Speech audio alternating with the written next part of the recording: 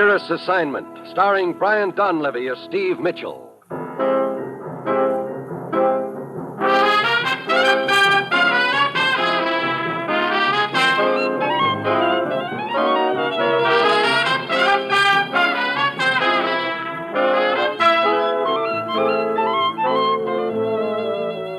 Yeah, danger is my assignment. I get sent to a lot of places I can't even pronounce. They all spell the same thing, though, trouble. But when I walk into the commissioner's office, I don't realize that this assignment's going to have me looking for the proverbial needle in the haystack.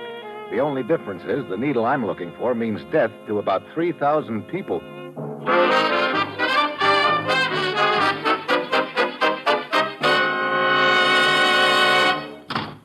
Morning, Commissioner.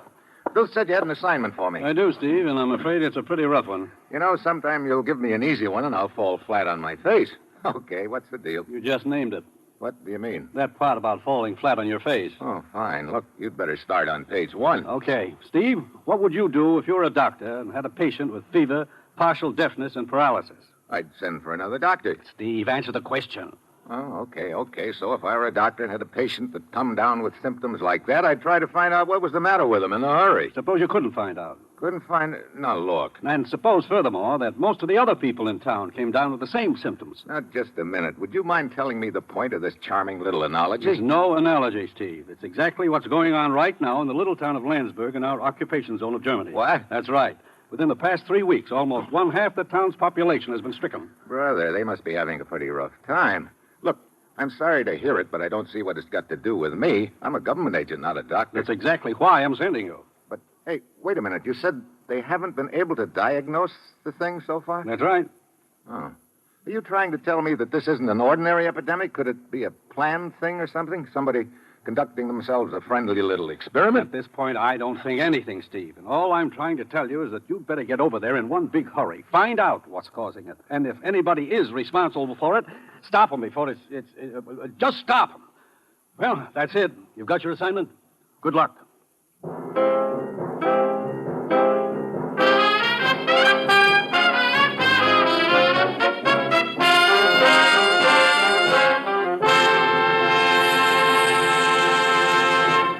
The National Broadcasting Company is presenting Dangerous Assignment, starring Brian Donlevy in the role of Steve Mitchell, colorful two-fisted government agent. At all those places of the world where danger and intrigue walk hand in hand, there you will find Steve Mitchell on another Dangerous Assignment.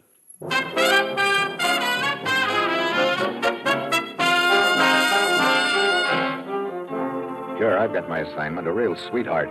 Fly over to the little town of Landsberg in our zone of Germany and stick my nose into an epidemic.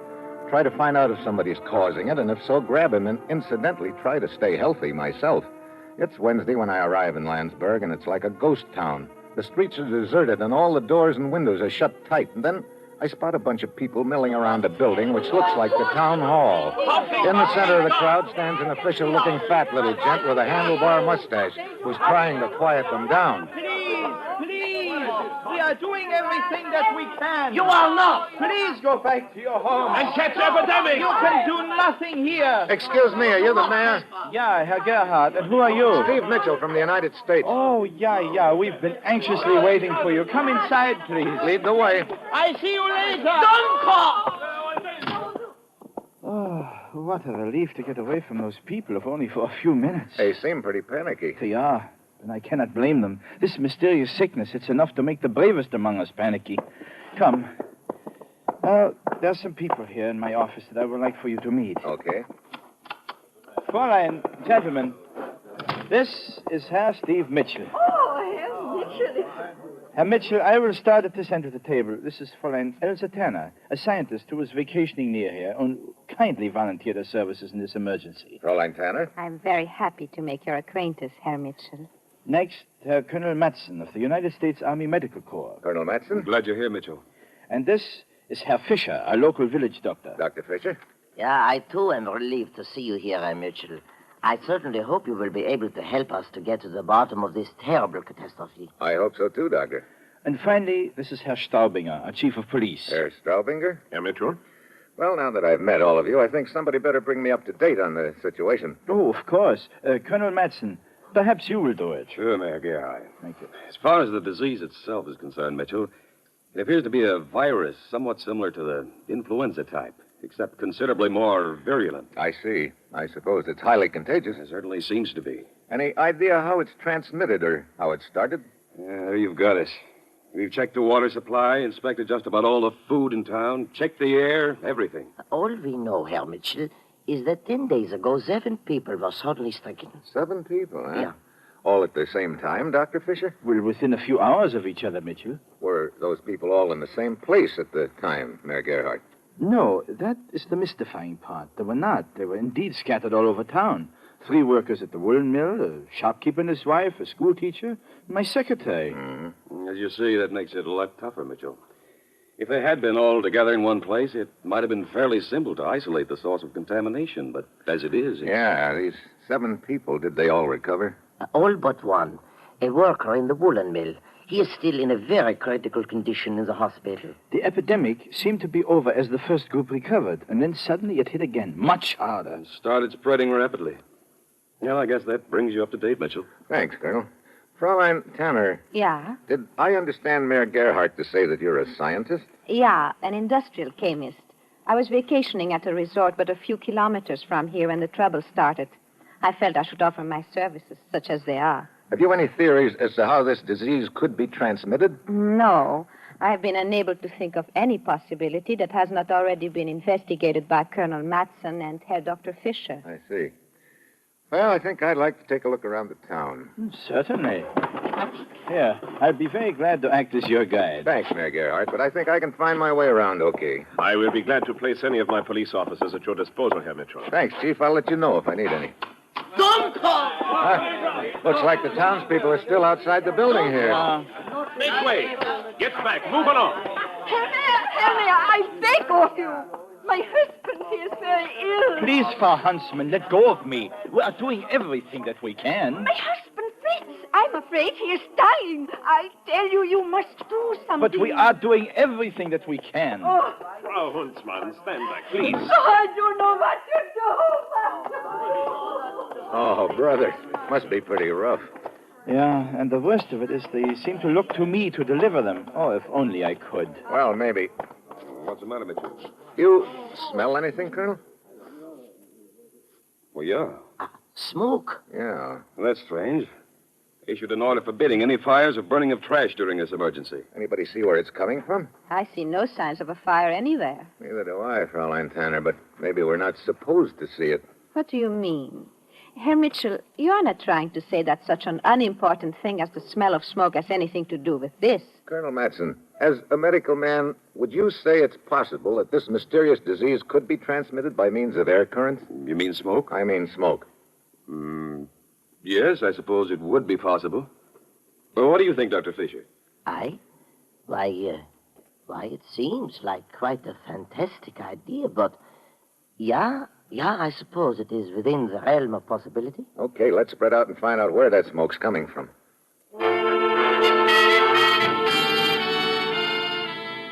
We split up into 2 parties, Mayor Gerhardt, Fraulein Tanner, and myself in one, and the rest of them in the other.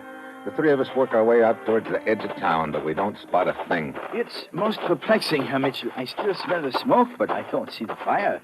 I, for one, am becoming quite tired of this tramping around. I suggest that we all go back to the... Hold it. Hey, what's that big building over there? Oh, that's the woolen mill, Mitchell. Yeah. Looks like a thin wisp of smoke coming from behind the building, doesn't it? Come on. But I don't understand. The mill's been shut down for several days due to the epidemic. That's interesting. Steve, I am sorry, but I must say your ideas about the significance of the smoke sound a little fantastic to me. Sure, I agree with you, Elsa. But when you come right down to it, the whole deal sounds fantastic.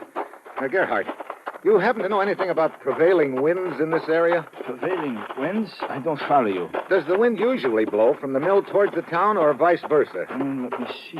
Why, yeah, it does. From the mill to the town. I see. Well, we'll get around the corner here. We'll be able to... Now, Mitchell, look. An old man over there at the incinerator. Yeah. You! Stay where you are! Who are you? What are you doing here? Oh, Henry, you startled me. Answer my question. Why, I am the janitor here at the mill. I was merely burning some trash. Didn't you know there was an order forbidding the burning of trash? Why, no. Do not lie. But I am telling you the truth. You see, my wife has been sick. I have been home several days taking care of her. Just what are you burning? Some scraps of cloth Where did you get them? out of the laboratory. Franz gave them to me and told me to burn them right away. But I cannot seem to get them to burn. They only smoke and smolder. Who's this, Franz? He works in the laboratory upstairs. Please, I have done nothing wrong. So what on them at once? Yeah, Herr Mayor, yeah. Mitchell, Yeah, the guy working in the lab upstairs when the mill's been closed down for a week. Come on, let's just see what kind of work he's doing.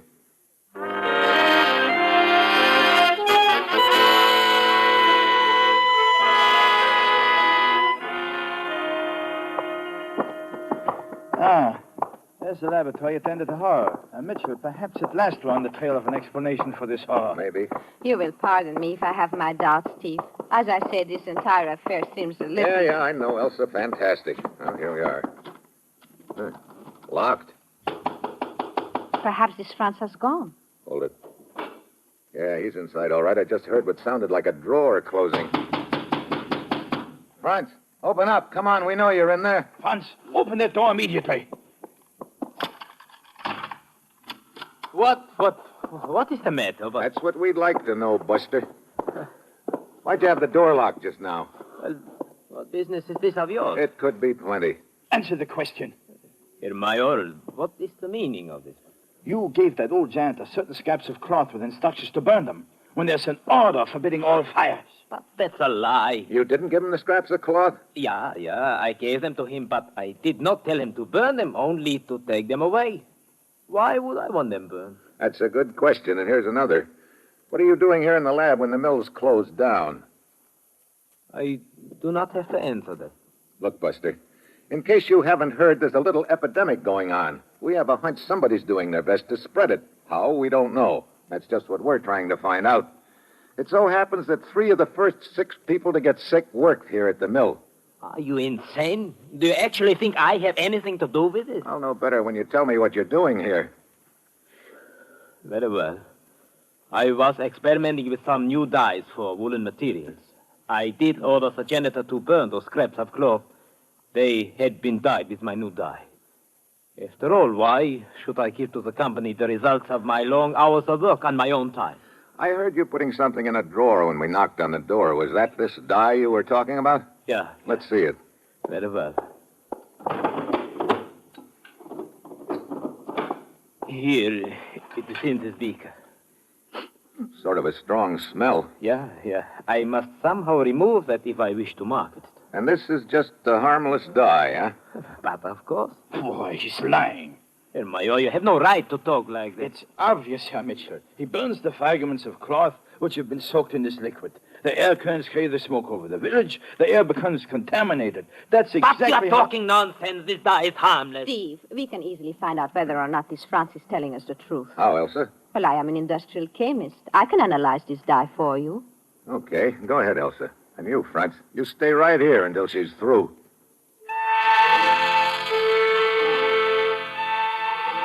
Elsa goes to work. We wait.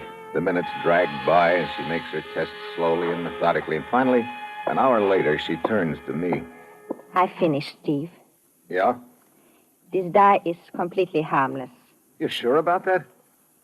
Yeah, quite sure. I would stake my reputation on it.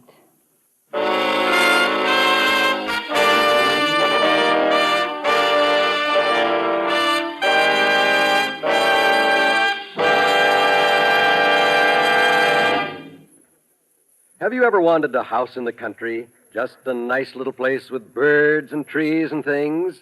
Well, so did the Blandings. They got theirs, too. But have you heard what's happened to them? If you tune in Sunday, you will, when Cary Grant and Betsy Drake star as Mr. and Mrs. Blandings. Another Sunday feature will be the Theater Guild on the Air presentation of Craig's Wife with Rosalind Russell and Melvin Douglas. We'll be expecting you right here on this station.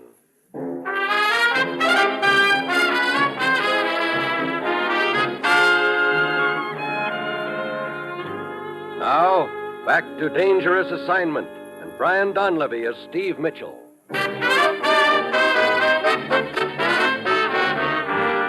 Just when I figure I'm getting somewhere on this deal, I run right into the proverbial stone wall. Elsa tells me the dye is harmless, so my one lead, like the scraps of cloth, goes up in smoke.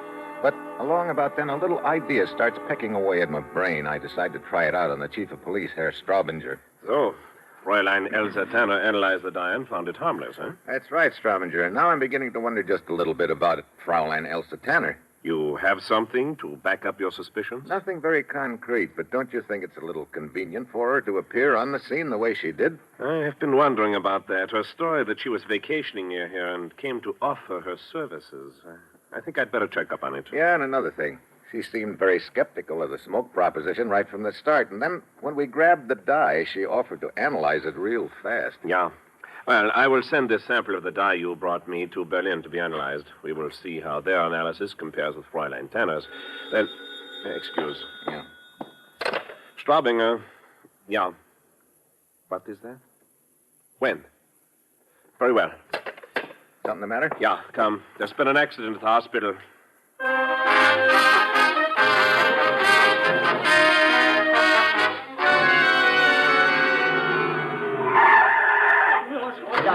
Look at the crowd in front of the hospital. Your men have the sidewalk roped off. Yeah, see, there's Herr Dr. Fischer.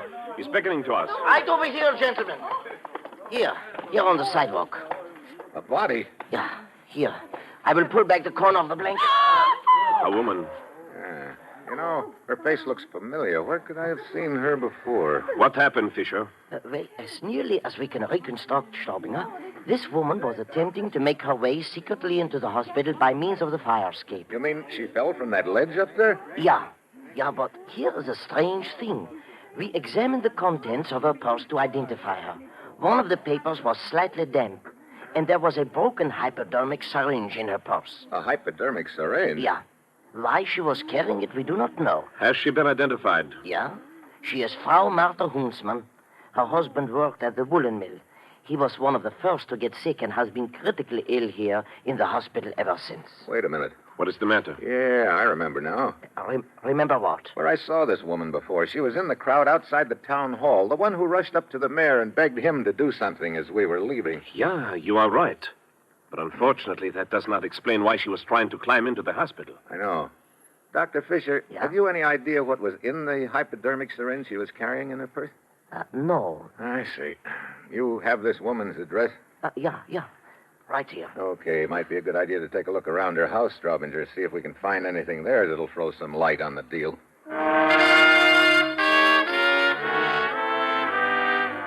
Dr. Fischer goes back into the hospital, and I wait a few minutes while Straubinger attends to the removal of the body, and then he and I head for the dead woman's house. It's after dark when we pull up in front and get out of the car. Yeah, Mitchell, we seem to be getting nowhere in this investigation. And meanwhile, more people are being stricken each hour. Yeah, I'd sure like to know why Fraulein Huntsman was trying to climb into the hospital. Perhaps merely to pay a secret visit to her husband. As you know, visiting is forbidden. Yeah, but that doesn't explain the hypodermic needle. I wonder if she fell while she was on her way to her husband's room, or had she already gotten to him and fell on her way out again? Unfortunately, there's no way of finding that out. Her husband has been in a coma for 2 days now. Here we are. Perhaps there will be something here in their house to give us a clue. After you, Herr Mitchell. Thanks. Light switch ought to be around here somewhere. Perhaps on this wall. Straubinger. Huh? Let a metal through that open window. Get down. Hey, you okay? Yeah, those shots. They came from the alley. Yeah, come on. Listen. Somebody running down the alley. Come on, after him. Could you see who it was? No. Lucky thing we didn't get those lights on. We'd have been dead ducks. He is out of sight. Maybe he ducked around in front of the house. As soon as we get out of the alley, we... There. Hey. Somebody standing in front of the house. Okay, just hold it right where you are. Dr. Fischer. Herr Doctor. But of course.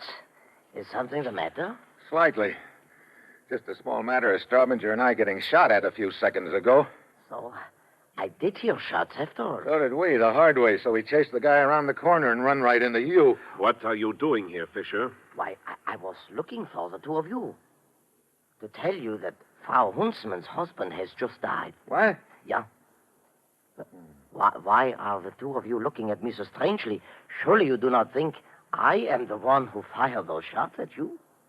Gentlemen, if I were the one, would I be standing here now? That's a good question, Dr. Fisher. Let it go for now. And thanks for the information. Come on, Straubinger. I will see you later, gentlemen. You can count on that. What do you think, Mitchell? About Fisher? Yeah. I don't know. Right now, I'm so confused that anybody could be mixed up in the deal, including you and me. I do not think this is the proper time to make jokes about it, Herr Mitchell. Believe me, I'm not. Nothing in this deal fits together, including Frau Huntsman's husband's death. Did she kill him with a shot of whatever was in that syringe? But why would she do that? Why would anyone take a shot at us just now? Questions, but no answers. Yeah. Well, come on. Let's go check with the mayor and find out if he and the others are having any better luck than we are.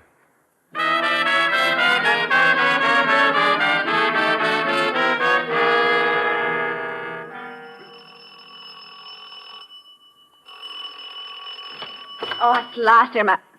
Oh, Well, Elsa. hello, Steve. I thought it was Major Gerhardt. Herr Mayor?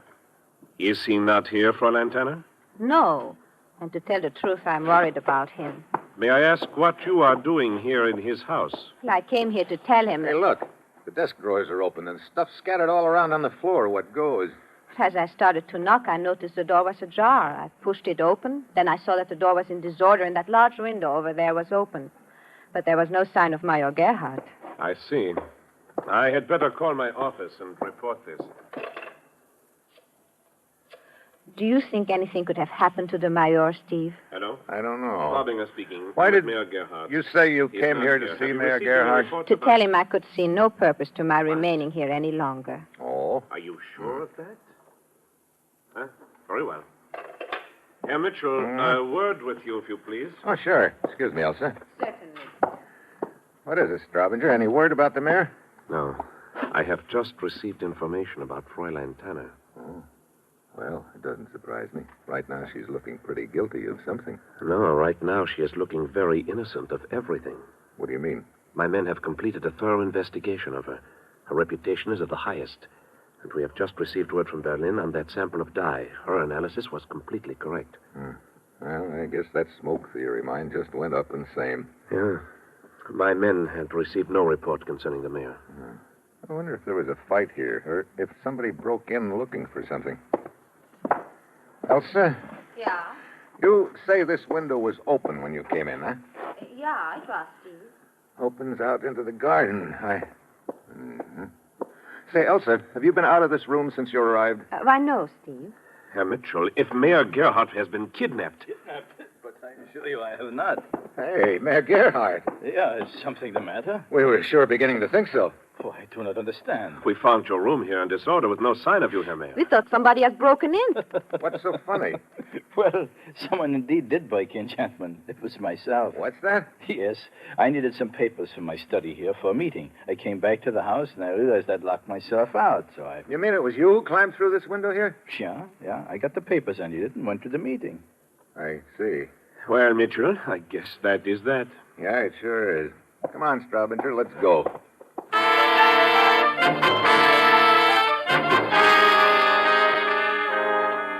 We go outside. Elsa drives off in her car, and Straubinger starts for his, but I suddenly pull him into the garden beside the mayor's house. But, Mitchell, what is the matter? Come on, Straubinger, and keep it quiet.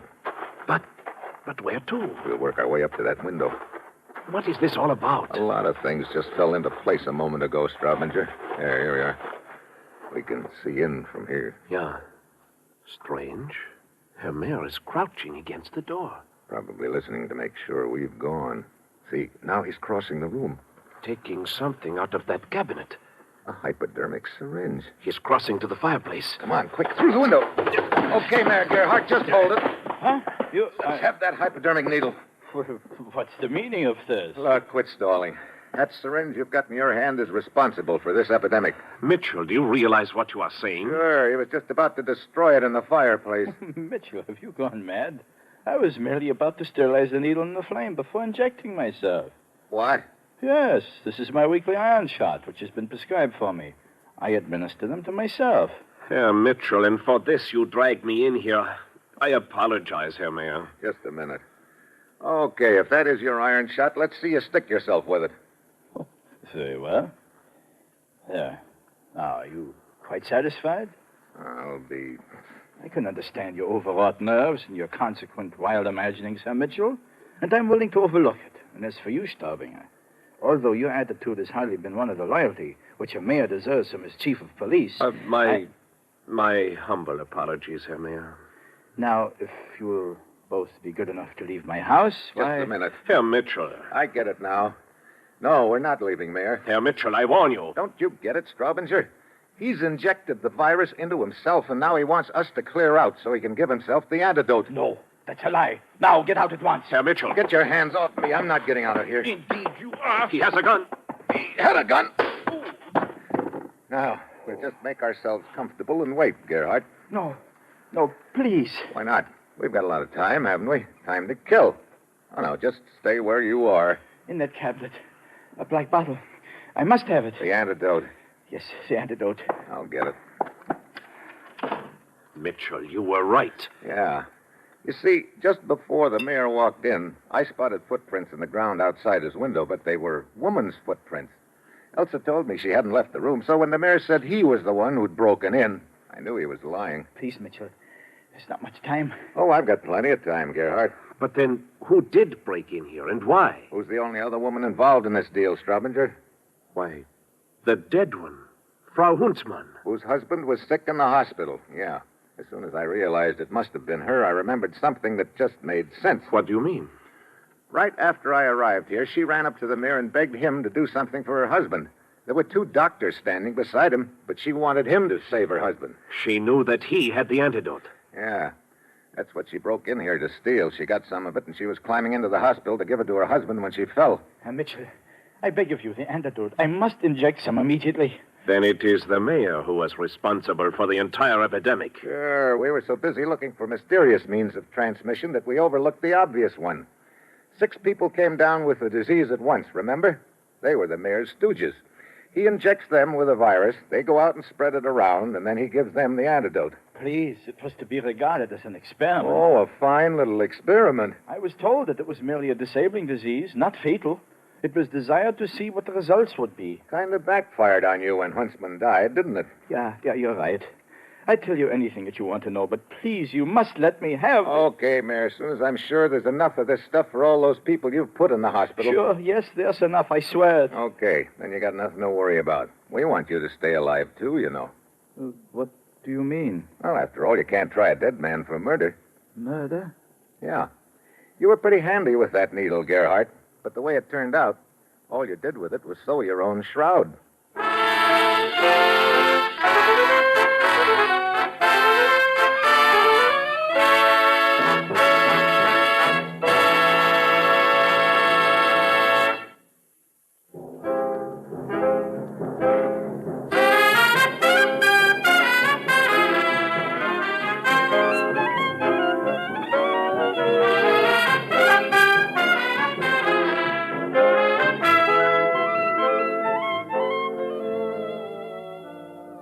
Dangerous Assignment, starring Brian Donlevy as Steve Mitchell with Herb Butterfield as the commissioner, is written by Bob Reif and Adrian Jandot, with music by Robert Armbruster, is produced and directed by Bill Karn. Join us again next week at this time when Brian Donlevy, starring in the role of Steve Mitchell, will embark on another Dangerous Assignment.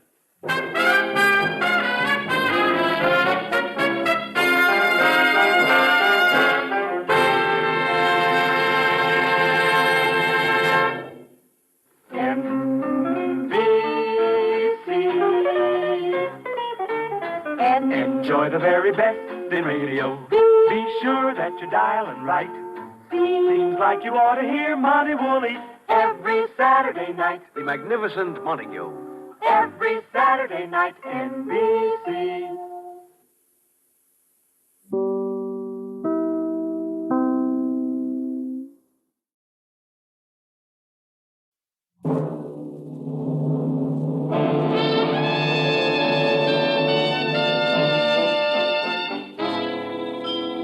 Dangerous Assignment, starring Brian Donlevy as Steve Mitchell.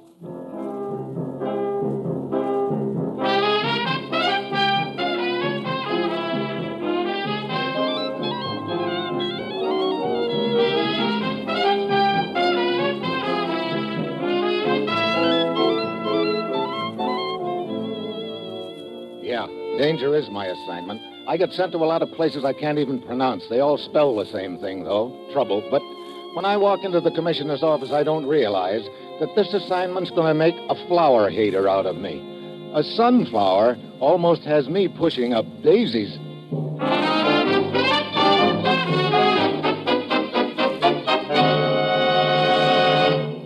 Morning, Commissioner. Ruth said you had an assignment for me. I do, Steve. Your plane leaves for South America in 1 hour. South America? Pretty hot down there this time of year, isn't it? Not as hot as it'll be after you get down there. Well, send me off to get shot at on a note of gaiety, I always say. Okay, what's the deal? Here's the deal, Steve. This country right here on the map. Yeah, I might have known. What do you mean? I read the newspapers, too, you know. Then you know the background of the deal. Pretty much. That particular country's on the fence politically. There's an election coming up next week. The party in power is democratic and friendly to us. The minority party is fascist and not friendly to us. Right. Last night, Borrego, head of the minority party, was murdered. What? And what's worse, the man they suspect of murdering Borrego is an American named Hartley. Oh, fine. Has he been arrested? No, he's in hiding somewhere in that country. It's a mess, Steve. If Hartley did kill Borrego, the resulting tension and anti-U.S. propaganda will be enough to switch the election over into the hands of the hostile minority. Yeah. Hey, look, you say if Hartley killed Borrego. I kind of get the idea that you think the whole deal might be a frame, do you? I don't think anything, Steve. I'm sending you down there to do my thinking for me. Well, just one think, Commissioner. You take it. What's that? Suppose it isn't a frame. Suppose Hartley really did kill Borrego. In that case, Steve, we're licked. We haven't a leg to stand on. But that's just what you've got to find out, one way or another. Get down there, Steve, and do anything that's necessary to get to the bottom of this whole rotten mess. Well, that's it. You've got your assignment? Yeah, I know. Good luck, and good luck to you, too.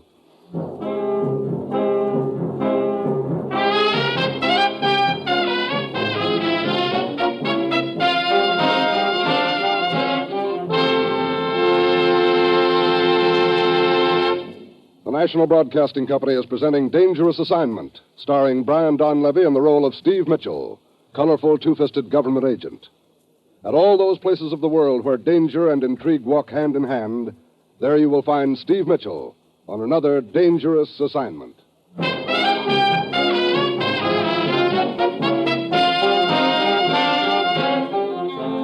Sure, I've got my assignment. Fly down to a Latin American country and find a murder suspect named Hartley. Then prove that the charge against him is just a frame to swing an election. And all of this, of course, in the face of a few characters from an opposing team who'll be trying, no doubt, to take me out of the ball game for keeps. It's Friday when my plane lands at the capital city. I always figure if you don't know where else to start at the top. So I head for the office of the Prime Minister, a worried gent named Valdez. It is a bad situation, Senor Mitchell. An incident this serious could easily be enough to start a landslide that would carry the fascists into power in the election. Yeah, that dead man, Borrego. Suppose you tell me a little about him. Well, it is my secret belief that he had almost outlived his usefulness to his party. His reputation had become so bad. But now, of course, it is quite different. Sure, now he's a big fat martyr, huh? Precisely. One of the newspapers here in the city is controlled by Borrego's party, and they, of course, are busy convincing everyone that Borrego was the greatest man who ever lived. Well, I guess that's all I need to know about Borrego, but what about this murder suspect, Hartley? Where does he fit into the picture? That is the mystifying part, Senor Mitchell. Hartley has lived in this country for several years. He represents a group of American financial interests here, what you might call a lobbyist. I don't suppose you'd have any idea where Hartley is hiding, Senor Valdez. Not the slightest, Senor. Unfortunately, the fact that he is hiding looks somewhat bad for him. Come in. Ah, the great man himself, working tirelessly behind his desk to lead our country into slavery. Good afternoon, Senor Ortiz. I see that our powerful northern neighbors have lost no time in sending one of their agents down here. Senor Ortiz is editor of one of our newspapers, Senor Mitchell. 3 guesses. Which one? And you have issued the necessary orders to the so-called head of our government, Senor Steve Mitchell? Look, Ortiz. Senor Ortiz, your insolence is by now familiar to me, but I must ask you, if you intend to converse with us, that you observe the common courtesies. One does not speak with a mouth full. See, you are right. You see, Senor Steve Mitchell, being but a poor, ignorant citizen, I'm not familiar with some of the refinements of life. Oh, brother. But here, perhaps the two of you will share my simple food, huh? Senor Valdez? No, gracias. Senor Mitchell? Go on, I have plenty in this paper bag. Plenty of what? Sunflower seeds. Sunflower seeds? Si. An excellent nerve tonic. I suspect your nerves could use a tonic at present, Senor Mitchell? Hey, what do I have to be nervous about? I see you are excellent bluffer, senor? Look, I'm just down here to see that this Hartley guy gets a fair shake. Indeed. What kind of, as you say, fair shake do you think a murderer deserves? Murderer? You know, I must be behind the times. Last I heard, the trial hadn't been held. And if Hartley is not guilty, why is he hiding? That's a good question, Ortig. Here's another. Any particular motive for Hartley to kill Borrego? But of course. I see you have not read my paper today. I tell all there. Suppose you tell all here. Very well. We have it on the best of authority that Hartley went to the leader of our party, Borrego, with a most treacherous proposal. Oh, what was it? Simply that Borrego sell our party out to the American imperialists Hartley represented. Naturally, Borrego refused. Hartley killed him. Sounds real simple to hear you tell it. But there's just one thing wrong with it. Your party isn't in power. How could Borrego, as its leader, be in a position to make any deals of the kind you describe? You forget that after next week, my party will be in power. That is to be decided by election, Ortig. A foregone conclusion, Valdez. You seem pretty sure of yourself. I suppose you've already got a job picked out for yourself in the new model state. Sure, director of... Maybe most happy to serve in whatever capacity I can. You better not cut your sunflower seeds before they're hatched, Ortig. And you, senor, had better not count on accomplishing anything by this trip. Oh? Hartley is guilty.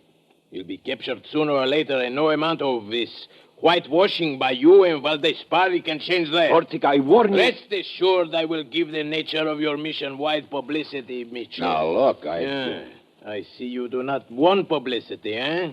Then I shall be more delighted than ever to give it to you. Senor Ortig, I am certain we have nothing more to say to each other. Perhaps you are right, Senor Valdez. The time for talk is past.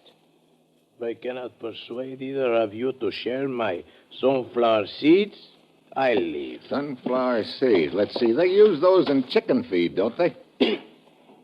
What do you mean by that? Nothing at all. I'll see you later, Ortig. Indeed you will. Well, an old-time showman in the States once said he didn't care what they wrote about him as long as they spelled his name right. I guess that goes for me, except I hope they spell the name of my hotel right, too. But I thought you did not want any publicity. I just let Ortig think that so he'd be sure to give me plenty. Ah, I understand. If this Hartley, wherever he is, should read in the paper who and where you are, he may try to contact you. That's about the size of it. Well, I'll be getting along. The best of luck to you, Senor Mitchell. But please remember, from this moment on, you are entirely on your own.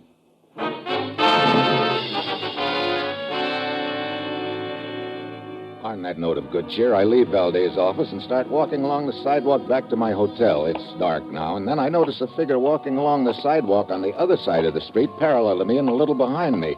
Just a hunch, but I speed up a little. So does he. Then I slow down. He follows suit. Now I'm sure he's following me. Suddenly I turn down a side street. I hear hurrying steps behind me. Then suddenly ahead of me I see another figure. It's a trap.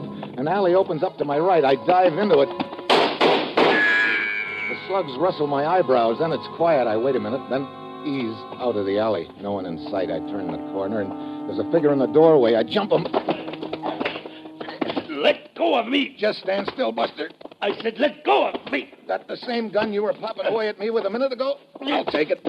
There. You have made a mistake, Senor Mitchell. I've made a mistake, but you know my name, huh? Don't give me that. I know your name because I have been following you. That's what I mean. But I am not one of those who shot at you a moment ago. Now, look, you expect me to believe that you didn't Mitchell, shoot... I do not feel obligated to prove what I say to you. And yet, if you will kindly place my gun under your nose and smell of it, you will see that it has not been fired recently. Huh? Well, no, it hasn't. Look, if you didn't take that shot at me, who did? Two men were following you. They ran off before I could get to the scene. Who are you, and how come you know my name? I'm Alfred Goya, Chief of Police. Why? Precisely. And now may I have my gun back? Why, yeah, but I still don't see why you were following me. To warn you, Senor Mitchell. I know who you are and why you are here. Oh, you want me to keep hands off, huh? You could not have stated it more clearly. I guess that sort of tips me as to which camp you're in. You are mistaken again, senor. I am in neither camp. Then what is your angle in this deal? My angle, as you call it, is quite simple. Politics is not my business, but law enforcement is.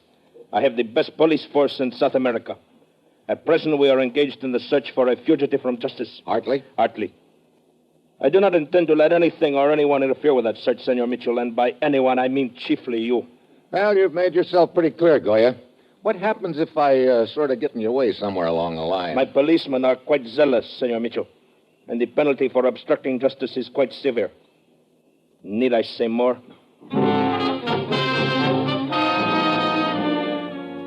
No, he doesn't have to say any more. I've got the picture. In this deal, I've got no friends at all. Ortig and his paper are out to cut my throat. Valdez can't lift a finger to help me, and now Goya tells me that he'd be happy to steamroller me out of his way.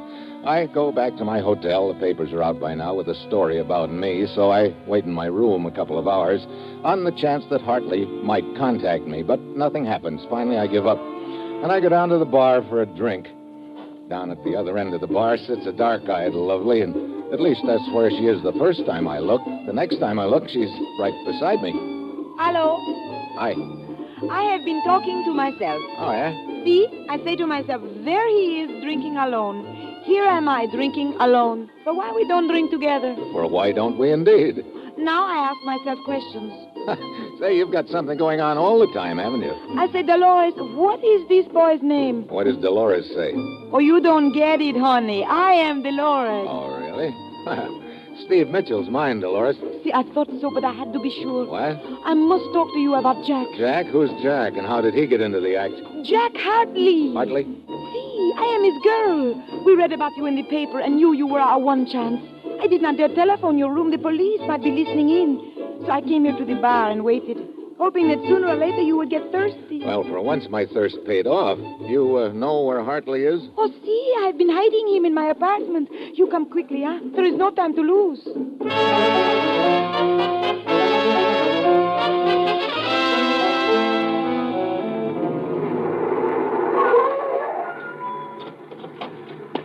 That's the apartment house up ahead? I see.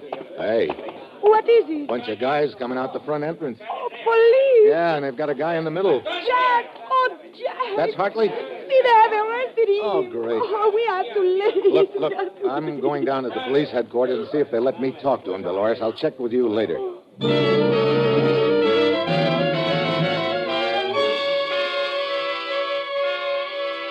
I find Goya in his office. With him is the editor, Ortig, smirking happily through a face full of sunflower seeds.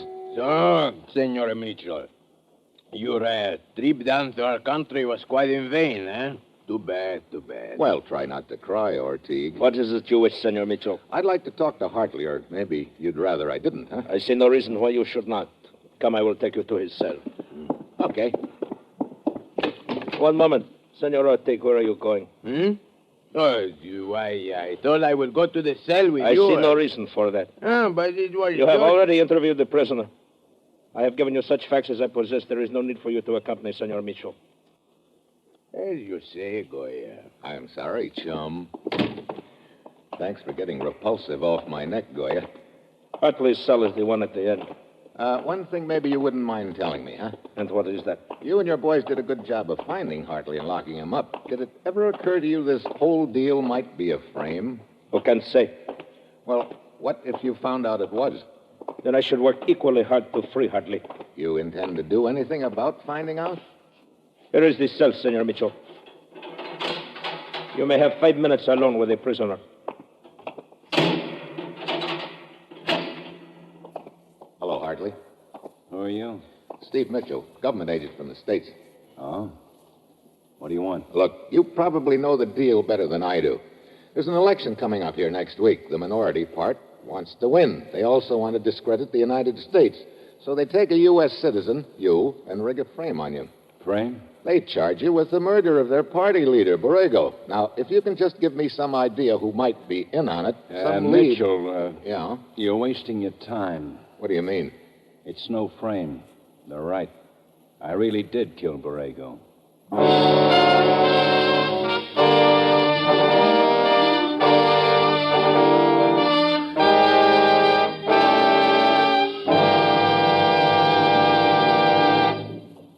It's the Silver Jubilee on NBC. Tomorrow on most NBC stations, listen for the premiere of Pete Kelly's Blues. Pete Kelly. He lived the fast life of a prohibition musician when Kansas City was the heart that beat the tempo of the roaring 20s. His trademark was a Boston three-star cornet. His big year was 1922. You'll step into his world when you hear radio's newest dramatic half hour, Pete Kelly's Blues, beginning tomorrow on most NBC stations. Hear it, you'll like it.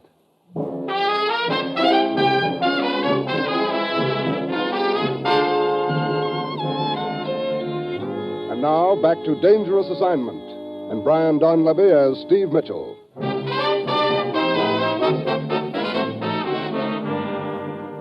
Let me have that again, Hartley. You heard me right the first time, Mitchell. I killed Borrego, so they caught up with me. Like I say, you're wasting your time. Why did you kill him? I wanted to cut Borrego in on a big business deal. If his party won the election, it would have meant about 2 million pesos to split. But he didn't see it my way and threatened to make trouble for me. You mean the story that Ortiz ran in his lousy paper was true? Yeah. I don't know. I just can't seem to believe... Hey, wait a minute. Huh?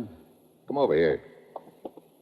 Yeah, what's the matter? I want to look at you under the light. Hey, what are you doing lifting my eyelids? Just want to see something. Huh. Pupils normal. Look, I haven't been drugged, if that's what you mean. You sure?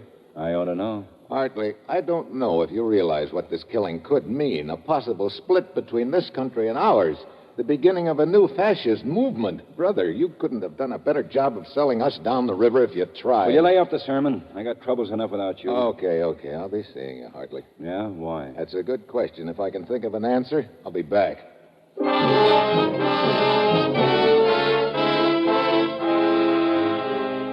Guard leads me out of Hartley's cell, and I start down the corridor wondering what I'm going to do. Then I spot a little gent massaging the floor with a broom. I get an idea.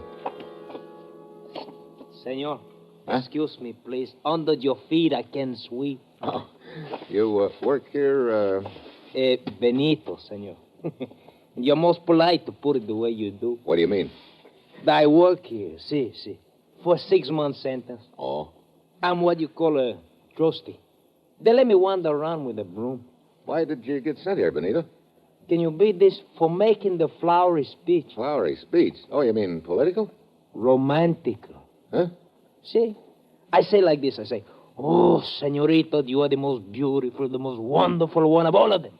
Will you marry me? You mean they put you in jail for that? How about that, huh? I don't get it. What's wrong with that? I make the speech 6 times.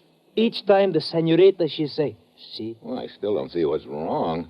Each time, senor, was a different senorita. Oh, brother, what a glutton for punishment. Hey, look, Bluebeard, I need a little information. Sure, senor. That prisoner down at the end cell. You mean Hartley?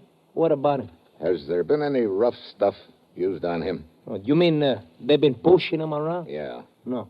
You see anybody go in that cell with a hypodermic needle? No, senor. This is real important, Benito, so I hope you're sure about it. But I am, senor. I've been right here in the corridor ever since they bring Senor Hartley in. Okay, Benito. Thanks.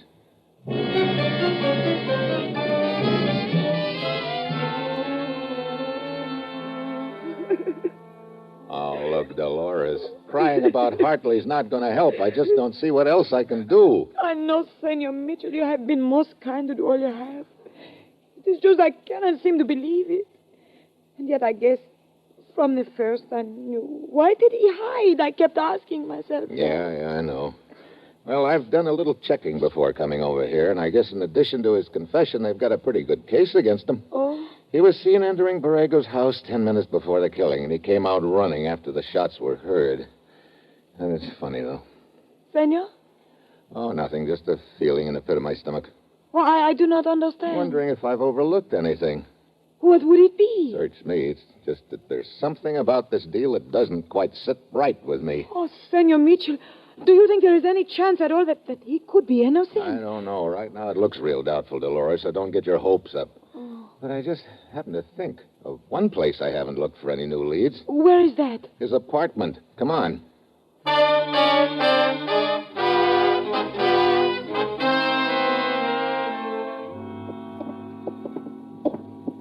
There is Jack's apartment, Senor Mitchell. The door on the right. Okay, maybe I can get the manager to let us in and... Hey, wait a minute. The door is ajar. Well, come Come in, Senor Mitchell. Come in.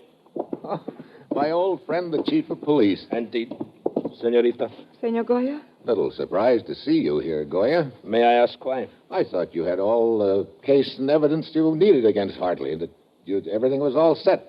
It isn't possible that you think the deal could still be a frame, is it? As I told you before, I'm interested only in seeing justice done, Senor Mitchell. So am I, Goya. That's why I came here. See if I could turn up anything in the way of a lead. But if you've already gone over the place... I arrived only a moment before you, Senor. I see.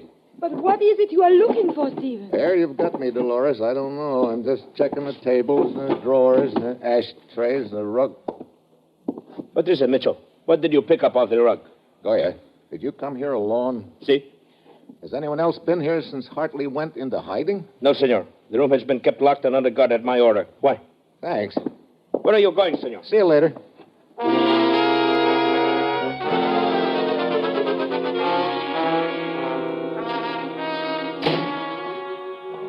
Why'd you come back here, Mitchell? I told you were wasting your time. Yeah, and you almost had me convinced, Hartley. I don't get you. It's all beginning to fall into place, finally. What are you talking about? It could go together this way, Hartley. Borrego is leader of the fascist party, but he's outlived his usefulness, so why not get rid of him in such a way that the cause of the party will be furthered? Kill two birds with one stone. I don't know what this is all about, but you... Just let me finish. So what the party needs is a fall guy. You. Me? Get out of here, Mitchell. You're not making sense. No? You kill Borrego. The party gets you off the hook. Borrego is the only one of those guys I know. This had nothing to do with Take politics. a look at this, Hartley. Well, what is it? A little gray and white husk or something. It's the shell of a sunflower seed, and I found it in your apartment. Sunflower seed? Yeah. You know someone who's always stuffing them into his big fat face, and so do I. Ortiz, the editor of the fascist newspaper. Look, Mitchell. Know how that adds up to me? Ortiz was in your apartment cooking up this whole deal with you. That's a lie. You take the rap for them and they get you off. Was that it? No. You're a real keen, patriotic kid, Hartley. Get out of here. Okay, I will, but first just let me leave a cheerful little thought with you. Yeah, what is it? You think you've been pretty smart in this deal, but actually, you're the world's prize sucker. Yeah, okay, you've said your say, now get out. Execution in this country is by firing squad, isn't it? What did Ortiz tell you? That he had connections who'd make sure there were blank cartridges in the gun? Shut up and get out of here. You know, from the look on your face, I'd say that was the gag, all right. Blank cartridges in the firing squad gun. You through now? Sure, I'm leaving. And there's something to remember me by. You really think your beloved party boys want somebody left alive who knows as much about the deal as you do? What do you mean by that? You really think those are gonna be blank cartridges? Mitchell, So long, Hartley.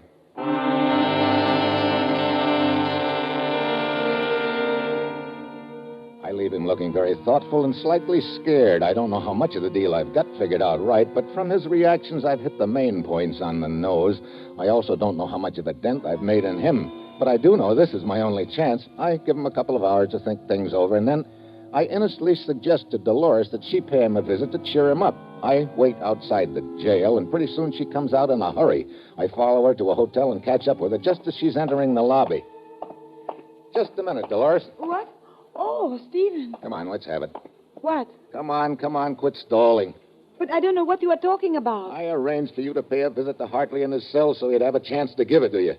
Give what? A confession. Steve, I don't understand. Look, Hartley is now afraid the boys are going to sell him out. So what's the logical thing for him to do? Write a confession of the whole deal and smuggle it out of the jail. That's insurance for him. He gave me no such document, Look, Steve. you want to help him, don't you? You know I do, but I'm telling you the truth. He gave me no such document. But I'd have sworn he would have. Don't tell me I've figured this whole deal wrong and... What is the matter, Stephen? Skip it. I'll see you around. What stopped me all of a sudden is a guy outside on the sidewalk beckoning to me through the lobby window. I go out and follow him into the alley. It's Benito, the little jail trustee with a broom, only right now, instead of a broom, he's holding a piece of paper. Here, this is for you, senor. Hartley asked me to deliver it. I was able to get a ride in the laundry truck. Hartley says it's very important. Goodbye, I got to go now. Benito melts away into the shadows by the flame from my cigarette lighter. I read the letter, and all of a sudden everything falls into place. But too late, because right then something else falls into place, too. A gun barrel in my ribs. Such a nasty letter, Stephen. Well, you know the old saying, Dolores. Eavesdroppers always hear ill of themselves. I guess that also applies to reading letters over other people's shoulders. Fortunate for me that only you have read the letter, Stephen. It sure is. It says that you killed Borrego and sugared Hartley into taking the rap, telling him he'd be taken care of. He would have been, too. Sure, by the firing squad with real bullets. That shuts his mouth. Your party is rid of Borrego and rides into power on a wave of anti-U.S. feeling. You analyze our plan very well. And I must thank you for mentioning the possibility of Hartley writing such a letter as this, Stephen. Otherwise, I might not have known about it. But when I saw the little man beckoning to you through the window, I followed. Yeah, you can chalk that bloomer up to me, all right. When I sent you to see Hartley, I figured he'd give you the letter, but naturally he wouldn't. Well, all of that does not matter now, Steve. I'm afraid it must be goodbye for you. Just a minute, Dolores.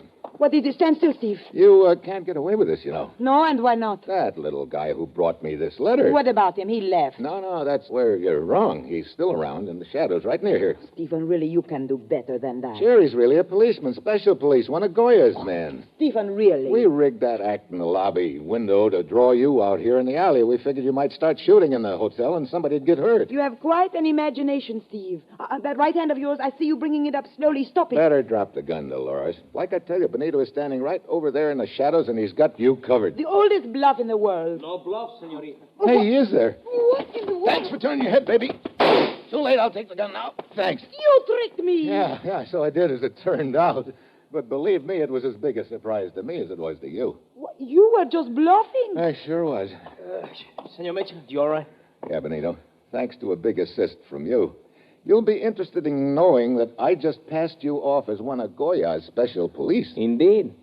That makes you a quick thinker, senor. Yeah, I told Dolores you rigged that act in the lobby window to draw her outside so nobody'd get hurt. See, very quick thinker. Also slightly psychic. Psychic? See, that is why I lure her outside. Wait a minute, who are you?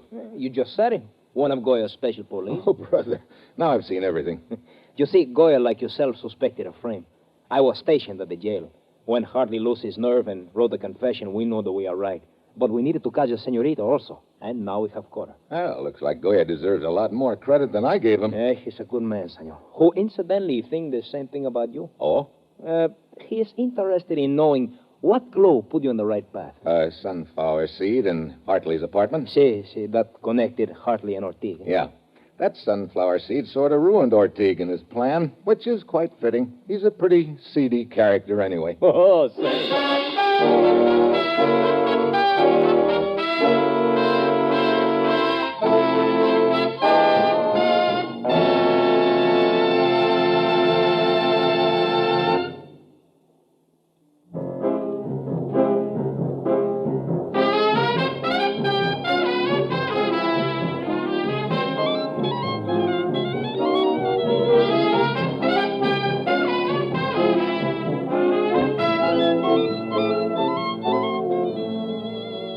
Dangerous Assignment, starring Brian Donlevy as Steve Mitchell with Herb Butterfield as the commissioner, is written by Bob Reif and Adrian Jondeau, with music by Robert Armbruster and is produced and directed by Bill Karn. Others in the cast were Bill Conrad, Betty Lou Gerson, Tony Barrett, Paul Freese, and Bill Johnstone. Be with us again next week at this time when Brian Donlevy, starring in the role of Steve Mitchell, will embark on another Dangerous Assignment.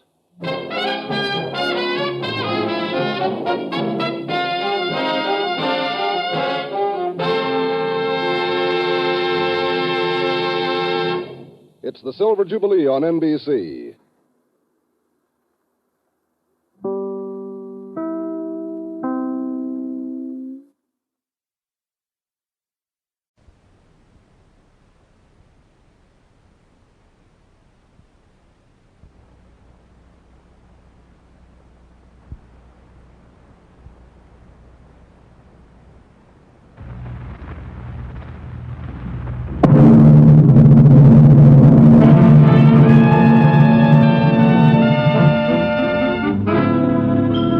Dangerous Assignment, starring Brian Donlevy as Steve Mitchell.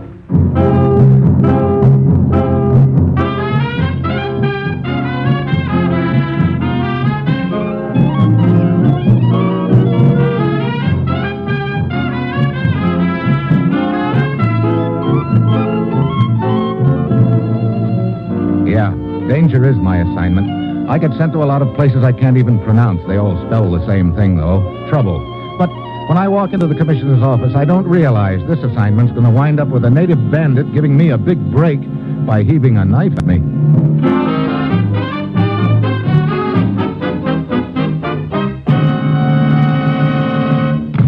Morning, Commissioner. Ruth said you wanted to see me. I do, Steve, and don't bother to sit down. Your plane leaves for Malaya in 1 hour. Malaya? Look, I just got out of one jungle. Don't tell me you're sending me back into another one. That's just what I am telling you, Steve. Aren't you sort of stretching my luck a little? That's the right word for it, all right. Stretching? Yeah. What do you mean? Rubber. A jokester yet? Okay, what's the deal? Steve, take any list of vital war materials. Rubber's near the top. So, what am I supposed to do? Go over to Malaya and tap a few rubber trees? You don't have to. They've quite a few thousand natives on the job already over there. No, it's what's happening after the rubber is harvested that we're interested in. Just what is happening? A gang of so-called bandits has been raiding the various plantations, Steve. They're organized and equipped like a small army. They've been setting fire to buildings, terrorizing the natives, and in general interfering seriously with the entire operation over there. I see. Look, isn't this a matter for the British? Well, they've asked our cooperation in the matter, Steve, and I think the main reason is there's a rumor that the leader of these bandits is an American. What? To our knowledge, nobody's ever gotten a good look at this leader, or at least lived to tell about it. Well, Steve, it's vital to both countries that we smash this gang. Whom do I work with? A British intelligence agent named Willoughby. He's waiting for you in Singapore right now. Steve, get over there. Work with Willoughby, and then go anywhere and do anything that's necessary to put these bandits out of business for keeps. Well, that's it. You've got your assignment. Good luck.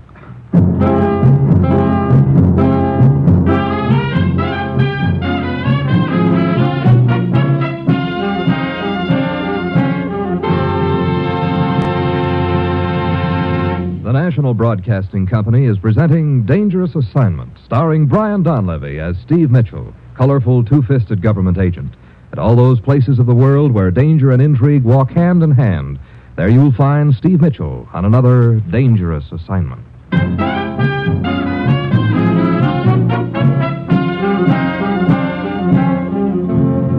Sure, I've got my assignment. Just a simple matter of scouring the Malayan jungle to find out who's been burning up a few assorted rubber plantations. And I've got an uneasy hunch that whoever it is has a king-size hotfoot reserved for me. It's Friday when my plane lands in Singapore, and I head for the office of the British agent Willoughby. Thoroughly nasty mess, Mitchell. I understand there's a rumor that the leader of these bandits is an American. Yes, that's the rumor. What it's worth, I don't know. None of the bandits has ever been captured, huh? Not one of the blighters, no. We've set several traps for them, but they've avoided them very skillfully. What sort of traps, Willoughby? Well, we've doubled our patrols in the whole area. We've also converted several of the plantations which haven't yet been attacked into miniature fortresses. Concealed machine gun emplacements, troops hidden in foxholes, and so on. But they always seem to know which plantations are guarded and which aren't. As I said, their information appears to be amazingly accurate. Yeah. Has anybody ever gotten a good look at this bandit leader? I'm not sure, Mitchell. There's one person who may have. What do you mean, may have? It's the little chap in the next room. Mr. Perkins, would you step in here a moment, please? All right.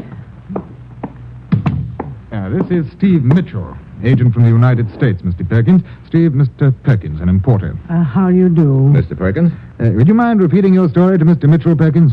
Very well. As Mr. Willoughby told you just now, I'm an importer, Mr. Mitchell. And in the course of my business, I make frequent trips into the jungles to the north of here. I see. Now, last week I was staying at a friend's plantation deep in the interior, and suddenly this gang of bandits attacked the plantation about midnight, as I remember. Go on. My friend ran out of the house as soon as he heard the shots. He was killed on the spot. Well, apparently the bandits didn't expect there would be anyone else in the house, so they didn't enter immediately. They set fire to the outbuildings, and during the excitement, I was able to crawl out of the window and enter the jungle. Well, I'm sorry to hear about your experience and the loss of your friend, Perkins, but I don't quite see what connection this has with... Well, it was after my return here to Singapore that my real troubles began, Mitchell. What do you mean? Well, 2 days ago, I was almost run down in the streets. Well, I'm convinced it was a deliberate attempt on my life. Well, last night I was fired upon. What? Yes, it appears that someone is quite anxious to put Mr. Perkins out of the way, Mitchell. But why? Well, it's my theory that Perkins may have seen the bandit leader in action. But how did they know you were there at the plantation during the raid, Perkins? Well, my coat. In my haste to escape, I left my coat in my room. You see, it had my name in it. I get it. They found the coat and figured out you must have been there and must have seen them. Perkins, did you see any of them?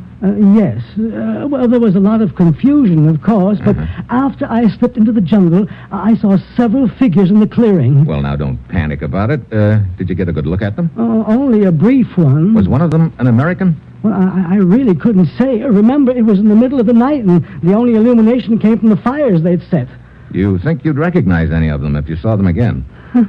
Well, that's the same question Mr. Willoughby asked me, and all I can say is that I might. I don't know. You know, Willoughby, it's pretty obvious to me that this bandit leader is somebody who's known in the interior. It's my notion, too, so, oh, boy. Yeah, he could figure that Perkins would be making other trips into that country and might spot him, all of which gives me the idea what our one chance of finding him is. You have in mind a trip into the interior for the three of us? Yep. Yes, I've already broached the subject to Mr. Perkins, but he doesn't seem to think very highly of it. Oh? Gentlemen, I'm sure you understand my position. Frankly, I'm not a particularly courageous man. There have already been 2 attempts on my life right here in Singapore because of this. And to return to those jungles, it seems to me I'd be inviting my own murder. Yeah, we understand your position perfectly, Mr. Perkins, but I hope that you understand just how important this deal is. Well, I These do, bandits are seriously interfering with the production of a raw material that's vital to both of our countries. I know that, Mr. Mitchell. It's just that Right now, you're apparently the one man who can put the finger on their leader. I don't know. Willoughby and I'll give you all the protection that's humanly possible if you make this trip with us. All right, Mr. Mitchell. Thanks a lot, Mr. Perkins. Yes, I'll second that. How soon can you be ready? Oh, it shouldn't take me long to pack my suitcase. Not more than an hour, I'd say. Very well.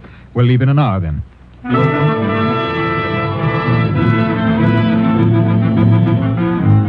We go part way by train, take a jeep as far as we can, and then start out on foot through the jungle. It's hot and damp, and Willoughby's in front, Perkins in the middle, and I'm bringing up in the rear, and all 3 of us are trying to look in every direction at once. These bandits could be hiding anywhere around us. That's a possibility, of course, but I rather doubt it. It seems more likely that their main camp is farther in the interior. But they may have scouts watching this very trail.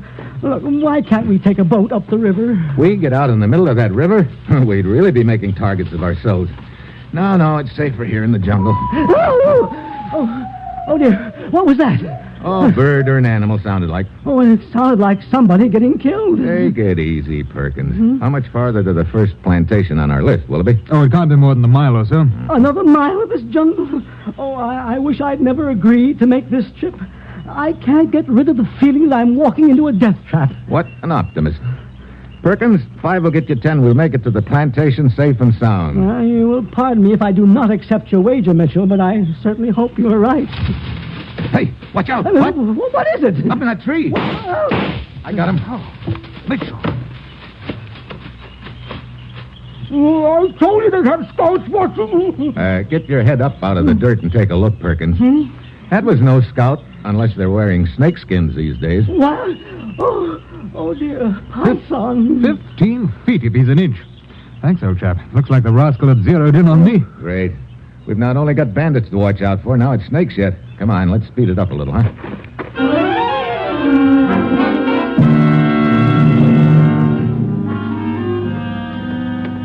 Well, here's our first plantation. Well, we made it after all. Yeah.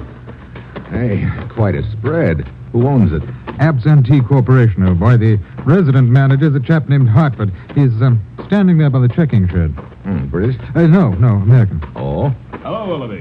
Afternoon, Hartford. Still poking around the bushes looking for the bandits? Quite. Hartford, I'd like you to meet Mr. Mitchell, a newspaper correspondent. Pleased to meet you, Hartford. A little off your beat up in this neck of the woods, aren't you, Mitchell? Oh, I don't know. My beat's where there's news, Hartford. And these attacks on the plantations come under that heading, I think. Troops arrived yet, Hartford? Yeah, they're dug in around the edge of the plantation. Say, according to that meeting all of us had 2 weeks ago, you were going to put some extra patrols in this area. That's right. Any of them around here? Oh, here and there, old boy. Okay if I nose around the plantation a little, Hartford? Okay. Go ahead. Thanks. Come on, Brown. I'll tag along with you, Mitchell. Yeah, make sure you don't get lost. Okay. We'll check with you before we leave, Hartford. Okay. Willoughby, what's this meeting Hartford was talking about? Oh, it was 2 weeks ago, Mitchell. We called in all the plantation owners and managers to outline and set up plans for the defense of the plantation against these attacks by the bandits. Then Hartford or any other plantation owner or manager knows the defense plans for all the plantations? That's right. Perkins, do you recognize Hartford? I couldn't be sure. Say, Mitchell, do you think that Hartford could be involved in this? Right now, I don't think anything will be. I'm just trying to find out. Brother, look at those machine gun emplacements. Oh, the bandits would surely not attack a place as heavily armed as this. Maybe they would, if they knew just where the machine guns were located. Perkins, any of those workers over there look familiar to you? No, I've been looking at all of them very closely, but I don't recognize a single one. How far to the next plantation, Willoughby? Oh, it's 2 hours easy travel. There's a native village between here and there and a well-marked trail. Who owns it? A Dutchman, Van Voorhees. Okay, we better get started. I've got no hankering to be caught in the jungle after dark.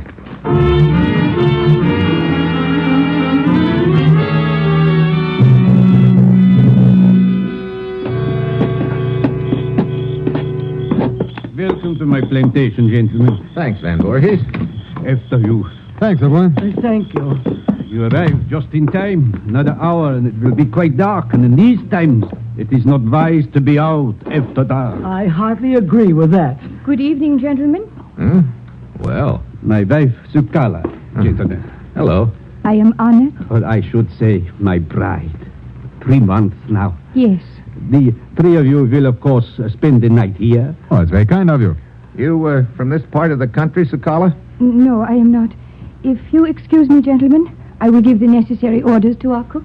Would you care for a drink, gentlemen? Oh, a little later, maybe. Right now, I'd like to take a look around your plantation, if I might. But of course, I will be glad to show you around. I will tell Sukala that we will be back shortly. Willoughby. She must be at least 20 years younger than he is. The wife? Yeah, and she's not from this part of the country either.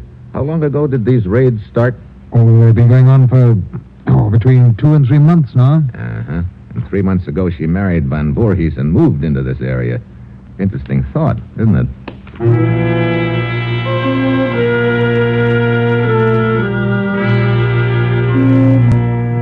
We nose around the plantation. It's fortified just like the other one, but Perkins doesn't recognize any of the workers. We have a late dinner and turn in. Perkins' room is between Willoughby's and mine. I don't know how long I've been asleep when all of a sudden... The racket jerks me out of bed to the window. Tongues of flame are licking at the outbuildings. In the light of the fires, I can see guys running around shooting up the place. So here we've been breaking our backs to find the bandits. But the way it's turned out, the bandits have found us.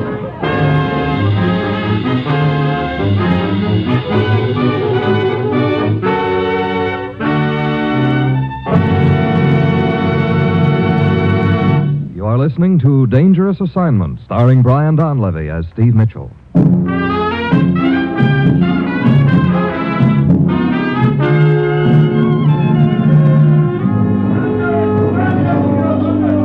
I run to Perkins' room and jerk open the door. The bandits, Mitchell, they'll kill me. Not if you stay under cover, Perkins. Oh. I'm going outside and see if I can lend a hand.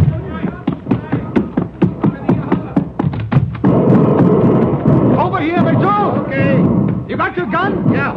Where's Van Voorhees? Right here. Sukala, get back inside the house at once. Very well. Every building is on fire except the house. How could they have gotten through the defenses, Willoughby? They must have known exactly where they were and infiltrated between them.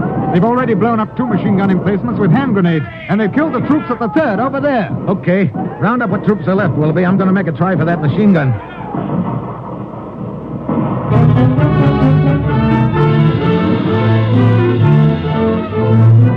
I start circling towards the machine gun. Suddenly a native looms up in front of me, an ugly scar on his cheek, and in his hand, a long knife that's even uglier. I drop to one knee. The knife whistles over my head. I dive for him, but he scrambles into the bushes. I throw a shot at him. I don't know whether it takes effect. Then I spot another bandit drawing a bead on me. This time I don't miss. I finally get to the machine gun, and I swing it around. The rest of the bandits melt away into the jungle, but by now the damage has been done. I join Willoughby and Van Voorhees on the front porch of the house. The house itself is untouched, but that is the only thing there is. The plantation itself is a complete loss. Well, it was an infernally well-organized attack, Mitchell. They got right into the machine. Hey, wait a minute. What's the matter? Perkins, come on. I want to make sure he's okay. Well, where was he during the shooting? I went in his room, told him to stay undercover, but those bandits seem to know everything else. They could have known he was on the plantation, too. Well, here we are. Perkins, Hey, where is he? He's nowhere in sight. Perkins! Oh, great. If they've gotten him, we're licked. Well, he might have done what he did during that attack before, escaped through the window. It's closed. I'll try this closet, then we better... Perkins.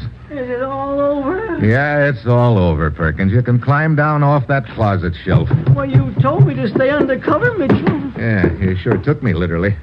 And I guess it's just as well. Come on, Willoughby. Let's go talk to Van Voorhees. Right. Mitchell, isn't there someplace else where we can stay the rest of the night? I don't... Look, this plantation is probably the safest place in the world right now for you, Perkins. The bandits have already done their job here. And quite completely, too. I'd give a year's pay to know how those blighters are getting their information. Yeah. There, my dear. The plantation is a complete loss, but we are still unharmed. And that is the important thing. Oh, gentlemen, my wife is quite upset over this. I've been trying to tell her that... Gentlemen, if you will excuse me, please. What are you going to do, Van Voorhees? I think the only thing to do is to get out of here. I've been trying to talk my wife into leaving, but she thinks we should stay and try to rebuild. Oh? Tell me, Van Voorhees, had you known your wife long before you married her? Why, no. Only a short time. Why do you ask? She came here to live about 3 months ago, and it was shortly after that these raids started. Raids that are obviously based upon inside information. Hey, Mitchell, I have extended to you the hospitality of my house, but I have not extended to you the right to make accusations against my wife. I'm not making accusations, Van Voorhees. I'm just trying to find out who's heading up this gang of bandits. I would stake my life that my wife is not involved in such a thing. I see. What would you stake on your neighbor, then, Van Voorhees? Neighbor? The American, Hartford, manager of the next plantation back. Hey, Mitchell, the only thing I know about this Hartford is that I do not trust him. Why not? I do not know. I simply do not trust the man. Mitchell, you pointed out earlier that Hartford had complete information on the defenses of these plantations. Yeah. Hartford also knew we were coming to this plantation. Perhaps he recognized me, and that is why... Visitor at this time of night? Hartford. Well, speak of the devil, Willoughby. Quite. I heard the shooting and saw the flames, Van Voorhees, so I headed for your plantation here to see what the trouble is. Well, looks like I got here a little too late. Sure made a mess of the plantation, didn't they? Yeah, they sure did, Hartford. Amazing how they knew just where the defenses were located, isn't it? Sure is. It must be pretty smart, all right. Either that or somebody's giving them pretty smart information. Yeah, could be. Got anybody in mind, Mitchell? Yeah, could be. You know, you seem to be taking quite an interest in this deal for a newspaper correspondent. Funny thing about a newspaper correspondent, they do a lot of traveling around, visiting plantations. Sometimes it's a pretty neat cover to accuse somebody else, isn't it? Meaning what? Meaning skip it, for now. Well, gentlemen, I, for one, have had quite enough excitement for one night. And if you don't mind, I'm going back to bed. Okay, one thing, though. What is it? Might be a good idea to lock your door, just in case.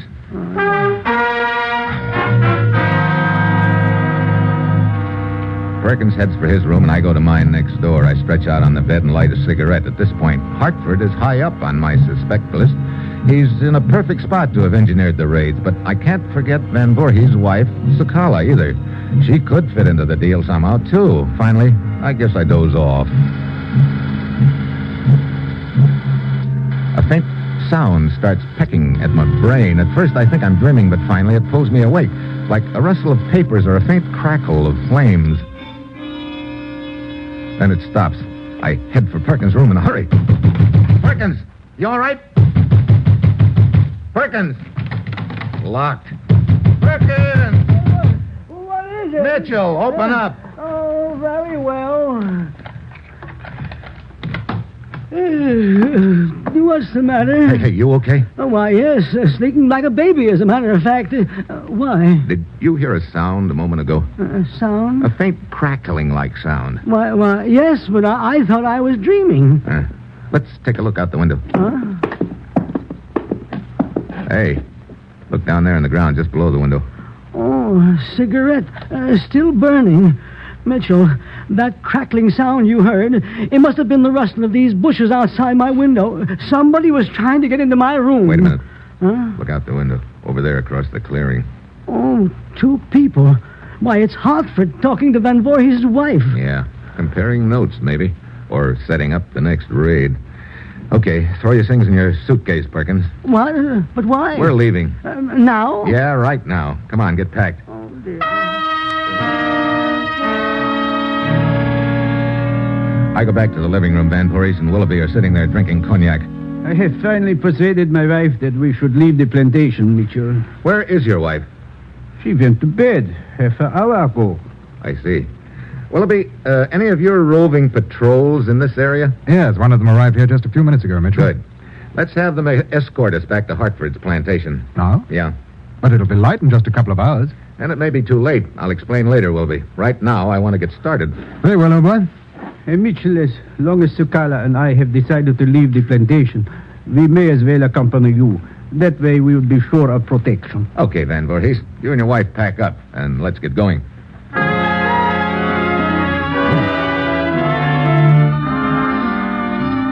Half an hour later, we shove off. Van Voorhees and his wife, Hartford, Perkins, Willoughby, the patrol, and myself. A little after dawn, we reach the native village that's halfway between the 2 plantations and start walking through it. Mitchell. Yeah? You told me that you saw Hartford and Van Voorhees' wife talking together. That's right. They could have been cooking up another raid. Well, is that why you want to get us and the patrol back to Hartford's plantation? I mean, you think the raid is scheduled for there? Could be. Well, what's the matter? Keep walking. He doesn't see me. Who doesn't see you? Over there in that bunch of natives, the gent with a scar on his face. That's one of the bandits. He chucked a knife at me last night. What? Go on without me. I'll join you later at Hartford's plantation, and don't let anything happen to Perkins.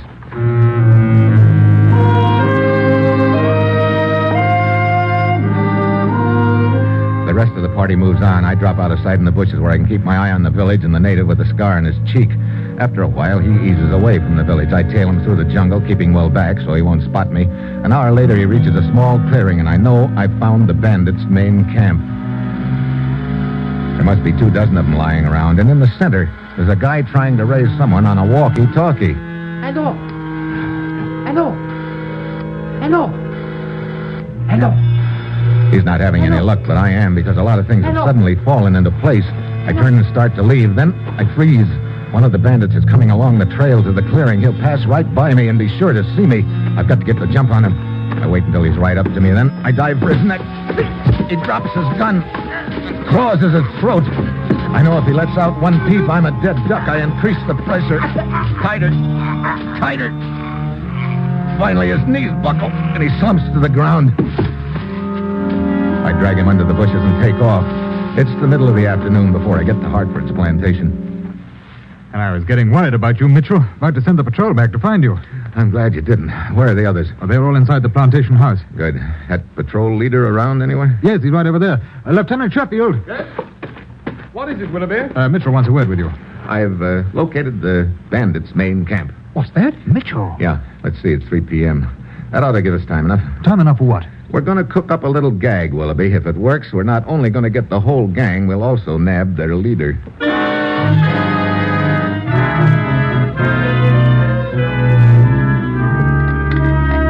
Not that I mind furnishing the liquor, Mitchell, but I don't quite see the reason for suddenly having a cocktail party. Oh, just felt like a little celebration, Hartford. I do not think there is cause for any of us to be celebrating right now.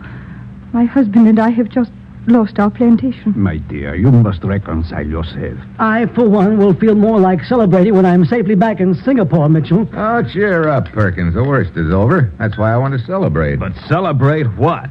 Let's see. It's exactly 5:30 p.m. right now. In just 10 minutes, those bandits will all be captured. What are you talking about, It's Mitchell? very simple. You see, I located their main camp. You found their camp? That's right, Mrs. Van Voorhees. Lieutenant Sheffield and his patrol are closing in on them right now. Mitchell, my heartiest congratulations. Thanks, Van Voorhees. Well, come on, Willoughby. Let's go outside and tell the rest of the troops they can knock off. Right. Okay, Willoughby. Around to the back. Yes. You think it'll work, Mitchell? I don't know. It's our only chance of pegging the leader. But I still don't see how you intend to find out just who it is. Okay. Hold it here. Now we'll just listen for a while. But listen for what? Quiet. There it is. Coming from that corner room. Come on, in the back door. Now, down the hall, and keep it quiet. Here we are. Door is undoubtedly locked, but it's flimsy. One push ought to do it. Come on, we'll rush it together. Sort of get back for a running start, huh? Yeah, come on. Ready? Quiet. Let's go. Perkins! Complete with walkie-talkie. Trying to warn your boys. What? Perkins? He's going for his gun. You'll never make it, Perkins. Let go of me. Sit down, Perkins. I said sit down. I got his gun, Mitchell. Hey, what's going on? Very simple, Hartford. We just grabbed the bandit leader. What? This man? Yeah, Perkins. I do not understand. Posing as an importer gave Perkins a good excuse to travel this area, picking up information, but when the plantations were fortified, he realized he needed more accurate information. So he rigged up his story about being an eyewitness and the attempts on his life to give him an excuse to be brought to these plantations. Yeah, put him in a perfect spot to transmit information about the defense to his boys by means of that walkie-talkie he kept in his suitcase. You see, Perkins, I heard one of your boys using a walkie-talkie in the jungle, probably trying to get in touch with you. It made a faint crackling sound, just like the one I heard last night. Why, and speaking of last night, Hartford, what were you talking to Mrs. Van Voorhees about? What's that? Relax, Van Voorhees. I knew you didn't like me, so I decided to talk to your wife instead to warn her about Mitchell. Me? Oh, now look, I'm not that big a wolf. I don't mean that. You didn't sound like a newspaper correspondent to me, so I was getting a little suspicious of your connection with this. Well, that's the switch. Sheffield to Mitchell. Over. Oh, the walkie-talkie. Yeah, let's have it. Thanks. Mitchell to Sheffield. Go ahead. 3 bandits captured 10 minutes ago. What? Only 3? What happened to the rest of them? Dead, you know. Okay. Good work, Sheffield. Over and out. Well, I guess that's the crop. And, Perkins, after you face the court of law for the various murders you're responsible for, I don't think you'll have much time left. Yep, you had a pretty neat scheme going, but I guess you forgot the ancient Malayan proverb. What are you talking about? Man who tried to do bad things with walkie-talkie, when law gets through with him, will do neither one. Neither one? No walkie, no talkie.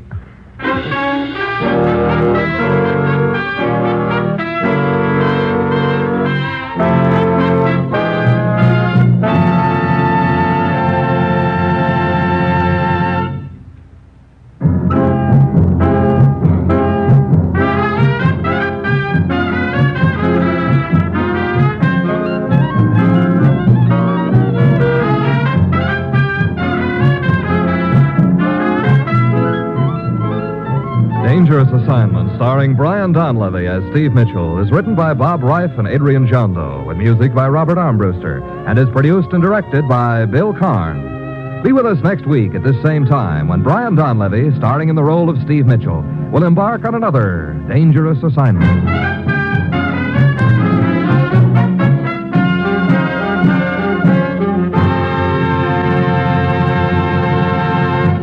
Dangerous Assignment came to you from Hollywood. Next, enjoy The Man Called X and your hit parade on NBC tonight.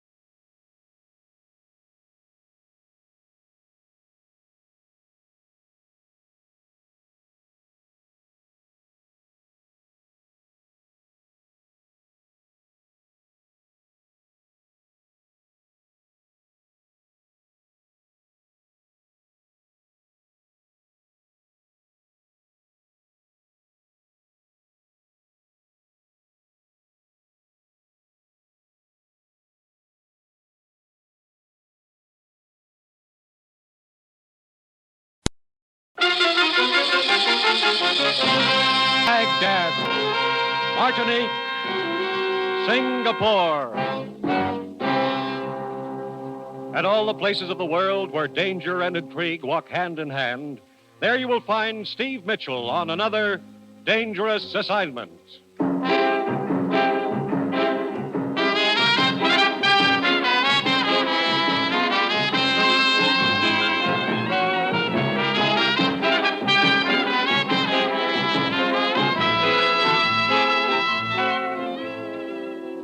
The National Broadcasting Company presents the first in an exciting new adventure series, Dangerous Assignment, starring Brian Donlevy as Steve Mitchell.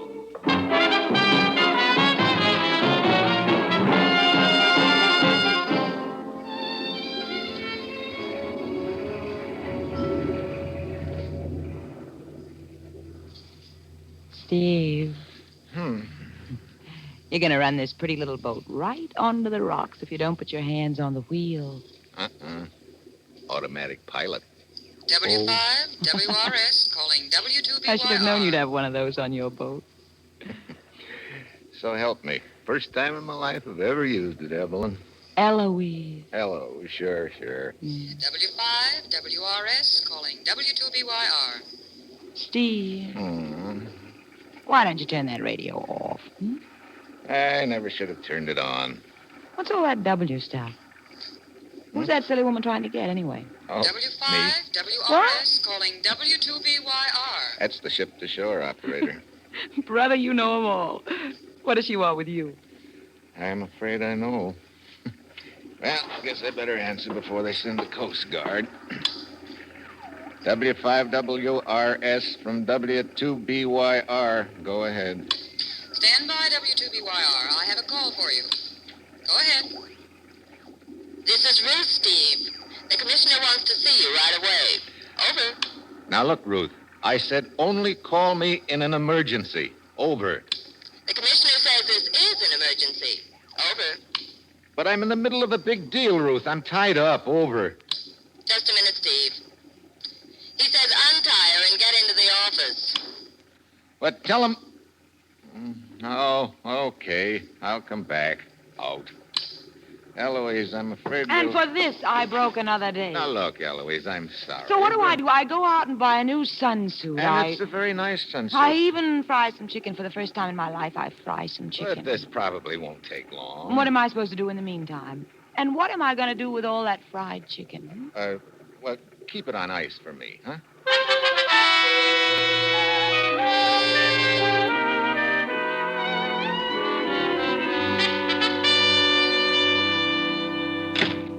Hello, Commissioner. Steve, I trust you concluded your big deal satisfactorily. Well, Uh-huh.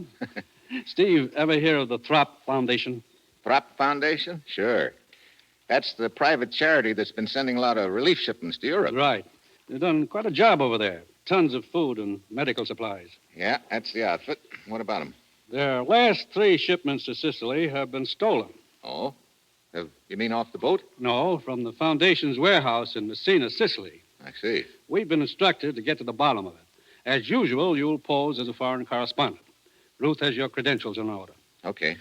On the surface, your assignment will be to write a story about the stolen shipments. Actually, I want you to find out who's been stealing those shipments. And to be frank, Steve, I'm sending you into a pretty nasty situation over there. What do you mean? The Thropp Foundation has had 2 men working on this case. One of them has been missing for 2 weeks. What about the other one? Oh, they found him all right. His throat had been cut. Well, that's reassuring. We're sending you because we think you can take care of yourself and handle the danger. When do you want me to leave? Good. As soon as possible. Now, if you need help or information once you get to Sicily, contact Emilio Donati in Messina. Who's Emilio Donati? He runs a bar in Messina. We think he's a friend of ours. Okay. There's just one more thing I should warn you about, Steve. You know, you're making this assignment sound real attractive, Commissioner. What is it? I guess you've heard of the Sicilian bandit they call Lorenzo. Yeah, who hasn't? He's got the whole countryside terrorized. Steve, I don't know whether he has anything to do with all this or not, but if he has, watch yourself. Yep. Looks like I got a real honey this time. You did. But it's vital to us that those relief shipments get through. Trouble usually starts from empty stomachs. Yeah. That's all. You've got your assignment, Steve. Your plane leaves in 2 hours. Good luck.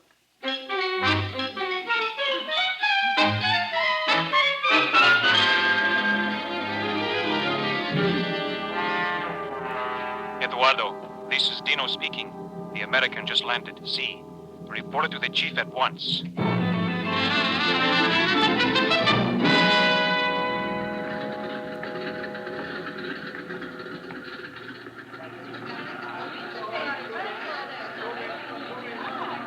Senor, taxi, eh? You want a taxi, senor? Yeah. Hey, look, driver, you know your way around Messina pretty well, huh? Sure. I live here most of my life, senor. At the age of 3, I was brought here from Palermo. So I know every house, every street, every building, every bar. Yeah. Okay, so you know your city. Now, take me to the Thropp Foundation warehouse. Again? Thropp Foundation warehouse. You know where it is? Thropp? No. Thropp. It's a... Ah, well, never mind. Just take me to the Rienzi Hotel. I'm sure you must have heard of that. Why, sure. I'm going to put your baggage in the car, senor. Hello. Sorry I'm late.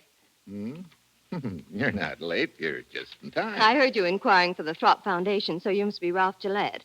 I'm Helen Collier. I was supposed to meet you here at the airport, and Look, I'm afraid there's been a mistake.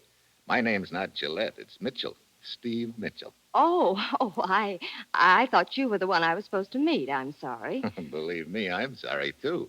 Couldn't we just pretend I was? I'm afraid Mr. Archer wouldn't understand.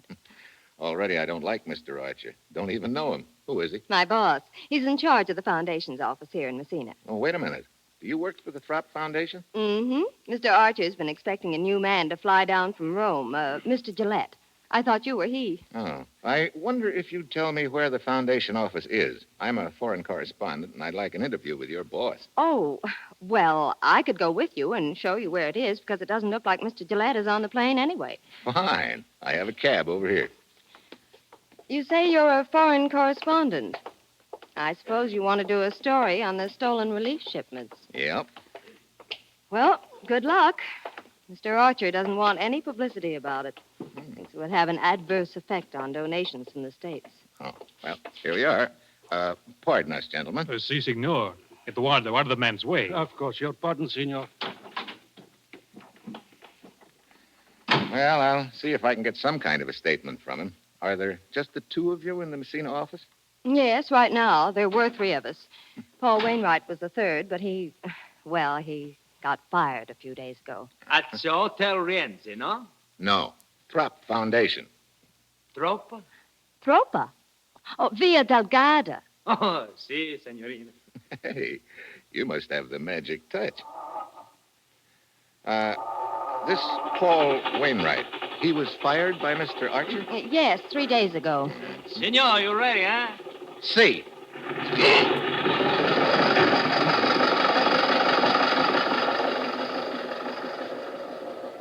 Did you hear what the signorina told the driver? Si, Eduardo. Via Delgada. That is the address of the Thropp Foundation. I will report it. You follow the American.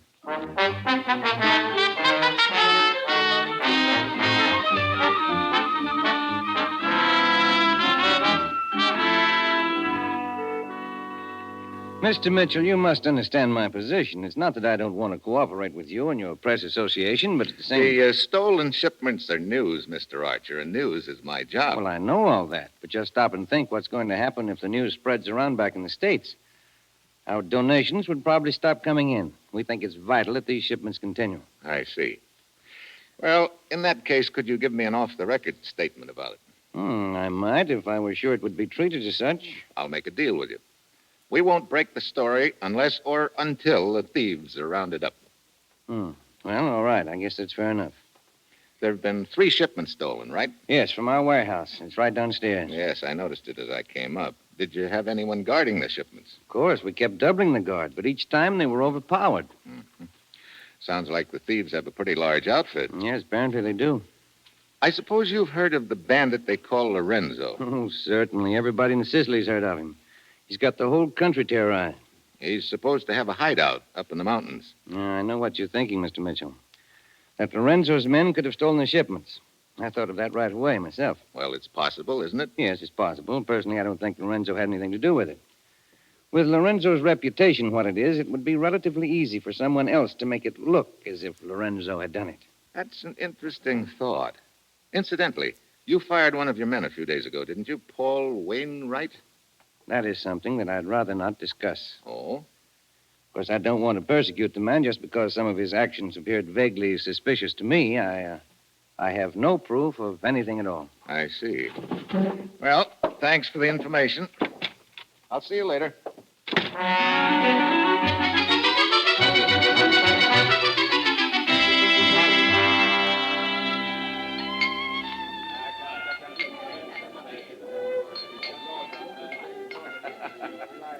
You wish a table, senor?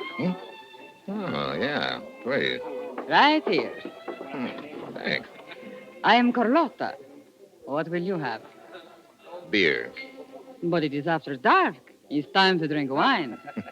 Emily Post may not like it, but I still want beer. Anything you wish. I will bring it. Look, is the boss in, Carlotta? Emilio Tomati.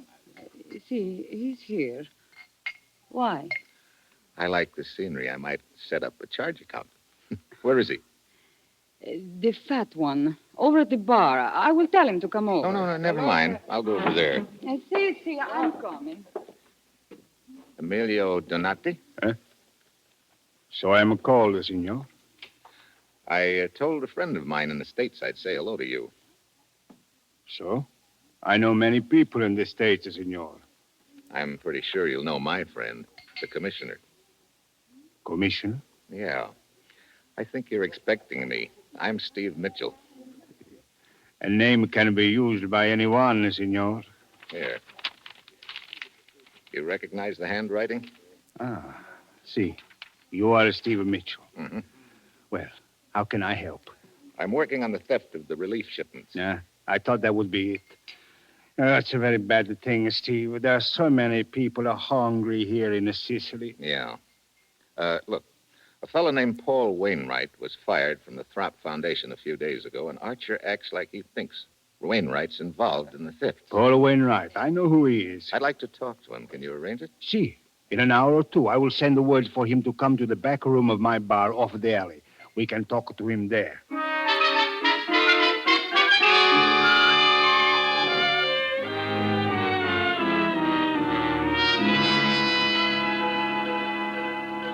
Quarter after 11. Wainwright ought to be showing up pretty soon, hadn't he? See, he should have been here by now, Steve. There's another lead I want to run down, too, Emilio. Hmm? Do you have any idea where the bandit Lorenzo's headquarters are? Oh, see, in the mountains to the west over here. Think you could furnish me a guide? A guide? Yeah, just to get me into the general area. After that, I'll go it alone and do a little reconnoitering undercover. Steve, you must not try a thing like that. Look, it's the quickest way of proving whether Lorenzo's involved in these thefts or not. If he is, he's probably got a lot of the supplies hidden away in those mountains. His men would capture you. He has lookouts all over the mountains. Well, just last month, an entire division went up there and... Sure. That's the point. There were so many Lorenzo's men spotted them easy. But one man alone in the brush could be hard to find. Steve, Lorenzo has a small army of cutthroats up there. They are fanatically loyal to him. Could you get me a guide? Look, the danger. You must realize the danger. Yeah. Lorenzo isn't stupid enough to kill an American correspondent. That must be Paul Wainwright. Oh, come in, Senor Wainwright. No, thanks. Look, Donati, and you too, whatever your name is. There's a waste of time. We've got nothing to talk about. Oh! Wainwright. Knife in the back. Emilio, get out of the light. Get down. Someone's running down the alley. Don't follow him, Steve. Huh? It may be a trap. There may be others waiting in the dark. Yeah, I guess you're right. Wainwright, see... He's dead, Steve. Now perhaps you realize there's a real danger here for you. They know you are not a correspondent. Do you still wish a guide? I'll be waiting in room 23, Rienze Hotel. All right. I will send a man over.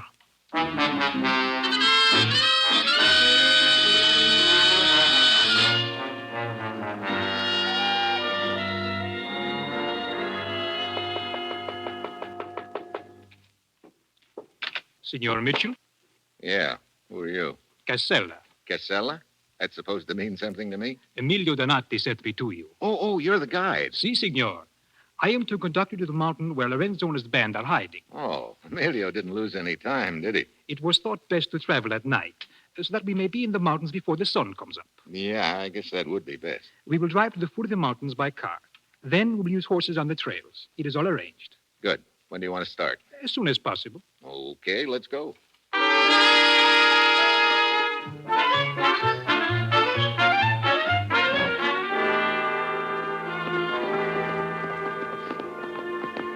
Hey, pretty narrow trail up here, Casella. Si, signor. About time for sunrise, isn't it? But a few more minutes and it will be light. You say, you think Lorenzo's hiding out somewhere on that mountain up there ahead of us? Si, that is what I have heard. Okay, let's stop here a minute. I'll go it alone from here, Casella. There's no point in your going any farther. Thanks very much. Si, signor. You're right. There is no point in going any farther. Put your hands in front of you. What? Do as I say, signor. I am going to tie your hands. Look, what is this anyway? Hey, wait a minute. You're one of Lorenzo's men. So true, signor. It will do you no good to resist. Do not try to escape. There's a man blocking your trail. See? He has a gun. Okay, I'll try it through you. Stop! Come on. Stop! I'm coming through. Eduardo, quick! Come and help me! Eduardo, help! Okay, Casella. That's for the double cross, Bob. Senor, I have a gun. I said stop. Okay. Looks like you win. Good. Now I tie you. Hold your hands up. Okay. Here's one of them. All right, senor. I will use the gun this way. So, Senor Mitchell. Casella, are you all right? See, I think so. Except my nose. It is bleeding. Fool, you deserve it. Come, we'll take the American to Lorenzo.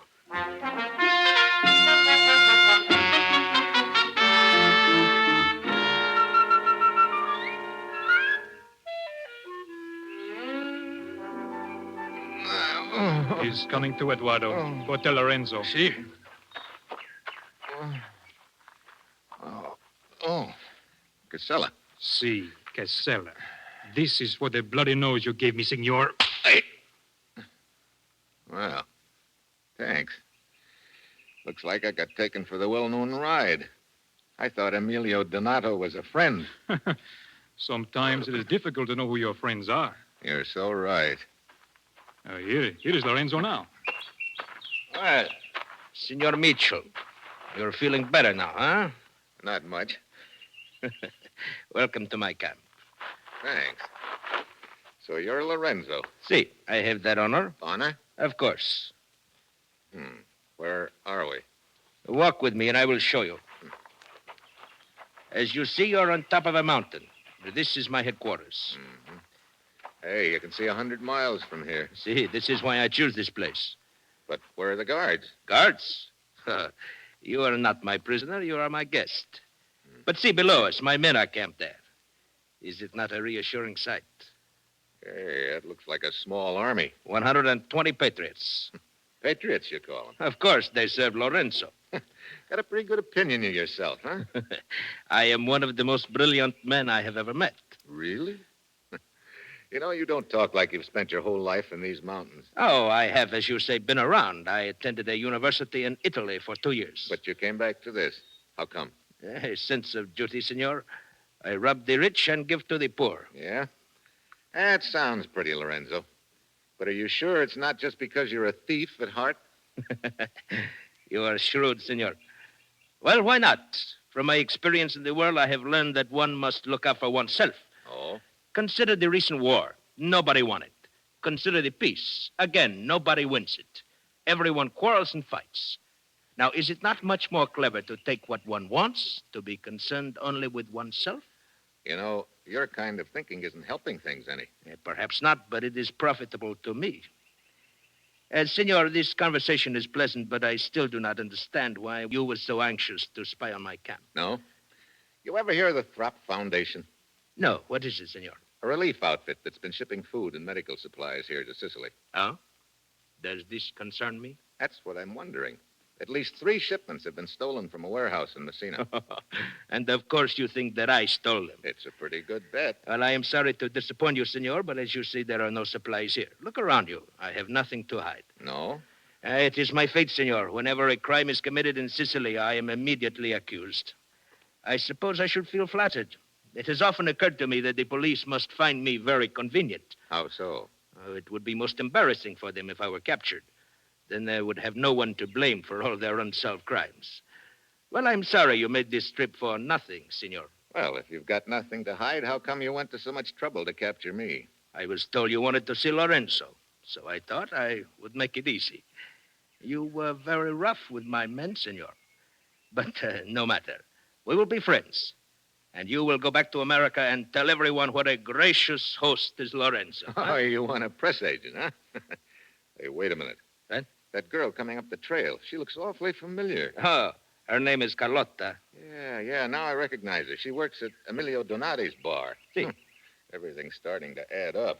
I am afraid Carlotta is not very happy with me at present. No? She has been very useful to me in the past, but she is so possessive. She is very upset to learn that there had been another woman here. There, you see how she sulks? I believe she thinks that she is punishing me. Carlotta, my dear. Speak to me, Lorenzo. Do not speak to me. You climbed up here to tell me that? I am true with you. You have not been true to me. Oh, you are not very flattering, my dear. Of course I have not been true to you. That would be to deprive others. Oh, so good for nothing, you.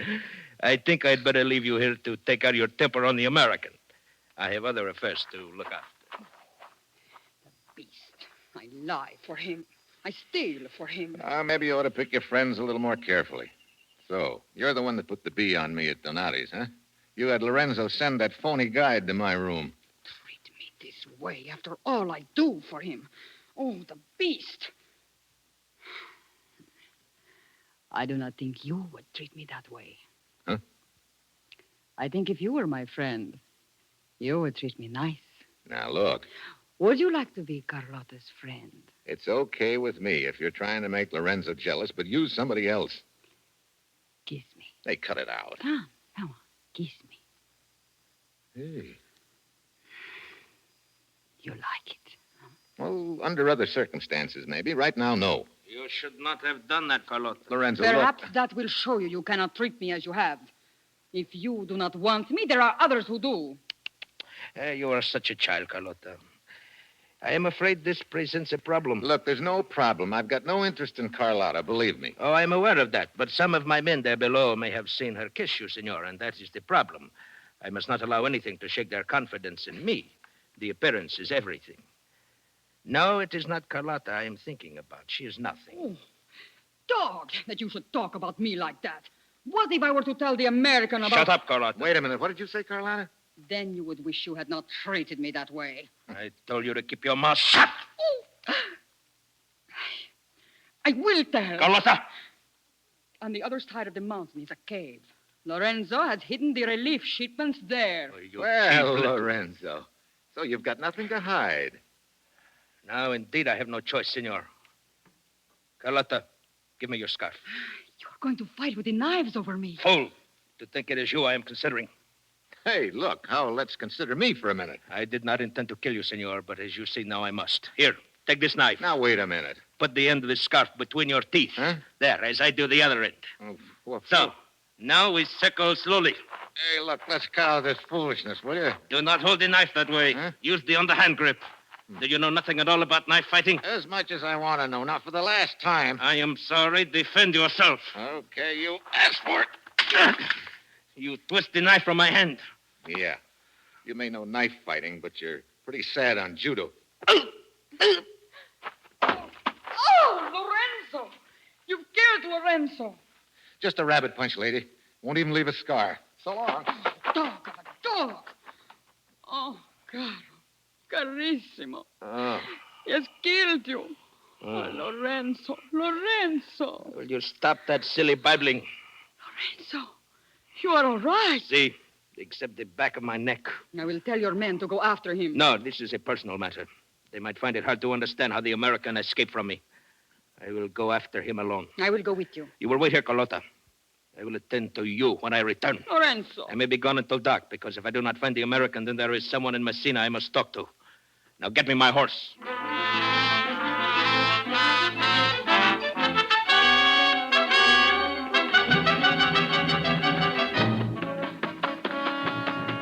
Oh, boy, my wind is shot. Maybe it's the altitude. Whew. Hey, a horse. Ahead of me somewhere. I better play it safe.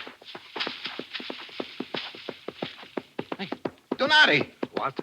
Over here, Emilio. Steve Mitchell, you are safe. Yeah. I sent a guide to your room the first thing this morning. He said you were gone. Yeah, one of Lorenzo's men got there first. Your waiter, Carlotta, tipped him off about me. Carlotta? Yeah. Think that horse of yours can carry both of us? Lorenzo's men, they will be after you. Yeah, that's a good reason for not hanging around here any longer. All right, come. I'm going to help you up. Wait, listen. That horse is coming. Come on, get your horse into the brush here. Cover up his nose so he won't whinny.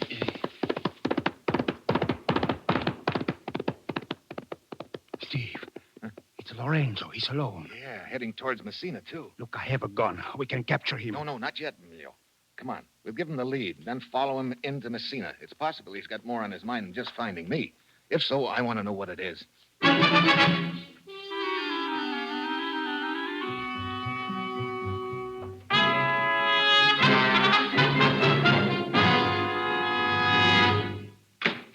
Lorenzo. Senor Arch. Why, you fool coming here to the Foundation office. My secretary will be back any minute. The American escaped. What? How could he? We will not go into that. Oh, you stupid fool. You've ruined everything. Mitchell must know all about the stolen shipments now. See, he knows I stole them, but he does not know that you are involved, Archer. He might as well. We're through now, Lorenzo. Through. And all because of your stupidity. Do not talk that way to me, Archer. I'd planned it so well. Even when Paul Wainwright became suspicious, I fired him. Then I had his mouth shut permanently. And now you've ruined it, you blundering half-breed. You keep your mouth shut. This will help you. Lorenzo, I'll kill you. This gun is quicker than your knife. Well, Lorenzo and Archer. The Gold Dust twins. Mitchell. Very neat. So you two did work it together, huh? You're wrong, Mitchell. I've just captured a notorious bandit. What? You lying dog. It was you who raised me. Get back, Mitchell. Give me that. That gun's safer with me, Archer. You've got nothing on me. You mean because Lorenzo can't talk? If you want to put it that way. There's one witness you overlooked, Archer. Carlotta. Yeah. When she finds out you killed Lorenzo, she'll sing plenty, and it's a song you're not going to like.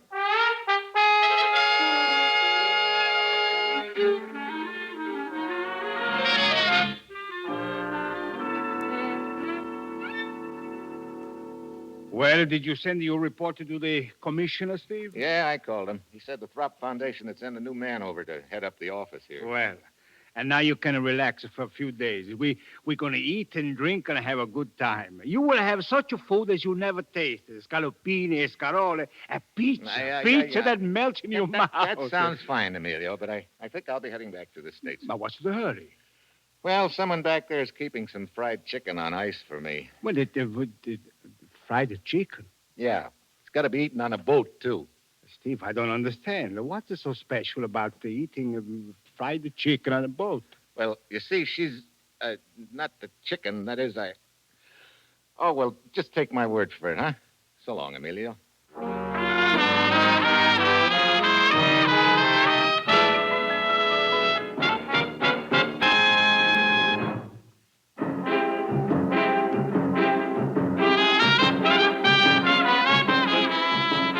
You have just heard the first in an exciting new adventure series, Dangerous Assignment, starring Brian Donlevy and written by Bob Reif. This program was directed by Bill Karn with music by Bruce Ashley. Be with us again next week at this same time when Brian Donlevy, as Steve Mitchell, embarks on another Dangerous Assignment. This is NBC, the National Broadcasting Company.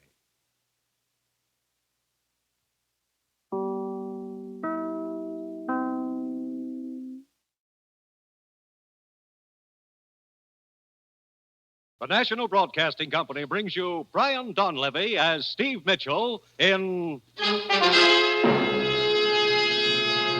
Dangerous Assignment.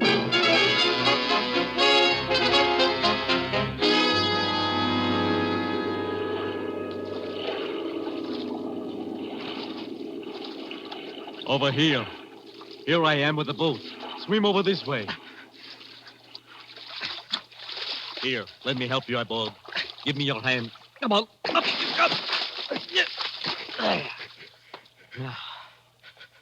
You set the charge of natural glycerin? Good. And no one saw you leave the ship?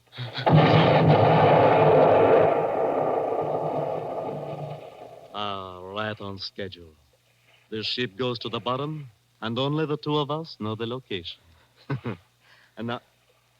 Wait, no. No, put down the knife. No, no. Oh!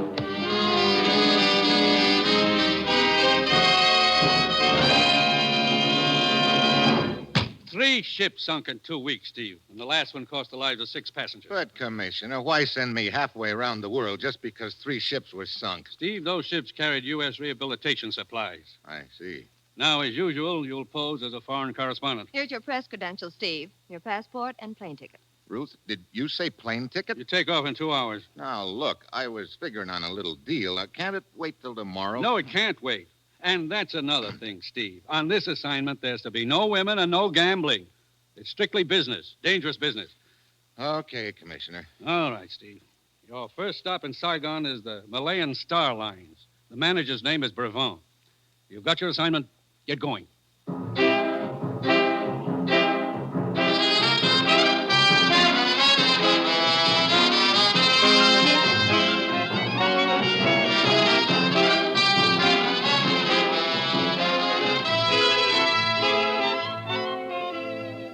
You've seen him in The Great McGinty, as Major Devereaux in Wake Island, as Trampas in The Virginian. Now, here is our star, Brian Donlevy, in another two-fisted portrayal as Steve Mitchell in Dangerous Assignment. The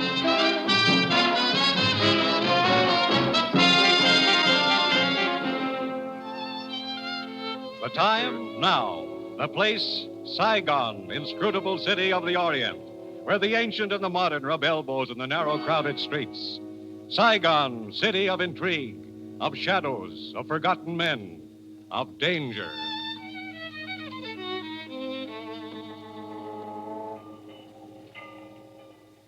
Mr. Brevant, I believe you're in charge of the Malayan Star Lines here in Saigon. That is correct, Monsieur... Mitchell, Steve Mitchell. I'm a foreign correspondent. I just flew in. I'd like an interview. There's not much of which to talk. 3 ships of our line sailed for Singapore. The first night out's an explosion. They're gone. Just like that, huh? Oui, just like that. Could I take a look at the passenger list for those 3 ships? Certainly. I have them on my desk. Thank you. You don't carry many passengers. Only a few. Any survivors? From the first sinking, none. From the third sinking, also none. How about the second? 1. Who is it? An Englishman named Dixon, the cook. Is he around anywhere? I'd like to talk to him. Haroun, tell the Englishman Dixon to come to my office. Most of your crews have been with the line quite a while? It is the exception rather than the rule, monsieur.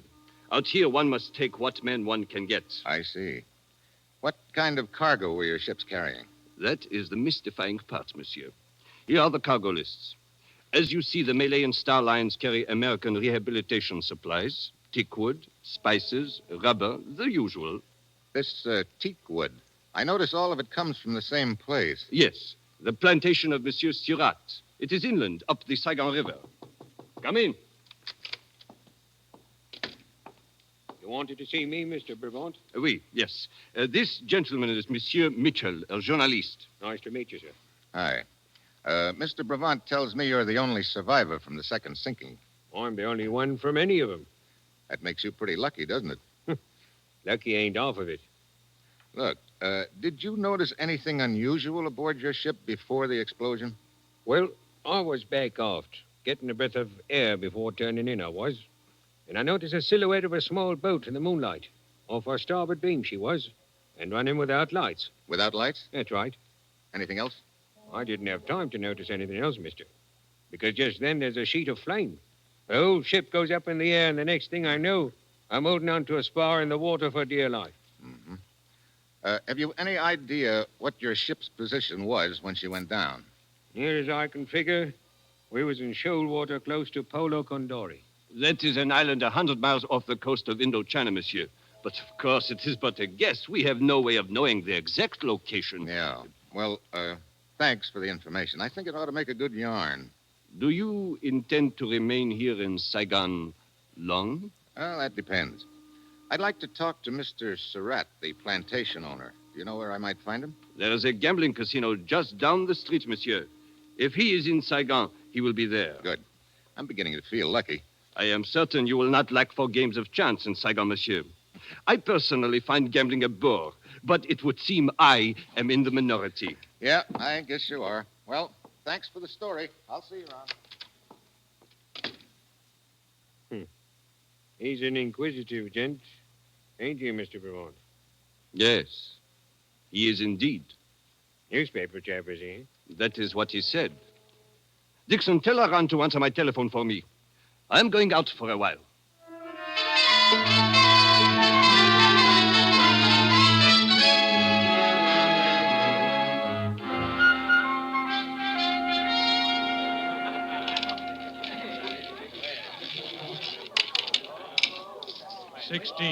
Right. Even. Sorry, monsieur. You lose again. Look, this game is slow death. Haven't you got something with a little more action in it? And monsieur would perhaps prefer the dice table downstairs. That's a thought. Thanks. Oh! I beg your pardon. Oh, no, it is my fault, monsieur. Let me pick up your chip. Oh, you are most kind, monsieur. It was very clumsy of me. As a matter of fact, I bumped into you deliberately. It was the only way I could think of to meet you. Monsieur has a ready wit. All bets down. If you're looking for something to tack on after the monsieur, it's Mitchell.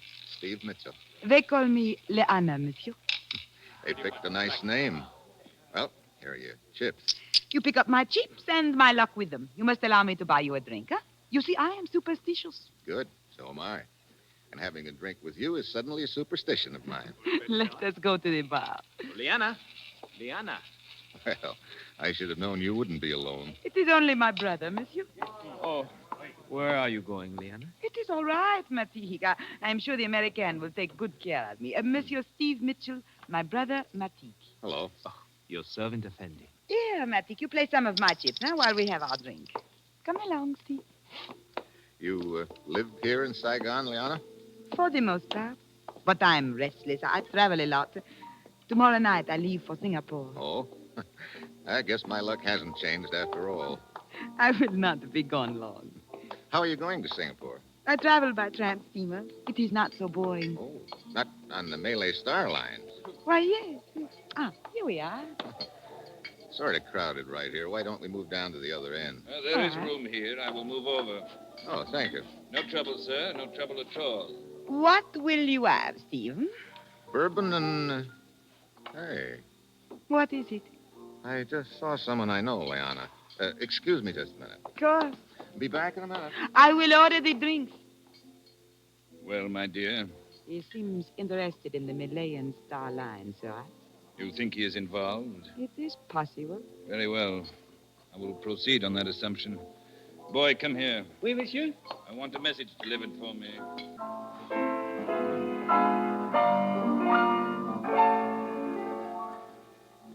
Good evening, Mr. Brevant. Oh, Monsieur Mitchell, is it not? Have you written your story yet? Not yet. I'm a little surprised to see you here at the casino. When we talked this afternoon, you told me gambling bored you. It does. But I do find interest in observing gamblers, monsieur. Particularly when high stakes are involved. Oh? Monsieur, I congratulate you on the speed with which you have made yourself acquainted in Saigon. What do you mean? Did I not observe you conversing at the bar with Surratt? Surratt? The stout gentleman. You mean the guy who was standing next to me, the one with the face like a toad? Your description does not flatter him, but it is accurate. Well, thanks, Surratt. I'll see you around. Undoubtedly, monsieur.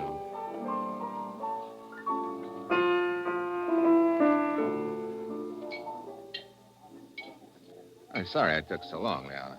Oh, it is quite all right. Well, here is your drink. Thanks. Say, what happened to the guy who was next to me here, the one who moved over to make room? Huh? Oh, I do not know, Steve. I was not noticing. Surratt. Is that his name? Yeah. Well, cheers. Cheers. Monsieur Mitchell. Steve, Mitchell. Over here, boy. You are a busy man, Steve. I seem to be. Monsieur Mitchell? Yeah, what is it? You are wanted outside, monsieur. Oh, by whom? Oh, he not give name, monsieur. But he say quite urgent. Okay. Here. Oh, thank you, monsieur. Lana. I know. You will be gone but a minute. Yes, I will wait for you.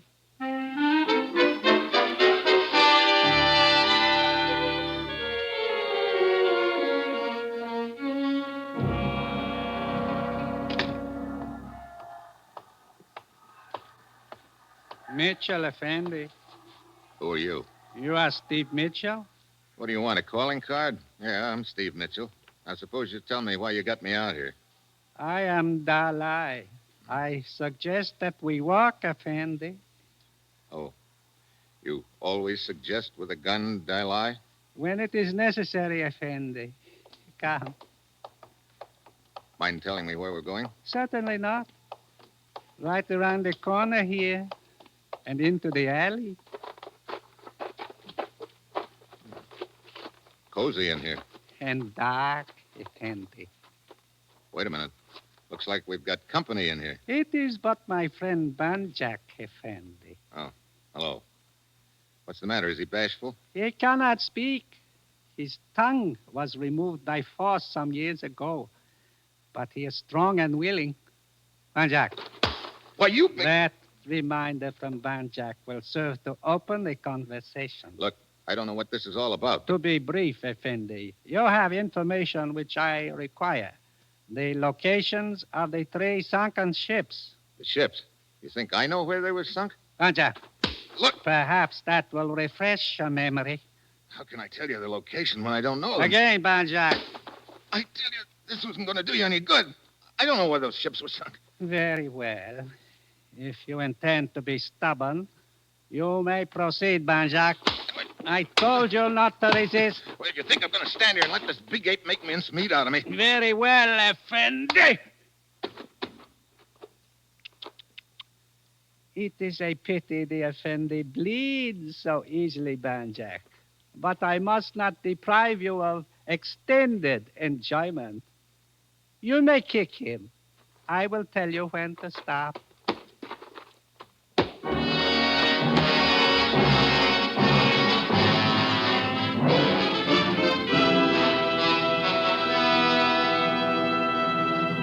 The National Broadcasting Company is bringing you Brian Donlevy, starring in the role of Steve Mitchell in the second of an exciting new adventure series, Dangerous Assignment.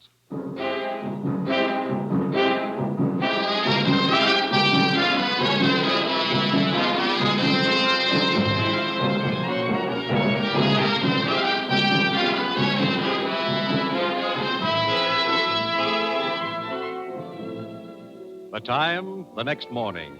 The place, a luxuriously furnished bedroom in a spacious villa near Saigon, overlooking the sea. Oh. Ah, you are awake at last, Effendi. If you can call it that. Well, hey, wait a minute. You're Liana's brother, aren't you? Matik, your servant, Effendi. Look, would you mind telling me how I got into this harem? You are in the house of my sister, Liana. How did I get here? Well, Liana became worried when you did not return to the casino last night. We went outside to look for you and found you crawling out of the alley, badly beaten. So we brought you home with us. You are all bloody. How do you feel now? All bloody? Hey, help me out of this mink-lined cradle, will you? Oh, of course. Where are my pants? Hey, wait a minute. No. It was I who put you to bed. And here are your pants. Thanks. Where's Liana? Swimming in the ocean. Come, you can see her out the window. Hey, she's quite a swimmer, isn't she? Does she always swim out that far? Oh, yes. Every morning. Well, I'm not that ambitious this morning, but a dip would do me good.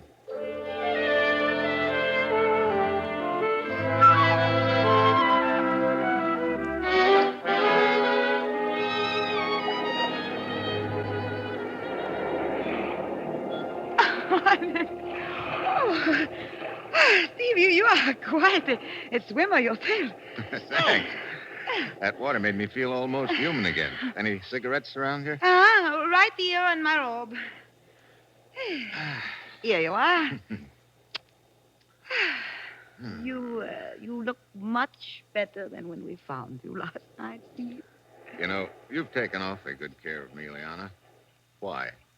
Why? Oh, perhaps. Perhaps there have been so many places, many times, many men in my life. And with me, there's always been the same. But then last night, I saw you. And I knew you were something different. How different? Does that make your bruises feel better? It helps. You know, that's a kind of medicine I could get addicted to, Liana. Perhaps when I return from Singapore, there will be more time to become addicted. Maybe. When do you sail? At 8 tonight. On the Malayan Queen. I guess my luck's still no good. Okay, look, I gotta go back to my hotel and pick up a change of clothes. But anyway, I'll be down to see you off tonight.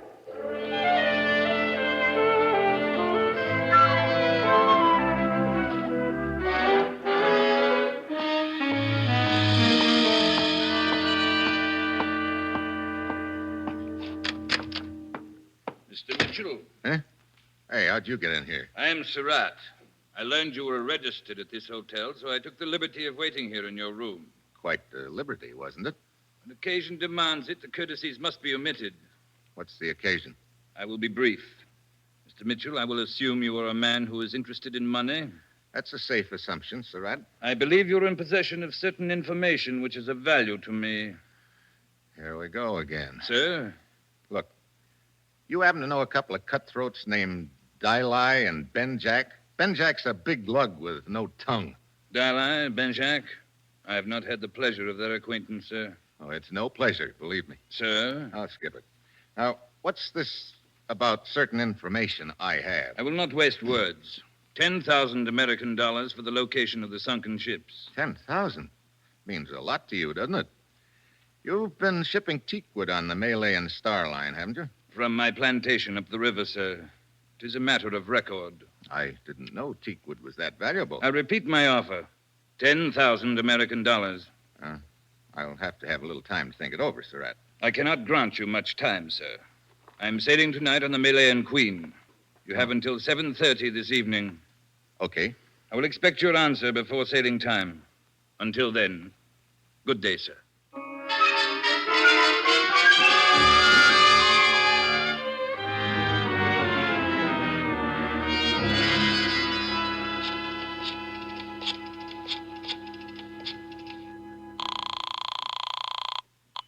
Malayan Starline. Mr. Brevant, please. I am sorry, sir, but he's gone. Gone? Yes, sir, on a business trip. He is sailing in half an hour on the Malayan Queen. Could you get word to him that, never mind, I'll call you back. Come in. Mitchell. Dixon, what's the matter? Knife in my back. What happened? Malayan Queen. Ready to sail. Yeah, I know. I saw someone go aboard. That was on the other ship. You mean the ship that was sunk? Yes. Who was it? Followed me here and stabbed me. Who stabbed you? Dixon! Dixon!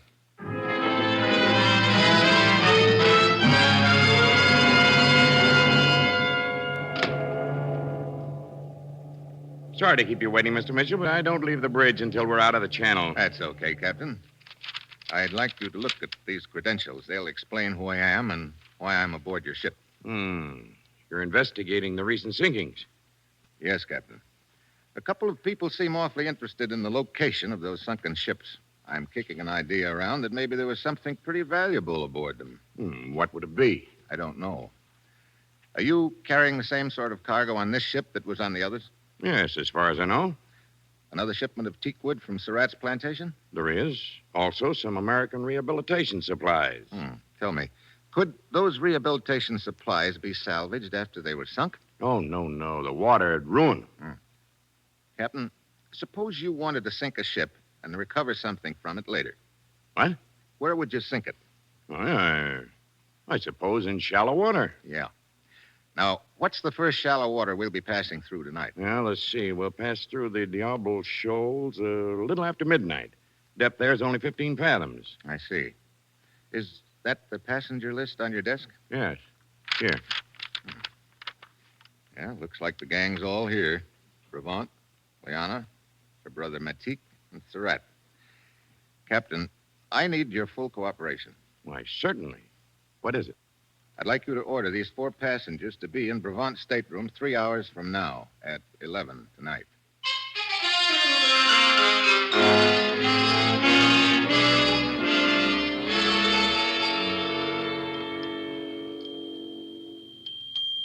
Brevant, I demand an explanation of this, being hauled up to your cabin like a common criminal. But, Monsieur Surratt, I am as much in the dark as you. I do not think it necessary to point out that this may cost you my business, Brevant. If you would only tell us the reason for all this, Effendi Brevant. Matik, I'm sure there must be a good reason for all this. If we are but patient, we will learn what it is. Here is the man who is responsible, Monsieur Mitchell. Steve! Hello, Liana. Matik. Your servant, Effendi. Good evening, sir. Surratt. Apparently you forgot our appointment, Mr. Mitchell. I didn't forget it. I had a couple of other things to take care of. Perhaps, sir, you'll be good enough to explain what this is all about. Sure, I'll explain. I'll make it short. I think one of you is responsible for the sinkings of those 3 ships. You are joking, Steve. Sorry, Liana. But to suggest that I could have anything to do with it. You're a good swimmer. I'm afraid I'll have to count you in. Oh, it is so ridiculous to think that I or my brother could be involved in such a thing. You make a serious charge against us, Effendi. I know. This is an insult to my long years of service on the line. Perhaps it is a serious charge as far as the others are concerned, Mr. Mitchell. But to suspect that I am involved is ridiculous. Much valuable teakwood of mine was sunk with those ships. Yeah. And maybe it's more valuable than I thought at first. What do you mean by that, sir? I'll let it ride for the time being, because I've got another piece of news for you. Of course, it isn't really news to one of you. What do you mean, Steve? There was a ship's cook named Dixon, survivor of one of the sinkings. Tonight, he saw one of you come aboard. He recognized you as being on that other ship, so whichever one of you it was killed him to shut his mouth. I assure you this is the first of these ships I have been aboard, sir, and also the last. One of you 4 is the killer and dynamiter. That person has a bomb planted on this ship and plans to dive overboard before the explosion. And that explosion is due for about midnight, 45 minutes from now. Steve, this is ridiculous. Is it? Just keep your eyes on that clock, all of you. Nobody's going to leave this cabin for the next 45 minutes. We're going to sweat it out together, just watching that minute hand creep around to midnight.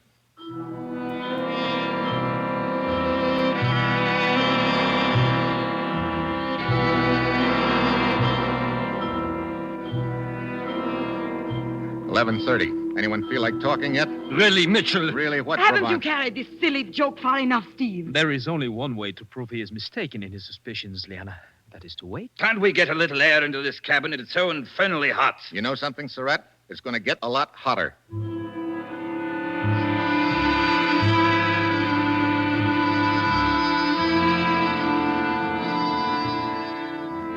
Seven minutes to midnight. We reach shallow water in about 10 minutes. That means 10 minutes before the ship gets blown up. Anybody's tongue loosening up?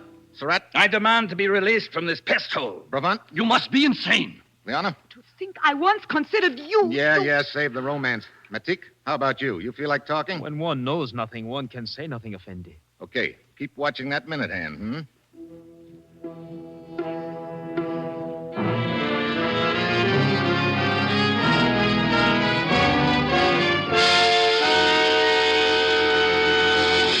I can't stand this any longer. I've got to get out of here. You've got to let me go. So you're the one, Surratt? No. You must believe me. I would be the last one in the world to blow those ships up. Why? Surratt! There's gold hidden in those crates of teakwood. Surratt, you fool! He was only bluffing. Now you have told him. You haven't told me enough. Keep talking. I have nothing more to say.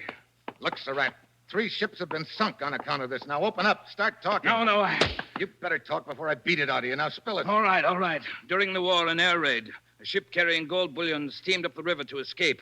But it was sunk near my plantation. I think I can take it from there. You recovered the gold, and this is the way you've been sneaking it out of Indochina, huh? Hidden in crates of teakwood? Yes, it was Liana's idea. idea. Shut up, Surratt! But Someone must have found out about the gold and has been sinking the ships. Yeah, in shallow water so they can get the gold later. Effendi Mitchell, now that we know Surat is guilty, you will please allow me to leave. I have a headache. Mitchell, it is almost midnight. Yeah, nobody's leaving until I find out who's mined this ship. Effendi Mitchell, You keep looking at your watch, Matik. Why? Matik, what is the Matik, you didn't. You did. You put the explosives on this ship, too. You were going to jump overboard and leave me here, you fool. Where'd you plant it, Matik? Where did you plant it? Let me out of here. You're not going anywhere. The nitroglycerin will explode in 2 minutes. Matik, you sank those ships. You and Liana betrayed me. Very well. Surat, put that gun away. Surat! And for you, Liana. Grab that gun, Bravant. Wait. Matik, where's the nitroglycerin? Where is it? Surat, you jughead. You killed the only man who knew where it was hidden. We've got 1 minute and 50 seconds to find that nitro. Genius. Any ideas, Bravant? Matik could not have put it below decks. Men are stationed all over the ship. It must be in his cabin. Come on. Locked. Get back, Bravant. Oui. Take that side of the room. I'll take this. All right. It's got to be in here somewhere. It's got to be. There's nothing over here, Mitchell. Wait a minute. Listen. There's something kicking. Yes, I hear it. Under the bunk. Look, that black suitcase. Easy. Throw it overboard, quick. Yeah, I got to get out of the way, Bravant. I got to get it over the rail. Hurry, Mitchell, hurry. Only a few seconds more, it will explode. Throw it as far as you can. You don't have to tell me that. Hit the deck. Mitchell, are you all right, Mitchell? Yeah. Except that I'm about 5 years older, Captain. Whew. That was close. Yeah, too close. Probably buckled a few of the ship's plates. Yeah, well, you better put Surat under arrest. You can turn him over to the authorities when the ship reaches port. Yeah. Chances of getting the gold that's already been sunk are pretty slim, but there's probably a lot of it still at Surat's plantation. The government can check that. Mitchell, allow me to say, I have never seen one so calm in the face of danger. All the time we were waiting in my cabin after I realized what your plan was, my heart was in my throat. You think mine wasn't? It was choking me. Look at me, Bravant.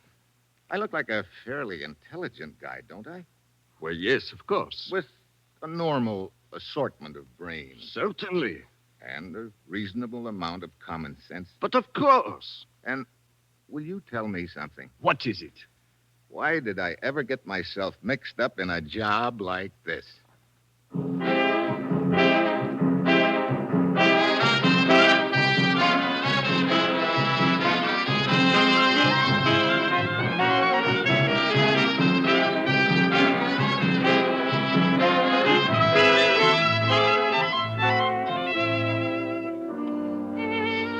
You have just heard the second in an exciting new adventure series, Dangerous Assignment, starring Brian Donlevy as Steve Mitchell. Dangerous Assignment is written by Bob Reif and directed by Bill Karn, with music by Bruce Ashley. Be with us again next week at this same time when Brian Donlevy, starring as Steve Mitchell, will embark on another Dangerous Assignment.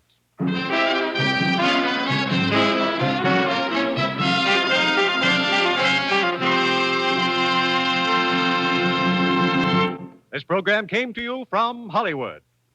This is NBC, the national broadcasting company.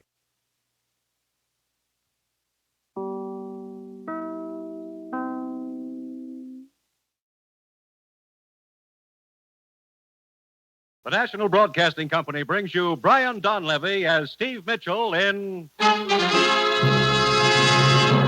Dangerous Assignment.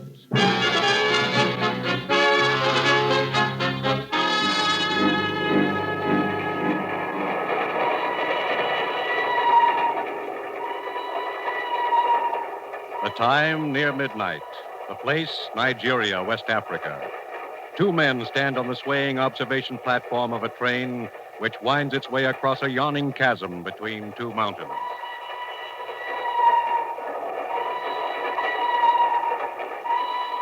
This gorge we're crossing looks pretty deep.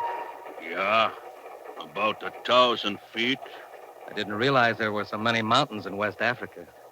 This is the third trestle we've been over in the last hour. It is hilly country, but soon we reach the inland plateau where it is more level. Oh, you've been around this neck of the woods before, huh? Yeah. Oh, incidentally, I don't think we've met. I'm Russ Holden. Yeah, I know. Huh? I have been following you, Herr Holden. Following me? Hey, wait a minute. Get away from me. This is where you get off, Herr Holden. No! Huh?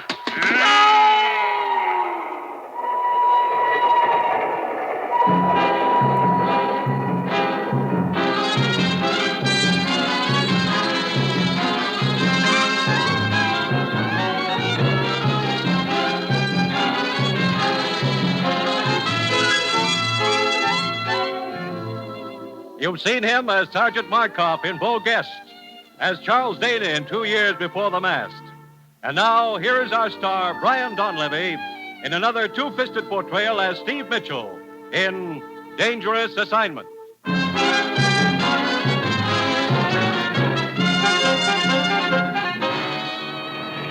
11 for Miami, Puerto Rico, Cape Verde Islands, and Dakar, West Africa.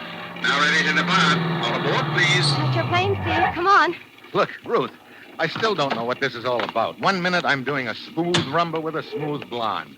The next minute you're dragging me to a taxi, shoving passports and plane tickets down my throat. I can't help it, Steve. I just do what the commissioner tells me. Oh, there he is, over at his car.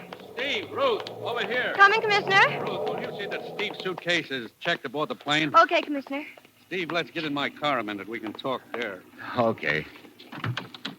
Now, make this quick, Steve.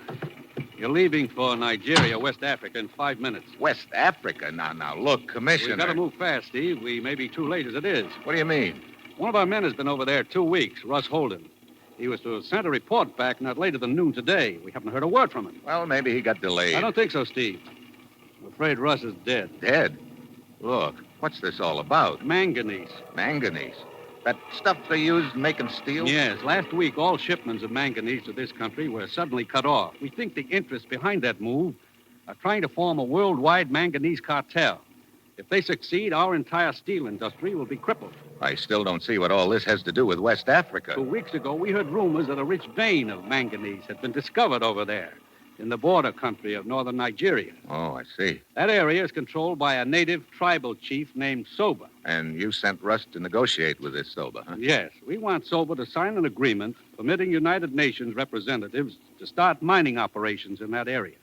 And we've got to get to him before the agents of the cartel do. And that's where I come in? On the surface, you'll be a foreign correspondent trying to get an interview with Szabo. Let it get out you're looking for him. Also, that you're trying to locate another foreign correspondent, Russ Holden. Lucky me. I get to play target. I'm afraid so. It's the quickest way of flushing the opposition out into the open. Steve, you'll be up against a tough outfit. They'll stop at nothing to keep you from getting to Szabo. They'll throw every obstacle in your path they can, including a bullet. Great. And they'll be trying to get to Szabo ahead of you, too. Steve, the plane's ready to take off. Okay, Ruth. Your first stop in Nigeria will be the Alexandria Hotel. We know Russ stayed there for a while. Alexandria Hotel, right. Steve, if Russ is still alive, find him and work together. If he isn't, go it alone. But above all, get through to Szabo and get him to sign that agreement. You've got your assignment. Good luck.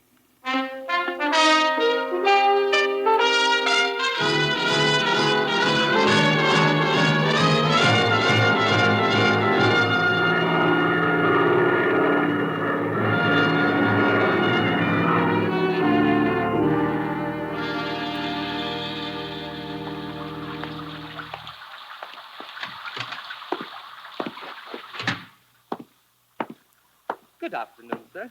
Welcome to the Alexandria Hotel. You wish a room? Yeah, and a blotter.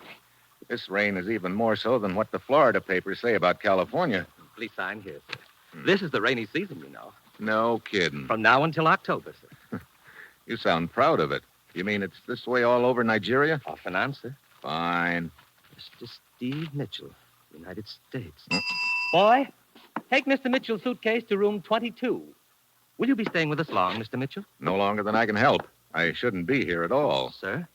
I'm a foreign correspondent. A friend of mine was supposed to do a story over here, but I guess he wandered into a bar somewhere and forgot all about it. So now I have to do it. What was your friend's name? Holden. Russ Holden. Why, Mr. Holden stayed at this hotel while he was in Lagos. When did he check out? Several days ago. I believe he took the train to Kugama. Kugama? Where's that? It's inland and to the north, Mr. Mitchell. It is a long trip by train. What kind of country is it up there? Oh, very wild, sir. Well, I guess I'm going to need more suitable clothes. Is there a store around here where I can get outfitted? Oh, yes, indeed, sir. Carter's. It's right in the next block. Okay. I'll give it a whirl as soon as I get out of these wet clothes. Right up the stairs and to your right, sir. The boy will have your room all ready for you. Yes, sir. What can I do for you? Let me see your register. You wish a room? Let me look at that register. Why, sir? What business have you with... Register. Give it to me. All right, but... Let's have it. So he is Steve Mitchell. You may have it back. I don't understand. You ought to say nothing about this. Forget all about me, do you understand? But no, I don't understand. To help you forget.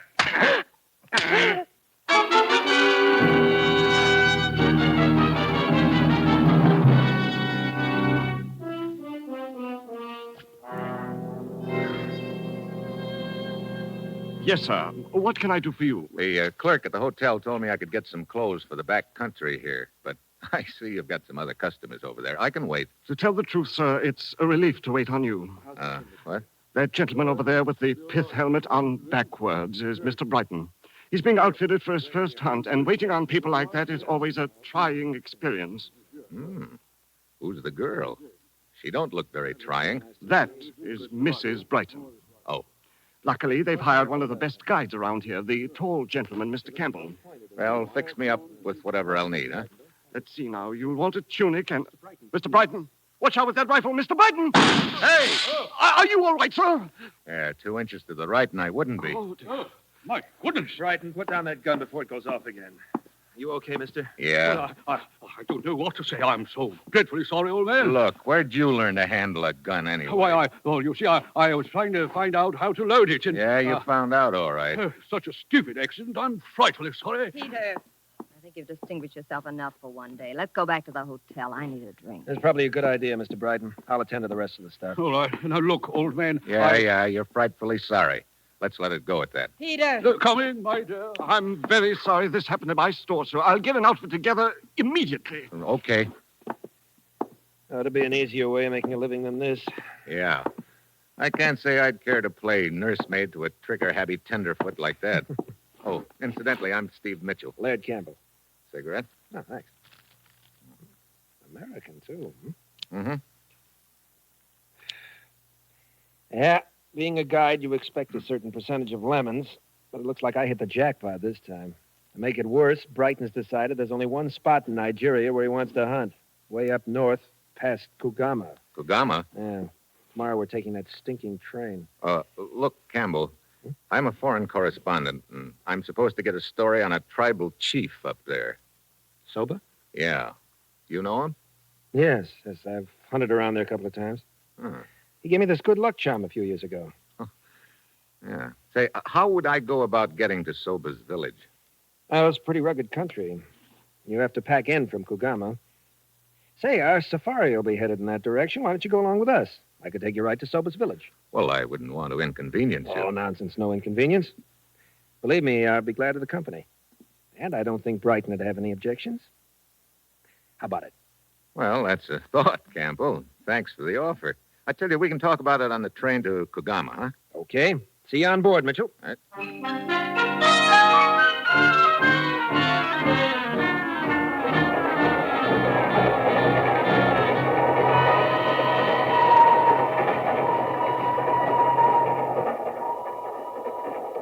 What a cattle train. When do we get to Kugama, anyhow? Tomorrow noon. Care for another drink, Mrs. Brighton? Sure, I'd care for one, but better not. Hmm? Look at Peter over there scowling away. Thinks I've had too many already. Oh, Mr. Brighton doesn't approve, huh? He's one of those physical fitness bugs. He must have read about Teddy Roosevelt when he was a kid. He's been trying to live dangerously ever since. You know, you sound like you come from my side of the Atlantic. Kansas City. Oh. How'd you happen to... How'd I happen to wind up Mrs. Brighton? Who knows? One day I'm in the chorus at the Palladium in London.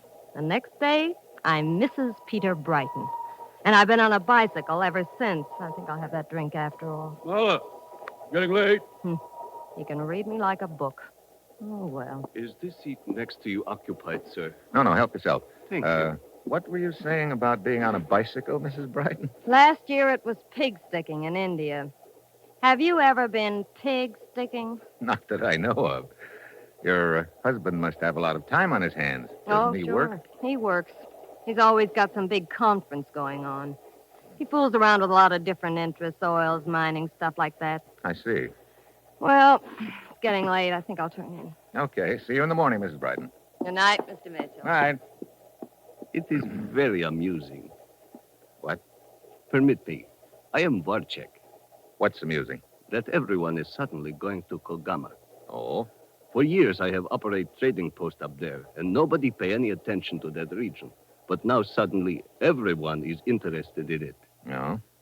Does a hunting party and a newspaper hack after a story constitute everybody, Warchek? This hunting expedition and the story you seek, they would not by any chance have to do with the rumors of a discovery of manganese ore in that region, would they? You're doing the talking. If you prefer, I will confine my conversation to the scenery. Like I say, you're doing the talking. As a matter of fact, we are passing through some very beautiful country right now. Oh? Yes. We are approaching a gorge which is quite spectacular.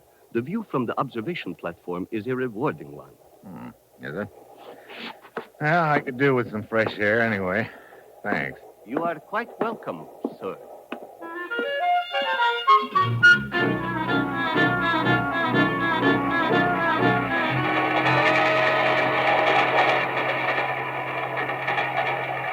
Good evening.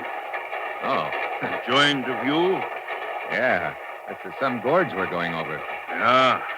It's almost 1,000 feet deep, Herr Mitchell. Mitchell?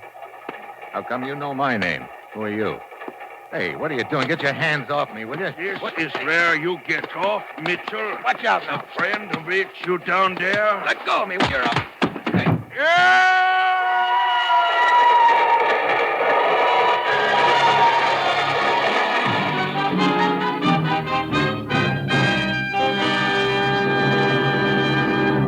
The National Broadcasting Company is bringing you Brian Donlevy, starring in the role of Steve Mitchell in the third of an exciting new adventure series, Dangerous Assignment.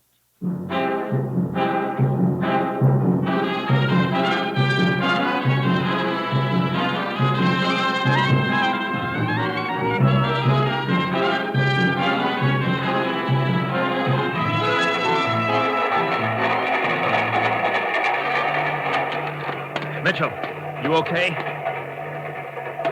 Yeah. That was close. What happened, Mr. Mitchell? Mr. Campbell and I were sitting in the smoking car. We saw a man follow you outside, and then there were sounds of a fight. There was a fight, Warchek. The other guy lost. Over the side, huh? Uh-huh. That was some view you sent me out here to see, Warchek. Or wasn't that what you had in mind? I do not understand. What's the next town we get to, Campbell? Kano. Be there in a few minutes.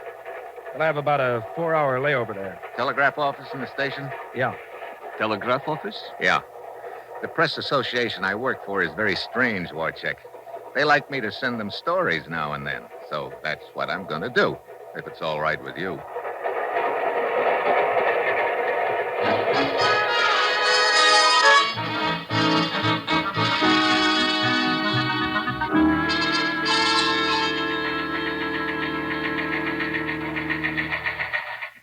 Here's Steve's report, Commissioner. Good, let's have it.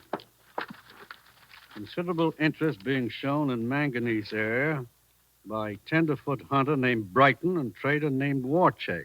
From joining Brighton safari to vicinity Chief Sober's village. Good. Sounds like he's been a busy bee, Commissioner. Oh, wait a minute. Almost got tossed into canyon 2 hours ago. What? Afraid Russ Holden wasn't as lucky as I was. Oh, I was afraid of something like that, Ruth. Poor Russ. Hey, wait, there's more. I have 2-hour layover here in Kano. I'm borrowing one of Campbell's native gun bearers to take me back to that ravine I almost got shoved into.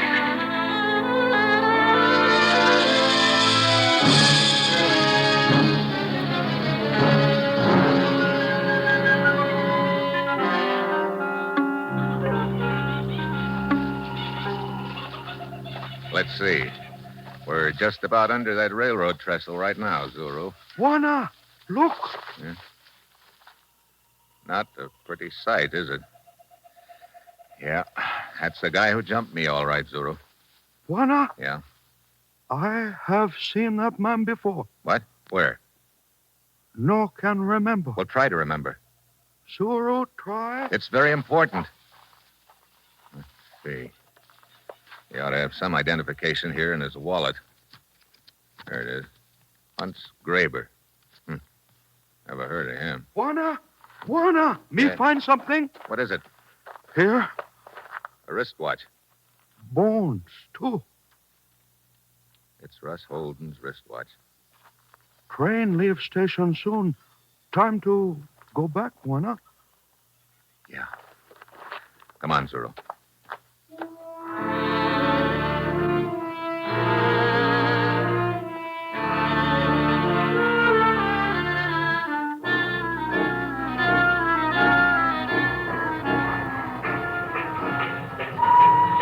Thanks for lending me your boy, Campbell. He's a good one. Yeah, Zero? One of the best. He lived around this north country most of his life. Matter of fact, he belongs to Soba's tribe. Oh? Mr. Mitchell, did you find anything at the bottom of a ravine? I found what I was looking for, Warcheck. The body of man who attacked you? Such a beastly thing to happen, old boy. Somebody have a grudge against you or some such silly thing? Apparently somebody does, Brighton. Still the man of mystery, Mr. Mitchell? Look, Warcheck. Warcheck, I've got one rule on safari. Everybody minds his own business. But of course, Mr. Campbell. Warcheck going with us? Yeah. He asked Brighton if he could tag along as far as his trading post. Always glad of company. Helps keep my wife from getting bored. How much longer before we get there, Campbell? I will pull into Kugama about noon. It'll take a couple of hours to load the jeeps. That'll get us started around 2. By sunset tonight, we'll be camped in the bush.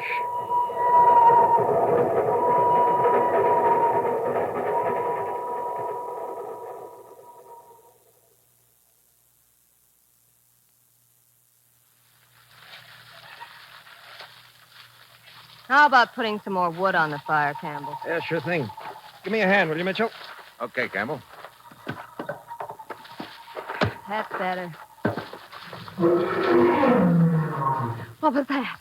Big cat out there somewhere. Good. Maybe we'll get a crack at him tomorrow. I can hardly wait. First a wonderful ride on a stuffy train, then a few charming hours bouncing in a jeep. Now a mangy lion waiting for us. How did I get so lucky? Well, if you will all excuse me, I think I will go to my tent. That's a good idea. Me too. Probably be a good idea if we all turned in pretty soon. We'll want to get started by dawn.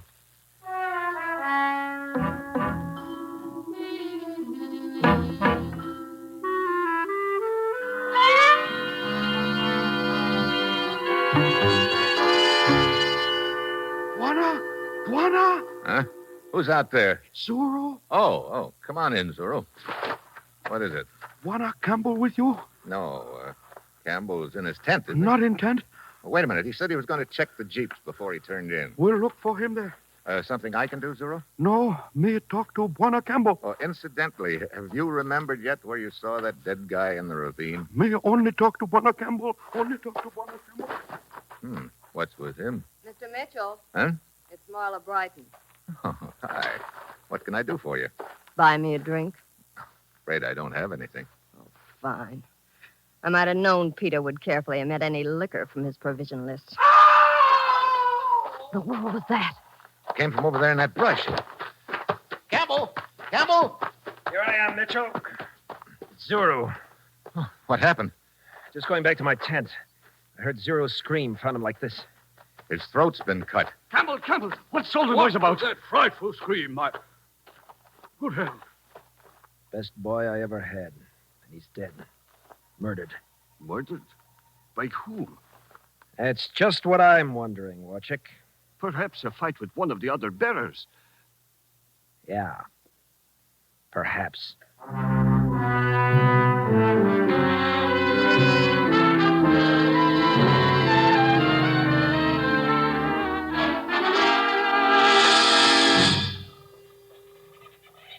Sun's coming up. We'll leave as soon as Brighton's ready. Look, Campbell. Maybe I better head for Sobu's village this morning instead of tagging along with you, huh? I wouldn't advise you trying it alone, Mitchell. I'll take you over there later, as soon as Brighton's had enough hunting for the day. Okay. Is Warchek going with us this morning? No, he said he'd rather stay here at camp. Say, Campbell, I didn't get a chance to talk to you last night after Zuru was murdered, but I think I know why he got it. What do you mean?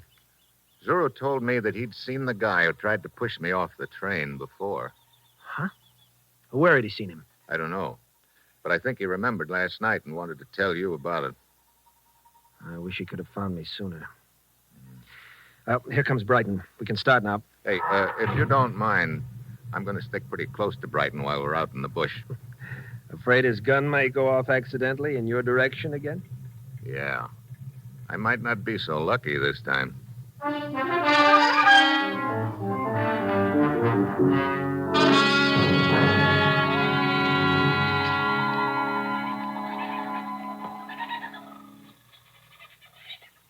What time is it, Mitchell? 5 to 8. Sitting in this jeep in the middle of the jungle is not my idea of sport. The sun is getting hotter by the minute, and so are the mosquitoes. Yeah. What's keeping Campbell? Said he and his gun bearer would pick up the trail of that lion and come right back for us. He's been gone almost an hour. Well, he'll probably be along in a few minutes, Brighton. Well, this isn't turning out at all the way I'd hoped. But I suppose I shouldn't have expected anything else. Huh? Yeah. I'm sick of the whole business.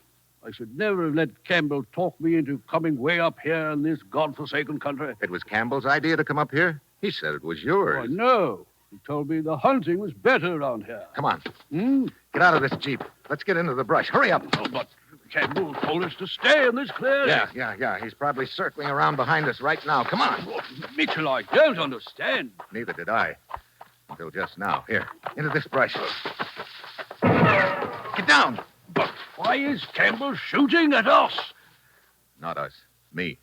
Look, you sit tight right here and you'll be okay. It's me he's after.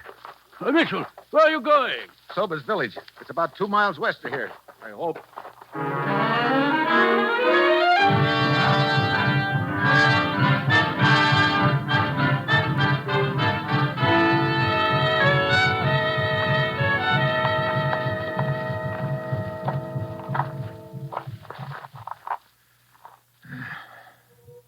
Hey, what's that?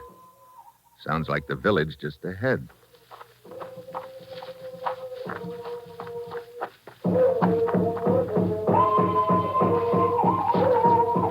Yeah, there it is.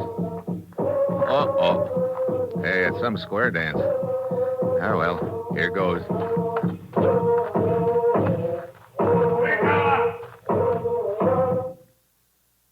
Hey, look. Don't let me stop the feast.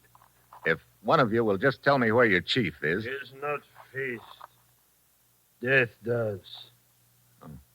Who are you? I want to talk to Szabo, your chief. Is he around? Maranga, Jolo. Hey, now, wait a minute. Look. Maranga, what is it? A white man want to talk to you. Is your name Szabo? Yes, you come at bad time, white man. We have death dance for one of my people, Zuru. Bring his body into village this morning. Yeah, I know. Look, Szabo, this is important. I've got to talk to you right away. Go to my hut, white man. We finish death dance, then we talk. Barunga!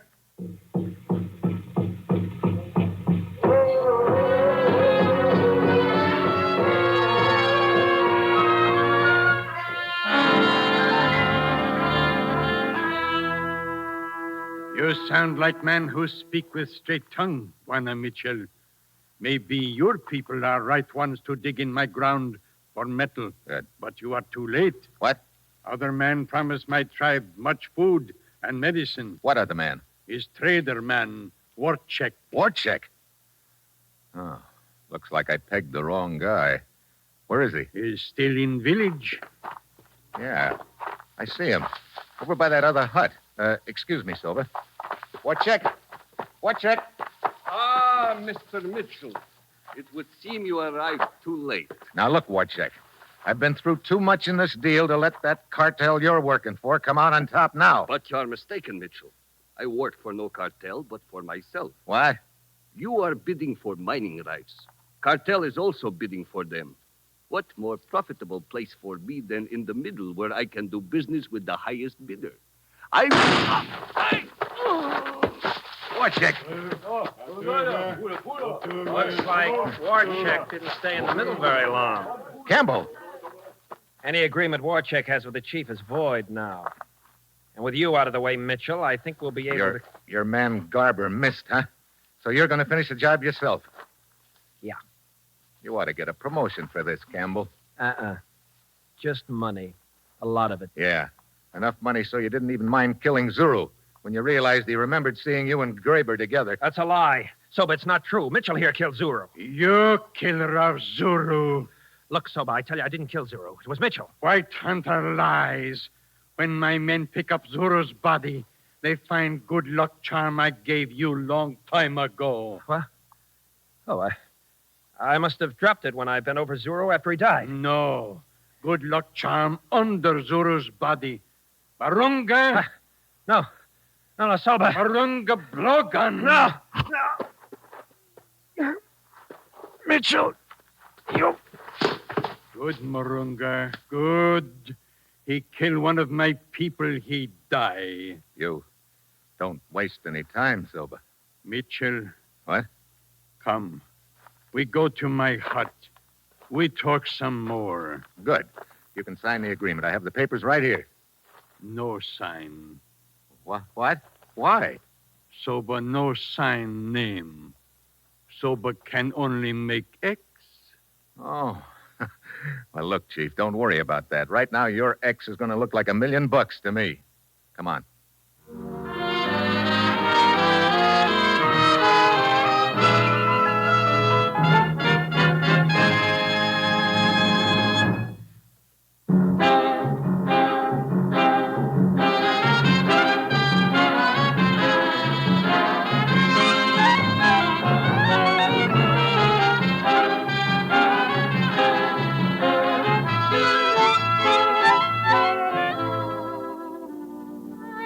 You have just heard the third in an exciting new adventure series, Dangerous Assignment, starring Brian Donlevy as Steve Mitchell. Dangerous Assignment is written by Bob Reif and directed by Bill Karn, with music by Bruce Ashley. Be with us again next week at this same time when Brian Donlevy, starring as Steve Mitchell, will embark on another Dangerous Assignment.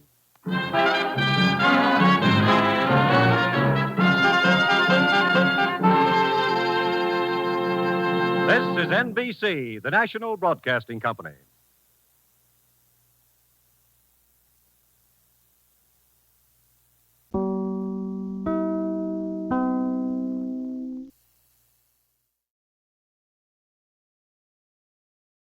The National Broadcasting Company brings you Brian Donlevy as Steve Mitchell in Dangerous Assignment.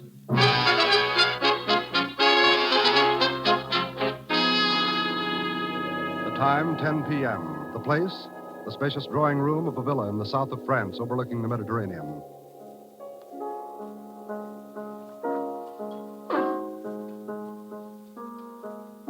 A stout man in a velvet dressing gown sits at the piano, his stubby fingers gliding expertly over the keys. Come in, Philippe.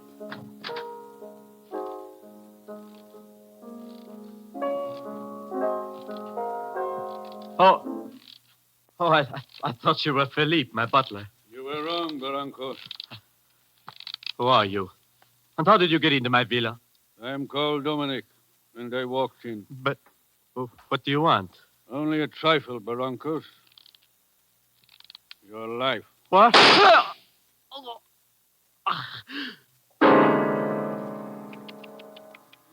Such a discord.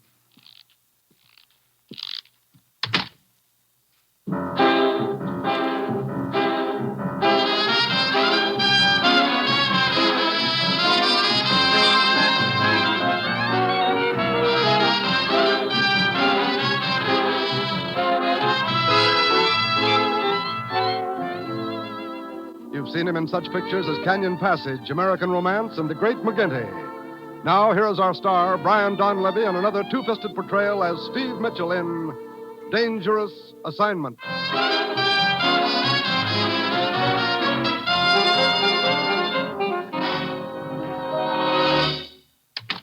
Well, here he is, Commissioner. Guess where I found him? On second thought, better not guess. Steve? Hello, Commissioner. Well, where am I going this time? Paris. Paris. Hey, what was her name now? Don't count on that, Steve. And no horse races either. This isn't a pleasure trip. It's strictly business, and dangerous business. I might have known. Okay, Commissioner, let's have it. Steve, last week a man fell down an elevator shaft in Bombay. Died instantly. 5 days ago, a private plane crashed near Stockholm. The owner also died instantly. Oh, so there have been a couple of accidents around the world. What's that got to do with me? We thought they were accidents at first, but night before last, a third man was murdered in his villa in the south of France, shot to death while sitting at his piano. Can anyone play that bad? Steve, there's a tie-in between these three men, one that's tremendously important to us. These dead men were all millionaires in their own countries. 2 weeks ago, 7 of them met to plan a giant merger. What kind of a merger? They pooled all their capital to form a holding company which would finance industrial expansion in backward countries. I see. We believe that interests hostile to the plan are obstructing it. Well, sounds like a pretty effective way to obstruct it, all right. Killing off the partners. You say there were 7 originally. That leaves 4 now. 3. Last night, the killer struck again. What? In Paris. 2 of the partners had dinner together. Marcel Laborde and the American Scott Wheeler. As they left the cafe, they were fired on.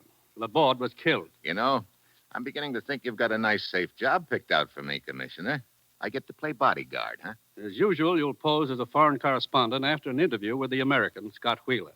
Actually, your job is to protect him and the other surviving partners and to get to the bottom of these killings. Where's this Scott Wheeler staying? At the Hotel Brevant. That will be your first stop in Paris. Ruth got my press credentials and passport ready? And your plane ticket. You take off in 2 hours. Steve, we don't want anything to interfere with the plans of these men. Those killings have got to be stopped.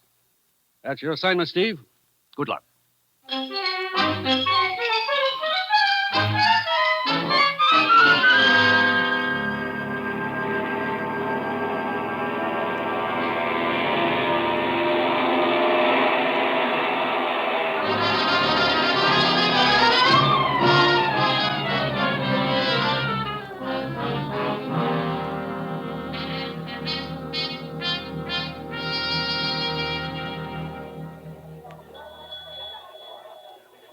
Welcome to Hotel Brevant, monsieur.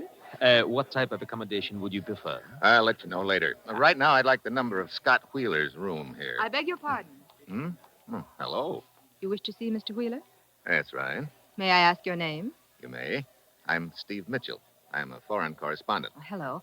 I'm Martha Vaughn. May I see your credentials? Your press credentials. May I please see them? Yes, I guess so. I don't quite understand. I'm Scott Wheeler's secretary. Oh, sure. Here they are. Thank you, Mr. Mitchell. It's just that we don't wish to take any chances, particularly after the recent attempt on Mr. Wheeler's life. Matter of fact, that's what I want to interview him about. Oh? All right. I'll take you up to his suite, if you don't mind. Should I mind?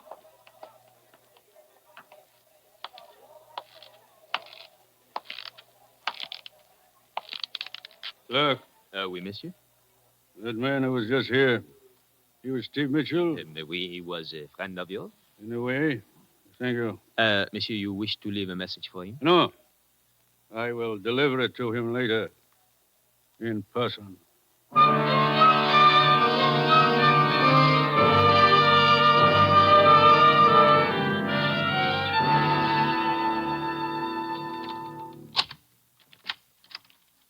Go on in, Mr. Mitchell. Thank you. Hello, Martha. Well, Mr. Wheeler, this is Steve Mitchell. He's a foreign correspondent from the United States. Hello. Glad to know you, Mitchell. Meet my associate, Gordon Hemsley. Hi. How do you do? Well, I'll be running along, Wheeler. Ring me up as soon as Voorhees arrives, will you? Okay. Good day, gentlemen. Well, what can I do for you, Mitchell? Well, I believe he'd like a story about the shooting night before last, Mr. Wheeler. That's right. There's not much to tell. Laborde and I had dinner together, took a walk afterward. Laborde felt like a cognac, so we stopped in a little place called La Patate. La Patate? Yes. That's slang for potato, isn't it? Yes. They think of some strange names for their bars. Anyway, we had a drink and left. Just as we went out the door, I heard some quick footsteps behind us. I started to turn around. The next thing I knew, one bullet whistled by my ear, another one hit Laborde and killed him. I see. I'd like to take a look at this bar where the shooting took place. La Patate? Yeah. Where is it? Well, it's sort of a hard place to find. Martha, why don't you show Mitchell where it is? All right with you, Mitchell? I can't think of a guide I'd rather have, Mr. Wheeler. Thank you. I'll try not to get you lost, Mr. Mitchell. Would that be bad? Come on.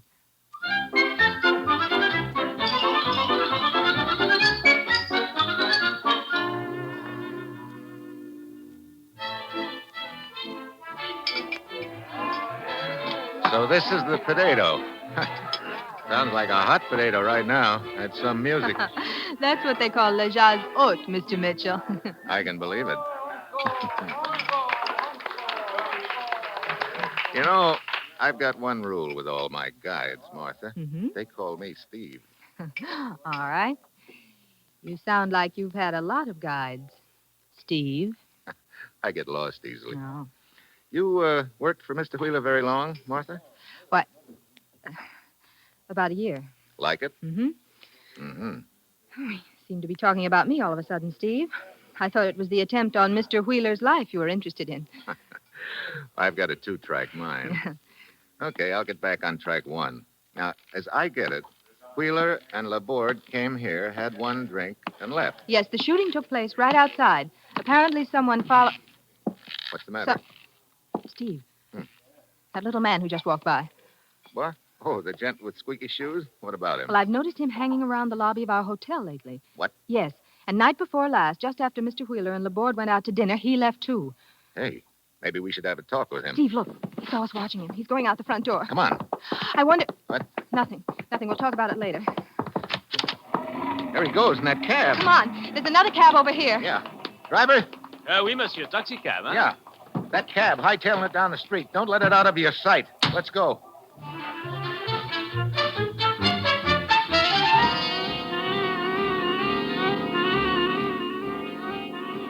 Squeaky Shoes knows he's being followed all right. That cab of his is really traveling. Steve, look. He's stopping in front of that building in the next block. Yeah. He's running inside. Driver, pull up behind that other cab. Oui, monsieur. Hey, what kind of a building is this anyway? What? It's a museum, Steve. Museum? Okay, we'll look inside.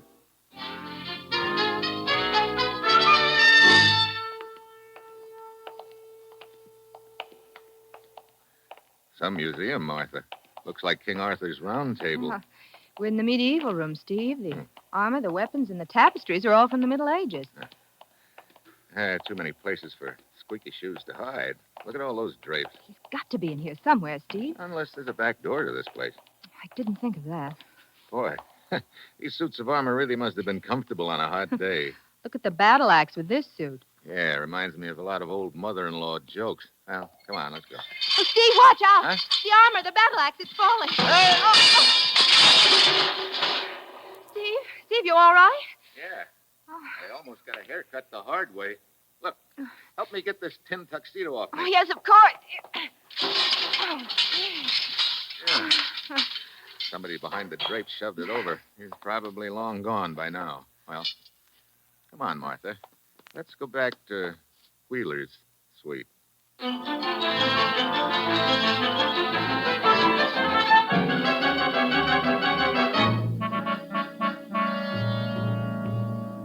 Mr. Wheeler, I think it's time we laid a few cards on the table. I'm not just after a story. I've been assigned to investigate these killings. Here are my credentials. I see. Mr. Wheeler, in that case, I'd better tell Mr. Mitchell what I was going to tell you. What do you mean, Martha? The little man with the squeaky shoes. Yesterday, I saw him at the door to Mr. Hemsley's suite, like he'd just come out. What? You sure about that, Martha? Later, I saw him go into a rooming house across the street. Mr. Wheeler, this squeaky shoes boy could be the one who took a shot at you and Laborde the other night. But what would he be doing in Hemsley's room? I don't know yet. Come on, Martha. Let's take a look at that rooming house.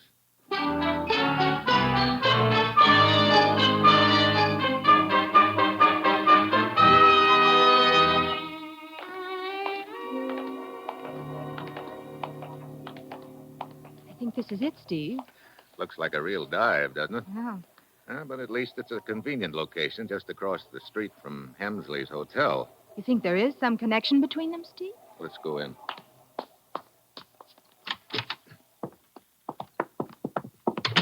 Whew. Fresh air would really smell funny in here. There don't seem to be any rooms downstairs, Steve. Come on, we'll try the stairway. Steve, wait. You hear that? Yeah. Squeaky shoes. There he is at the head of the stairs. Hey, you. Wait a minute. I want to talk to you. Hey, what's the matter with you? Steve, he's bleeding. He's grabbing at his chest. Get out of the way, Martha. Here he comes. Holy smoke. Steve, is he still breathing? Not anymore.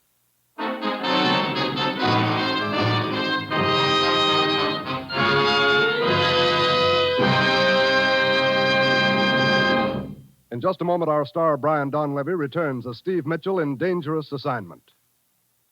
Today, the armed forces of the United States are concerned with hundreds of contributions to the activities of peace. America's forces are scientific forces devoted largely to the training of scientists and technicians, specialists in the techniques that make for better living in peacetime. Yes, America's armed forces constitute the world's greatest scientific enterprise. And to man that enterprise, the services are seeking suitable trainees capable of profiting from education and capable of leadership and responsibility. For the right men, the armed forces offer a whole world of technical training for the service and for the future. So if you're thinking of an active career, an educational career, a vital career, think of the armed forces of the United States.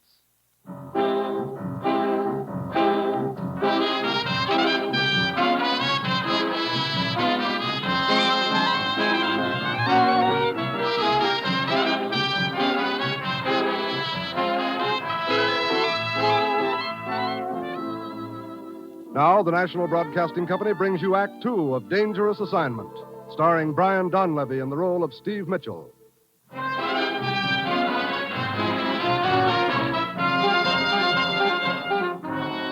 The time, 30 seconds later. Steve and Martha have run up the stairs and are searching the dead man's room. Nothing here that I can see, Steve. Killer must have gone out the window, Martha. Still open. Well, let's go on back. Steve. Looks like the doorway is occupied. Oh? I'm Inspector Brizac of the Sûreté. Your name, monsieur? Steve Mitchell. I'm a foreign correspondent. This is Miss Martha Vaughn. Mademoiselle? Inspector? Monsieur, what connection exists between you and the dead man downstairs? Connection?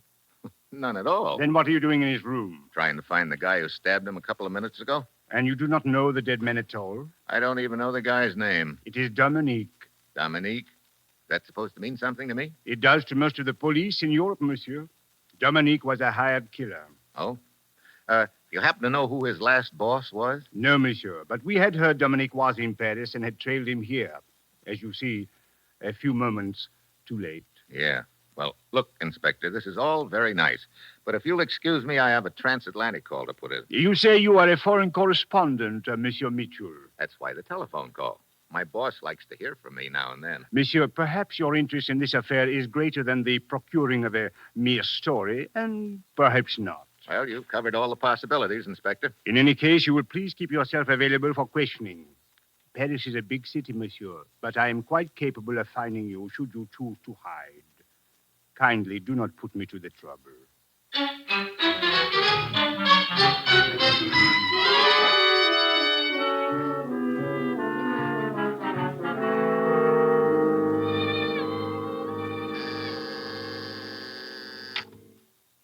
Yes, Ruth. It's Steve calling from Paris, Commissioner. He's on the line now. Good.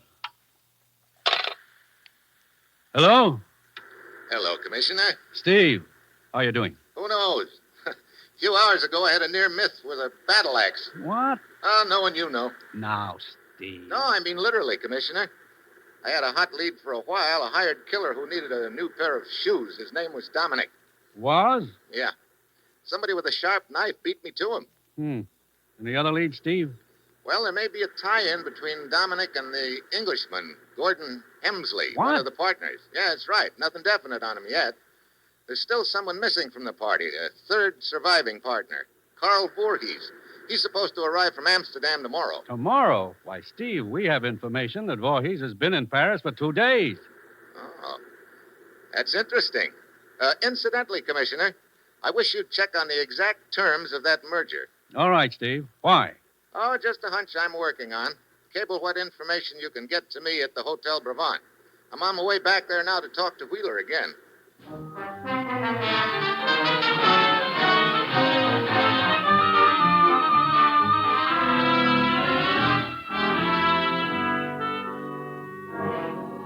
Mitchell, I'm no hero. If I'd known what this merger was going to mean, I'd never have gone into it, in spite of the good I know it'll do. But it's too late to back out now. All the papers have been signed. I think you should leave Paris, Mr. Wheeler. Don't worry. As soon as this meeting's over, I'm going to. What's the timetable on the meeting, Mr. Wheeler? Voorhees is coming in tomorrow from Amsterdam. He, Hemsley, and I are meeting tomorrow night around 10 to set a few final details. Then the quicker I get out of Paris, the better. Who? I'll go, Mr. Wheeler. Who is it, please? Carl Voorhees. Voorhees? Good evening, Wheeler. Hello, Voorhees. I wasn't expecting you until tomorrow. I decided to come tonight. You know Martha? Foreign? This is Steve Mitchell, a foreign correspondent. Hello. Mynheer Mitchell. You say you just got in, Mr. Voorhees? An hour ago. That's funny. I heard you got in 2 days ago. That is a lie. Is it? Mynheer Mitchell, my affairs are no concern of yours. Where are you staying, Voorhees? At the Continental. Oh, just across the street. Well, it's too late to get anything done tonight, Voorhees. Where's Hemsley? Hemsley, he's staying at the Splendide. I suggest we meet here in my suite tomorrow night. How about 9:30? Yeah. I see you then, Wheeler. Good night. Good night, Fräulein. And Mynheer Mitchell. Good night. I wonder what he's been doing those 2 days he's been here. So do I. Mr. Mitchell, I'm worried. I'd appreciate it if you'd be here tomorrow night for that meeting also. Might be a good idea. If you could get here before the rest come, say, a little before 9? Okay. Well, I'm going over to see your partner, Gordon Hemsley. You better stay in your room all day tomorrow, Mr. Wheeler. I'll see you tomorrow night, about 8:45.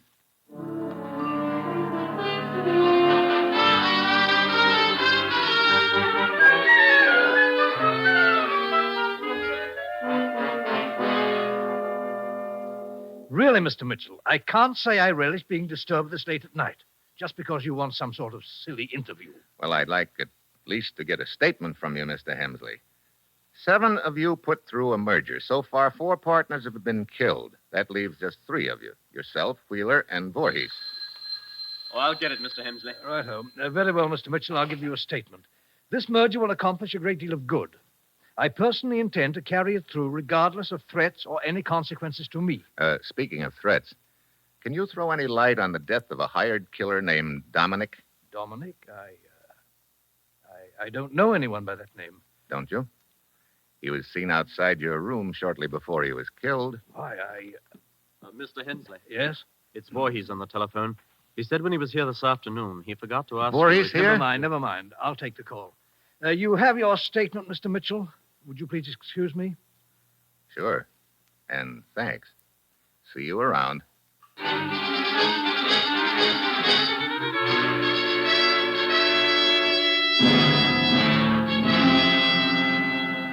I wish I'd set this meeting earlier. What time is it, Mitchell? 2 minutes to 9, Wheeler. Oh. Care for another drink? Thanks. Wheeler, you ever hear of a thing called a squeeze play? Squeeze play? Oh, here's your drink. Thanks. How sure are you of your partners, Hemsley and Voorhees? What are you getting at, Mitchell? They met yesterday afternoon. What does that mean? I'm not sure yet. Well, I wish I'd never gotten into this deal in the first place. Come on, let's go into the drawing room. It's a little more cheerful in there. Okay. Incidentally, I've been meaning to ask you. You say you hired Martha about a year ago. That's right. Who recommended her to you? Let's see. Why, it was Hemsley. Uh-huh. After you, Mitchell. Where are the lights, Wheeler? Over on the other wall. Okay, I'll get... Yep.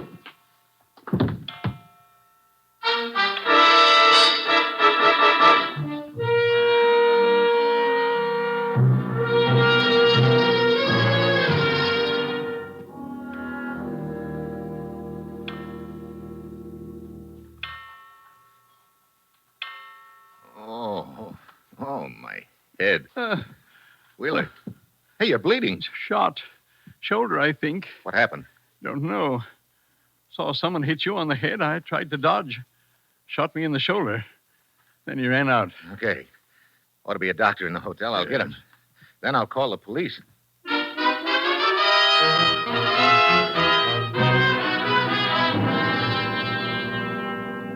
Monsieur Mitchell, once again I find you at the scene of a crime. Believe me, Inspector, it was not my choice either time.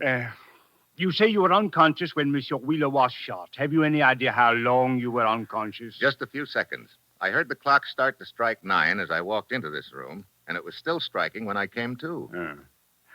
That stain and broken glass on the carpet, what do they represent? Well, part of the glass is from my wristwatch, I guess. The rest of it and the stain are from the drink I was holding in my hand when I got slugged. Steve, what's happened? Martha. Well, Hemsley. The gendarme at the door said something about a shooting, Mitchell. Yeah, Wheeler was shot. What? Oh, Steve, is he still alive? Yeah, he's in the next room with the doctor. He's going to be all right. I just think it's a flesh wound. Oh. Well, that's good news. Is it, Hemsley? What do you mean by that, Mitchell? Skip it. Permit me, I am Inspector Brizac of the Sûreté. Did you two come over here together? I know. We just happened to arrive together, Inspector. I see. My room is just down the hall. Permit me to inquire as to your movements for the past hour. Why, I was in my room reading. And Mademoiselle has a witness? What? No. And you, Monsieur Hemsley? Wheeler had scheduled a meeting for 9:30. I waited in my hotel until it was time to come over. Then I came over. So? Incidentally, where's Carl Voorhees? Why, I expected to find him here for the meeting. I will answer. Brizac speaking. Oui, Giraud. What is that?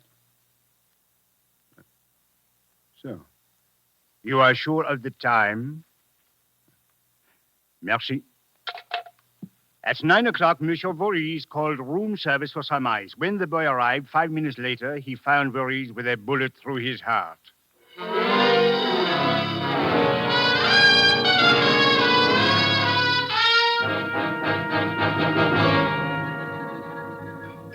It is indeed a perplexing case, Mitchell. Our killer moves very fast. He shoots Monsieur Wheeler and kills Monsieur Voorhees all in the space of 10 minutes. Yeah. Of course, Voorhees lived just down the street from Wheeler. Oh, it is my turn to buy the drinks, Monsieur. Oh, I've still got some here. I think I'll just have a little ice in it. As you prefer. Hey. Monsieur? How long has it been since our last drink? 20, perhaps 30 minutes. Yeah. Look, Inspector, you asked me about that stain on the carpet of Wheeler's drawing room. I said it was broken glass and liquor. That is correct, Mitchell. Was there any ice on the carpet? No, there was not. Inspector, half an hour ago, I got a cable from the commissioner. Here, take a look at it. Terms of merger such that in event of one partner's death, his voting interest passes to survivors. Mm-hmm. Now, if you'll round up everyone in Wheeler's room in a few minutes, I think I can deliver you one grade A killer.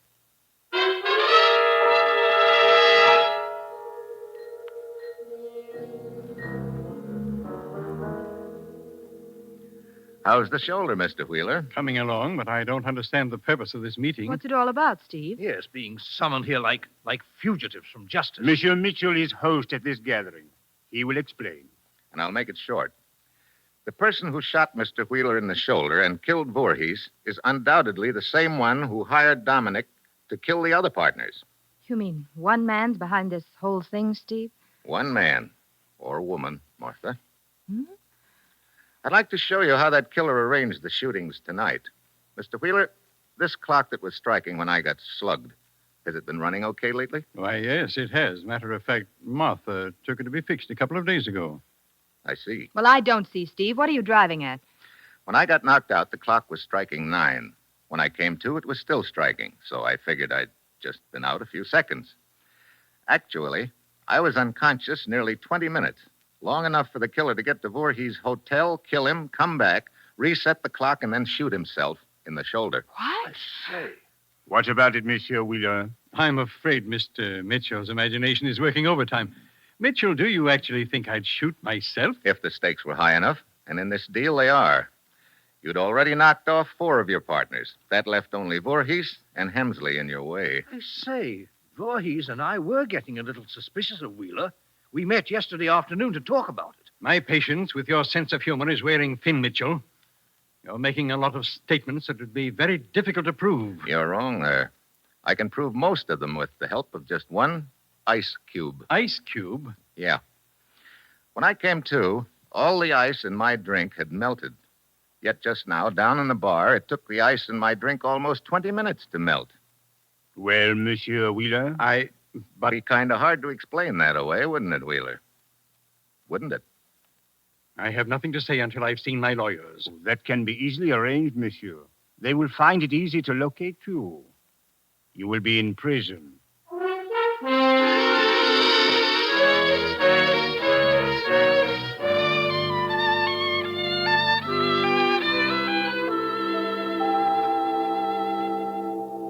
Going to have some time to play in Paris, Steve?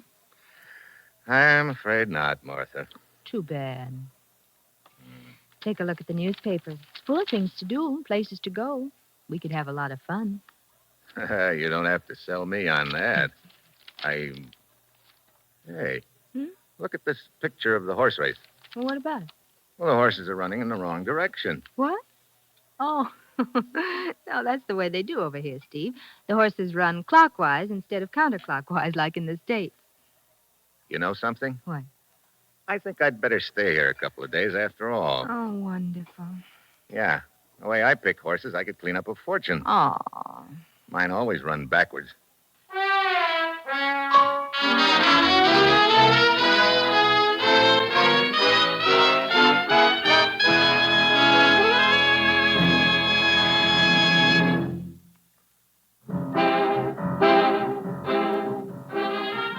You have just heard the 5th in an exciting new adventure series, Dangerous Assignment, starring Brian Donlevy as Steve Mitchell.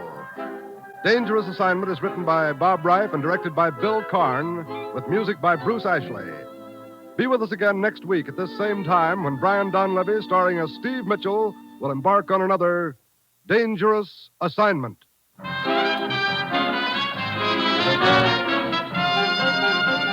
This is NBC, the National Broadcasting Company.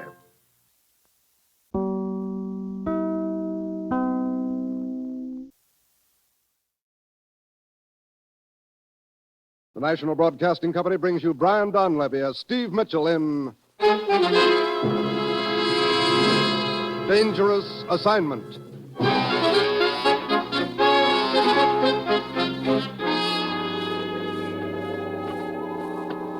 The time, sunset. The place, a small fishing village on the coast of Portugal.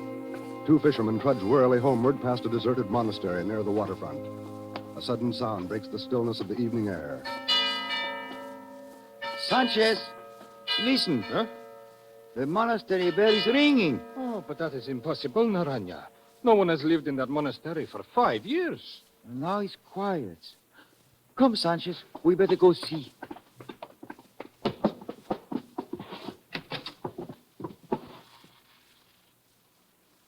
Oh, Naranja, here is some food and blankets.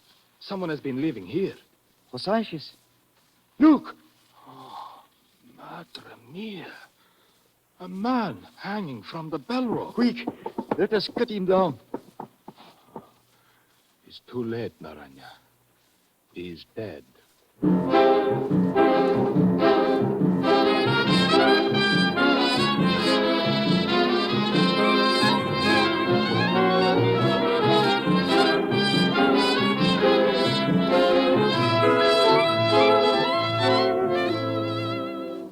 You've seen him in such pictures as Wake Island, Stand By for Action, and Command Decision. Now, here is our star, Brian Donlevy, in another 2-fisted portrayal as Steve Mitchell in Dangerous Assignment.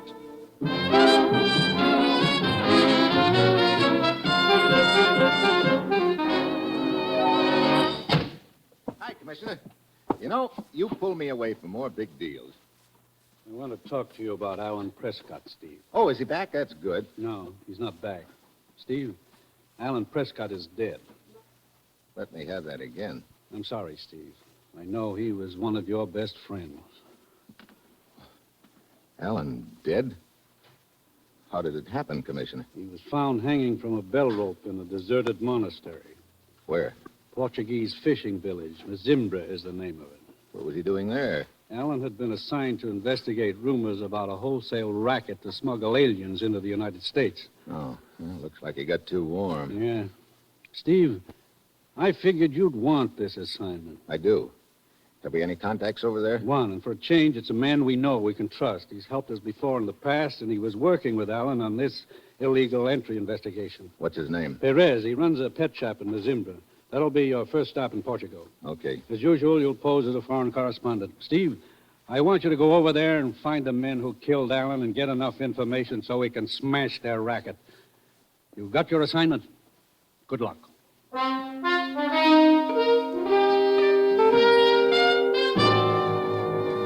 Flight 9, now departing for Bermuda, the Azores, and Lisbon, Portugal. All aboard, please.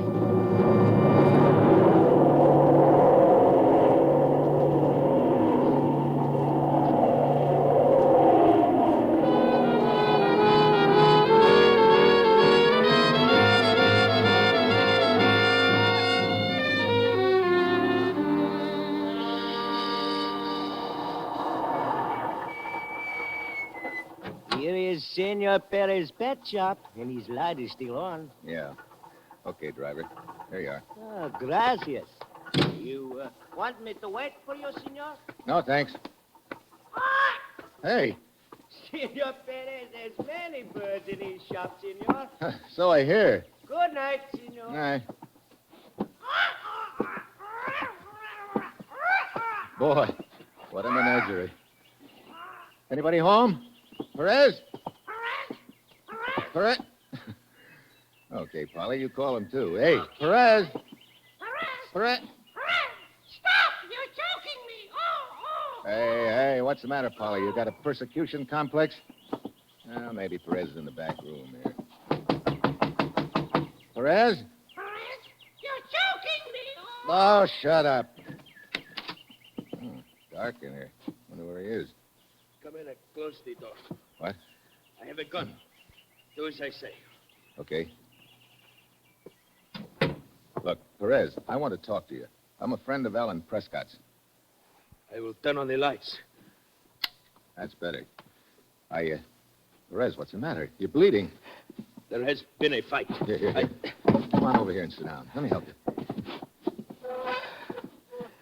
Thank you. I will be all right. What happened? 2 men came into my shop with knives, tried to kill me. I got my gun and drove them off. When I heard you come in a minute ago, I thought they had come back. Yeah, I guess that's what your parrot thought, too. You say you are a friend of Alan Prescott? Yeah. You were sent to take over the case he was working on, huh? That's right. The alien smuggling ring. I was working on it with Senor Prescott. How much had he found out? Why, so far, very little, Senor. However, I expect to come into possession of some valuable information tomorrow. Okay, I'll check with you then. Now, you better get a doctor to look after those cuts, Perez. I'm going to the police station.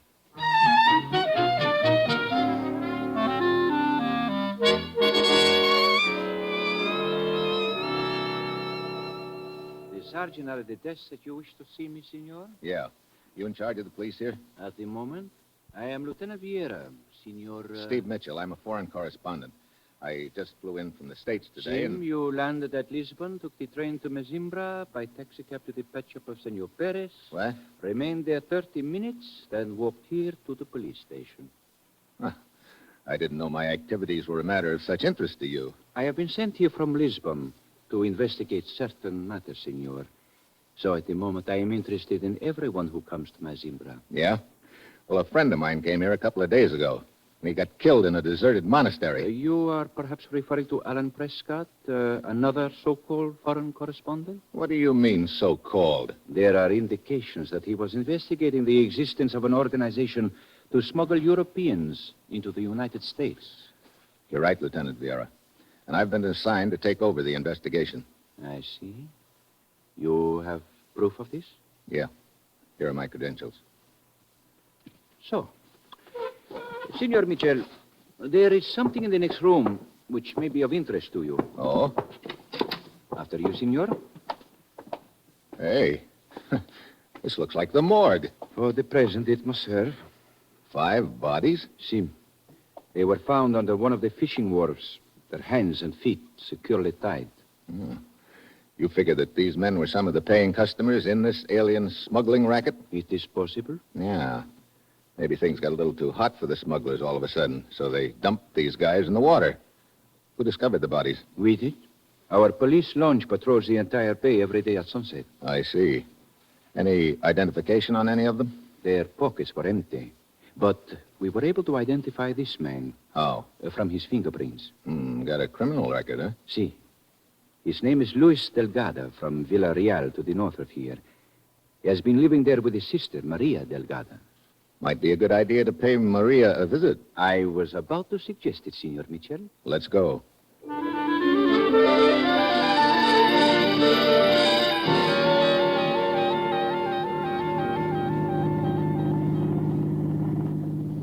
How much farther to Villarreal, Lieutenant? But a few miles, Mitchell. You sure believe in taking precautions, don't you? Senor? Having one of your boys tail us. Tail us? I do not understand, Mitchell. Well, that car behind us. It's been following us for the last 10 minutes. I gave no orders to follow us, Mitchell. What? Then who? Hey, he's coming up at us. Can you Fast. see who it is? No, it's too dark. Yarrow, watch out. He's trying to run us off the road. Get down, Mitchell, get down. Hey, we're skinning. Hey, brace yourself. Watch out. Boy, that was close. Nice driving here, huh? Thank you. Thank you, Mitchell. Well, somebody's sure anxious to put us out of the way.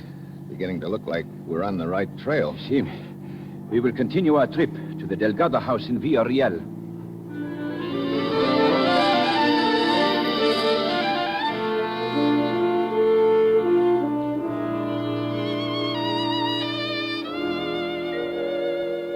I regret to bring you this news of your brother's death, Senorita Delgado. You say he was drowned in the bay, Senor Lieutenant? How did he get there? That is a question, Senorita. You mean he was murdered? Senorita Delgado, if you do not mind, Senor Mitchell and I will ask the questions. Maria, did you notice your brother talking to any strangers the last few days? Strangers? He talked to no strangers. Well, when he left home, did he say where he was going? He told me nothing. Senorita, I think you are withholding information. No, it's not true. I tell you everything I know. must remind you that your brother Luis Delgado had a criminal record. That was long ago when he was in trouble. My brother was a good man. Perhaps he intended to commit a crime when he left That here. is a Perhaps lie. that is why he would not tell you where he was going. He was not going to commit a crime. He was going to the United States to live with my uncle. I do not remember what he told me. I see. Have you anything more to tell us? Very well. Senor Mitchell? Yeah, let's go. Thanks, Maria. We will question you more if necessary, Senorita. Night. Well, Maria sure clammed up all of a sudden. But not until she told us what we wanted to hear. See? You know, it's a cinch that some of the arrangements on these deals are made in the United States. I wish we knew the name of that uncle Maria spilled about. It is Emilio Delgado. What? As you were talking to the senorita, I noticed on the table an envelope addressed to her dead brother. In the upper left-hand corner was the name Emilio Delgado. Was there an address? I do not know if it was an address or not. Mitchell, in the United States, is there a place called Bronx? Bronx? Yeah. That's an address, all right. Well, good work, Lieutenant. Let's go to the nearest telegraph office.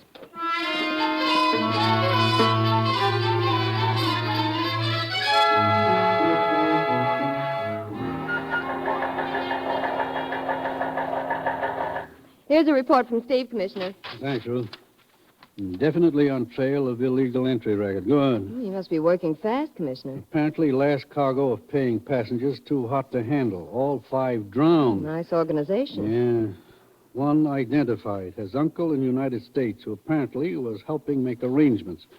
Find and question Emilio Delgado, the Bronx. Take on that name, Emilio Delgado. Delgado. Oh, Delgado, right. I'm working with police lieutenant named Vieira. Just for the record, please check on him for me. You got that, Ruth? Vieira. Oh, here's some more. Perez at pet shop very cooperative. I'm counting heavily on him to furnish hot lead. I'm on way back to Mazimbra now to talk to Perez again. We'll keep you informed.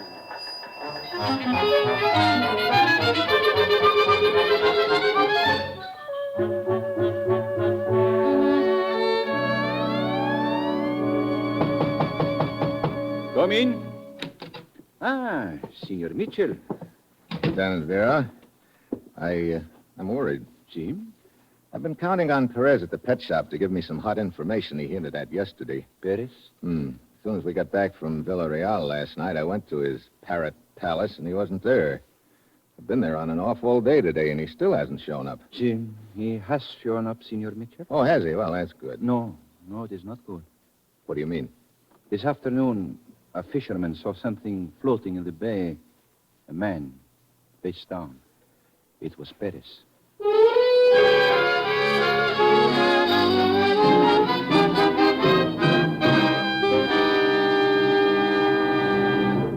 In just a moment, our star, Brian Donlevy, returns as Steve Mitchell in Dangerous Assignment.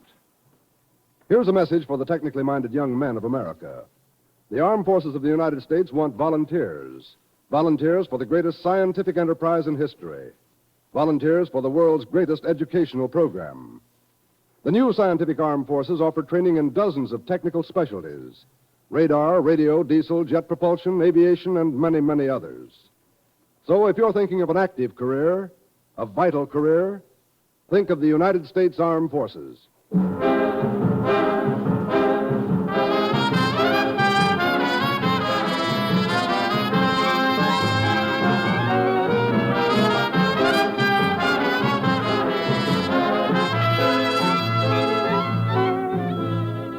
Now, the National Broadcasting Company brings you Act Two of Dangerous Assignment, starring Brian Donlevy in the role of Steve Mitchell.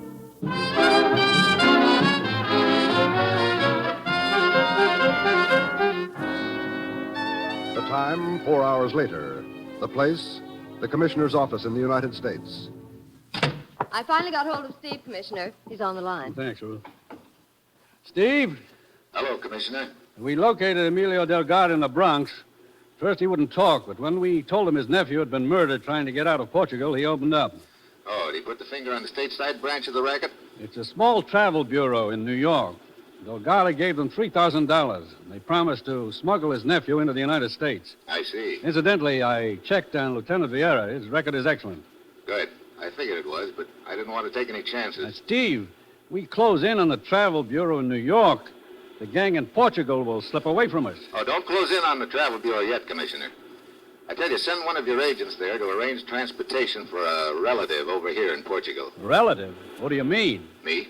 What? I'm going to use the name Nick Grado, Grado, Grado, for the record. I'm going to pass as a minor mobster deported last year. But Steve, think of the danger. I'm thinking of Alan Prescott dangling at the end of that bell rope. Now, look, I'm going to Lisbon and register at the Lagos Hotel under the name of Nick Grado. So long, Commissioner. Now, Steve! Well, I hope he knows what he's doing. Ruth, Yes, Commissioner. which of our agents looks the most like a gangster? Summers. He looks pretty rugged. Okay. We'll send him to that travel bureau in New York. Summers will pose as the brother of Nick Grado in Portugal. He'll offer the travel bureau $3,000 to smuggle Grado into this country. Draw the money out of a special account. You in charge of this travel bureau? Well, I want to arrange some transportation. Oh, for yourself? No, my brother in Portugal. Well, that's simple. We represent several steamship companies and... You don't understand. My brother was in the rackets over here and got deported to Portugal last year. Oh. Well, that kind of transportation is very difficult to arrange and expensive. Here's 3,000 cash. Says you can arrange it. They take a long time. He can wait. Okay. What's your brother's name? Nick Grado. He's staying at the Lagos Hotel in Lisbon. Okay. Forget you were ever here. We'll make all the arrangements. Your brother will be contacted at the Lagos Hotel in Lisbon.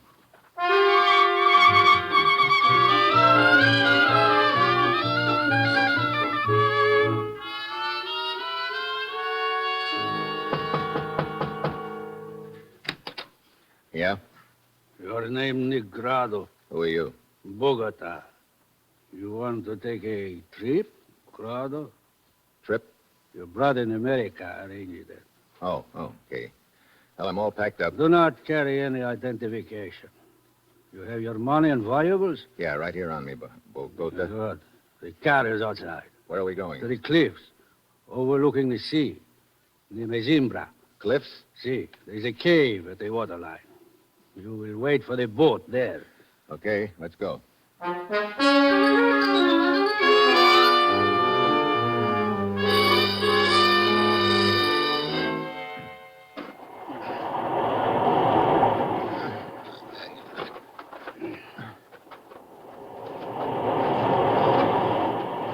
Hey, look, Bogota. Climbing down the side of a cliff in the dark is not my idea of fun. How about a light? No, we are almost there. To your right a little. Okay. There. You see the entrance now? Yeah. Pretty well hidden, isn't it? You see. Hey, there's enough room inside the entrance to dock a boat. See. Follow the ledge you are on. Into the cave. Okay.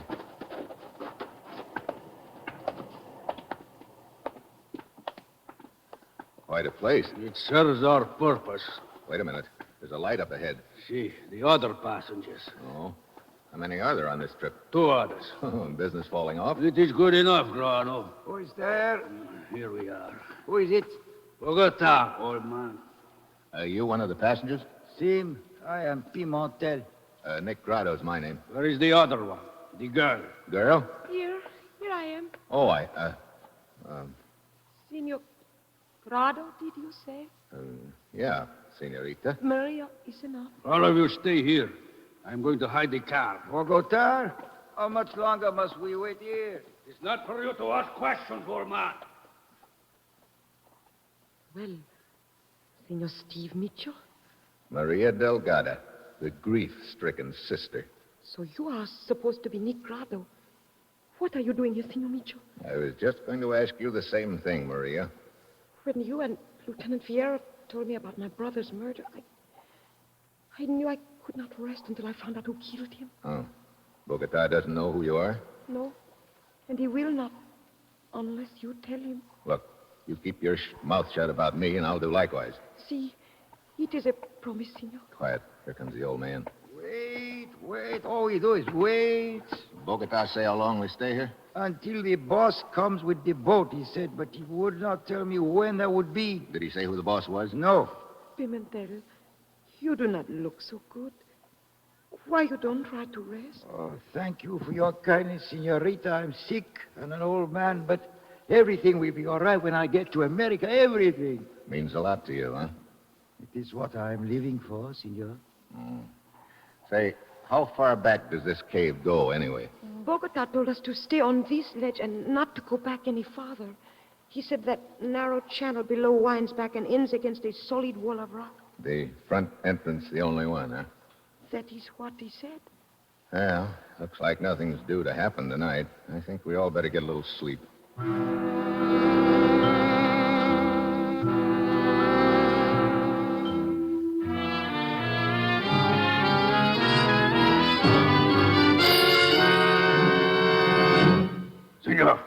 Senor, wake up. Huh? Oh, Bogota. It's past noon. Wake up. You, old man, wake up. Bogota. Oh, what is the meaning of this? Take all the money and valuables out of your pockets. Pile them on the rock here. Hey, what is this? What are you doing with that gun? Do as I say, all of you. And as for you, Senor Mitchell. Mitchell? See, we know who you are. Well, thanks for tipping them off, Maria. No, I did not tell them, Stephen. I swear it. The boss wishes to talk to you, Mitchell. The boss? When did he arrive? I came in my boat while you were asleep, Mitchell. What? Perez. Hey, what is this? The police told me you were dead. The real Perez is dead, Mitchell. Real Perez? Wait a minute. You mean when I talked to you in Perez's pet shop? I had just killed Perez before you came in. You assumed I was Perez. I played along with you. After you left, I threw his body in the bay. Great. So you're the boy who's running this racket. A profitable one, I assure you. Yeah, and a vicious one. You get the passengers out here. You take their money and kill them. Instead of a ticket to the United States, they get a ticket to the morgue. What? You mean we will not be taken to America? What do you think, old man? Come, Bogota. We will go back to the entrance. What happens now? For the present, you will all wait here. And, Senor Mitchell, I would not advise you to an attempt at an escape. There's only one entrance to this cave, and Bogota and I will be guarding that entrance with guns.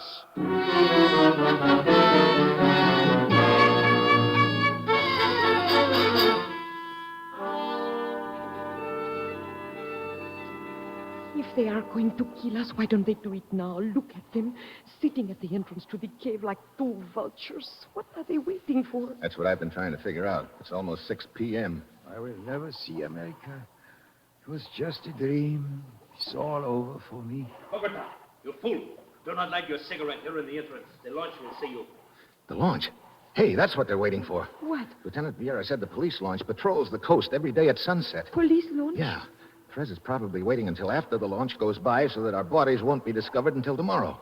If I could only figure out a way to attract the launch's attention. But what good would that do, Steve? Bogota and Paris would shoot us. Yeah. Hey, wait a minute. Perez said there was no back entrance to this cave, didn't he? See? He was lying. How you know? Look at the smoke from my cigarette. What about it? See what happens to it? Why, it just goes straight up in the air, Steve. Yeah. For a way. But then it starts drifting towards the front entrance. That means there's a draft up there. The draft could be caused by a back entrance. Steve, but how can we find it? Well, listen. Yeah, a boat. Probably the police launch. Whatever we do, we got to do in a hurry. As soon as the launch goes by, we're dead pigeons. No, senor. What? I, old Pimentel, will help you. And God willing, I will save you. What are you talking about? I will go to the front entrance and call for help. Are you crazy? Perez would kill you. Sin. But the noise and flashes of the gun might summon police. Now, look. Senor, what happens to me is not important. I'm old, sick. With this way, perhaps I can prevent Perez from taking the dreams of others and ruining them, as he did mine. Now, wait a minute. No, senor. This is the best way. Pimentel, come back. Pimentel, what are you doing? Get back. Police! Over here in the cave, boy! Steve, don't go. It is too late to help him now. Bogota, you fool. They heard in the police launch. They are coming. Now take the boat out and lead them away. I'll take care of Mitchell and the girl. I'll meet you at the rear entrance. Rear entrance? So there is one. Come on, Maria. This is our chance. Hey, wait, the ledge ends here. Okay, Maria. Come on into this channel. Mitchell! Stop! Mitchell! Steve. He can't see us in the dark, Maria. He's just shooting blind. Keep going.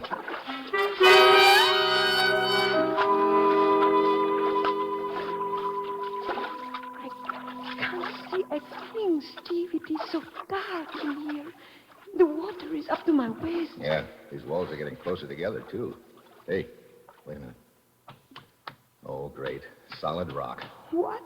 Yeah, this is the end of the line. We took a wrong turn back there somewhere. Yeah. Listen. Paris is still after us. Yeah. Well, we can't just sit here and wait for him to kill us. Maria, keep talking. What? Keep talking as if I were with you. Repeat what you've been saying. I'm going to backtrack and wait for him. All right. Steve, what can we do? We cannot go any farther. It is a blind alley. Paris is getting closer, Steve. You're right, senorita. Perez is getting closer. And there is nothing ahead of you but solid rock. Did you hear that? It is Paris. See? And the two of you are caught like rats in a trap. I have... Mitchell! Yeah, the gun's not going to do you any good underwater, Perez. I do not need the gun. No, there is strength enough in my arm. Oh, yeah. Steve, hit him! I can't. Oh, Mother, the Paris. Help Steve, help him.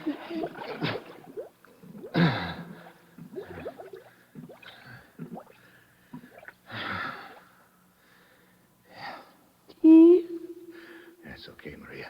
Oh, I could not tell tell which one of you was which, Steve.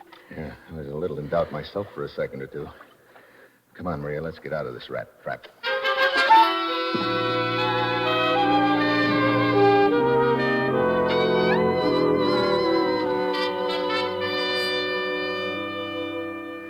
Well, that's about it, Commissioner.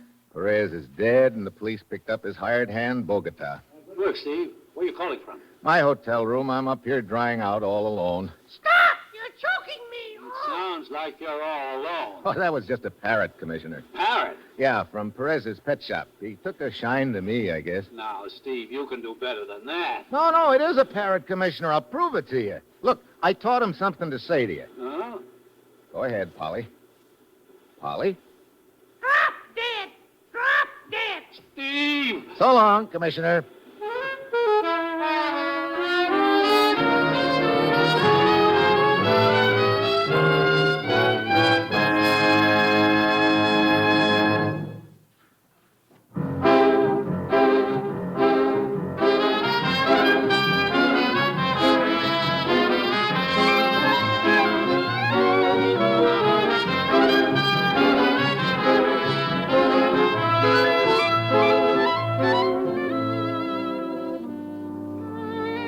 You have just heard the sixth in an exciting new adventure series, Dangerous Assignment, starring Brian Donlevy as Steve Mitchell.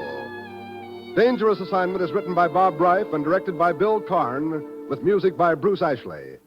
Be with us again next week at this same time, when Brian Donlevy, starring as Steve Mitchell, will embark on another Dangerous Assignment.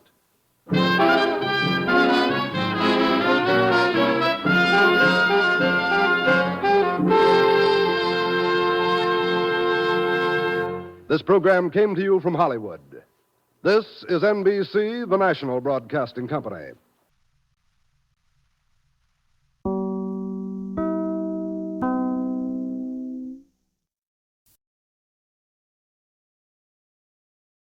The National Broadcasting Company brings you Brian Donlevy as Steve Mitchell in Dangerous Assignment.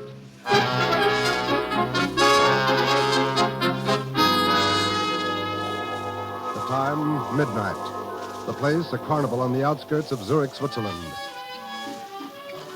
Two men slip furtively through the shadows near the slowly revolving carousel. They stare intently into the darkness. Triflis must be around here somewhere, Carl. Yeah, handsome. We both saw him enter the carnival grounds. Well, where could he hide? The carnival is almost deserted. You see, there's only one person riding on the carousel, and... Carl, it is he, Triflis, right on our nose. Yeah, riding on the carousel. Good. We wait and we will ride right into our arms. He sees us. Come on. Hanson, drag him from the carousel. No. Grab him. Yeah, I have him. No, let go of me. Let go. Carl, drag him into the shadows here. Yeah. The American document, Triflis. Where is it? I do not know what you're talking about. The one they called File 307. You sold it to Brunner, didn't you, Triflis? Didn't you? Yes, to Brunner. In that case, you will not live to spend the money. No. Go ahead, Carl. Yeah. No. Not my throat. I can't breathe. Yeah, exactly. More pressure, Carl.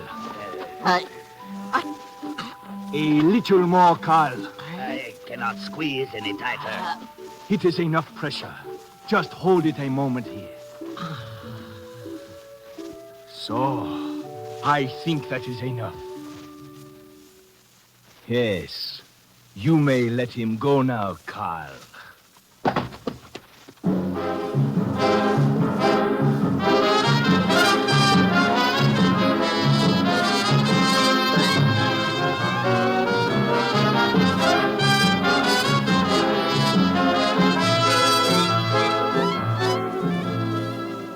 You've seen him in such pictures as An American Romance, The Great McGinty, and Command Decision. Now, here is our star, Brian Donlevy, in another two-fisted portrayal as Steve Mitchell in Dangerous Assignment.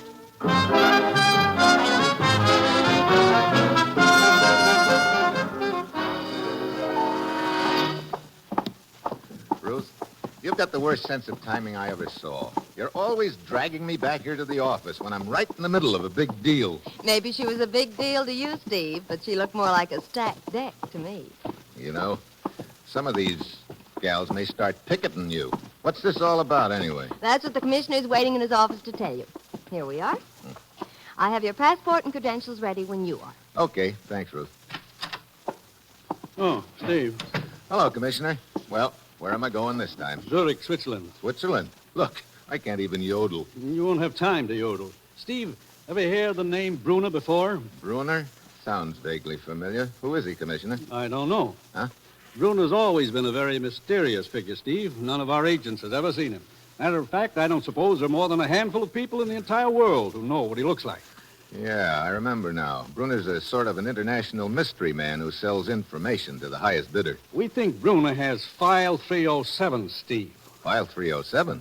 Top secret document containing defense plans. 2 weeks ago, it was stolen from this country. Oh, you think it's in Zurich now? We had information it was temporarily in the possession of a seamy little man named Triflis. This morning, his body was discovered near a carnival grounds outside of Zurich. Needless to say, File 307 wasn't on Triflis's body. No, but Triflis paid a visit to Brunner's villa 2 hours before he was murdered. We think he sold File 307 to Brunner. And I'm supposed to get it back from this international secret seller, huh? Great. Well, have we got any contacts in Zurich? One. His name is Max Raber. He runs the carnival over there.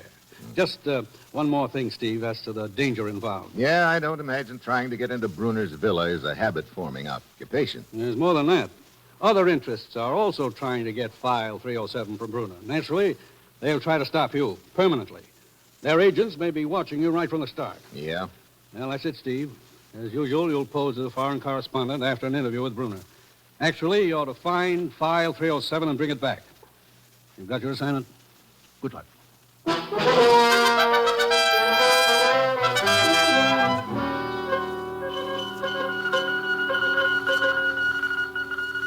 Steve Mitchell departed United States for Zurich, apparently on assignment as foreign correspondent.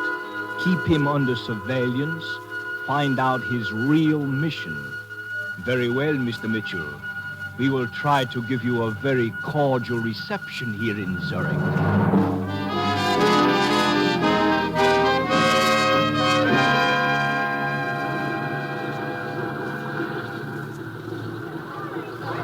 Taxi cab, sir. Taxi. Oh, okay, driver. Koenig Hotel. Yes, sir.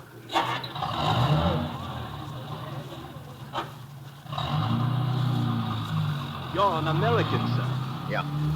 On a vacation, perhaps? Not exactly. Well, I'm a good guide, sir. I can show you the points of interest here in Zurich. Never mind. I'm afraid I won't have much time for sightseeing. No, wait a minute. Yes, sir? There's a large villa a couple of kilometers outside of the city. Got a high wall around it. You know where it is? Why, I think I can find it, sir. Okay. When you get me to the hotel, wait for me. I'll want you to take me out to that villa. I will be very happy to, sir.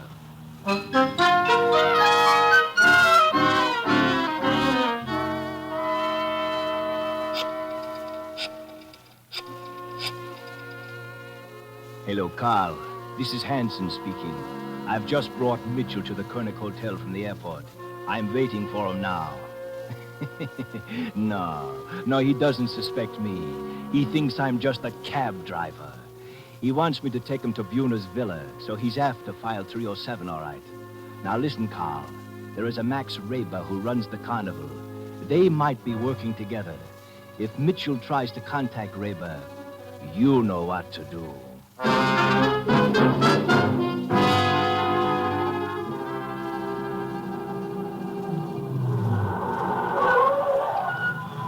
I believe this might be the villa you are looking for, sir. It is the only one with a high wall near here. Well, that must be it, then. Okay, here you are. Oh, but I can wait for you, sir? Never mind. Very well, sir.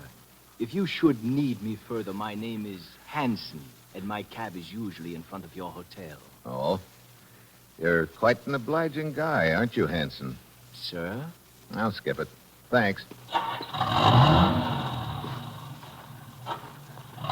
Some joint. Looks like a penitentiary. Oh, ought to be a gatekeeper around here somewhere. Who are you? What are you doing here? What do you want? One at a time. I'm Steve Mitchell, foreign correspondent from the United States. What do you want? An interview with Brunner. Go away. Now, look. You cannot see Brunner. Brunner gives interviews to no one. Go away. Fritz? Fritz? Yeah? What is it, Can? Well, this fella's getting better looking by the minute. What's the matter, Fritz? This man wants to see Brunner. Oh? I'm Bruno's secretary, Karen. Hello. You're Mr. Steve Mitchell. You're Brunner's secretary? He should be so lucky. You can go, Fritz. I'll take care of this. Very well, Can. But don't let him get into the gate. Much cozier with just the two of us, isn't it? Just what was it you wanted, Mr. Mitchell? I'm a newspaper correspondent. No. Well, I'm afraid you've come to the wrong place, then. Your boss isn't too eager when it comes to giving out interviews, huh, Karen? Bruno sees no one, Mr. Mitchell. Yeah, that's the general impression I've gotten, but I thought he might possibly make an exception in my case. You say you wish a story? That's right. And that's all you wish here? It was before I met you. I mean, a story is all you wish from Bruna? What else would I be after? I do not know. Suppose you come back tomorrow, Mr. Mitchell. Tomorrow? Yes. I will tell Bruno about you and ask him if he will see you. Why, thanks. You'd be doing me a big favor, Karen. All right, Mr. Mitchell. I will try to persuade him. Until tomorrow, then.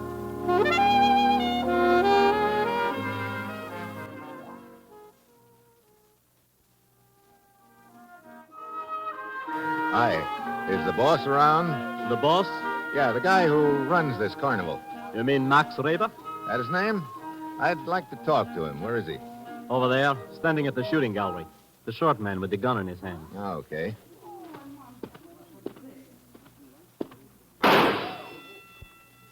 Nice shot. Thank you. I seldom miss. Oh? Hey, looks like you know what you're talking about. You, Max Reber? That is correct. I'm Steve Mitchell. You missed. The name mean anything to you? A name is for anyone who cares to use it. That's right, but these credentials aren't. Do you mind squinting down your peep sight at them? Put them away. The commissioner sent you, Mitchell? Yeah. He said you might be able to help me. You're after file 307. Yeah. You any information on it? I think the person they call Bruna has it. Yeah, it looks that way. The guy who had it before him turned up dead near your carnival, didn't he? You missed again, Max. Perhaps because you're crowding me, Mitchell. Oh, sorry. Go to 25 Boligstrasse and wait for me. As soon as I close the carnival for the night, I'll come. We'll talk further. 25 Broligstrasse. Right. Only 6 hits out of 8. I am slipping. That's slipping? Look, Reber, do me a favor. What? Don't ever point that gun at me.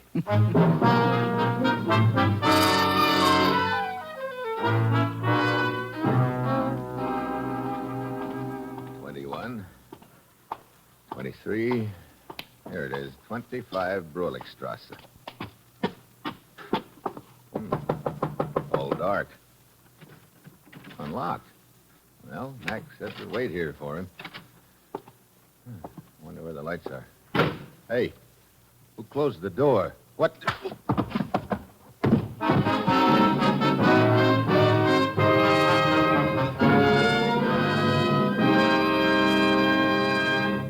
In just a moment, our star, Brian Donlevy, returns as Steve Mitchell in Dangerous Assignment. The United States is now building the largest, best-trained peacetime armed forces in its history.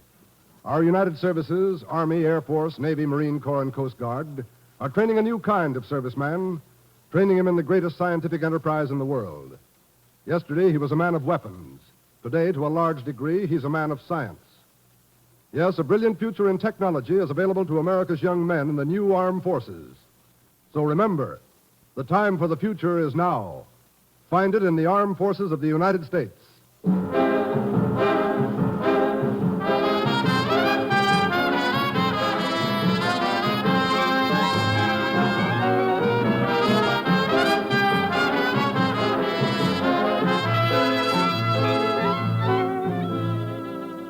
the National Broadcasting Company brings you Act Two of Dangerous Assignment, starring Brian Donlevy in the role of Steve Mitchell.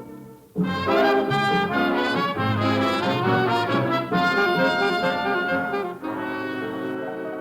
time, 1 hour later. The place, the police station in Zurich, Switzerland. Oh.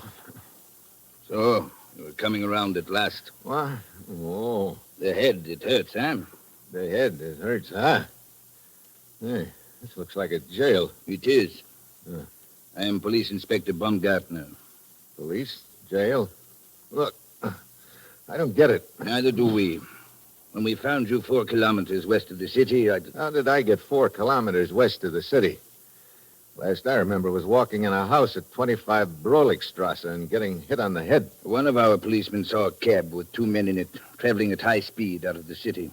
He gave chase. The men finally abandoned the cab. When the policeman got to it, he found you lying on the floor, unconscious. Remind me to thank him. Looks like I was getting taken for the well-known ride when he came along. Eh? Skip it. You say there were 2 men in the cab. Whose cab was it? We are checking that. Why?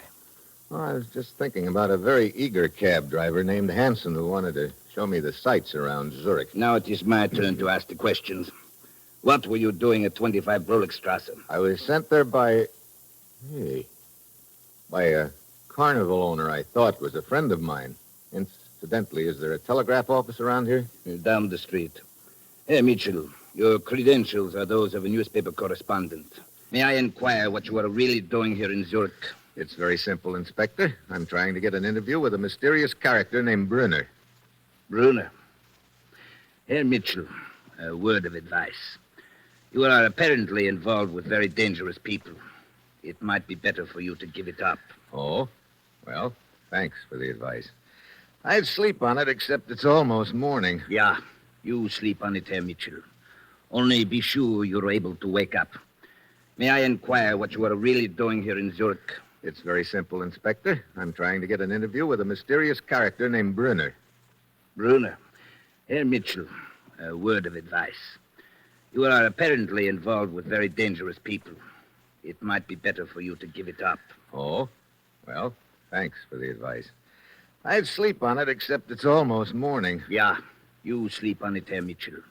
Only be sure you're able to wake up, huh?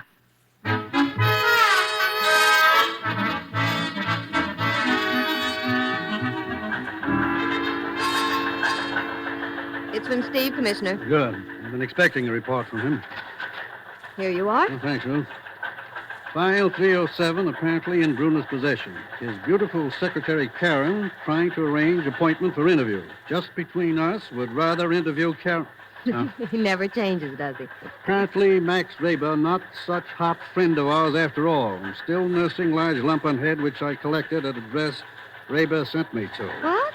I don't understand, Commissioner. I thought Max Raber could be trusted. I guess in this business, you never know, Ruth. Oh, there's some more coming in. We'll pay Raber another visit this morning when his carnival opens up. In meantime, I'm going back to Brunner's villa. We'll keep you informed.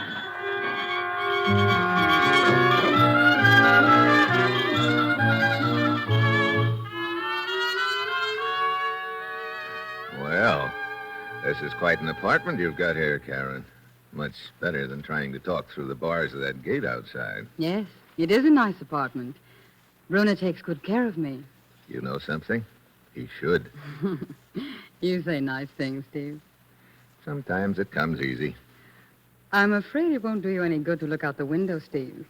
You won't see Brunner. Oh? He lives in that other wing, across the courtyard.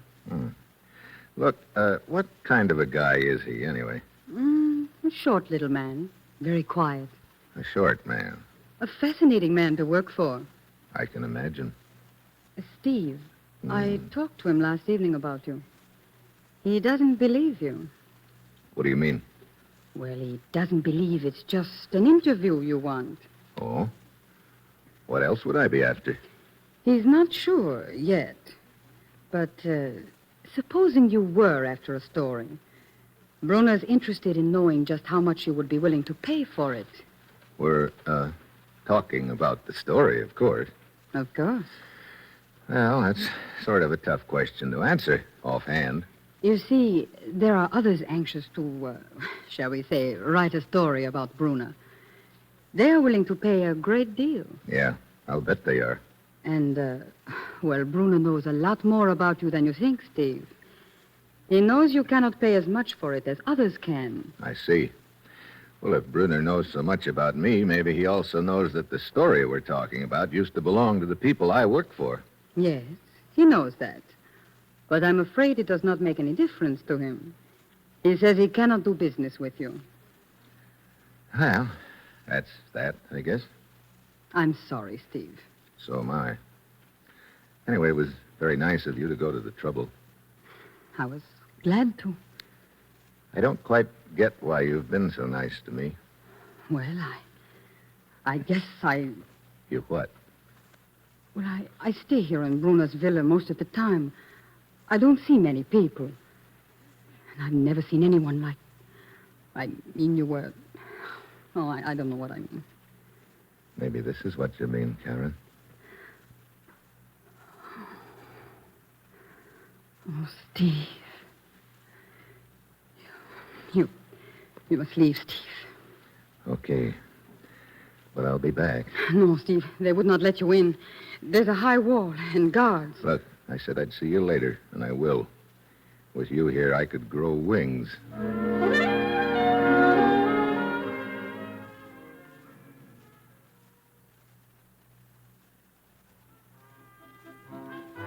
No, Max Reber's not here. Where is he? I do not know. Oh, he should have been here by now to open up the carnival. Yeah? Where does he live? At 25 Roligstrasse. What? Max Reber lives at 25 Roligstrasse? Yeah. You know where it is? Yeah. I've got lumps to prove it. Thanks.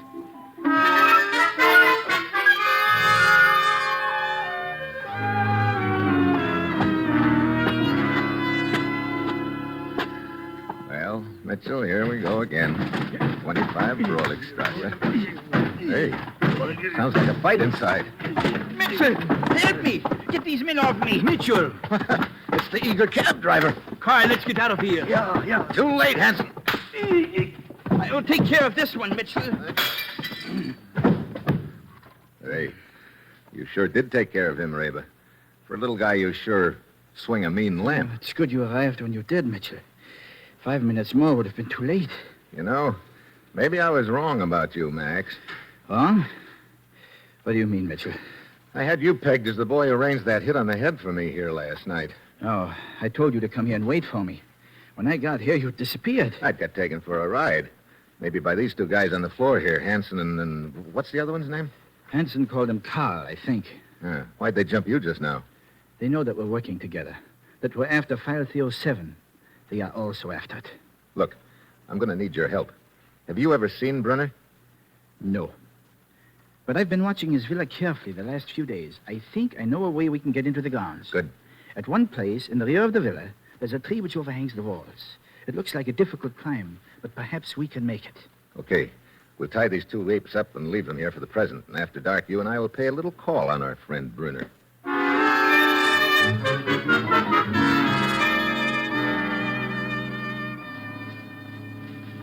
Here, Max. Take my hand. I'll pull you up to this next branch. Yeah, Steve. Thank you. Well, we're almost to the top. There. Now, I'll drop down inside of the wall first.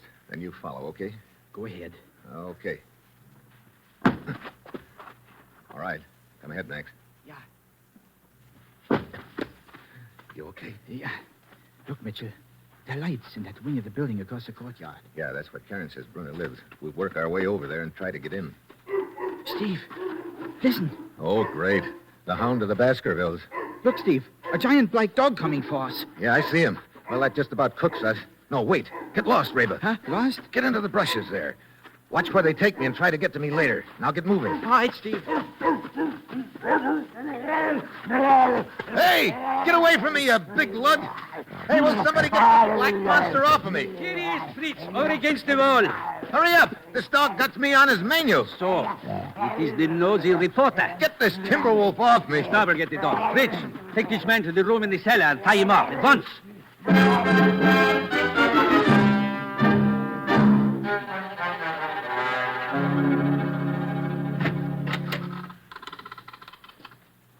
there? Steve? Karen. They told me you'd been captured in the grounds. How long have you been lying here in the cellar? I don't know. Half an hour, I guess. You should not have tried to come back, Steve. You're sorry I did, Karen? Oh, Steve. I'm afraid for you. Look, just get me untied. I cannot do that, Steve. What? Now, look, Angel, fun is fun. Bruno but- would kill me if I did a thing like that. Look, you let me worry about Bruno. Oh, I cannot untie you now. I must get back right away or they will become suspicious. But, well, perhaps I can come back later. Come here. Okay. But make it sooner instead of later. I'll try, Steve. This is a great spot you got yourself in, Mitchell. Steve? Max, how long have you been in the next room? For several minutes. Here, I'll untie you. Good. I would have come in sooner, but from what I could hear, you were not very anxious to be rescued. Yeah. Look, you know your way around this villa pretty well, don't you, Max? What do you mean? Finding these rooms in the cellar without much trouble. I told you I've been watching this villa the last few days. You're pretty short, too, aren't you? I do not understand. Karen told me Brunner was short. Don't let your imagination run away with you. I'm trying not to. How did you get in here so easily, anyway?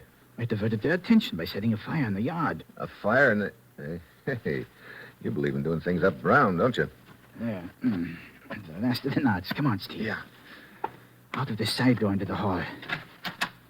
Hey, no guards. No, they're probably all fighting the fire out in the yard. Come, up these stairs. We'll try to get over the back wall while their attention is diverted. Over the wall? Look, I came to this villa after file 307, and I'm not leaving until I get it. Steve, that's impossible.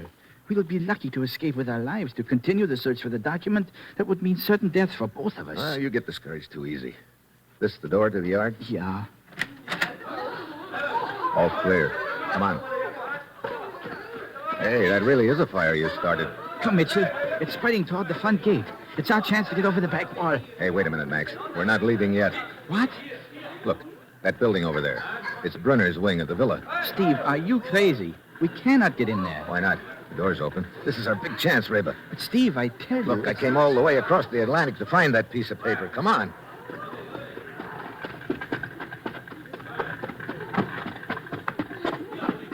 Anybody spot us? I don't think so. They're all fighting the flames. Okay, let's get inside. Close the door. Yeah. Bruno must be out at the fire, too, Steve. Yeah. Brother. I thought Karen's apartment was something. This one looks like the Waldorf Astoria. Well, come on, let's go through some of these drawers. But, Steve, if the document's in here, it's probably in a safe. You can't tell. Brunner might figure a safe would be the obvious place. Hey, what have you found? Silk stockings and negligee, Steve. Yeah, me too. I don't get it. Wait a minute. Boy, I'm really slipping, Max. Sure took me a long time to catch on. Steve, look. This leather case. Give it to me. Someone's coming. What? Here, put the case back in that drawer. Hurry. Yeah. Well, Steve. Karen Brunner. Complete with gun. Karen Brunner? I see you've discovered my little secret. I should have figured it. You're not Brunner's secretary. You're Brunner. You're lucky, Steve. Lucky that I feel a certain affection for you. Otherwise, your discovery would have cost you your life. Steve, stay away from that drawer. Another step and I'll shoot. Okay, Karen. I lose. That's better. You were... Yes. You're getting very warm, Steve. So close to the right drawer, and yet so far. Yeah. Well, what happens now, Karen? I told you. You were lucky. I'm going to let you go, but you'd better go now. Okay. Well, it was nice while it lasted, baby. Yes, it was. And it will be something to remember when you're back in America. That even though Karen Brunner was a little too clever for you, she almost fell in love with you. Goodbye, Steve.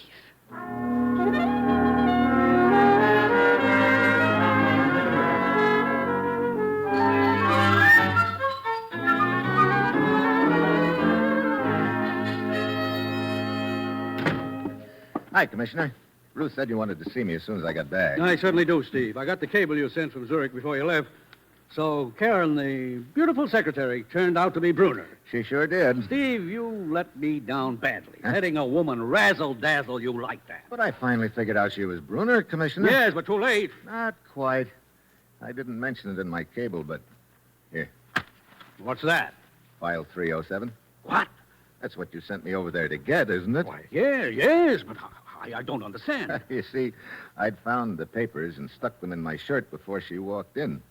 And when I made a pass at the drawer where they'd been, she figured they were still there. I give up, Steve. Of all the... Yeah. Karen was a razzle-dazzle artist, but she forgot that two can play that kind of football. I guess she'd never run into the hidden ball play before. Yeah. So long, Commissioner.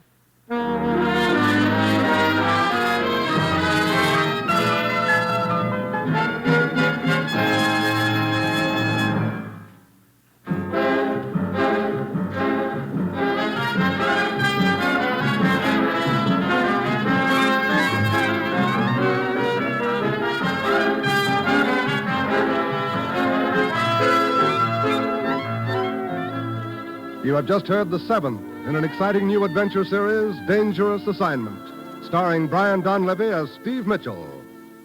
Dangerous Assignment is written by Bob Reif and directed by Bill Karn, with music by Bruce Ashley.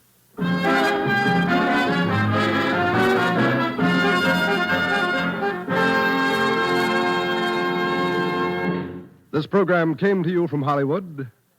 This is NBC, the national broadcasting company.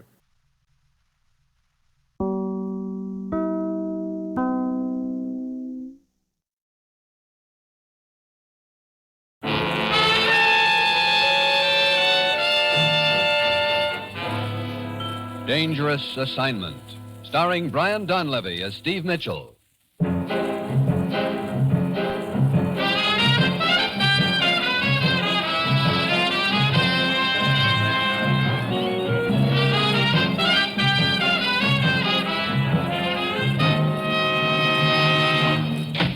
You sent for me, Commissioner? Yes, sit down, Steve.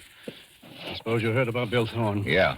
They pulled his body out of a river in eastern Panama. That's right. Bill was one of our best agents and one of your best friends, Steve. I figured you'd want to take over his assignment. I do. You've got it as of right now. And I'll give you the background quickly. Ruth, how about Steve's credentials? I've got them all ready, Commissioner. Steve can pick them up at my desk. Good. Here's the setup, Steve. Shortly before the Japanese surrender, an entire boatload of Japanese weapons disappeared. We have reason to think they're hidden somewhere in Panama, and that whoever has them is willing to sell to the highest bidder. How many weapons are involved? Enough to equip 3 divisions. Well, Bill Thorne must have been getting warm. Yes, that's obviously why he got killed. Steve, we can't afford to have a hidden cache of weapons that close to the canal. Who do I work with down there? Lieutenant Perez of the National Police in Panama City. Any other contacts who might help me? One. His name is Emil Fager. He owns a large plantation down there. Quite an influential man. Can we trust him? In this business, who knows? But he has done several favors for us in the past. When does my plane leave? Half an hour. Steve, I don't need to tell you about the danger involved. They've already killed Bill Thorne. They'll be gunning for you, too. As usual, you'll pose as a foreign correspondent. Actually, your job is to find those weapons. Yeah, and find out who killed Bill Thorne. Yes. Well, that's it. You've got your assignment, Steve. Good luck.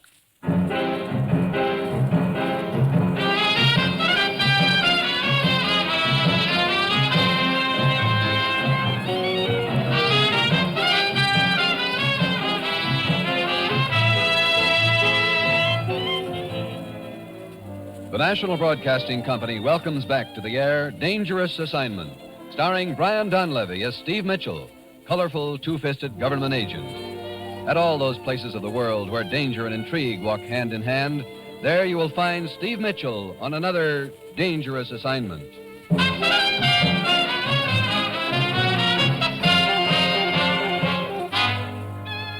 Steve Mitchell is en route to Panama City by plane.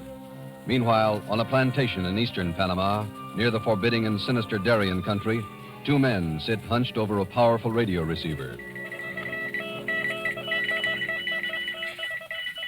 Steve Mitchell departed United States for Panama City. Believe he's taking over job of his late friend. That does not surprise me, Carrero.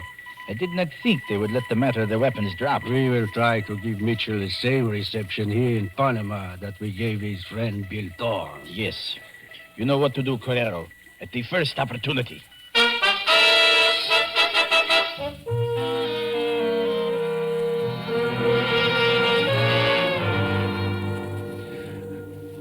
Lieutenant Perez, I'm Steve Mitchell from the United States. Here are my credentials. Si, Senor Mitchell. They appear to be in order. You've just arrived? Yeah, my plane landed about a half an hour ago. Please, sit down, senor. Thanks. Say, is it always this hot in Panama? Oh, no, senor. It gets much hotter than this. Great. I presume you wish information about Senor Bill Thorne? That's right. Well, I'm afraid there is very little I can tell you, senor. Thorne's body was recovered from a river in the Darien country in eastern Panama. Was he already dead when he was pulled out of the river? No, not quite, but he lasted only a few seconds more. Look, was he able to say anything at all about what had happened? No, senor. He only mumbled something about San Miguel. Then he died. San Miguel? What did he mean? Well, I do not know, senor. It is very mystifying. However, there is an Indian village called San Miguel inland in the Darien region. Here, it is at this point on the map. Well, how would I go about getting to San Miguel? Oh, senor, that is very bad country. What do you mean? Well, the Darien country to the east, it is very wild. One can travel only by train or boat. And the Indians are very savage. Many people who enter that country are never seen again. It wasn't an Indian who killed Bill Thorne. But you still haven't told me how to get to San Miguel. Then you are determined to go? Of course. In that case, I will accompany you. Now, let me see. I think we should notify Senor Fager of our intentions. Fager? See, we will journey up this river, and here we will pass through land which is owned by him. Oh. It is customary to notify him when someone undertakes such a trip. Would that be Emil Fager? See, Emil Fager.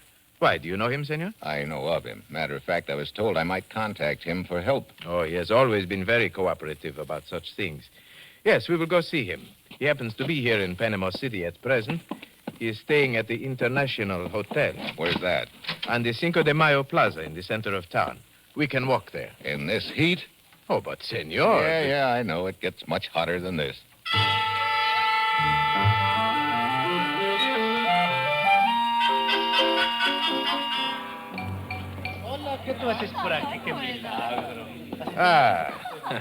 I thought we would find Senor Fager here in the lobby.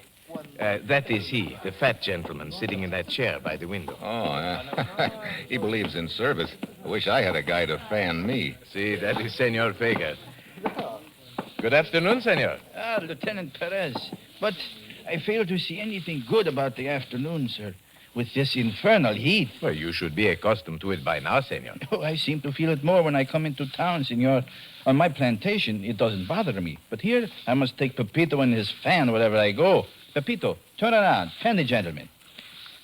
Senor, I would like to introduce Senor Steve Mitchell, a correspondent from the United States. Delighted to make your acquaintance, sir. Mr. Fager? Well, what can I do for you, gentlemen? Senor Mitchell desires to see some of the Darien country. I have offered to take him up the river with me. The Darien country? Oh, you're an adventurous man, Mr. Mitchell. That region is not generally considered to be suitable for an outing. So I'm told. I understand you have a plantation somewhere up there. Oh, see, on this edge of the region, it's fairly civilized there, but beyond lies territory that not even I have ever set foot in. Pepito, you are lagging. Faster, faster. You know, this is the closest thing to a breeze I've felt since I left home. As we will be passing through your land part of the way, I thought I should ask your permission, Senor Fager. Granted, of course. Glad to have you, gentlemen. At least that portion of your journey will be safe.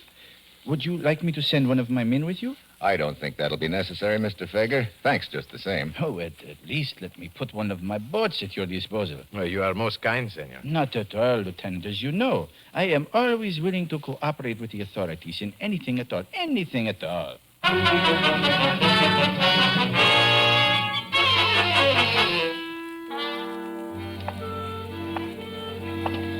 Wow. It isn't getting any cooler, Perez. No, senor. As you see, the streets are nearly deserted this time of day. Everyone seeks refuge from the heat. Yeah. I noticed that this street wasn't exactly crowded. Hey, here's a doorway. Let's get out of the sun a minute, huh? Of course, senor. What do you know? What is it, senor? Wouldn't you know it? 10 degrees hotter than a Turkish bath, and some joker builds a chimney on his house. Chimney? Oh, but, senor, there are no chimneys in Panama City. No. Look out in the middle of the street. See the shadow of that building across the way? Oh, that is no chimney, senor. Chimneys do not move. Hey, that's a man up there on the roof. See, he's got a knife. Get down, get down. It hit the door right over your head. Yeah. 2 inches lower, and I'd have gotten a haircut the hard way. Yeah. Did you get a look at him?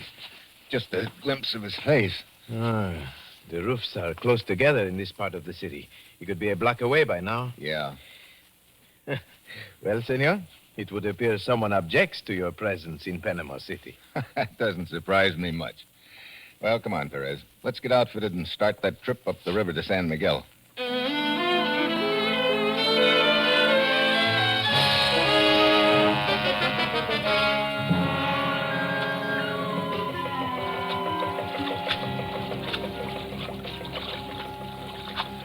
You know, this is not exactly like boating on the Potomac, Perez. Look at that jungle. I'd sure hate to get lost in there. Oh, it is an easy thing to do, Senor Mitchell. The only trails in there are made by the Indians, and they are well concealed. You say the Indians in this area are hostile? Most of them. There isn't any intrusion on what they consider their country. And, of course, the Indians are not the only danger in there. No? There are always the snakes. Snakes? Oh, yes, senor. This jungle is full of them. Many varieties, but most of them are quite deadly. Oh, fine. Well, we should be getting close to San Miguel. We have but a few more hours of daylight, and because of the rocks, it is very dangerous to navigate the river at night. Well, I'm not hankering to be out in this stuff at night. These mosquitoes don't help things either. Mitchell, someone is shooting at us from the jungle. Get down in the boat. You see where it came from? See where it came from? I can't even see where we're going. We must keep control of the boat. Yeah. As soon as he shoots again, I'll take a quick look over the side and see where we're going. Hey, that went right through the boat. Look, Perez, it doesn't matter where we're going. This boat's a death trap. I think we'd better slip over into the water on the other side of the boat here. We'll be a little more sheltered that way. Si, senor. Look out. Huh? That rock ahead of us. Yeah, get clear, get clear. Oh, the boat is done for. Into the water. Okay. Yeah. Perez, where are you? Right here, senor. You okay? See. Try to swim underwater. Head for the other bank. Perez, where'd the slug hit you? In the shoulder. Here. Let me get my arm under you. Mitchell, don't try to save me. You are making a target of yourself. Yeah. Here. Okay. Yeah. Got my arm under you now. But, Mitchell... Shut up and relax. I'm going to try to go behind this rock.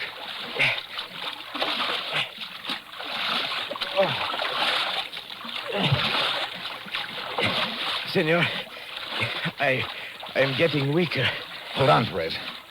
Just a little longer. There. We made it. Good. This rock will shelter us from Trigger Boy for the time being. How you doing, Perez? Oh, I'm afraid I have lost quite a little blood, senor. Well, wad up your shirt and hold it over the wound. See? Yeah, that's it. Hey, I can touch bottom here. Look, just lay over on my shoulder and I'll carry you out of the water. All right. Here we go.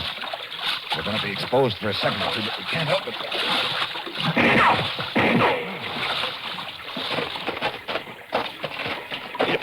There. I don't think he can spot us in this underbrush.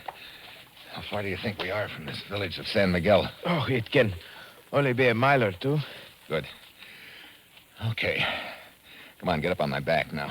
Oh, no, senor. Please do not try to carry me. Leave me here and send help for me. Oh, fine. I'm sure the snakes around here would love to see you. But you cannot carry me all that way. Well, I'll admit playing piggyback with a sniper after us isn't my idea of fun. But at least we've got the river between us. Come on now. Here, up you go. Yeah.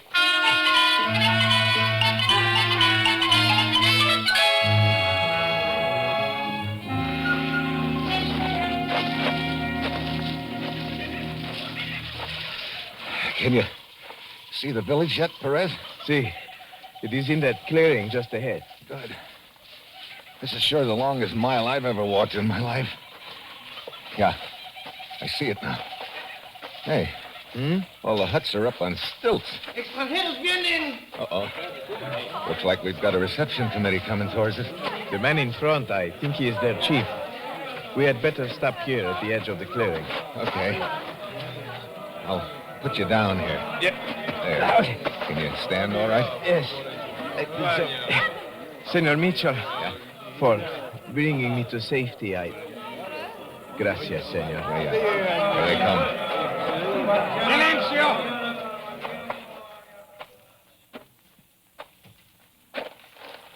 What you want, senores? Some help for my friend here, and some information. You come as friends? Yes. Believe me, Chief, we're in no position to do harm to anyone right now. Blas! Si. Have that one's wound cared for? Si. Can you walk, senor? Si. Come with me. I'll check with you in a couple of minutes, Perez. Si, senor. Thank you, Chief. What you want to ask me, senor? Chief, a friend of mine was killed near here a few days ago. His name was Thorne, Bill Thorne. I remember him. Well, he came to see you? Si, senor. Why? He wanted to ask me about mystery of San Miguel. Mystery of San Miguel? Well, I guess he got killed trying to find out what that mystery was. I've taken over for him. Now, what can you tell me about it? 2-3 years ago, 20 my best men walk into jungle. Disappear. Never see again. They disappeared without a trace? Si, senor. Oh, why did they go into the jungle? White man offered them job working for him in mine in jungle. A mine? You know who the white man was? No, senor. Is the mine around here anywhere? Si. It's down river, not far from here. But mine is deserted. Look, would you furnish me a guide who could take me to that mine? Si. I will send Blas. He is best man I have. Thanks, Chief. I'd like to start right now.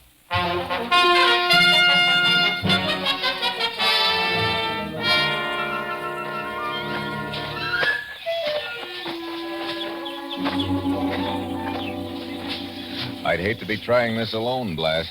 You can't even see these trails from 10 feet away. Si, senor. We keep them well concealed. We do not wish enemies to use them. You have any idea what kind of work these men from your village were doing at this mine we're heading for? No, senor. Once I saw some of them going down river on a large boat. Could you see what was on the boat? Big boxes. Big boxes, huh? Yeah, that could have been the weapons. Aye, here we are, senor. What? Here's the mine. Where? I don't see anything. Right over there, senor. Is that it? See? No wonder I couldn't see it. It's all blown over with underbrush. Sure haven't been operating for a long time. Here, I'll take a look.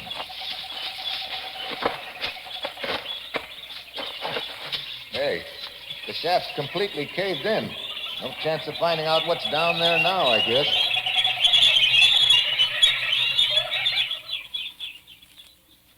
Senor. Huh? The birds. What? We are being followed. What? Are you sure about that? I am sure. What was that? Stand still, senor. Now I see him. Who? Look, over against that tree. Holy smoke, what's that? Iguana, senor. What? Iguana, a giant lizard. You call that thing a lizard? It's 5 feet long. Si, si. Look at him go. Si, senor. Brother, remind me never to spend a vacation here. Well, Wait. Birds do not stop singing for iguana. Listen. Yeah, I hear it. Someone coming through the brush. Senor, you get over behind that tree. I will lie beside the trail here with my machete. Okay. Can you see anything? See. He's a man. He's carrying a rifle. Probably the same sniper. Quiet. Here he comes.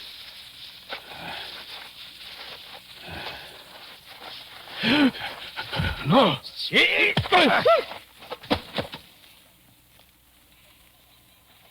Brother, you sure made short work of him, Blas. He would have made short work of us, senor. Yeah. Hey, I recognize his face. That's the guy who chucked a knife at me in Panama City yesterday afternoon. You know this man? No. But here, maybe there's something here in his pockets that'll give us a lead on who he is. Just this picture. Picture of himself? Yeah. That girl he's with isn't bad either. Well, come on, Blas. Let's get back to the village. Look, I'm going to ask the chief if I can keep you with me to help me take Perez back to Panama City. I've got to get back there and make out my report.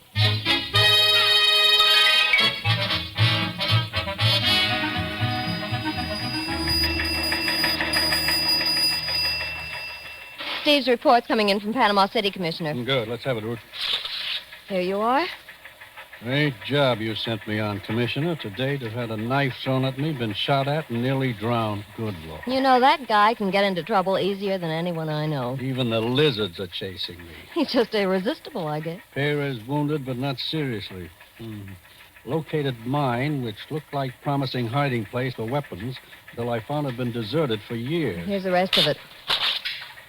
I'm back in Panama City with Perez now. On our way over to the International Hotel to notify Emil Fager about the loss of his boat. We'll keep you informed.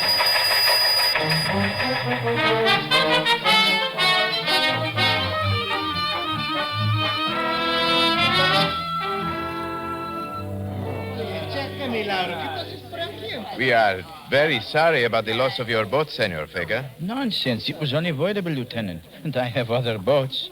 You were both very fortunate to escape with your lives, gentlemen. You can say that again, Mr. Fager. But at least that river was cool.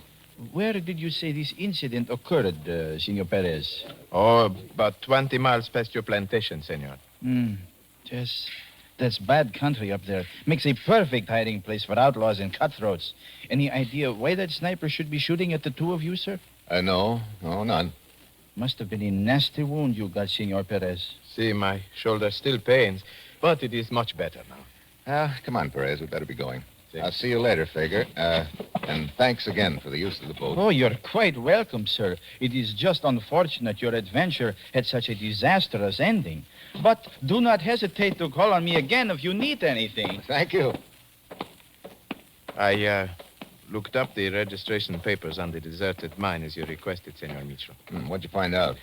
Well, it was owned by Manuel Carrero, and the foreman was Eduardo Avila. Either of those names mean anything to you? No, not that of Manuel Carrero, but I do know Avila.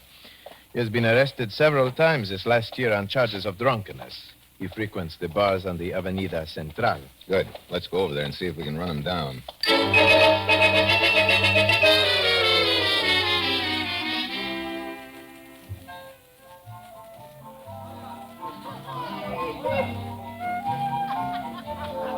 There is Avila, Senor Mitchell, over at the corner table with the woman. Ah, well, our luck's good, Perez, finding him in the third bar we tried. Hey, who's that girl he's with? I do not know, Senor. She's just a Blue Moon Queen. A what? Blue Moon Queen. That is what we call them here. Girls who frequent these bars and get men to buy drinks for them. Why do you ask, Senor? Because she happens to be in the picture I took out of the dead sniper's pocket. What? Are you sure of that? Take a look at it. Here. See, you are right. Come on. Eduardo Avila. What do you want? As you know, I am Lieutenant Perez of the police. What has Eduardo done? I will ask the questions, Senorita. I've done nothing. Were you not once the foreman of a mine up the river near the edge of the Darien country? That mine has not been operated for years. What kind of a mine was it? Why don't you leave me alone? All the time the police, they arrest me, lock me up. Why don't you leave me alone? All I want is to be left alone. Avila, come back here. Let him go for now, Perez. I want to talk to the little lady here. What you want with me? Take a look at this picture. Who's that man with you? I do not know. Come on, quit stalling. I tell you, I do not know. Senorita, allow me to point out, if you do not tell us, I will have to arrest you. I believe you are acquainted with our jail. I'm certain you would not like to return. Now, who is the man in that picture with you? Carrero. What? Let's have that again. Manuel Carrero. Mitchell. Yeah. Thanks, Senorita. Come on, Perez. Senor Mitchell, Manuel Carrero was the man who was listed as the owner of that mine. Yeah, the same guy who threw a knife at me and was shooting at us in the river. I wish he'd lived long enough to fill in a few details. After you, senor. Thanks. What do you think of this foreman we just talked to, Avila? He impresses me as a man who knows something he is drinking to forget. Yeah. I wonder if he's trying to forget those 20 natives who disappeared from San Miguel. You know, all of this seems to tie into that mine. Have you still got those registration papers on it? See, in my office. Good. I want to take a look at them.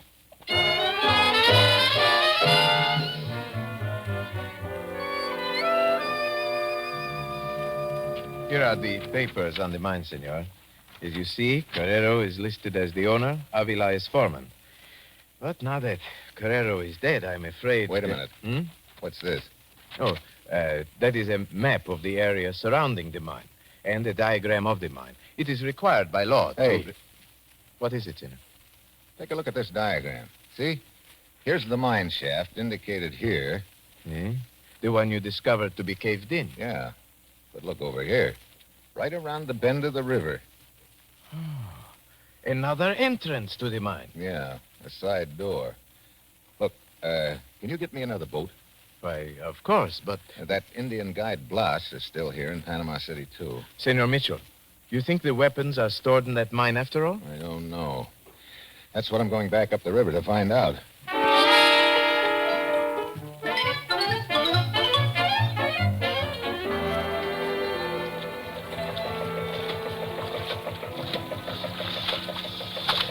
We are very near to the shore, senor.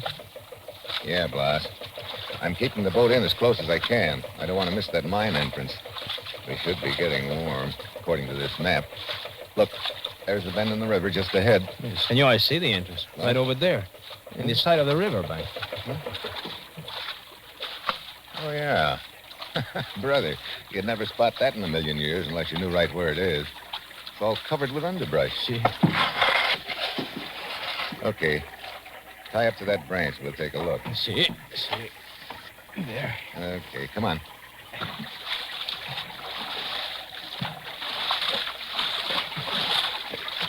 Well, here we are. It's very dark in town.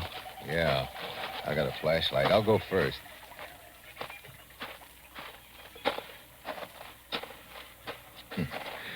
It's a cinch this part of the mine hasn't been abandoned for years. Look at the footprints in the dirt. Wait a minute. Tunnel takes a turn to the left here. See, it is widening out a little, senor. Yeah, I think... Hold it. Holy smoke. Look at that. Rifles, machine guns, grenades. The works. Well, I've got to hand it to Carrero. He picked a good hiding place. Let's have a look.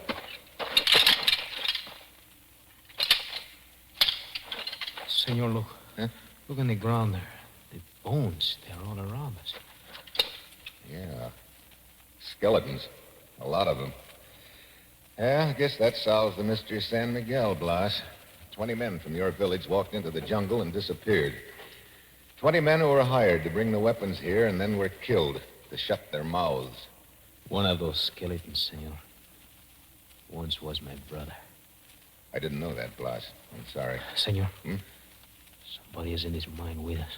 Well, I'll douse the light. Your light is not necessary.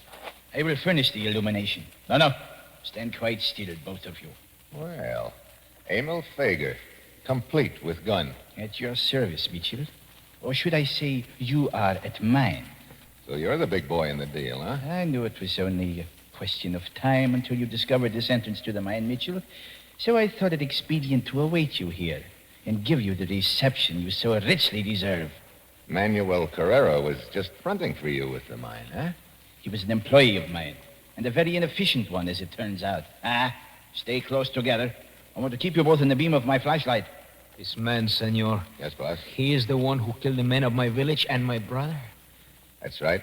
He's the one, Blas. Wait, you. Stay where you are. Stand back, I say. Watch out, Blas. He'll shoot. What happens to me does not matter. Get back. Drop that machete. I avenge my dead brother! Throw your machete. Throw it. He knocked the gun out of his hand. I've got it. Oh, let go of me, Mitchell. You Sure. Now, let go of your right. Now. You okay, Blas? See. See, this wound is nothing. Just my leg. Well, this is the second time you've saved my life, Blas. I hope it's the last time. Believe me, I don't want to make a habit of it. Senor, this man Fager, it would give me great pleasure to kill him. Yes, I know how you feel. But at least he's going to be out of circulation from now on. He's out of the weapon-selling business for good. Well, I guess this puts a new twist on an old saying. What is that, senor? He who lives by the sword shall perish by the machete. Oh, come on, Blas. Let's get out of here.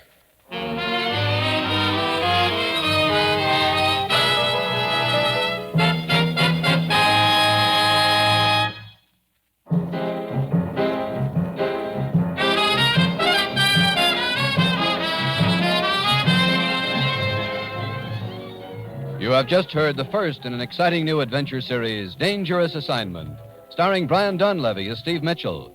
Dangerous Assignment is written by Bob Reif, with music by Bruce Ashley and directed by Bill Karn. Be with us next week at this time when Brian Donlevy, starring as Steve Mitchell, will embark on another Dangerous Assignment. Fred Allen visits Bob Hope. Be sure to hear him tomorrow on NBC.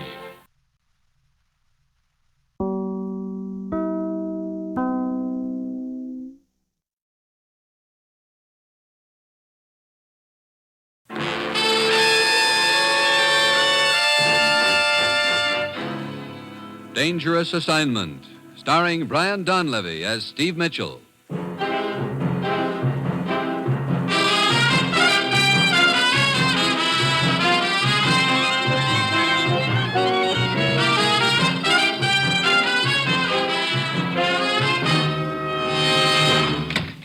here he is, Commissioner. I just looked under the nearest pari-mutuel window. Have a seat, Steve. Okay. You know, of course, I was going to get even on that next race. I'm afraid this can't wait until the next race, Steve. I'll have your credentials and plane ticket at my desk when you're ready for them. All right, thanks, Ruth. Sending me off into the wild blue yonder again, Commissioner? You're flying to Tangier. Tangier? Look, I don't even have a veil. You won't need one. Ever hear of a man named Captain Rocq? Yeah, sort of a soldier of fortune, isn't he? Yes, a man who'd do anything for anybody, if the price was right. Here's a picture of him. Take a look. Hey, he looks like me. Quite a little, Steve. We think you could pass for Captain Rocq almost anywhere. Hey, wait a minute. What do you mean, pass for him? It's a very dangerous game, Steve, but I'm asking you to play it for us. Putting it bluntly, you're going to pose as Captain Rocq in Tangier. You'll be a decoy. Oh, great. Look, maybe Captain Rocq won't like the idea. He's in no position to object, Steve. Last night in Tangier, Captain Rocq was stabbed to death. Huh? Well, how do I go about impersonating a dead man? His death has been kept a secret. He was found right after he was stabbed and was taken to the hospital in Tangier under heavy police guard. He died in the hospital. We want his killers to think they missed. Oh, so they'll come after me, huh? Hey, this sounds like a fine job. Yes, well, we've got to find out who killed him and why. Look, you better fill me in on the background. Why is Rocq so important to us? There's not time to go into that now, Steve. Your plane leaves in half an hour. But Inspector Laborde in Tangier will give you the entire background. Go directly to his office when you arrive. Inspector Laborde in Tangier. Okay. Steve, this is a vital job you're going to do and a very dangerous one. You'll be up against clever, ruthless opposition. But we've got to find out who killed Captain Rocq. Well, that's it. You've got your assignment. Good luck.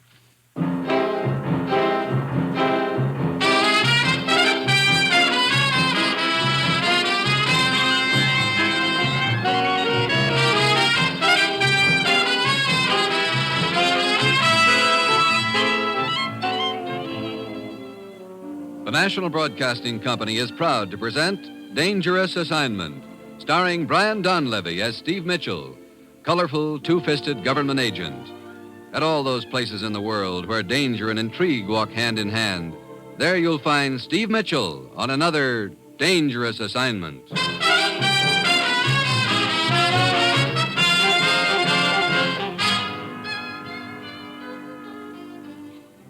Steve Mitchell is en route to Tangier in North Africa by plane. Meanwhile, in a spacious villa on the outskirts of Tangier, a man waits, slowly sipping a glass of sherry. The door opens, and a slender native enters the room. Good evening, Joshua Effendi. Ali, at last. Certainly took you long enough to get back here to make your report to me. I thought it best to remain in hiding for a day, Effendi. Perhaps you were right. But come, Tell me exactly what happened. Yes, Effendi. I met Captain Rocq at the shop of 1,000 bells the night before last, as you instructed me to.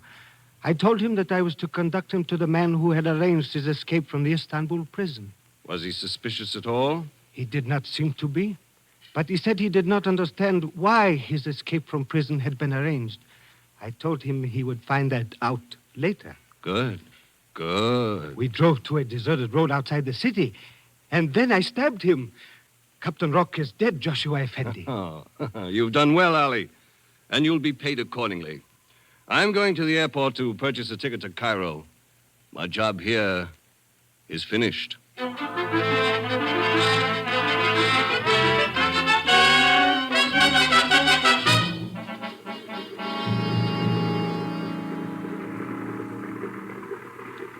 I would like a ticket to Cairo on the first available plane. Very well, sir. Taxi. Hey, taxi! Here is your ticket, sir. Wait, that man. Taxi! Right here, Effendi. Welcome to Tangier, Effendi.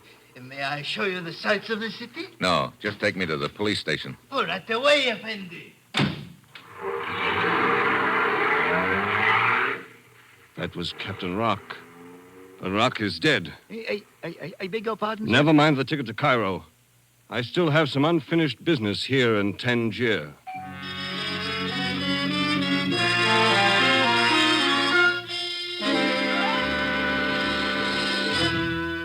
No, it cannot be true, Joshua Effendi. Captain Rocq is dead. You stupid fool, Ali. I saw him at the airport just now. You bungled the job the night before last, after all. No, it could not be. I stabbed him to death in the car. Ali, I do not miss. Did you wait until you were sure he was dead before you left? Well, you see, Joshua Effendi... Out with it, Ali! Well, a police patrol came down the road right afterward. It was necessary for me to depart quickly. That's what I thought. You did bungle the job, stupid. One more fool. chance, Effendi. Just give me one more chance, and this time I will make sure... No! It is too late for that, Ali. You had an opportunity, and you failed me. No, Effendi, please. No! One chance is all I ever give anyone, Ali. From now on, I will handle this job myself.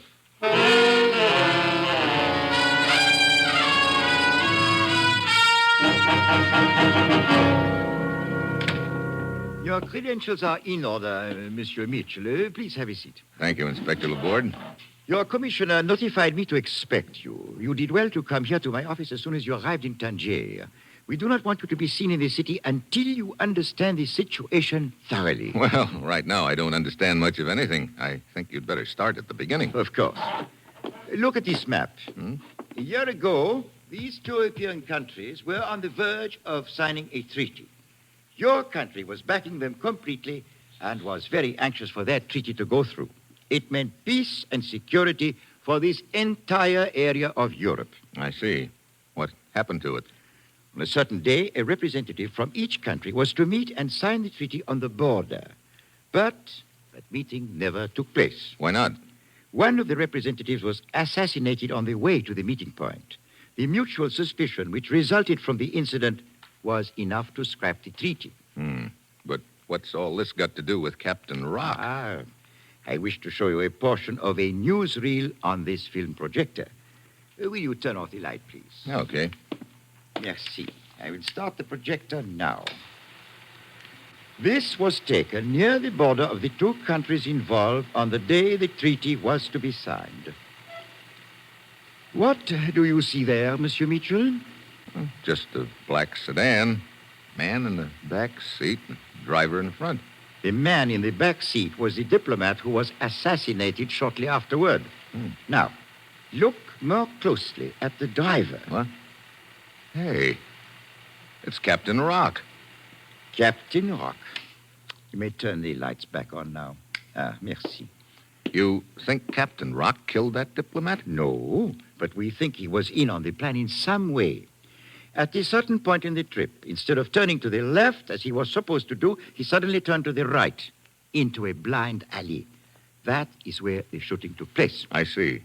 Well, then, if Rocq was in on the plan, that means he knew who killed that diplomat. That is precisely the point, Mitchell. We believe that interests hostile to that treaty deliberately assassinated that diplomat to block the treaty. Your commissioner also believes that if they can be exposed for what they are and linked to the killing, then the treaty has a chance of going through after all. Yeah. Well, what happened to Captain Rocq after the shooting? Interpol in Paris has supplied us with that information. I have it right here.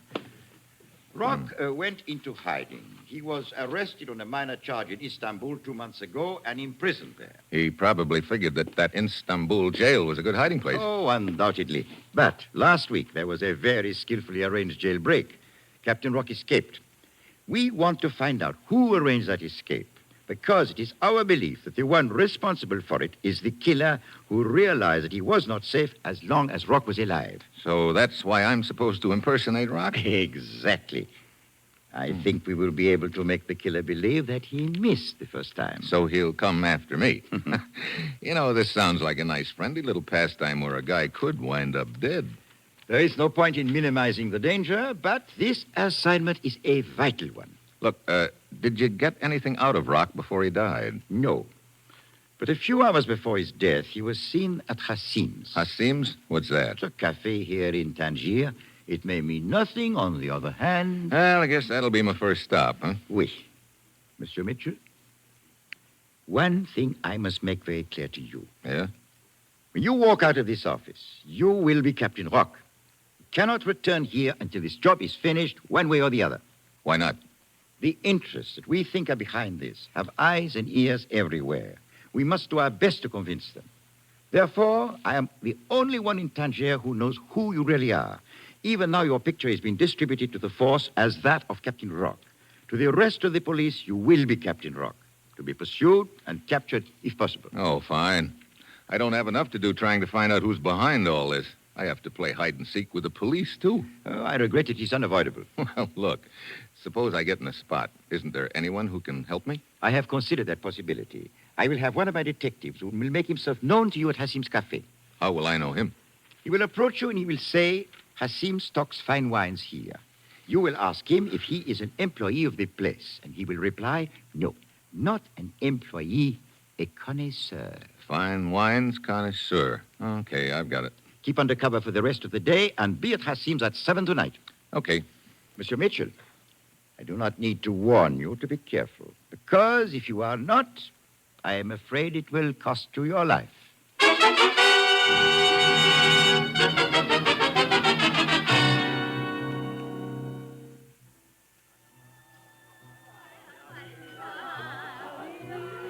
Welcome to my humble cafe, Effendi. Would you like Hassim to show you to a table? Oh, this one right here will do. Looks like I'm in time for the floor show. Yes, Effendi. Captain Rocq. Huh? For a moment, I did not recognize you. But you are Captain Rocq. Yeah, but let's not spread it around, Hassim. But of course, Effendi, I forgot you were wanted by the police. But you risk capture to come here to see Yadida. Yadida? Your sweetheart. See? She is dancing now. Oh, yeah. She looks even more beautiful than the last time I saw her. She is the sweetheart of all Tangier. But she loves only you. I will go to signal her that you are here. She will be overjoyed. I hope so. Maybe this deal won't be too bad after all. I beg your pardon. Huh? Is this your first visit to Hassim's Cafe? Why, no. I used to come here a lot. Why? Who are you? Allow me to congratulate you on your excellent taste in coming here. Hassim stocks fine wines. Oh? Are you an employee? Not an employee. A connoisseur. I see. Inspector Laborde sent me. Let us go someplace where we can talk. No, not now. I know what you look like now. That's all that's necessary. Just manage to be around if I need you. But I think we should go outside and discuss. No, look. Hassim's heading this way. Beat it. Very well. I will leave by the back door. Yeah. I signal to Yadida. I pointed you out, see? She has her eyes on you now. Yeah. Nice eyes, too. Thanks, Hassim. See? She is coming straight here to your table. Yeah. Hassim, don't you think sweethearts should be let alone? But of course, Effendi. I understand. Darling. Hello, Yadida. Oh, darling, you must be careful. Joshua's here. Huh? I saw him. Wait. What's the matter? You are not... Oh, I beg your pardon, Effendi. I have made a mistake. Hey, wait a minute. Yadida, come back here. Looks like I didn't fool her any. Hasim. Yes, Effendi. Where's Yadida's dressing room? You have called already.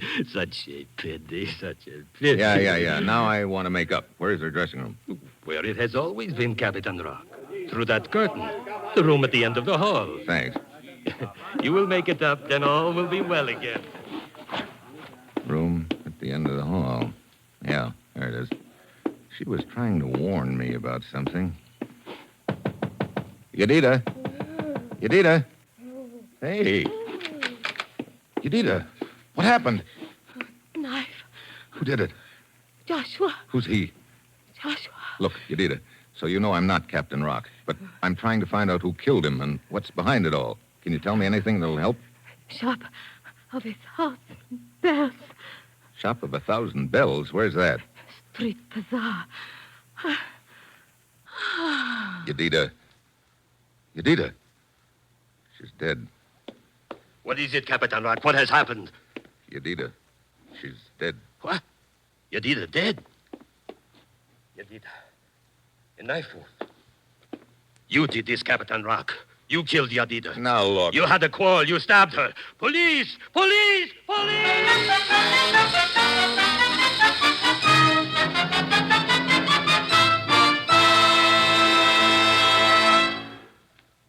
In a moment, we'll return to the second act of Dangerous Assignment, starring Brian Donlevy. But first, we'd like to call your attention to another fast-moving adventure mystery.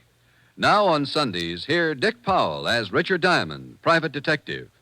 Every week, glib Dick Diamond fights his way to fame, fortune, and a red-headed girlfriend over most of these same NBC stations. And Dick Powell continues to delight listeners with a tune or two on almost every program. This delightful mixture of rough and tumble action and smooth, sweet lyrics weekly brings joy to listeners who dial the NBC way. Enjoy this novel, pulse-paced action drama every Sunday. Richard Diamond is another fast-moving NBC adventure mystery wrapped up and delivered every Sunday afternoon over most of these NBC stations. And now back to Act Two of Dangerous Assignment, starring Brian Donlevy as Steve Mitchell.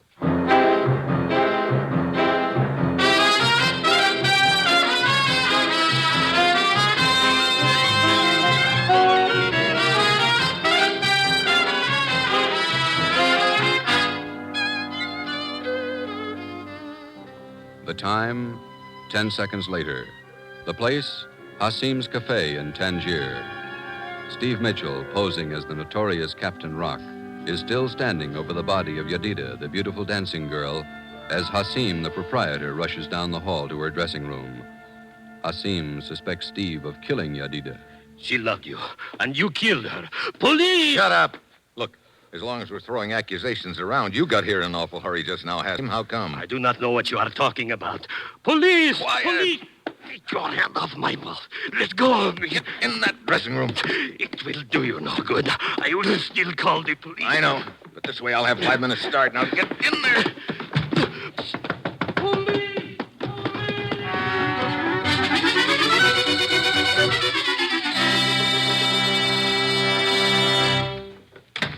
Commissioner, Steve's calling from Tangier. He's on the line now. Yeah, thanks, Ruth. Hello? Hi, Commissioner. I can only talk a minute. I'm calling from the second floor of a little hotel here in Tangier. Well, how's everything? Right now, it's hotter than a two-bit pipe. What do you mean? When you sent me over here, you didn't tell me I was supposed to play tag with the police, too. Well, we had to make things look convincing, Steve. Yeah? Well, right now, they look very convincing.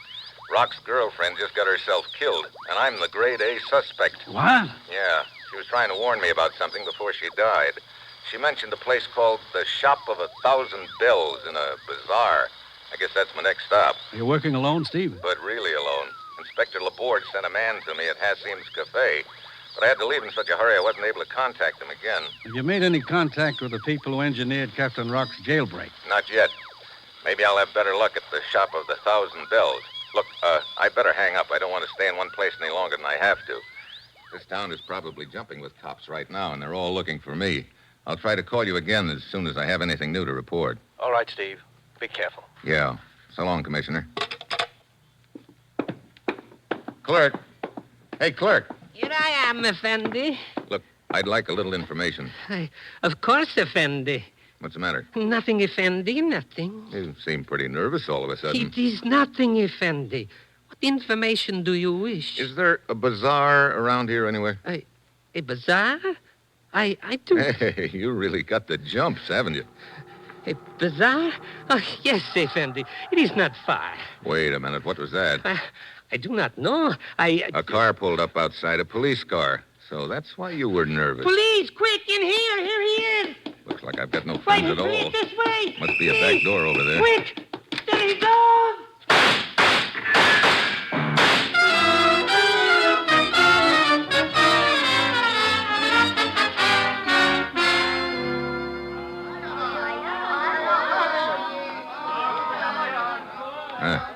This bazaar had put Sears Roebuck to shame. That shop of 1,000 bells ought to be around here someplace. Yeah, there it is.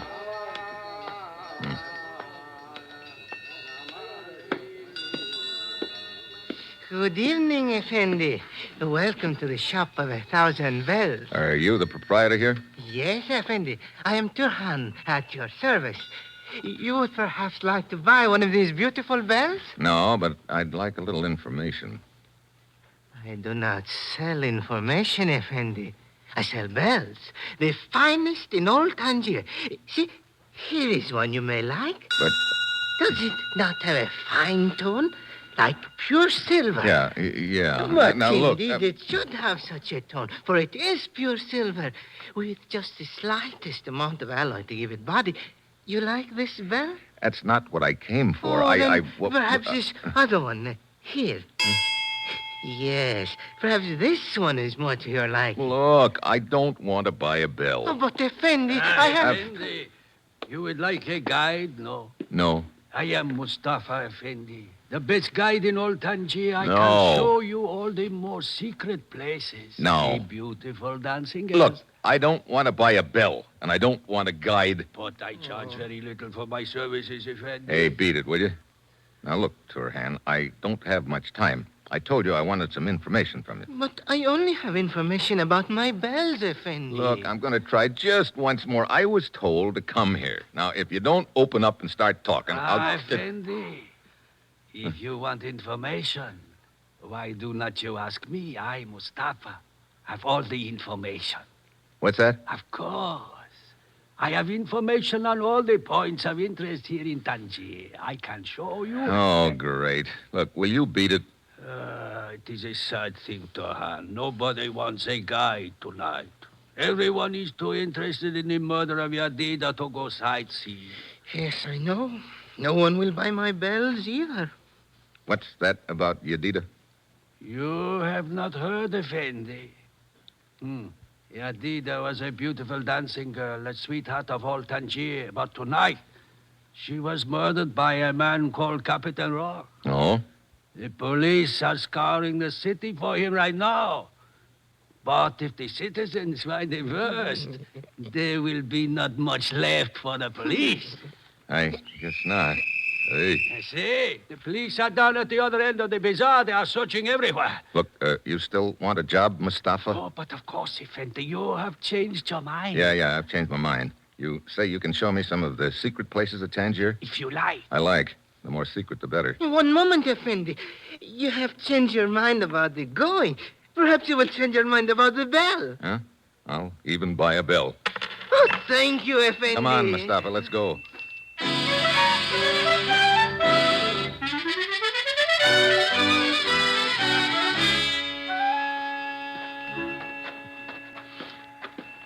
You sure know all the back alleys around town, Mustafa. It is my business to know them, Effendi. What would you like to see first? Well, you name it, as long as it's one of those secret places we were talking about. I have a place in mind that I think will appeal strongly to you. Here, in this door, Effendi. I will lead the way. Sure dark in here. There's a flight of stairs at your right, Effendi. Huh? We will descend. Okay. But it's your turn to carry this bell. Somebody's liable to confuse me for a cow in the dark. Of course. Here, put your hand on my shoulder. So, now you will not stumble. When you say secret, you really mean it, don't you? Certain activities are frowned on by the police. It is necessary to take precautions. Here we are at the bottom. Where to now? See the narrow crack of light under that door at the end of this hall? Mm-hmm. Come. Hey, what kind of a place is this, Mustafa? One beyond the wildest imagination, Effendi. You will see. Here we are. After you, Effendi. Hey, that sudden light blinds me. Your eyes will adjust themselves. Why, man, that's just a bare room. Here he is. Joshua Effendi, I have brought him to you. Huh? Good work, Mustafa. Well, if he isn't the wine connoisseur from Hasim's, why, am I glad to see you. I've been... Hey, why the gun? Wait a minute. Mustafa here called you Joshua just now. Quite right. Yadida told me that Joshua was the guy who stabbed her. Right again. Mustafa, your job is finished. You will be well paid for it. You may go. And take that silly bell with you. Yes, Effendi. Yeah. Looks like I've made a little mistake. I figured you were the guy Inspector Laborde sent to help me at Hasim's. It did not prove difficult to intercept Laborde's man and learn the password from him. Yeah, I get it. A little late, I guess. Quite a bit too late. Yadida tried to warn me about you. That's why you killed her. Yes. I do not know who you are, except that you are not Captain Rocq. Oh? If you were Captain Rocq, you would have recognized me instantly at Hasim's Cafe. Oh. Captain Rocq knew you, huh? Maybe the two of you had done business before. You know, that adds up to an interesting thought. Does it? Sure. The thought that maybe it was you who killed that diplomat Rocq was driving the car for. Two of you had that scheme all worked out between you, didn't you? I'm afraid your brilliant deductions can come a little late in the game. You've been looking for Rocq ever since so you could kill him and shut his mouth for keeps. That's why you arranged that jailbreak for him in Istanbul. He was difficult to find, but as you see, we could not be safe as long as he was alive. Where is he now? Rocq? You should have let well enough alone, Joshua. Rocq is dead. You got him the first crack out of the blocks. Indeed. It would seem I was a little harsh with Ali then. Ali? An employee of mine who was assigned to kill Rocq. I was forced to shoot him because I thought he had bungled. Yeah, I guess you could easily call that being a little harsh with him. However, I do not believe in regrets. I know now the job's been done. And with you out of the way, things will be complete. You are not leaving. And to make sure you do not, I will place myself between you and the door. So, getting rid of me is the next step, huh? The very next step. Joshua, the police! You fool, Mustafa! That door knocked the gun out of my hand! Thanks, Mustafa. Mustafa, grab the gun! Let go of me! With pleasure. I have the gun! Oh, yeah? On my hand! Oh, Effendi, please. It was not my fault. I did as I was told. You wanted to show me some secret places, Mustafa. Well, here's one I want to show you.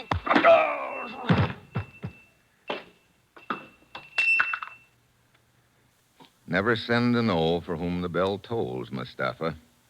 It tolls for thee. Mitchell. Mitchell? In here, Inspector. You all right, Mitchell? Yeah, I guess so.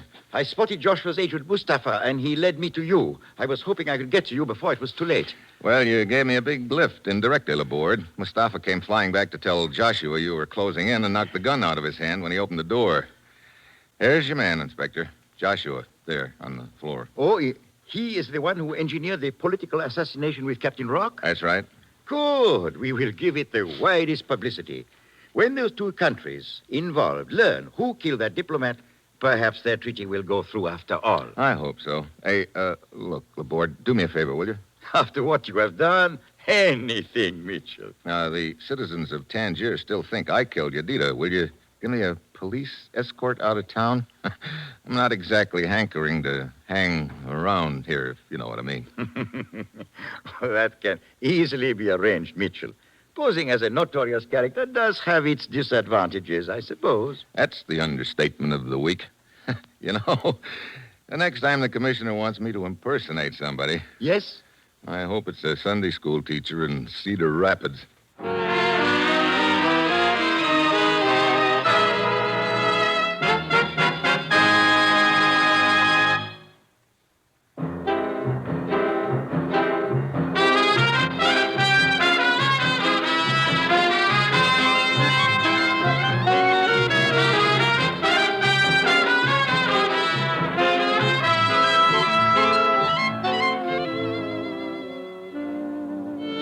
heard another episode in the exciting new adventure series, Dangerous Assignment, starring Brian Donlevy as Steve Mitchell.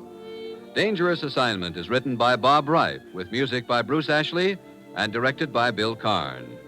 Be with us next week at this time when Brian Donlevy, starring as Steve Mitchell, will embark on another dangerous assignment.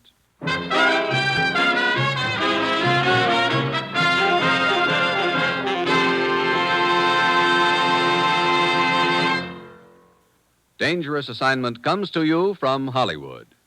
Tomorrow you'll hear Fibber McGee and Molly and Bob Hope on NBC.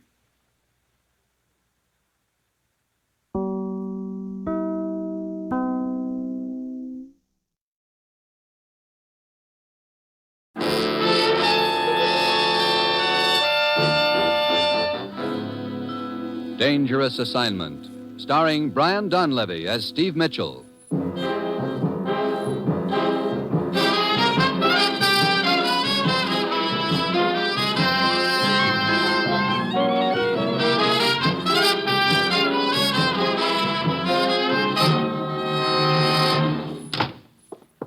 You know, Ruth, you could at least have waited until that blonde and I finished the dance before dragging me back here to the office. Sorry, Steve, but the commissioner said he wanted you right away. And when he says right away, that means stop the music.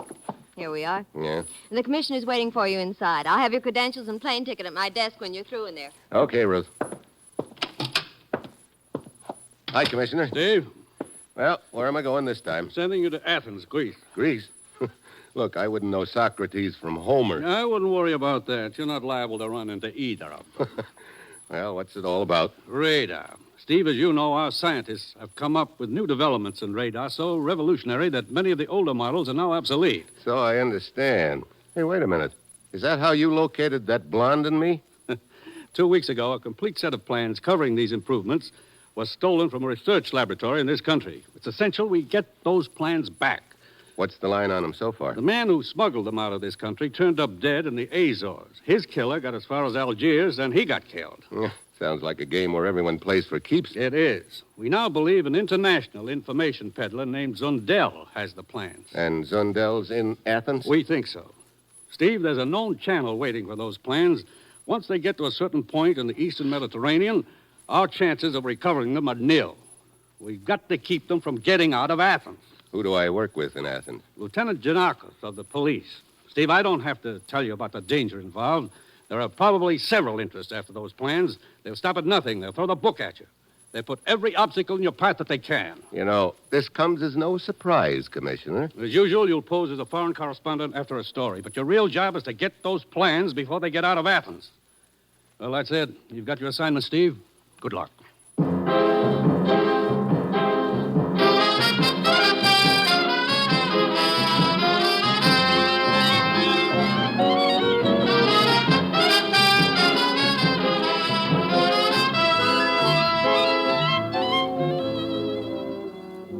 The National Broadcasting Company is proud to present Dangerous Assignment, starring Brian Donlevy as Steve Mitchell, colorful, two-fisted government agent. At all those places of the world where danger and intrigue walk hand in hand, there you will find Steve Mitchell on another Dangerous Assignment.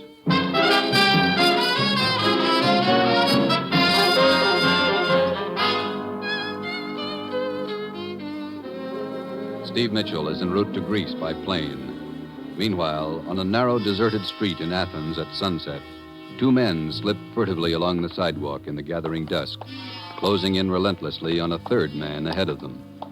Sundel still does not realize we are following him, Ruba. Come, let us close in now. In a moment, Miklos. Wait until he gets opposite that alley in front of him. He is getting closer. Now, come on. Sundel! Let go of me! Into the alley, quick! No! Do not cry out. There is a knife in your stomach. There. This is far enough. The papers, Sundel. Give us the papers! No, I do not have them anymore. You lie. We tried to buy them from you, but you would not sell at our price. Now we will take them. No, no, no! Ruba, you fool. After him! He is running out into the street. That car is trying to hit him. Zundel cannot get out of the way. No! Get back here in the alley. Wait. man is getting out of the car. Miklos, he is searching Zundel. He must be after the papers, too. Come, you must not let him get away. He sees us. Watch out, he has a gun. Get down. Shoot him, Rocq. Shoot him.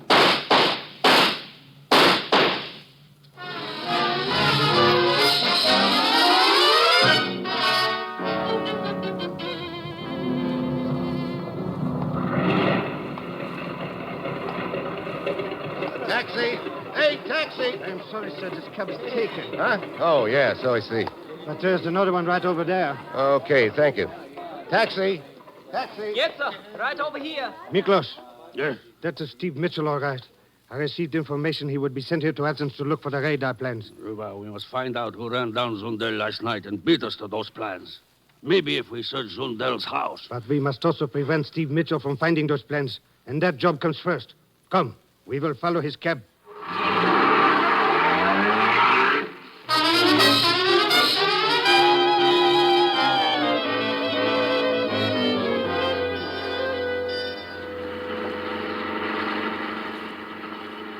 Will you be staying here in Athens long, sir? I don't know, driver. Well, I just happen to have some cards with me which will admit you to various places that I'm sorry, I'm not on a vacation. Hey, that other car. He's trying to sideswipe us. Straighten it out! I cannot look out!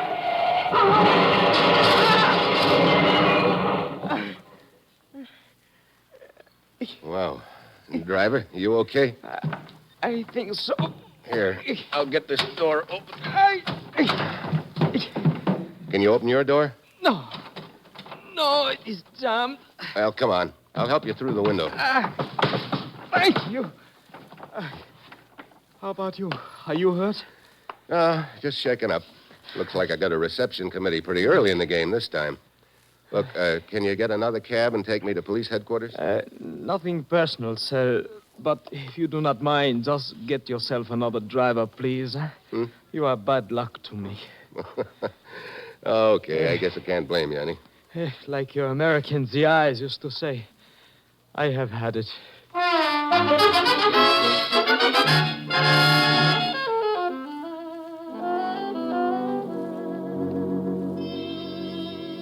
So I finally made it to your office, Lieutenant Janikos, the hard way. I wonder if this reception committee you speak of is the same one which greeted Zundel last night. What do you mean?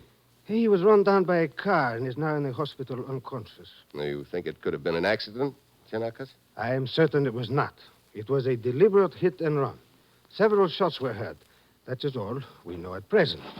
Here. You may be interested in looking at these pictures. Taken at the scene of the accident, huh? Yes, immediately afterward. You recognize any of the faces in the crowd, Lieutenant? No. I have a pretty good line on most of the agents and information peddlers here in Athens, Mitchell. But I don't see any of them in these pictures. Come in. Oh, good morning, Mr. Thatcher. Hello, Lieutenant. Let me introduce a colleague of yours.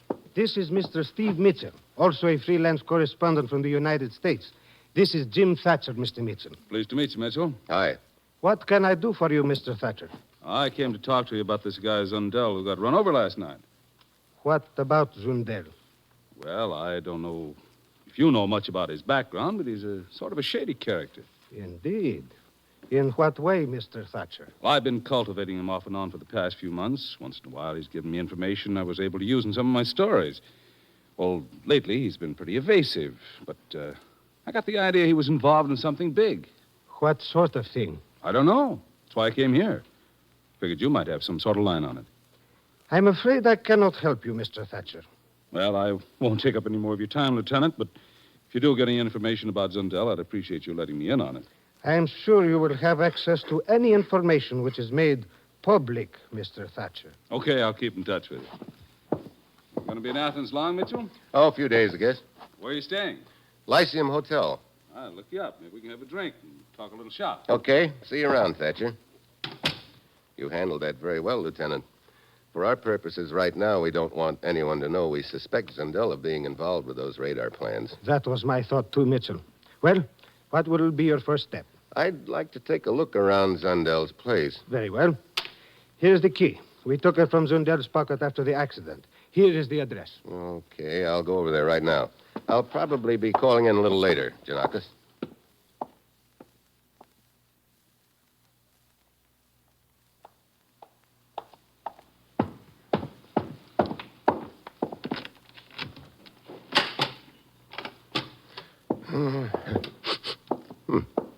Cigarette smoke. That's funny. So, Steve Mitchell again. This time we will finish him off. Wait! I hear a car outside. A girl, she's coming in. We must leave. What about Mitchell? We will take care of Mitchell later. Hurry, Miklos, follow me out the window. Who is the girl, Oba? I do not know. I have never seen her before. Hurry, drop to the ground. Yes.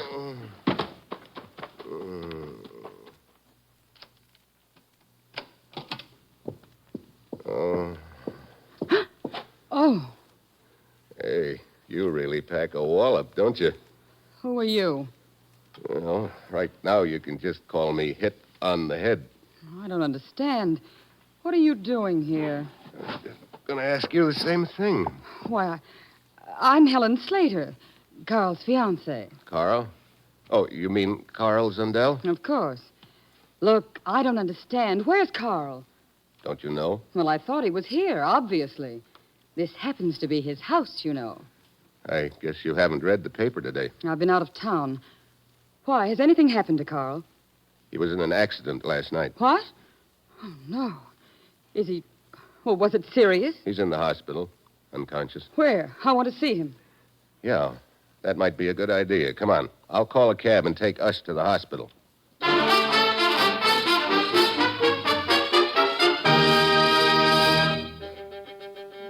Janakis? Yes? This is Mitchell. Oh. I'm calling from a payphone. Yes? I'm on my way to the hospital with a girl named Helen Slater. Says she's Zundel's fiancée. I see. I think I'll stick with her a while. She claims she didn't know about the accident. Oh. But I'd never forget a face like hers. I'm sure she's in one of those pictures you showed me of the crowd at the scene of the accident.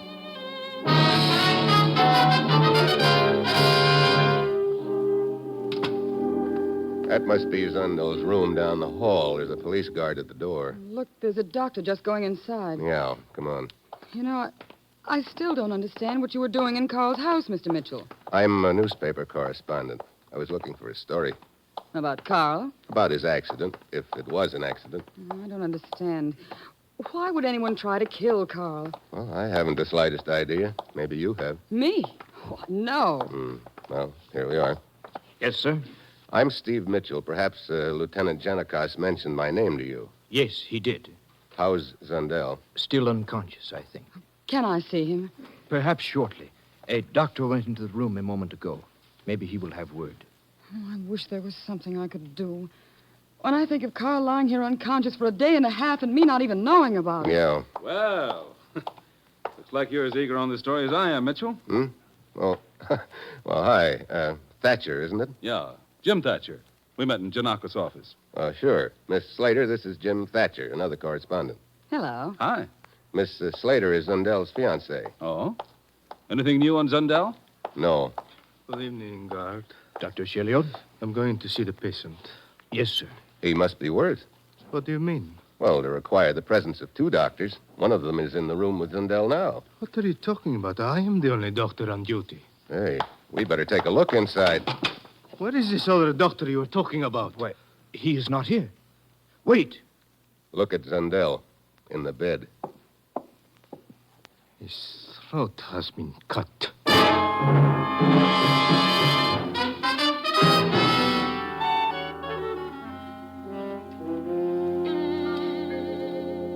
I wish to thank all of you for coming here to my office. I think I have all the information I need at present. I don't understand. Who would do a thing like that to Miss Carl? Slater, rest assured the police department will leave nothing undone in our investigation. I think this killing verifies what I was telling you earlier today, Lieutenant. Zundel was apparently involved in something pretty serious. But I'm sure Carl wasn't doing anything wrong. You say he never mentioned anything he might have been involved in, do you? No, nothing, Mr. Mitchell. Miss Slater, Mr. Thatcher, you may both go now. But please leave your addresses with me in the event you are wanted for further questioning. Okay. My address, Lieutenant. 1223 Sophia Boulevard. 23 Sophia Boulevard. Thank you. Sorry I had to meet you under such unfortunate circumstances, Miss Slater. If there's anything I can do... Thank you, Mr. Thatcher. I'm afraid there isn't. Well, see you around, gentlemen. So long, Thatcher. I've written my address and telephone number down for you, too, Lieutenant. There's just one favor I'd like to ask. What is it, Miss Slater? Well, Carl and I were pretty close, of course. There are some things in his house, things I'd given him. Cigarette lighter, a painting, a few things like that.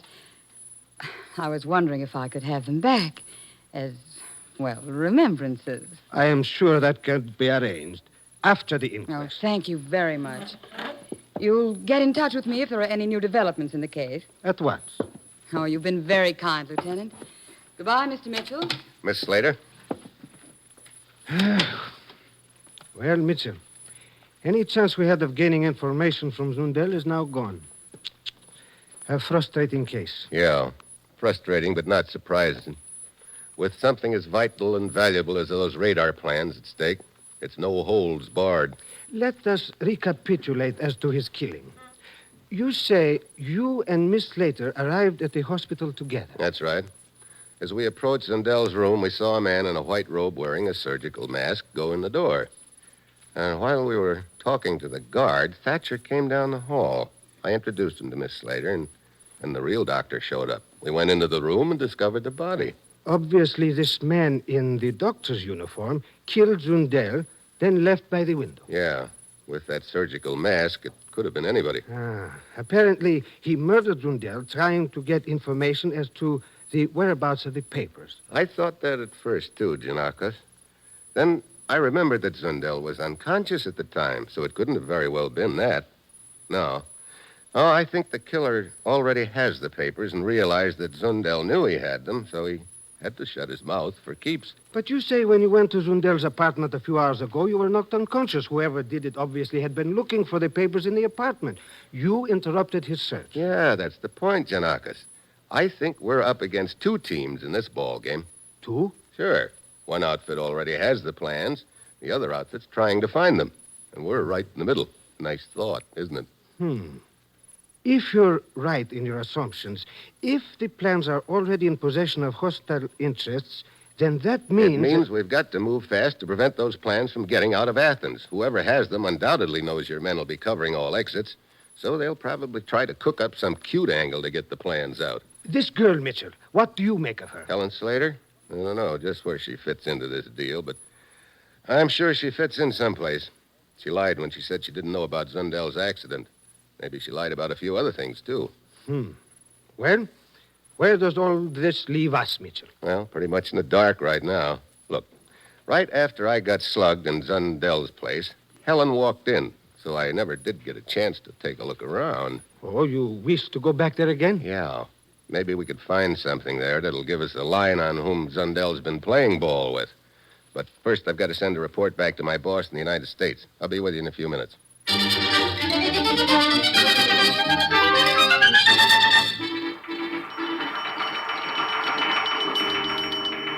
Steve's report's coming in on the teletype, Commissioner. Good, let's have it. Here you are.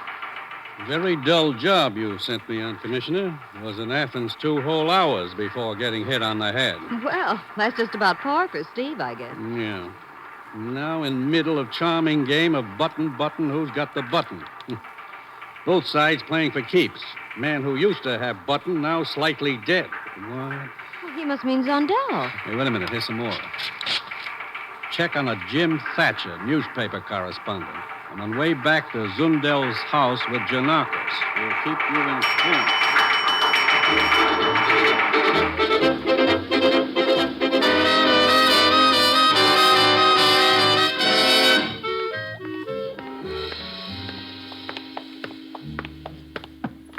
Here we are, Giannakos. What are you waiting for? The last time I walked through that door, I got a lump. You remember? I'm not taking any chances this time. Yeah, I guess the joint's empty. Come on. We might as well start here in the living room. There's a chance that the plans are here somewhere, although I doubt it. But anything we can find which would tie Zundel's in with the people he was running with would help us. All right. I will take this side of the room over here. Okay, I'll. Hey, that's funny. What is the matter? Take a look at this wall over here, Janakos. This wall? But there is nothing here. That's right. But there was something here. Look, this area right here is cleaner than the rest of the wall. Let's see. Yep, there's a nail hole here. Ah, a picture was hung here. A picture or a painting? Yeah, I remember now. I noticed it when I was here before. Hey, that must have been the painting Helen said she gave Zundel, the one she wanted back. From the size of the lighter area on the wall, it must have been a rather large painting. Yeah, large enough to hide those plans in. Have you got Helen's phone number with you? Yes. Here you are. You said the possessor of those plans would seek a clever scheme to get them out of Athens. It appears you were right. Yeah, it doesn't do you much good to be right if you're too late.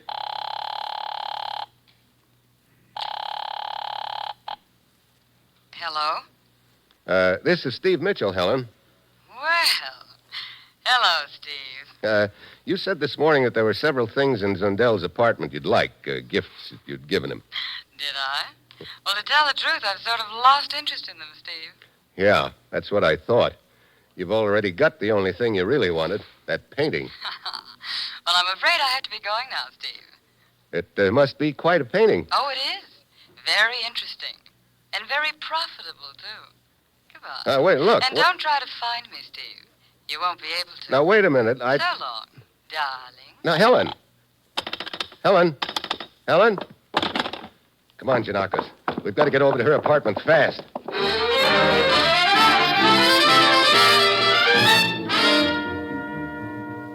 Oh, gentlemen, this is highly irregular. I cannot let you into Miss Slater's apartment. Yes, you can. I'm Lieutenant Janakos, Police Department. Police? Oh, certainly. Oh, all right, then. Of course, but Miss Slate is not in. Huh? She left a few minutes ago.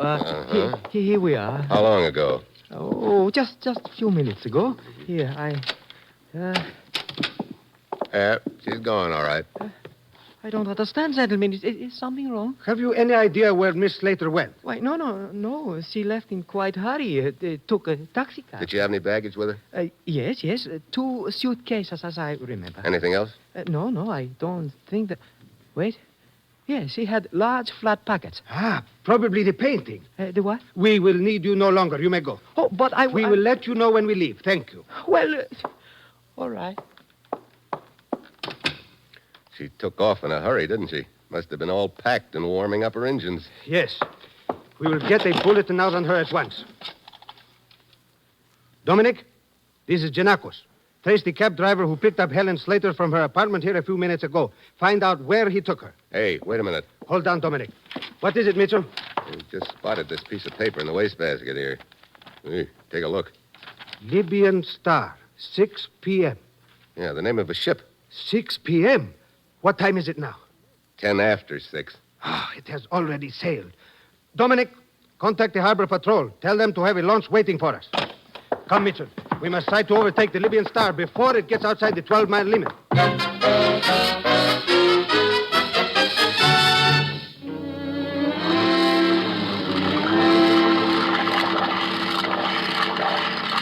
afraid the Libyan Star has too much of a start on us, Mitchell. Yeah. Hey, there's something sort of slick about this whole deal. A little too slick, maybe. What do you mean, Mitchell? I don't know. Something about it doesn't add up. I can't quite put my finger on it, but... There is the Libyan Star ahead. Faster! It will do us no good, Lieutenant Janakos. What do you mean? The 12-mile limit stretches between those 2 islands on either side of us.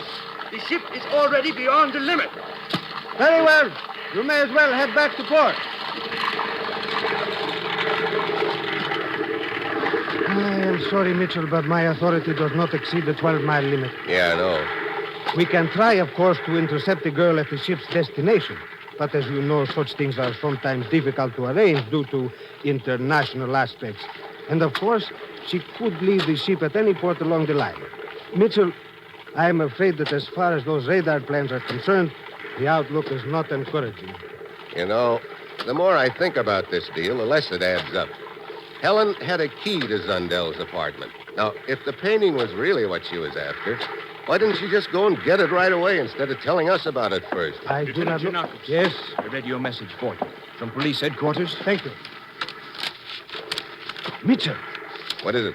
my man Dominic traced the cab driver. Helen Slater did not go to the waterfront at all. She went to number 1223 Sophia Boulevard. Huh? Hey, wait a minute. Isn't that the address the newspaper correspondent gave us? Yes, Jim Thatcher. But why would the girl have gone to his apartment? Particularly when the two of them were acting like they didn't know each other. You know, this deal is beginning to add up. Get this launch in overdrive, Giannakis. We're going back to town and pay a call on Jim Thatcher.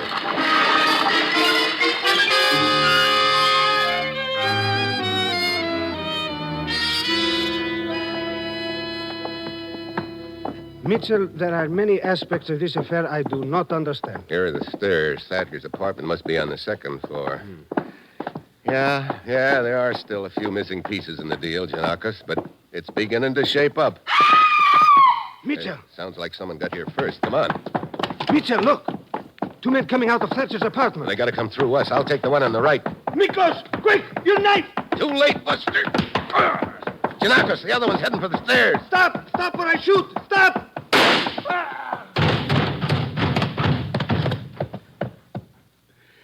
Well, you sure don't pull any punches, Giannakis. He should have stopped. He did. Well, papers aren't on this boy. They must be on the guy downstairs. Papers? What papers? The radar plans. What? But I Hey, thought... take a look, will you? I want to talk to Thatcher if he's still alive. Very well. Well, looks like we got here a little late, Thatcher. Helen, she's dead. Yeah, so I see. They killed her. And knifed me. Probably won't have much time, Thatcher, so you better talk fast. Who were the two guys that jumped you? Don't know. They were after the papers. I figured there were two teams. I guess those boys were the have-nots. It was you who killed Zundel in the hospital? Yeah. Sure. You put on a white uniform and mask. Killed Zundel, went out the window, and then you threw away the costume and met us in the hall outside the room. Here are the radar plans, Mitchell. They were on the body of the man I just shot. Yeah, and he got them from Thatcher here. From Thatcher? But I do not understand. I thought that... Thatcher is the man who ran over Zundel and took the plans from him. He's had them all the time. Helen tried to focus our attention on the painting, so that while we were concentrating on her and the ship, Thatcher would have slipped quietly out of town. Yeah, Well, he is gone, Mitchell. Yeah. Well, looks like this deal didn't exactly work out for either of them.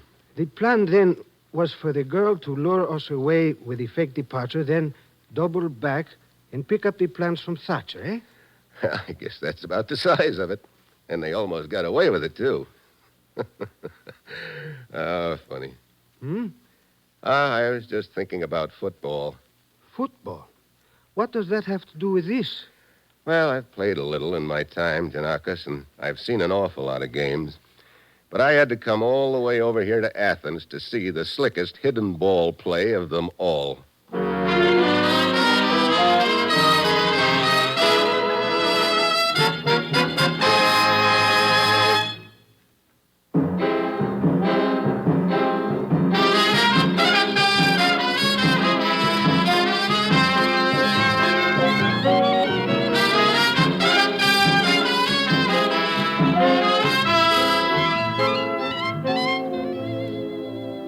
You have just heard another episode in the exciting new adventure series, Dangerous Assignment, starring Brian Donlevy as Steve Mitchell. Dangerous Assignment is written by Bob Reif with music by Bruce Ashley and is directed by Bill Karn. Be with us next week at this time when Brian Donlevy, starring as Steve Mitchell, will embark on another Dangerous Assignment.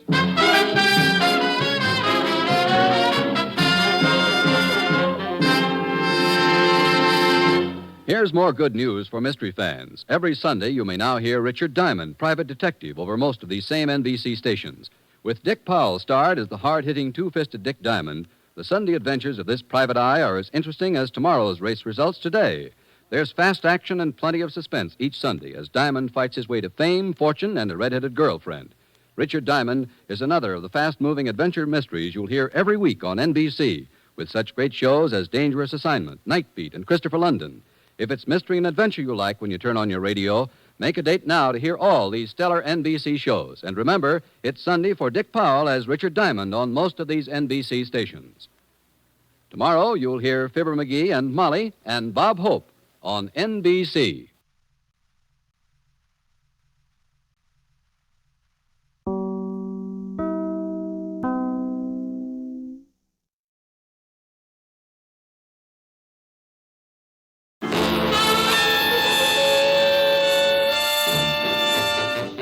Dangerous Assignment, starring Brian Donlevy as Steve Mitchell.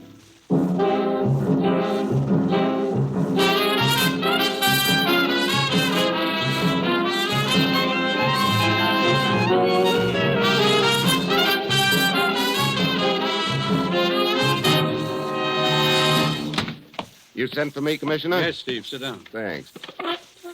Ruth, Yes, Commissioner. Steve's here now. How about his credentials? They're all in order, and I've got his plane ticket ready. He can pick them up at my desk when you're through with him. Good. Thanks, Ruth. Well, needless to say, you've got another assignment for me. Yes, I have, Steve, and it's a tough one. You know, someday you'll give me an easy one and I'll fall flat on my face. Well, where am I going this time? Timbuktu, Java? San Diego. Say that again. You heard me, San Diego. You mean you're actually sending me someplace inside the country for a change? I thought you said this was a tough one. Don't underestimate it. You start in San Diego. Where the trail will lead from there is anybody's guess. Uh-oh, I might have known. Once you pick up that trail, stay on it until the end. What's the deal, Commissioner? You'll be looking for a little spool of wire, about as big around as your finger. Wire? We in the hardware business now? From a wire recorder, Steve. 3 days ago, a top-secret diplomatic conference was held in this country. Somehow, the vital parts of the conversation were recorded. That wire recording would bring a fortune on the open market. And its existence is a serious threat to world security right now. I see. But why San Diego? We've traced the spool of wire that far. We think a man named Groza is involved. Groza, hmm? Who's my contact in San Diego? A man named Charlie Vasquez. He operates a fishing boat from a wharf out near Point Loma in San Diego Bay. Charlie Vasquez. Okay. Steve, you've heard of the needle in the haystack. This job will be a lot tougher than that, and a great deal more dangerous. But we've got to get that spool of wire. Well, that's it. You've got your assignment, Steve. Good luck. The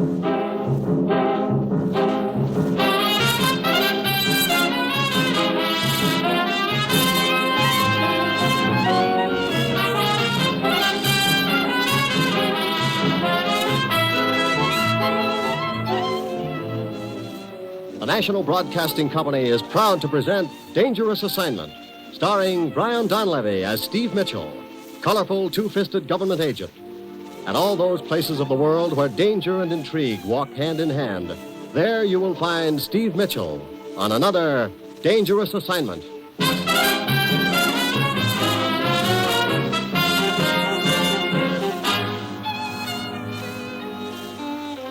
Yeah.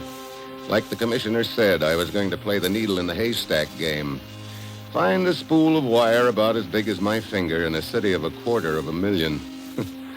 And I had just two names to go on. Charlie Vasquez, a friendly contact. Groza, a suspect. Vasquez would probably try to help me.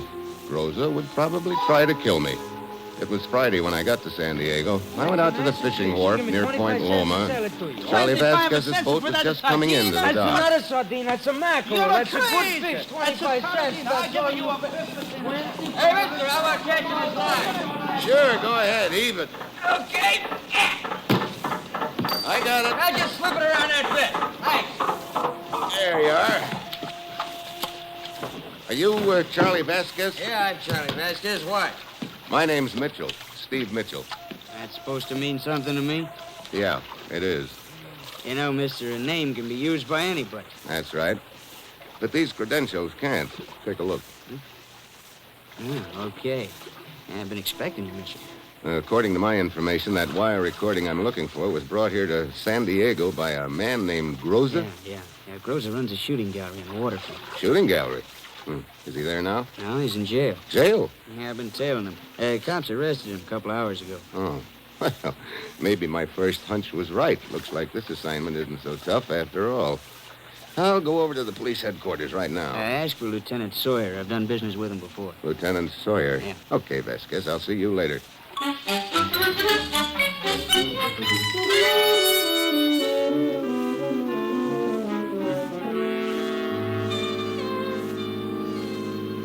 Well, have you cracked my case for me, Lieutenant Sawyer? Afraid not, Mitchell. We got the word to cooperate with you and your outfit. So we managed to pick up this Groves on a traffic charge. We got him in here, gave him the concealed weapons routine, and frisked him. But he was clean. No spool of wire, huh? Nope. Well, he must have passed it to someone before you picked him up. Where is he now? Probably back at his shooting gallery. He walked out of here just before you walked in. Well, I guess it's asking too much to hit the jackpot on the first nickel. Well, thanks anyway, Lieutenant.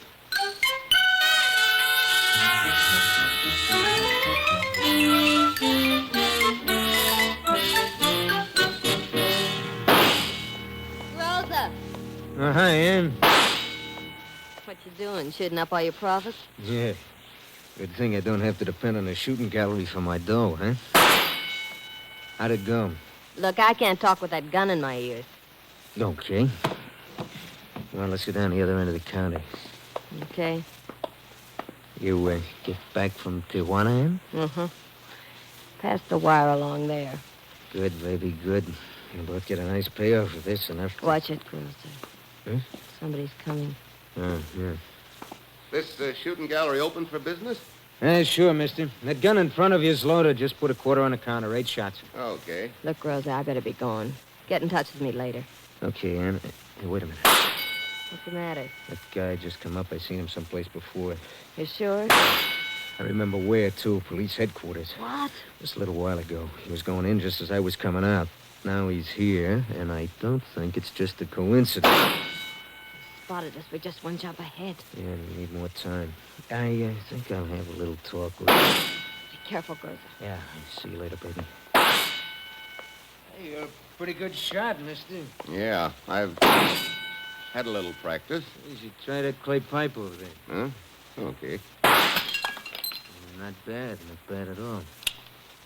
Huh, empty. Yeah, I'm reloading. Oh, that's okay. I've had enough. Give me it. You haven't had all your shots yet. Got another clip right here. Look, if you don't mind, point that gun in some other direction while you're loading it. Huh? I said, hey, watch out! Hey, went off. Yeah, it went off. A little lower in the top of my head would have gone with it. Yeah, it would, wouldn't it? You know, Buster, for a guy who works with guns, you're pretty careless. Well, I'm usually very careful, but, well, accidents can happen. Yeah, they sure can. You want to finish your shooting? No, thanks. I've had enough. Shoot him yourself. Only be sure you're pointing the gun at the target. Why, sure. I'm real sorry about that accident, mister. Yeah, bet you are, Rosa. Huh? Keep walking. I'll tag along behind you. Oh, okay, Vasquez. Did you see that little accident just now? Yeah. Looks like Rosa has a line on it. That's bad, too. Rosa doesn't matter anymore. Why not? I just got a call from a contact, Tijuana. He thinks the wire recording is down there. Now, I want you to come down as soon as you can. What's the contact's name? Benito. Where do I find him? He's a groom at the Caliente racetrack, just outside Tijuana. Caliente racetrack.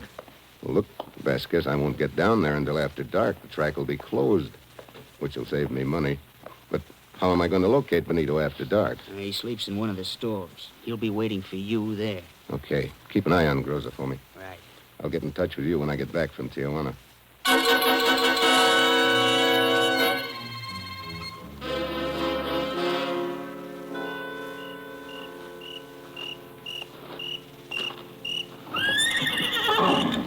Senor Mitchell.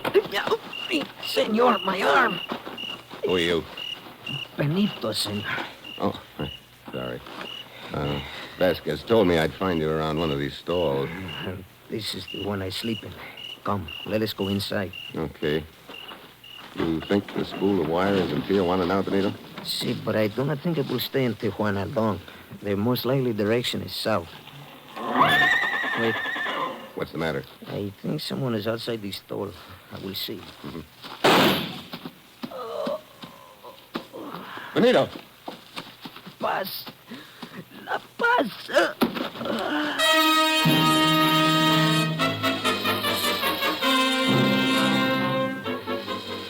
Benito folded up in the straw. I dove through the stall gate and took after the figure running down the line of stalls. As he reached the corner, he stumbled and fell. But as I headed for him, he threw a couple at me. I hit the dirt. Then I heard a car dig out fast, and I knew I was too late.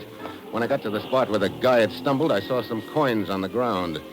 And with them was a good luck charm. On one side was "Good luck, amigo."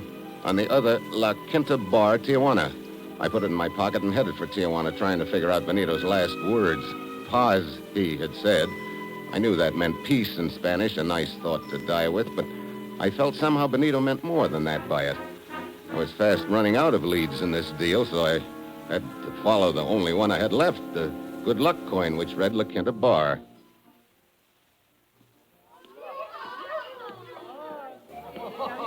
Senor, what's it going to be, eh? Beer. Beer, eh? Okay. Hey, bartender. Huh? Did you ever see this before? Ah, but of course, senor. That's our good luck coin. We What? give them out here, you know? You give them out? Si. To each customer with his change. It's good propaganda. Oh, then anybody who was ever in here before might have one of these, huh? That's right, senor. All right, great. Here's your beer, senor. Bartender. Si.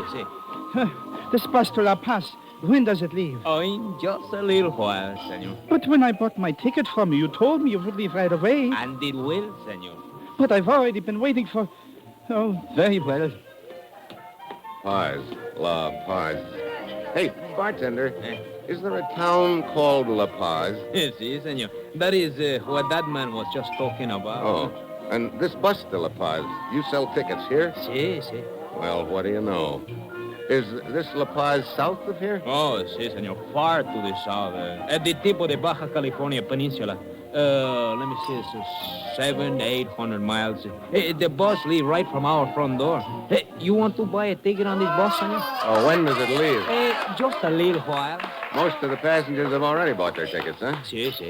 Who all's making the trip? Well, not so many this time, senor. See, over at the table, the American girl. Ooh, that blonde? She is going to be one of the passengers. Mm-hmm. And the little man at the end of the bar, the one who just came up to us. Yeah, he seems pretty fidgety. See, he's been hopping around here for 1 hour waiting to get on the bus. He must have a girl in La Paz. Yeah, maybe. You know his name? He's here on the list someplace. See. Gruber. See. How about the blonde? Senorita Smith. That's a convenient name. I think I'll go over and talk to her. I do not blame you, senor. Hey, but you have not told me if you want a ticket for the bus. Yeah, I'll buy a ticket. Bueno. Hey, you got a sleeping bag? A what? Sleeping bag. The nights are cold. Well, doesn't the bus stop at hotels along the way? Oh, senor, there are not many hotels on the way to La Paz. The country you're going to pass through is very wild. The deserts are... Look, how long does it take the bus to get to La Paz? About a week, I think. A week? To go 800 miles? Si. The country is very... must be wild. And the roads... Yeah, I can hardly wait. Okay. Where do I get the sleeping bag? Just down the street. My brother, he sells them. Now, there's a cozy arrangement. Okay, I'll be back for the ticket a little later. Miss Smith? Why, yes. My name's Steve Mitchell. Do you mind if I sit down for a minute? Well, if you like. Thanks. But I'm pretty sure we've never met before, like in Peoria. I'm afraid you're right. But I understand we're going to be taking a bus trip together. Oh, you mean you've got no sense either? Huh? I've already decided I must be crazy to try a week of jolting through the desert on that thing they laughingly call a bus. It's nice to know there are other crazy people. How come you're taking a trip, then? I'm a magazine writer. Oh. Thought I might get a little atmosphere. I see. Are the two of you going on the bus? That's right. Well, I'm Castillo, the driver. We will leave in about 15 minutes. Okay. Excuse me, Miss Smith. I've got to get a sleeping bag before we leave, and I'll see you on the bus.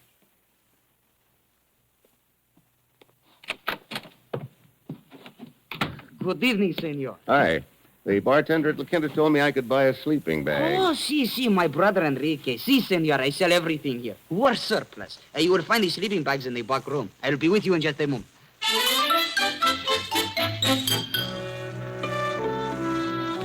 I went into the back room. Sleeping bags were stacked all over the joint. I picked out one of them and started to turn around. Then something slipped over my head and jerked tight around my neck. A length of wire. I clawed at my throat and got one hand inside the wire. It was getting tighter, and I knew that one hand of mine was all that was saving me from getting choked to death. I went down to my knees. I was getting weaker and dizzy. The wire kept tightening. I collected what strength I had left and brought my right elbow around hard. The guy behind me fell back. The wire loosened. I heard the back door slam. But all I could do was stay there on my hands and knees, fighting to get my wind back. Hey, senor, what happened? What is the matter? It looks like someone doesn't want me to take that bus trip. What? Look, where's the police station? 2 blocks down the street. Okay. Send this sleeping bag down to the bus. I'll be along in a few minutes. But, senor, you'd better hurry. Don't worry. That's one bus I wouldn't miss for the world.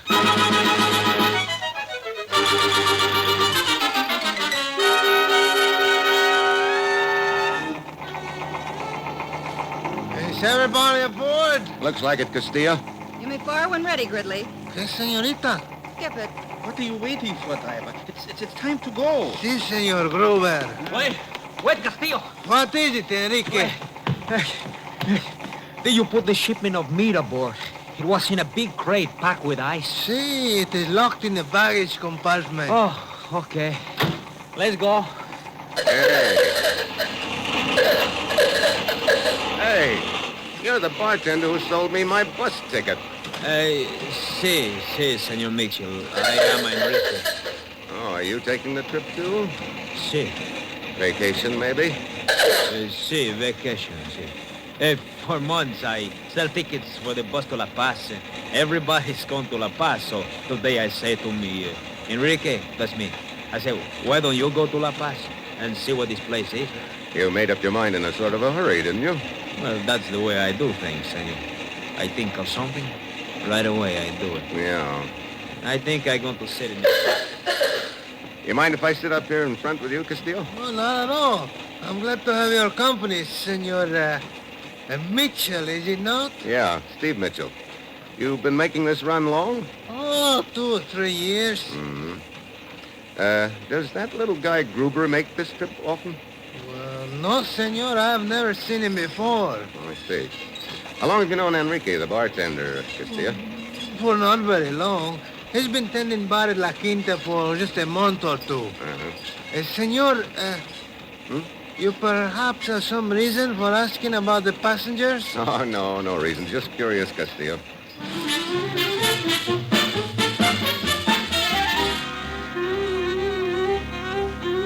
Try riding a pogo stick over a field of boulders sometime, and then you'll know what that bus to La Paz was like.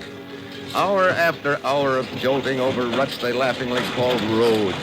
Hot, choking dust, cold winds at night, and me sleeping with one eye opening, wondering who was going to do the next try on my life and when.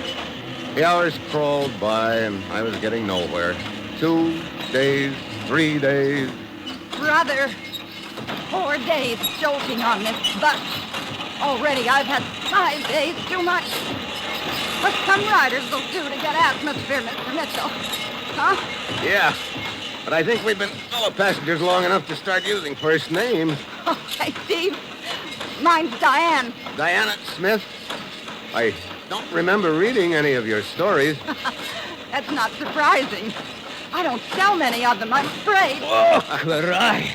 I don't think I'm going to sell many bus tickets from now on either. What's the matter, Enrique? Oh, how can I tell people what a wonderful bus ride this is when I know how it stings? I think you've got a point there, Enrique. I wish Castillo would take it a little easy on those ruts. He cannot afford to, senor. The gasoline costs more than the bus. Oh, but cheer up, senor. Here's a smooth stretch of road. Well, anything would be an improvement.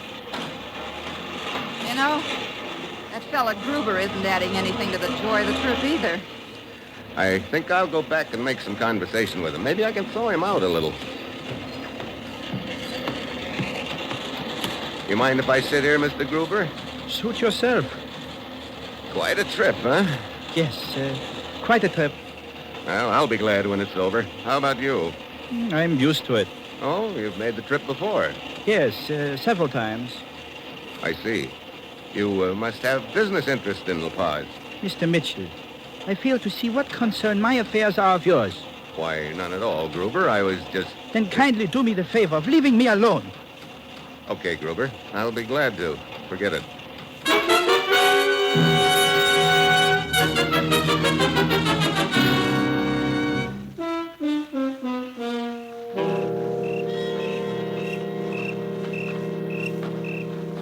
Put your sleeping bag right here, Mitchell. Mine is next to it. Here we are. Oh, good. And where are the others, Castillo? The senorita is on that little hill behind us, near where I parked the bus. Enrique and Gruber on the other side of the road. Oh, boy. I'm glad we'll be in La Paz tomorrow. This has been a rugged trip. See? It must be pretty rough on you, driving that bucket of bolts over these ruts. See, he gets me in the back. Sometimes I think I'm gonna quit the job, but I never do.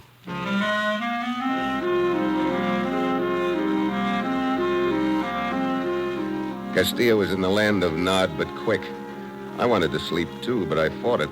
This was the last night before La Paz. I still didn't know which of the passengers had that spool of wire. I was still thinking about it when I heard the sound. I couldn't peg it at first, but it kept getting closer. I twisted my head around to take a look. Then I saw it. Something awful big coming at me. It was the bus rolling downhill, heading straight for me. I tried to zip over the sleeping bag, but the zipper jammed. All I could do was roll over, and I rolled. Mitchell! What happened? The bus, Castillo. It came by here like a jet plane. What? Wait. Oh, the tracks of the bus? Yeah. It only missed me by a foot. It wasn't supposed to miss me at all. Look at the tracks, right over where I was supposed to be sleeping. Oh, sure. Now this zipper works fine. Now, come on, Castillo. Let's find Gruber. They should be right across the road with Enrique. See, there are the sleeping bags. Yeah. Enrique's there, but Gruber is not. Enrique. Enrique. What? Oh, it's you, Senor Mitchell. Oh, what a disappointment. What? I mean, I was dreaming about the most beautiful, the most gorgeous. Yeah. Look, where's Gruber? Gruber? I do not know, senor. He started walking around just before I went to sleep. Hey, what happened, Steve? My boss, he rolled downhill. Yeah. Looks like somebody rigged a little booby trap for me, Diane. What? But Well, why? maybe somebody doesn't like the color of my eyes. Oh, that was a close shave. You know, gives me an idea for a plot. Yeah, I thought it might. What? Oh, skip it. I still want to find Gruber. Here I am, Mitchell. What do you want? I want to know where you were a couple of seconds ago. What business is it of yours? Where were you? Why, I was just walking around. Did you go near the bus? The bus? Why, no. Why do you ask? You sure about that, Gruber? Of course I'm sure. Is the bus wrecked? Well, I don't think so. It came to a stop in the sun below us. I'll go look at it. You were sleeping near the bus, weren't you, Diane? Yes. Say, what is this anyway, Steve? Come on, Enrique. I want to take a look at where the bus started from. Si, senor. Hey, Senor Mitchell, you think this man Gruber released the brakes on the bus? I don't know, Enrique. Why would he do a thing like that? Well, because you are... I don't know why he would want to kill you, senor. Yeah. Well, let's see. Bus was parked just about here. Yeah. Shine your light around. See. A lot of footprints. That won't help us much. Wait. Here, shine your light over here. See. That is where the front wheels of the bus were. Yeah, here. And here. And a wet spot at each place. Huh? I do not understand, senor. I think I do, Enrique. I'll do something about it tomorrow. Senor, I think I could use a drink. So could I. But I don't see any bars anywhere out in this desert, Enrique. But I put some beer in the crate of frozen meat. It is locked in the baggage compartment of the bus with my suitcase. I will have to get the key from Castillo. Oh. Ah, well, never mind, Enrique. We can celebrate tomorrow when we get to La Paz. By then, I'll really have something to celebrate.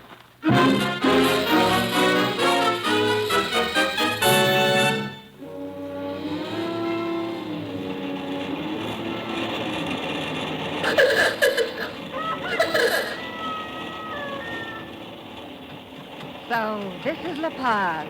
It's beautiful. Look at the ocean.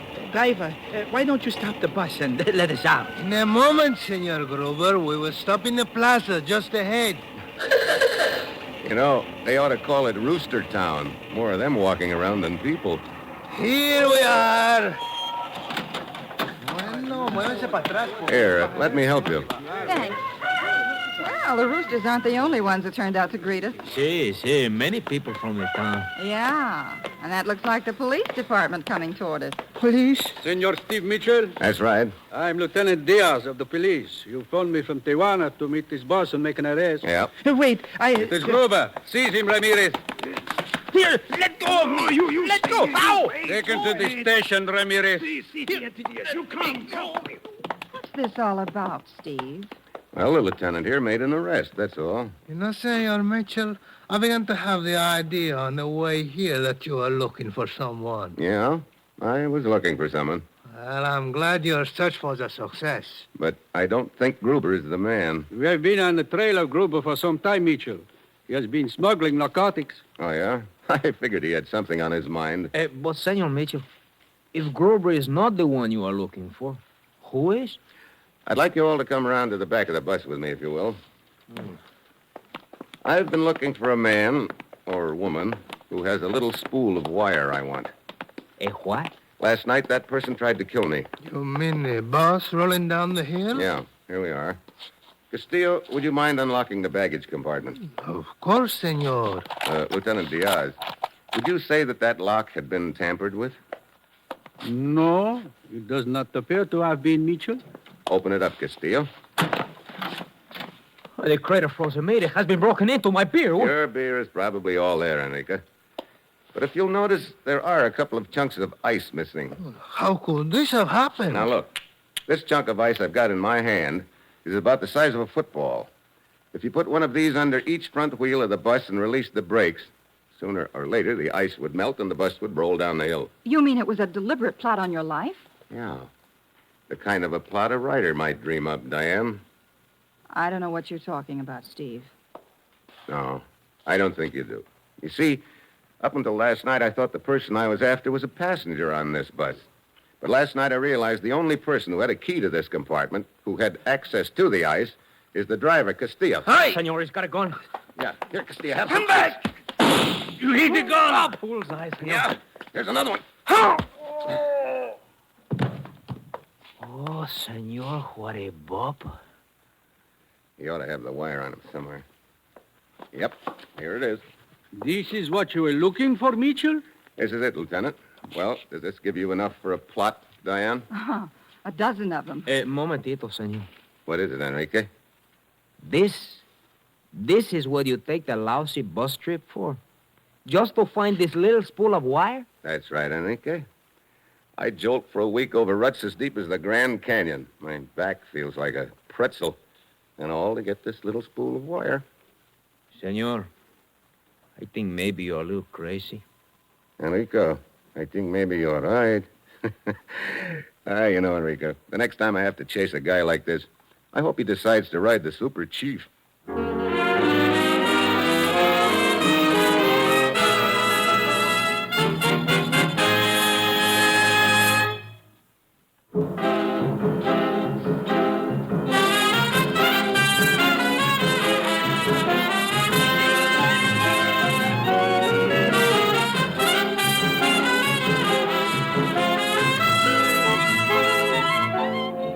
You have just heard another episode in the exciting new adventure series, Dangerous Assignment, starring Brian Donlevy as Steve Mitchell.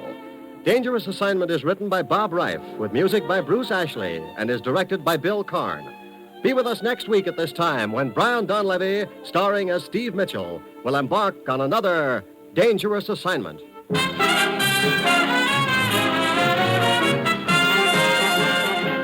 You're tuned for the stars on NBC.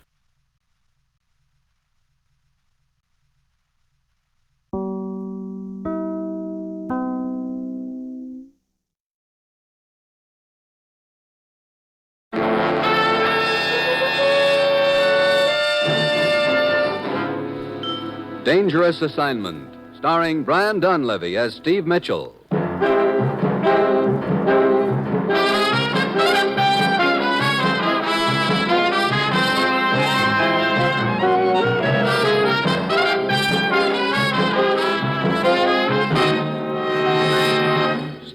I'm sending you to Switzerland on the next plane. Switzerland? What's the matter? Your watch busted?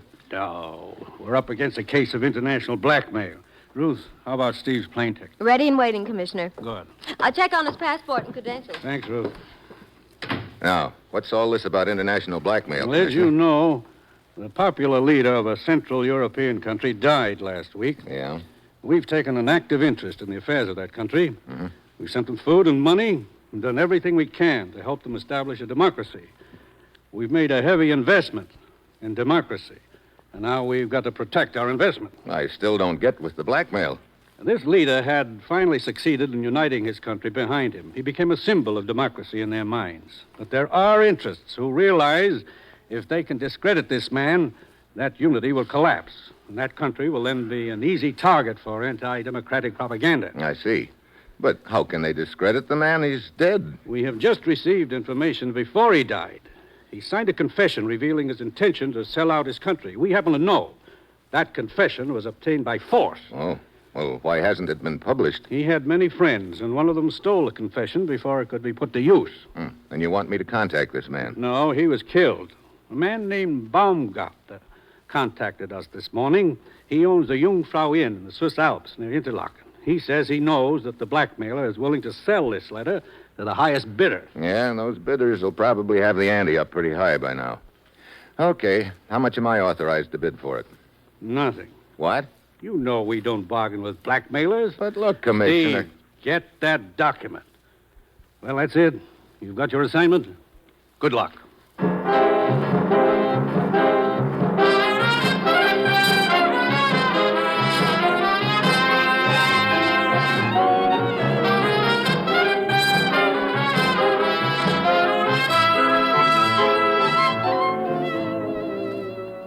The National Broadcasting Company is proud to present Dangerous Assignment, starring Brian Donlevy in the role of Steve Mitchell, colorful, two-fisted government agent. At all those places of the world where danger and intrigue walk hand in hand, there you will find Steve Mitchell on another dangerous assignment.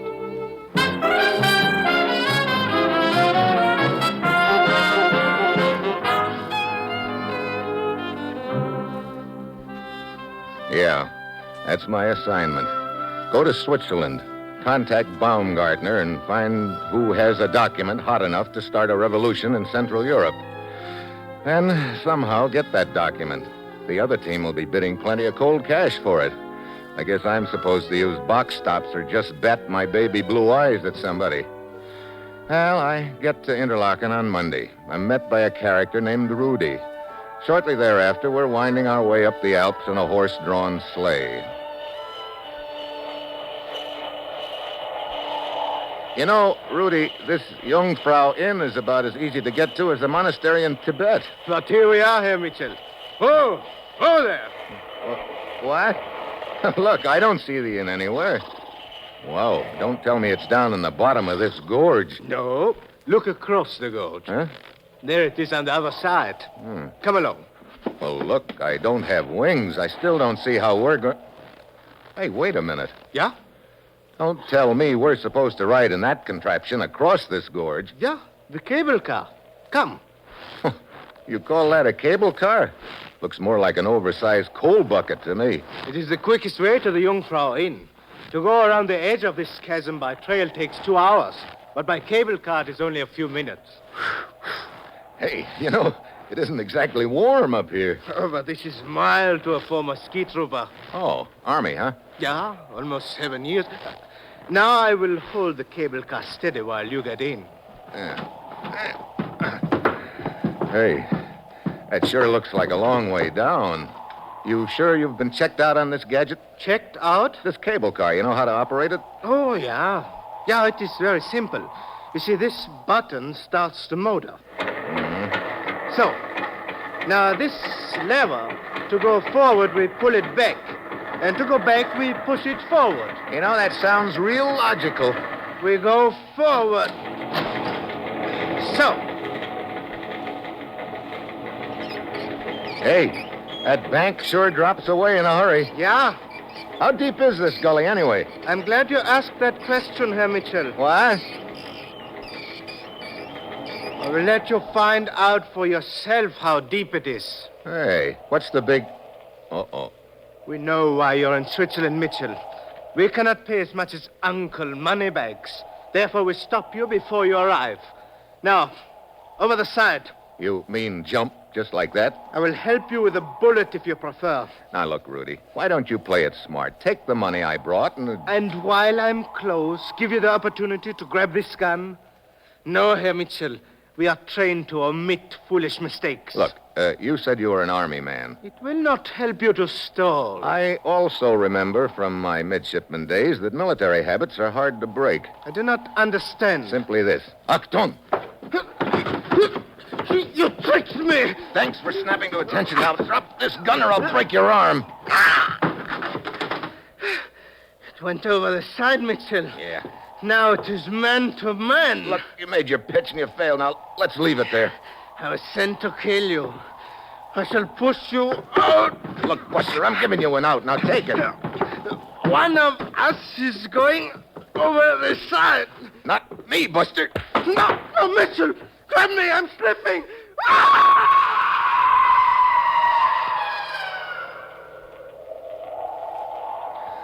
Oh, brother.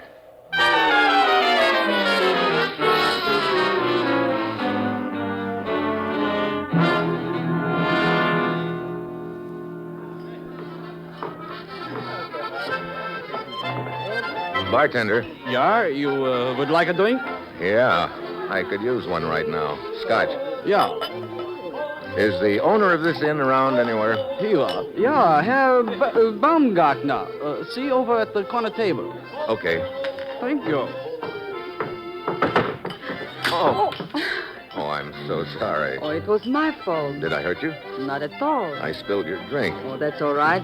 I wasn't looking where I was going. Well, let me buy you another one. No, thank you. But No, really. I tell you, I will take, what do you call it?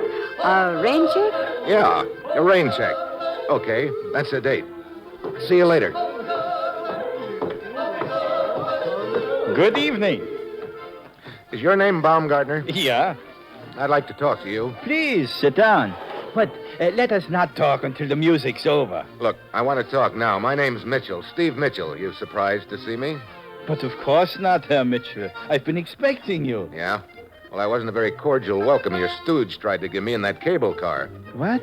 Please, Herr Mitchell. I'm very fond of this music. It's the very bust, you know. The Moserbuben. The what? The Moserbuben. Oh, the Moser boys. Isn't that good to listen to? Yeah, great. But right now I've got more on my mind than yodeling. We're going to have a talk, so quit stalling. Well, very well. Come, we'll go into the back room. Okay. Just one thing, though. Yeah? Have you got another ape waiting for me in there? Ape? But I do not understand. Oh, well, never mind. Come on. After you, Herr Mitchell. Okay. Yeah, let's sit down. Now, what is all this suspicion of me? You sent a strong arm named Rudy to pick me up and polish me off. Herr Mitchell, why should I want to, as you say, polish you off? I want to do business with you. Then where did this Rudy come from? The man I sent to bring you here was named Otto. This Rudy was undoubtedly working for one of the people who are bidding for the document we're both concerned with. Well, maybe. Look, speaking of that document, our information is that you know who has it and are willing to act as a go-between. Your information is accurate, Herr Mitchell.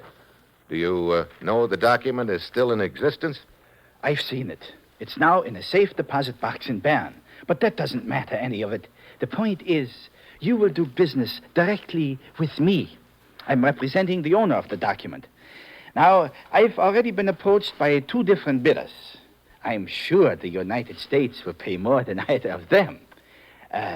How much are you prepared to offer, Herr Mitchell? Not 1 cent, Baumgartner. You know, it's good to see a man with a sense of humor, even at a time like this. But let's be serious. I am serious. Herr Mitchell, do not try my patience. I've been instructed to sell that document for the equivalent of $100,000. If not to you, and to others. Look, you know that piece of paper could do a certain country a lot of harm if it fell into the wrong hands. It will do you no good to come here with your Boy Scout talk. I'm not interested in the harm the document can do to anyone else. I am interested in the good it can do me. And its owner, of course. You're wasting my time, Herr Mitchell. I could be listening to the music. Look, Baumgartner. There is no use prolonging this silly conversation. Unless you make a definite offer, you leave me no recourse but to sell to the highest bidder. I wouldn't want you to do that. Well, maybe I can raise some money and get in on the bidding. Oh, this attitude I like better. However, I shall accept the highest bid that I've had. I will deliver the keys to the document safe deposit box tomorrow night at 10 o'clock. You have until then. If you bring a better offer, the key is yours. Otherwise... Yeah, I get it. Well, then I'd better get back to Interlaken right away. I will send my bartender with you to see that you arrive safely. I do not want anything to happen to you, Mitchell, because I believe that your bid will be the highest.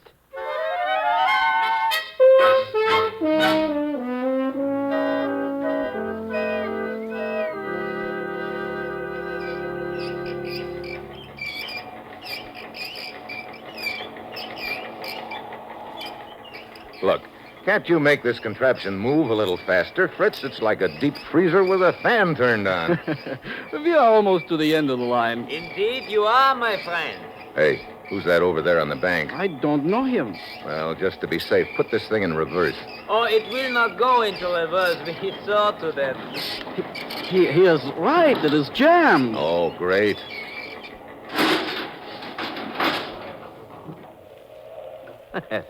And now, as you said, you are indeed at the end of the line, Mitchell. Who are you? Oh, my name is Gerlach. Would you and your companion kindly step out, please? What do you want? Hans? Yeah. Drag him out. Yeah. Hey, look. Gun or no gun, get this big ape away from me. Go. Okay, Buster. Oh, Mitchell, I am so sorry that you did that. It shows that just because I am a little man, you are not impressed by me. Oh, dear. It is always this way. I am such a mild little man, so no one is impressed. And therefore I must make people impressed. Well, never mind the lecture. Where's this leading? Mitchell, tonight you killed one of my men. Oh, Rudy? The guy in the bucket? The same. And now, an eye for an eye. Hans. Yeah? Shoot the little one. Wait a minute. You can't kill Fritz in cold blood for something he had nothing to do with. Oh, Mitchell, you are not impressed. Oh, dear. Hans. Wait. No! Good Lord. What kind of a man are you? The kind of man who will kill you, Mitchell, if you do not give me the document. Gerlach, I don't have it. You came to buy it. You saw Baumgartner, and so it follows that you have the document. Now, please, Mr. Mitchell, take pity on me. It's quite cold up here. I would much rather be in front of a warm fire. I am sure that your conscience would bother you if you made me catch cold. Yeah, I'd hate myself in the morning, I suppose. Look, I don't have it, and I don't know where it is. Oh, dear. Very well, Hans. Proceed. Hey, look, if you think I'm going to hold still while this jughead works over me... Hans! Yeah. Again, Hans, only this time use the butt of your rifle. Yeah. Listen, you big gorilla, Oh, that's lovely. Now, Hans, you may kick him. Again. That's enough to soften him up. Any more would be cruel. Roll the bartender's body into the gorge, and then we shall take Mitchell to my house in Interlaken.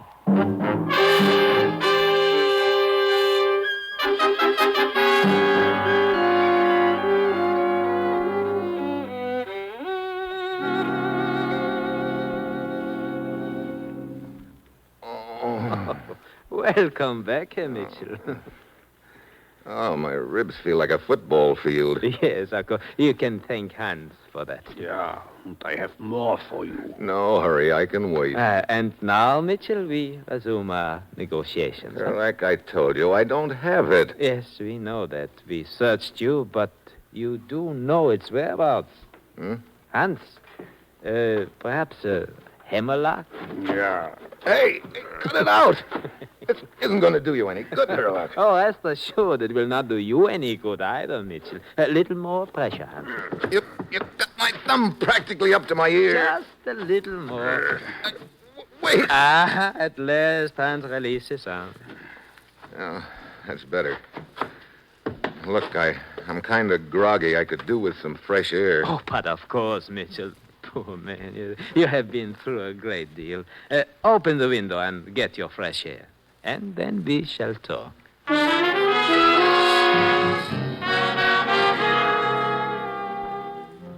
I stumbled over to the window.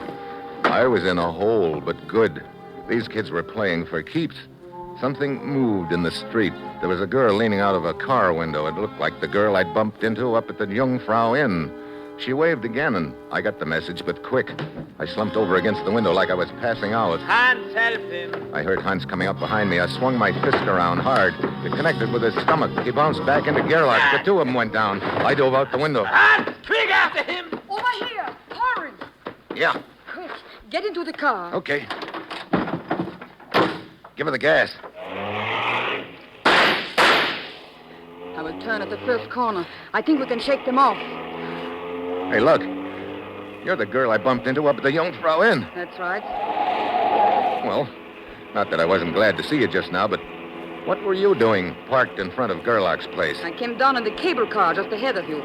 I saw what happened to you, so I followed you. I'm sure glad you did, Miss... Lise Strauss. Lisa. I'm Steve Mitchell. Where are we going? I think we've lost them by now. You are bleeding, Mr. Mitchell. I will take you to my apartment. I can bandage your cuts there. Thanks. Anywhere's all right with me, as long as it's where that character Gerlach isn't.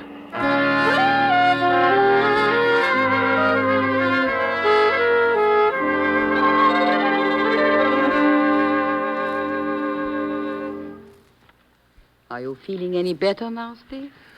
Only about 1,000%. Hey, remind me to take first aid lessons from you sometime, Lisa. How about a drink, Steve? You think of everything, don't you? But when we bumped into each other at the inn, you promised me a rain check, remember? Here you are. Thanks. Well, happy rain check. You know, it is very fitting, this rain check. What do you mean? Because for you, it is going to start raining. Right now. Huh? Don't move, Steve, or I Hey. will shoot. You too, Lisa. Yes, Steve. I'm sorry. Why?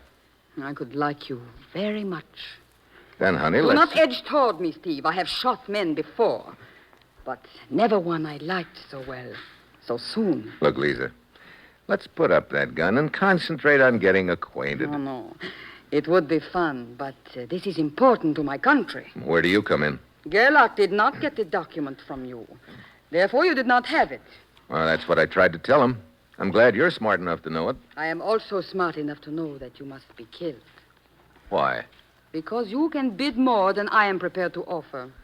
Would you mind telling me who's going to do this little job for you? For me? No one. I will do it myself. You know, I believe you would. Not would, Steve. Will. Obviously, I cannot do it in here in my apartment. Well, that's a relief. We will go for a little drive. Just the two of us. Now, wait a minute. Come on. Move.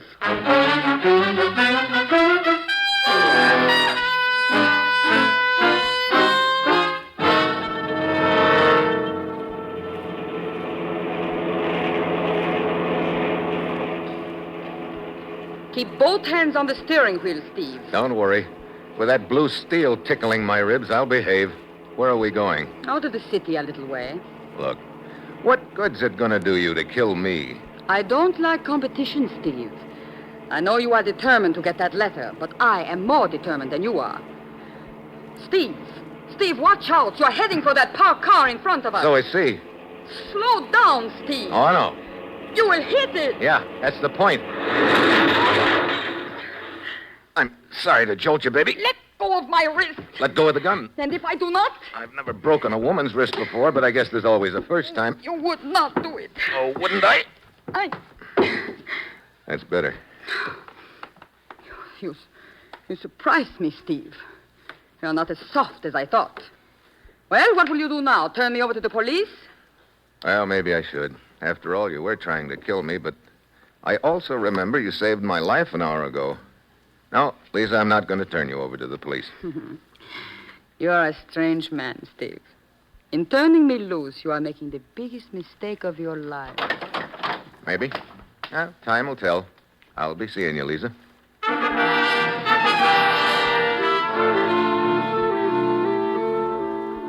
Well, along about now, I'm ready to toss in the sponge.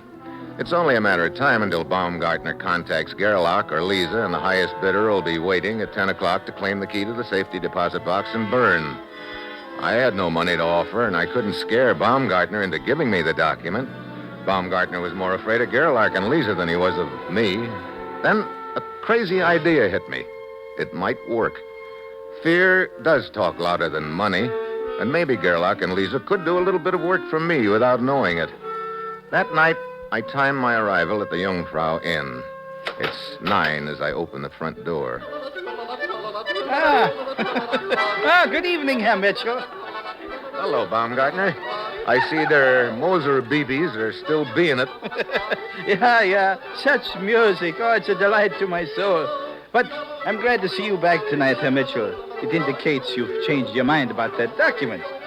Now, how much are you prepared to bid for it? Baumgartner, you told me you're just acting as a go-between in this deal, but I've got a pretty strong hunch that there is no other man. I think you've got the document and dreamed up this story about being just a go-between to protect yourself. I do not understand the purpose of these remarks. No purpose, really. All right, then let's get down to business. How much are you prepared to bid? You misunderstand, Baumgartner. I just came up here to tell you goodbye. Mitchell, sometimes I find your sense of humor very annoying. It's no joke. My train leaves for Bern in about 2 hours. You are serious? Yep. So long. But I do not understand the key. I think you will understand before long. Goodbye. But, Herr Mitchell. Well, hello, Lisa. Hello, Steve. You must like this inn. Let us say rather that I like you. Yeah, sure. You proved that the last time we were together. I'm afraid you were a little too clever for me then. Well, it doesn't matter anymore, Lisa. What do you mean? I'm taking my key, and I'm leaving on the train to Bern in a couple of hours. Key? Leaving? You admit defeat, then. I didn't say that. I just said I was leaving. Well, so long, Lisa. It was nice while it lasted, and I'm glad it didn't last a minute longer. But wait, I do not understand. If you are leaving, that means that Baumgartner... It just means I'm leaving. So long, Lisa. Oh, Mitchell. Looking for me, Hans? Here I am. That's one I owe you. Here's another. And here's one for Gerlach. Give him a message for me, Hans. Tell him I've got the key. Tell him it's too late. I'm leaving on the train to Bern. Don't forget.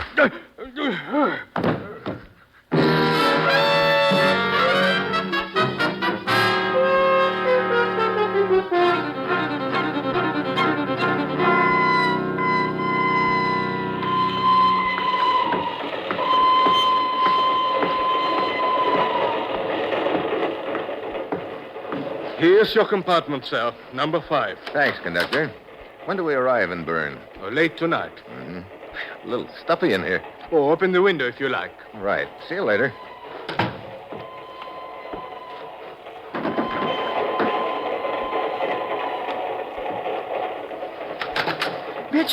Mitchell. Well, hello, Baumgartner. Mitchell, what have you done to me? I don't know what you mean. But you must. Shortly after you left, Gerlach, he came to the inn and tried to kill me. Well, maybe he doesn't like you. Mitchell, this is serious. I escaped out the back door, but he followed me here. He's on the train. What about the girl? She saw it all. She, too, is here.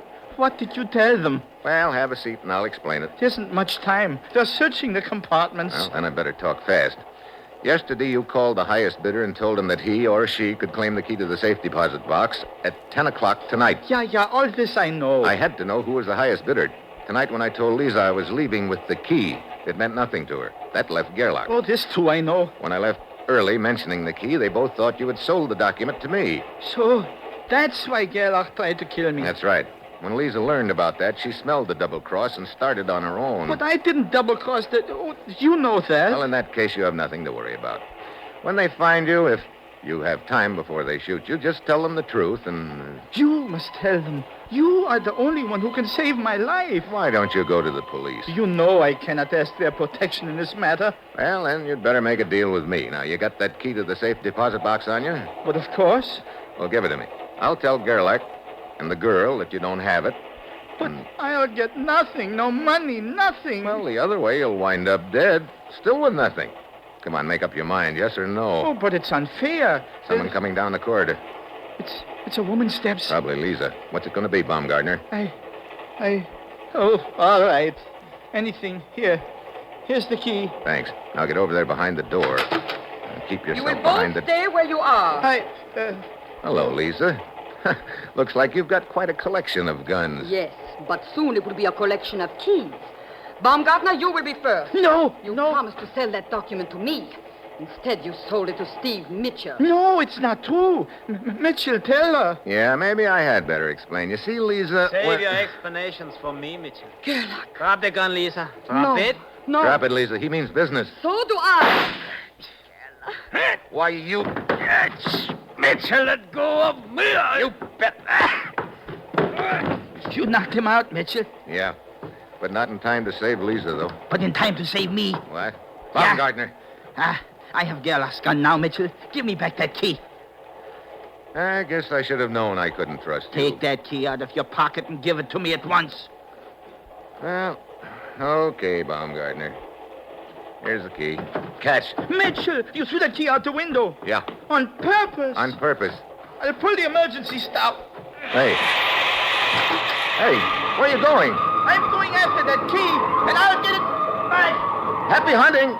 Who pulled the emergency stop? The guy who just jumped off the train, conductor. Wait, his body's on the floor.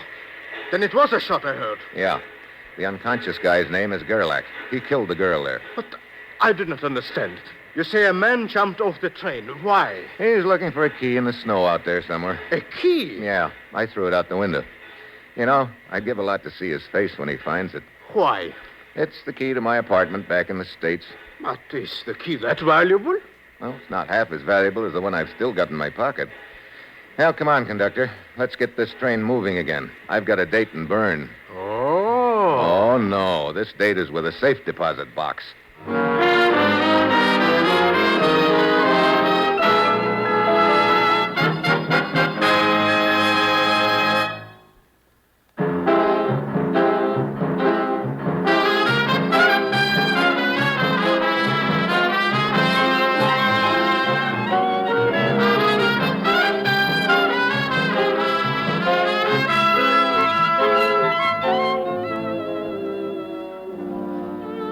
You have just heard another episode in the exciting new adventure series, Dangerous Assignment, starring Brian Donlevy as Steve Mitchell.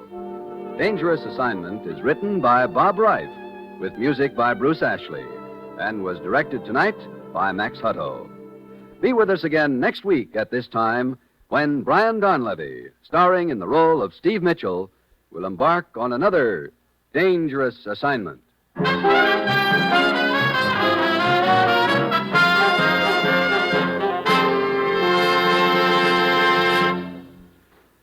Be sure to hear Elizabeth Taylor on Cavalcade of America tomorrow on NBC.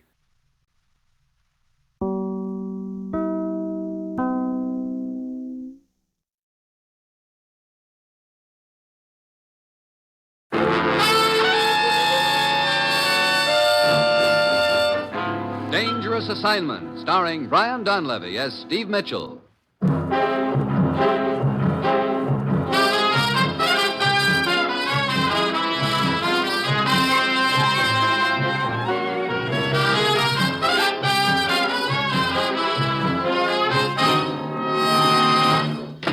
Morning, Commissioner. Morning, Steve. How was the flight back from Switzerland? Smooth as silk. Just got in. Glad you liked it, because you're taking the next plane for Cairo. Cairo? You mean today? Look, I don't even have a clean shirt left. You can dunk it in the Nile when you get there. Oh, Rose. Yes, Commissioner. How are you doing on Steve's plane ticket? I was able to get him space on the next plane. Takes off in an hour. Good. Oh, great. I haven't had a date for a week, and now you want to fix me up with a mummy. Steve, remember Sheik Haroun? Sure, he's an old friend of mine. He should be. What do you mean? About 5 years ago, I taught him to play poker, and he cleaned me. And as you know, the Sheik controls a territory on the edge of the Sahara. He has a walled city there. Yeah, I was there once. Quite a joint. We think there's uranium ore in his territory. Oh. You don't think the Sheik's making himself an A-bomb, do you? No, but we do know that 6 months ago we concluded an agreement permitting representatives of several countries to explore and develop the area. That agreement expires next Wednesday, and the Sheik has suddenly refused to renew it or even see our representatives. Yeah, sound like someone upped the ante, huh? Yes. Apparently these other interests have the inside track with him right now. We want you to change all that. Oh, great. Sounds like a cinch.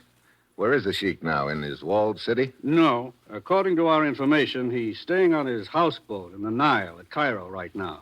Steve, get to the Sheik. What you say to him is up to you, but it's vital that our agreement with him be renewed. Well, that's it. You got your assignment, Steve? Yeah, I know. Good luck.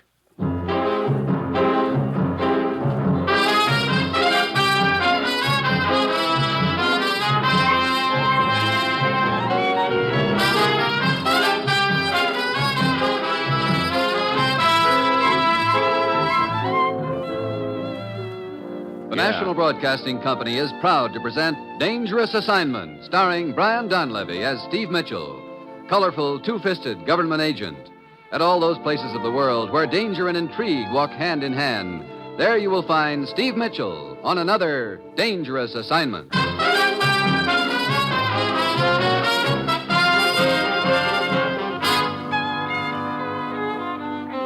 Yeah, this assignment's really a cinch. All I have to do is stick my nose into a hornet's nest of more power politics and change the whole course of events just by reminding the leader of 30,000 fanatical tribesmen that he and I used to be pals. So I slip a copy of How to Win Friends and Influence People into my suitcase and head for Cairo. It's Friday when I get there. I check in at the Delta Hotel, and then I head for the Sheik's houseboat on the Nile. Stop where you are, Effendi. Huh? You cannot come aboard this boat. Who are you? One of the Sheik's guards. Look, tell the Sheik that Steve Mitchell is here. The Sheik will see no one. Who's that guy up on the deck? That is Ahmed, the Sheik's confidential secretary. Look, Ahmed. I warn you, do not set foot on this boat, or it will be the guard's unpleasant duty to shoot you. Guard! Oh, good afternoon, Mikan. Has the Sheik changed his mind about seeing me? No, I'm afraid not, Mikan. But surely he will see me. I am sorry, but I have my orders. The Sheik will see no one. Now, please leave, both of you, at once. Very well. Okay, but I'll be back. I would not advise it, Effendi. Well, looks like you didn't have any better luck than I did. Say, your face seems familiar. I am Mikan. I was once the chief's trusted lieutenant. I thought I recognized you. I'm Steve Mitchell. Steve Mitchell, of course. It has been a long time. Yeah. Hey, what's going on anyway? I wish I knew Mitchell. Up until last week, I enjoyed the Sheik's complete confidence. But suddenly, everything has changed. Shake up in the tribe, huh? Now he will not even see me. Something must have turned him against me. Something or someone. I must have turned him against just about everybody. How about that secretary, Ahmed? I have been wondering about him. He's been acting strangely the last few days. I've asked him several times to get me an audience with the Sheik, but he seems very evasive. I wonder if somebody's paying him to be evasive. I do not know. Look, you know the lay of the land around here a lot better than I do. Maybe you can help me. I would be glad to if I thought I could, but it is very discouraging. Yeah, but somehow I've got to see the Sheik. Very well, Mitchell. I will try to help you. Meet me at the Sphinx Club at 8 tonight. Perhaps I will have thought of a plan by then.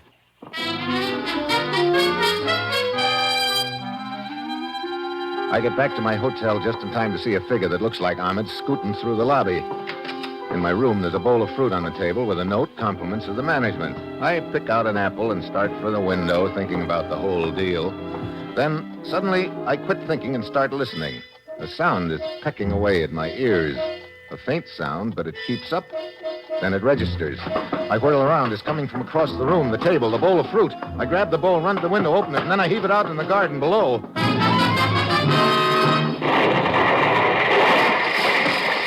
The concussion knocks me back. I can hear a couple of windows breaking. I run downstairs to the lobby. The clerk is waving his hands in the air. What happened? That explosion. That explosion was meant for me. A little thin-faced man scooted out of here a minute ago. Yes, he took a taxi. Oh. Is this hotel the driver's regular stand? Why, yes, it is. Look, I've got to meet a guy at the Sphinx Club in a few minutes. When that cab driver returns, send him over there.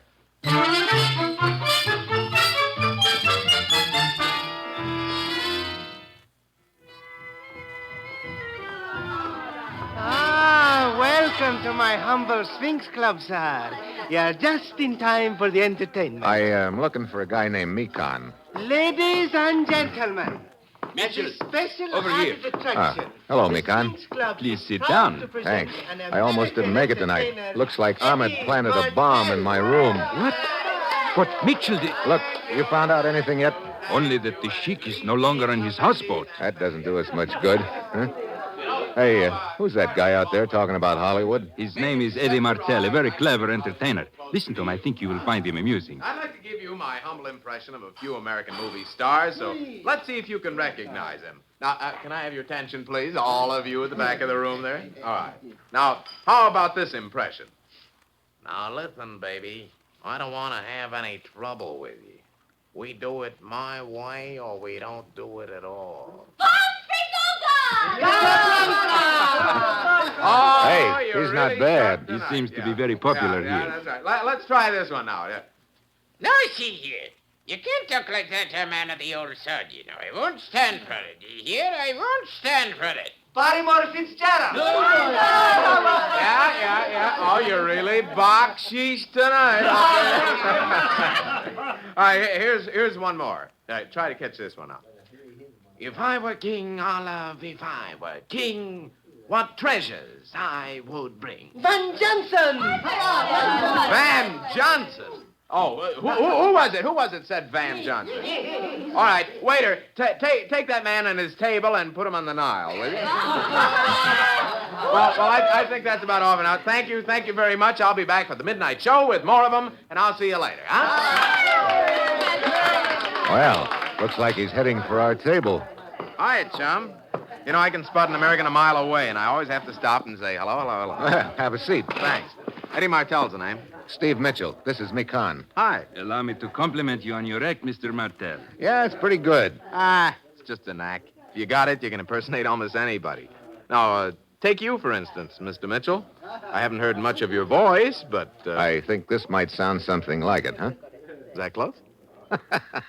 Not bad. Mitchell Effendi. Steve Mitchell. Over here. There is a telephone call for you. For me? Are you sure? Yes, sir. If you will come with me. Okay. Excuse me, I'll be back in a minute. Yeah, sure. Of course. Where is the phone? In the back room.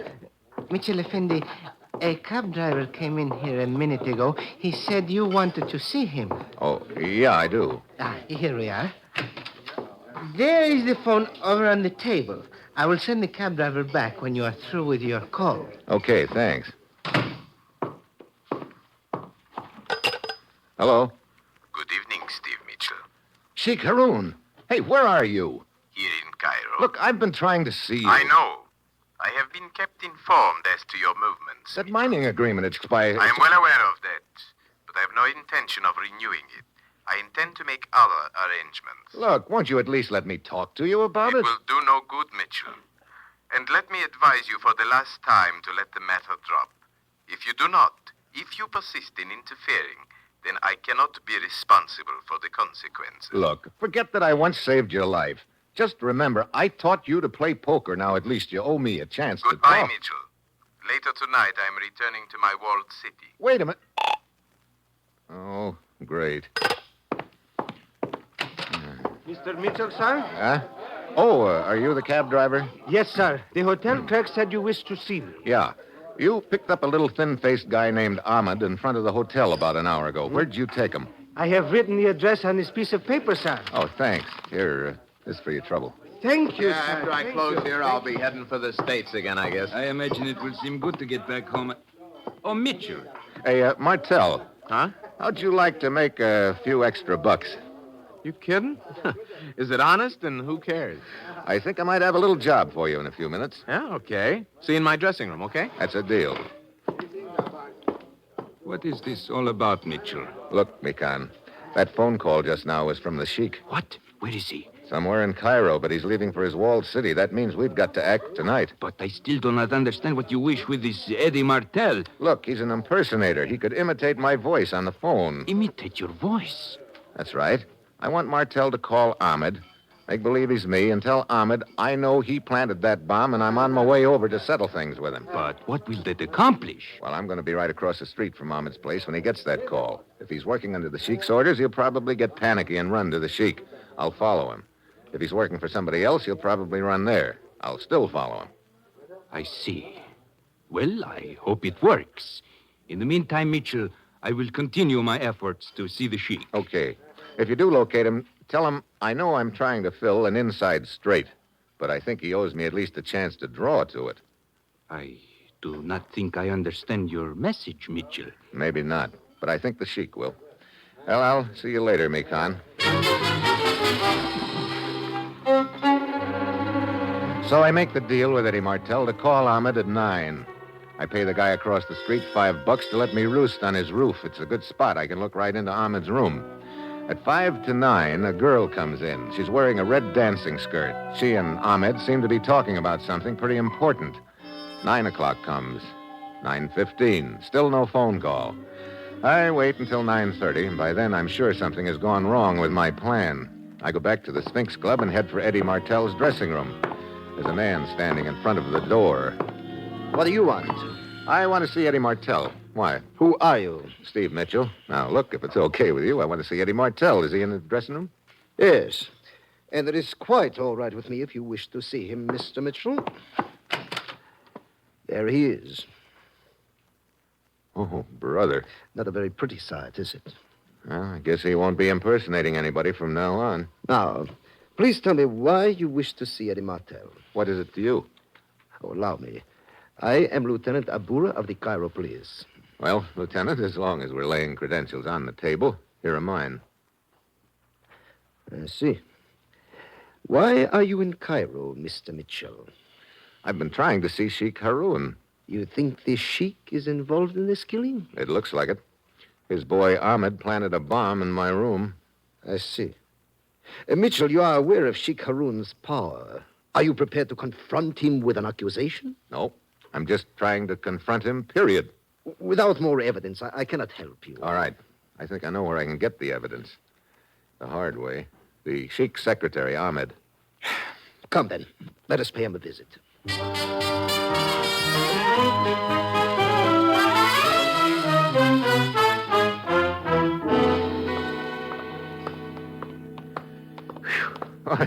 Really hot tonight, Lieutenant. Yes, and the air is quite still. These weather conditions usually signify the start of the Khamsin. Khamsin? What's that? A blinding sandstorm from the Sahara.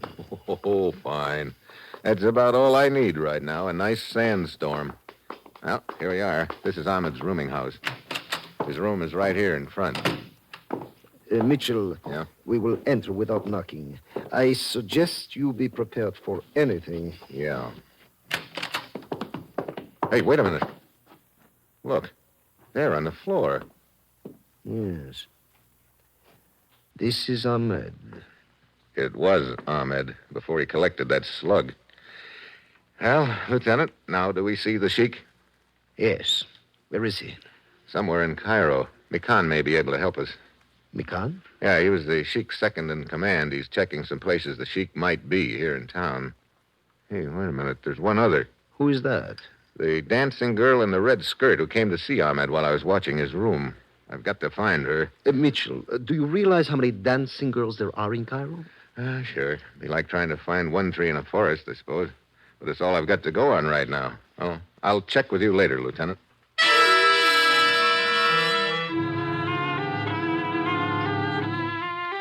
For the next 3 hours, I cover every cafe, bar, and dive I can find. I see a lot of dancing girls, all shapes and sizes. Quite a few are wearing red skirts, but none of them's the one I'm looking for. The sandstorm has started by now, and it's really a beaut. Finally, I give up and head back to my hotel room. I open the door, and there's the person I'd just been turning Cairo upside down to find, the girl in the red dancing skirt. The gun looked very businesslike, but she was trembling. Close the door, Mitchell. Okay. So I'm next. First Ahmed, now me. I was Ahmed's sweetheart. You took a pretty funny way of showing it. I did not kill Ahmed. You did. Hey, look. This is a neat cover-up, if it works. I saw you go to his room a little earlier this evening. He was alive when I left. What makes you think I killed him? I knew he was trying to see you. I thought he was trying... I did not put any bomb in your room. He wanted to tell you that the Sheik was gone. The Sheik is gone? But what did he... Hold it. What? The picture on the wall behind you is moving. Hey, a gun barrel. Get down! The slug's tearing to the rug beside us. I dive out into the hall and head for the next room. The door's locked. By the time I batter it down, the room's empty. I hear someone pounding down the fire escape. I stick my head out the window, and the wind promptly blows a cupful of sand into each eye. Can't even open them for a minute, let alone see who the sniper is. I go back to my own room. The girl is gone. Oh, now I'm right back where I started from with a handful of nothing. I call Lieutenant Abura. He and his boys give the room next door a thorough going over. I'm waiting for him in his office when he finishes. Mitchell, I thought you said the Sheik was a friend of yours. I did. Why? We went over the hotel room next to yours very thoroughly. The one from which you were shot at. Mm-hmm. There were several cigarette butts and a half-empty glass of water. So the sniper had been waiting there for me. Well, what's that got to do with the Sheik? The fingerprints on that glass were his. What? Are you sure? Of course I am sure. Several years ago, during a political uprising, the Sheik was a guest of ours, temporarily. We got his fingerprints then. They matched the ones on the glass. Well, after this, I'll pick my friends more carefully. Mitchell, I will tell you frankly, I do not know quite what to do about this. Even though the Sheik's fingerprints are on that glass, it would be a very delicate and dangerous thing to go out to his walled city and formally accuse him of an attempt on your life. His tribesmen are fanatically loyal to him. Excuse me. Sure. Lieutenant Abura speaking. What? Oh, just a minute. It is for you, Mitchell. Oh. Hello. This is Mikan, Mitchell. I've been trying to get in touch with you. Yeah? They told me at your hotel that you were at police headquarters. Anything new? I covered all the places I thought the Sheik might be. About 2 hours ago, I saw him come out of one of them. Did you get a chance to talk to him? Only as he was getting in his car to return to his city. He would not listen to me. He said your mission was hopeless. What did he say when you gave him my message about drawing to an inside straight? Nothing. I'm afraid he did not understand it. I see. Well, thanks for the try, Mikan. Lieutenant, I just had a thought. I know it's a tough proposition to get into that walled city if you're not welcome, but what happens in a sandstorm like this? Why, during the come scene, everyone remains indoors under cover. Only a fool would venture out into it. That's what I mean. Let you and me be a couple of fools. Oh, but Mitchell... How could we get there? What, a jeep, I suppose. Could you dig up some goggles? Yes, I suppose so, but look... Look, you know, I think I understand now what Ahmed was talking about. It seems like a wild guess, but it's the only answer that makes sense. But to make sure, we're going to have to pay a visit to the Sheik in his walled city. There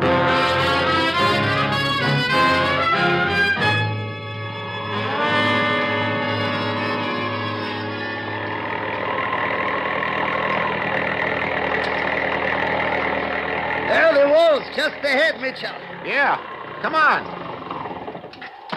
I hate to think of what this sand would be doing to our eyes if we didn't have these goggles. So do I. Well, the gate is closed. There's no sentry on duty. Fears you are right about the sandstone, Mitchell. The city may be unguarded. Yeah, come on, let's find a place to climb this wall. It's too high to jump, about 12 feet. Mitchell, many things about this I do not understand. Me too. But I think it's beginning to fall into place. Hey, wait. There are a few missing rocks in the wall here. Maybe I can get enough for a handhold. I'll give it a try. Mitchell, be careful. The guard sees you on the wall, he will shoot instantly. Yeah, I know. Here's another hole. Can you reach the top with your hand? Yeah. I got a hold of it now. As soon as I pull myself up, I'll give you a hand. Hey, I got a hold. Yes. Can you reach my hand? Yes. Here you go. Oh, thank you. Okay. We'll drop down just inside the wall here. I'll go first. Come ahead. Very well. This wall shelters us from the wind a little. Yeah. Now, look. There's a secret entrance to the Sheik's chambers. He showed it to me when I was here 5 years ago. Where is it? Right around the corner of that building over there, I think. We'll be crossing about 20 feet of open space, but we've got to take a chance. You ready? Yes. Let's go. Mitchell, we have been seen. Yeah. Get behind the corner of the building here. Come on. Here we are. Now you press one of these rocks, and it's supposed to open the door. Hurry, Mitchell, hurry. I've got it. Quick. Get inside. Okay, pull the door shut behind you. I cannot see a thing. Turn on your flashlight. Good. Now, up this flight of stairs. This leads to the Sheik's chambers? Yeah. That guard who saw us, he will... We're taking a chance that he doesn't know about that secret entrance. Okay. This door takes us right into the Sheik's room. Now, get ready for anything, Lieutenant.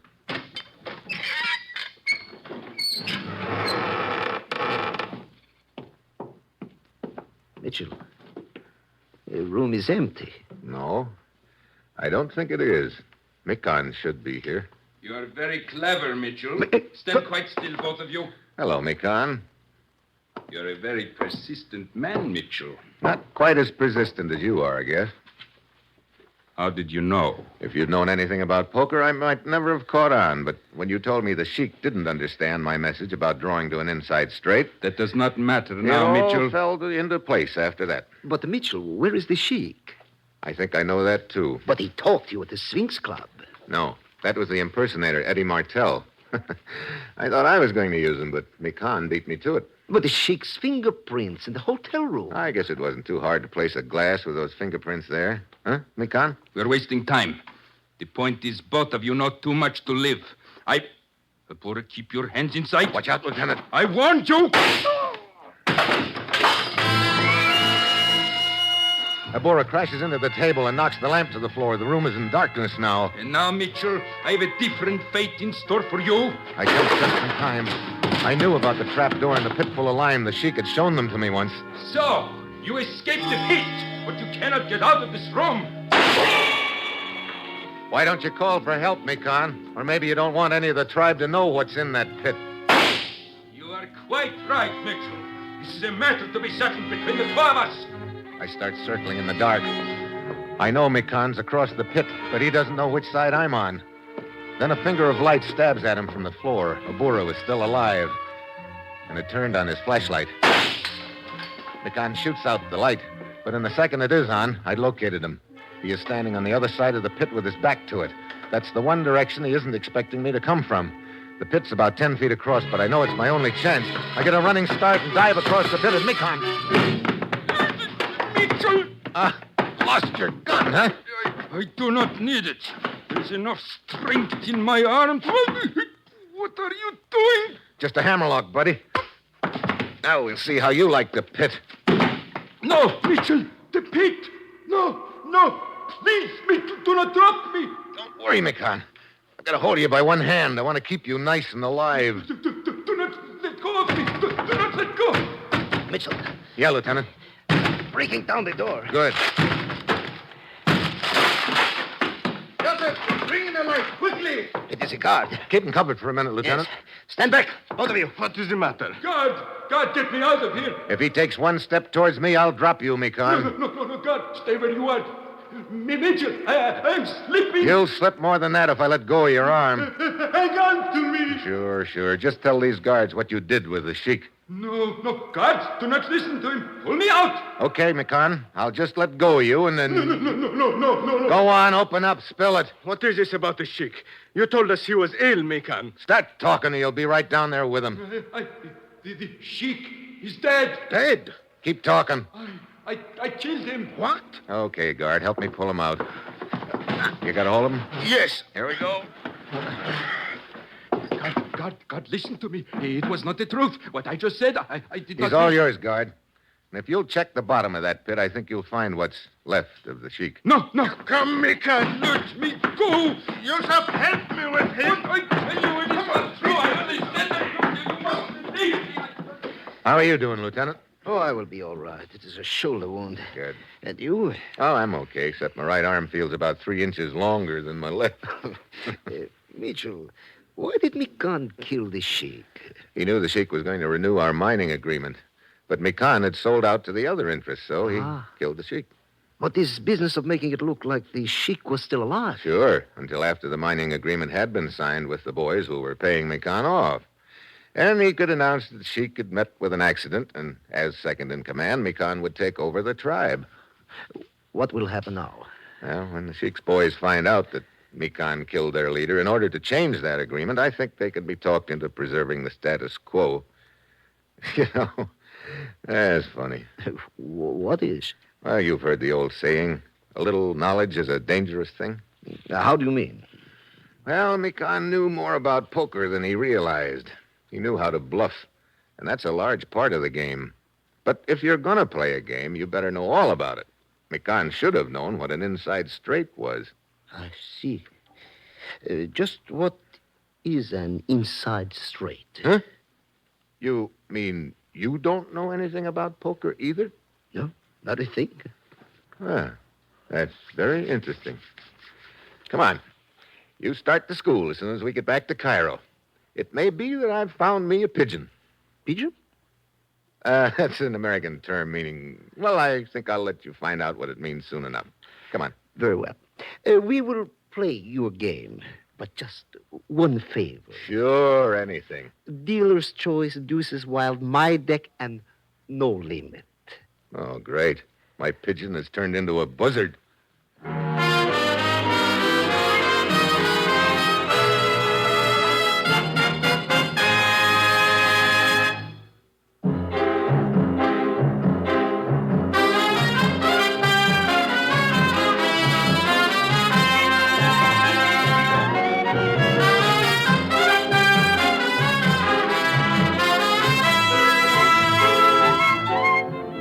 You have just heard another episode in the exciting new adventure series, Dangerous Assignment, starring Brian Donlevy as Steve Mitchell. Dangerous Assignment is written by Bob Reif, with music by Bruce Ashley, and is directed by Bill Karn. Be with us again next week at this time when Brian Donlevy, starring as Steve Mitchell, will embark on another dangerous assignment.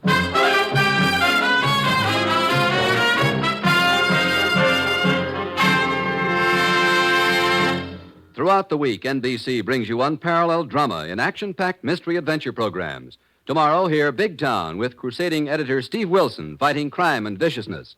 On Wednesday, listen to the champion of the people, Mr. District Attorney, in a fast-moving 30 minutes of action drama. And Big Story, with a true tale from the front pages of America's newspapers.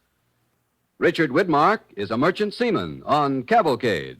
Tomorrow on NBC.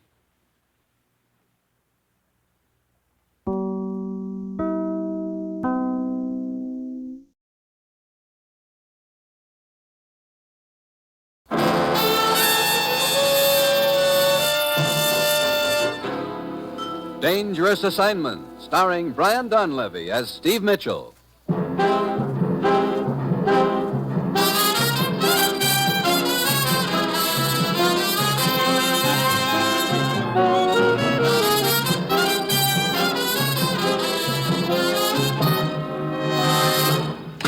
Morning, Commissioner. Steve? You know, this better be important. There's a certain redhead who was just dying to go for a long ride in the country today.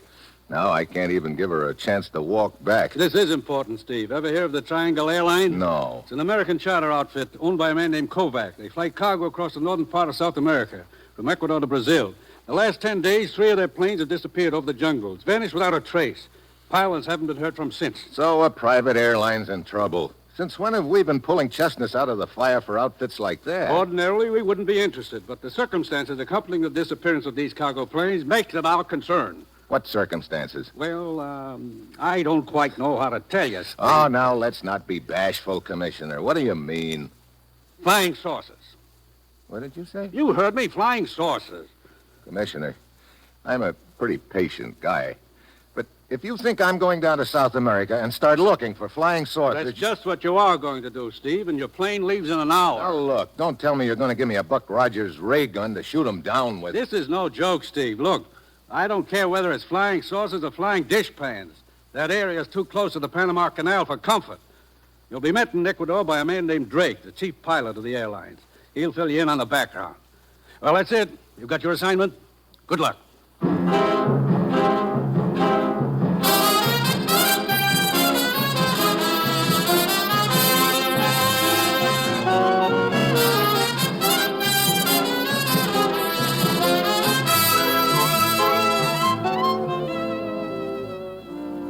The National Broadcasting Company is proud to present Dangerous Assignment, starring Brian Donlevy as Steve Mitchell, colorful, two-fisted government agent.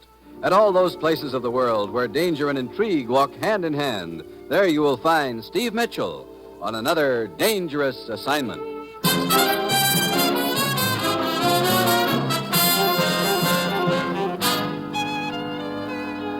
Well, this assignment really takes the cake. I've had my share of screw-loose jobs, but flying saucers yet.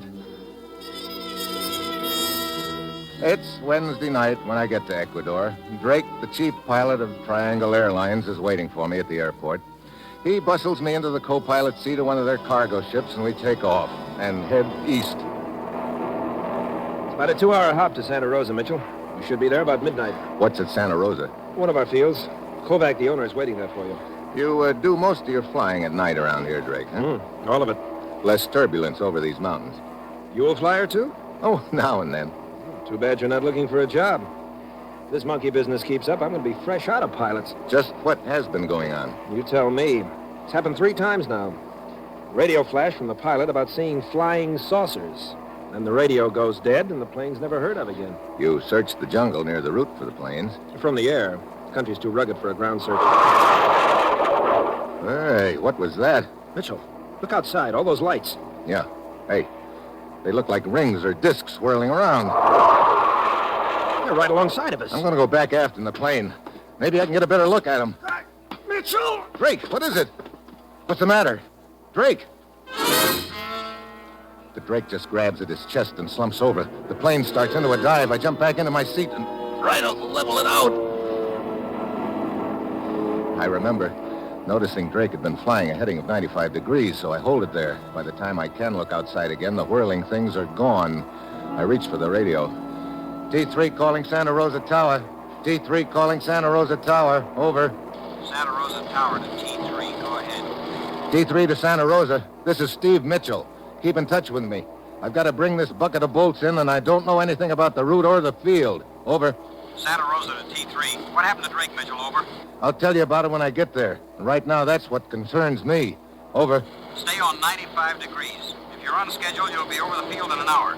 Your course follows a valley. You'll know it if you get off it all right. There's a high mountain range on each side. Over. Thanks a lot for the pleasant thought. I'll see you in about an hour. I hope. Over and out.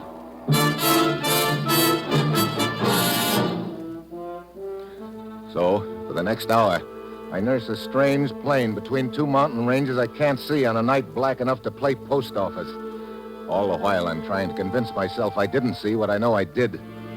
Drake is still unconscious, but he stirs a little now and then. Finally, I pick out the lights of Santa Rosa Airfield and manage to bring the ship in okay. Mitchell? Yeah? I'm George, Kovac's nephew. Yeah? I was talking to you on the radio. Oh. Sure glad you made it okay. You're glad. Come on, give me a hand with Drake here. Okay? Hey, he's coming out of it. Yeah. Drake. Drake. What? Oh, my chest. What happened to you, Drake? I don't know. Right after we saw those things, I suddenly felt like I'd been kicked in the chest by a mule. That's all I can remember. But there's not a mark on you. Yeah, great. Flying saucers aren't enough. Now we've got invisible rays. Well, why didn't it hit you too, Mitchell? I don't know. Wait. I just started aft when it happened. Guess it's a good thing for you did. Yeah.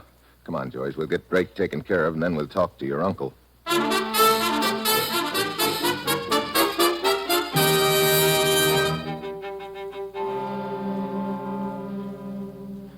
Mr. Mitchell, your description of what you saw during your flight tallies with those the missing pilots radioed in.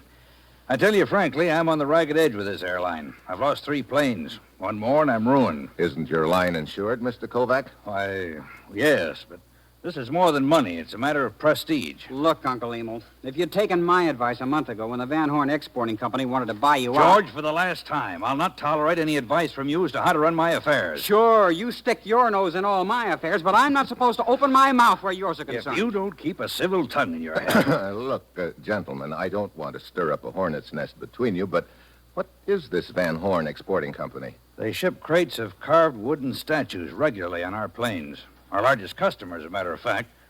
About 2 months ago, they approached me with a substantial offer to buy the line. But just before the trouble started, they notified me that they were withdrawing their offer. Bad business conditions, they said. Any particular reason why business should be bad? Oh, there have been rumors about some mysterious revolutionary party organizing lately. That sort of thing always has a bad effect on business in these countries. I see. Mitchell, what'll be your first step? Well, I think I'll pay a visit to the Van Horn Exporting Company in the morning. Why? You certainly don't think they're involved in this flying saucer deal, do you? Look, when you don't know where to start, one place is as good as another. Besides, I'm sure the Van Horn Company is a lot closer than Mars.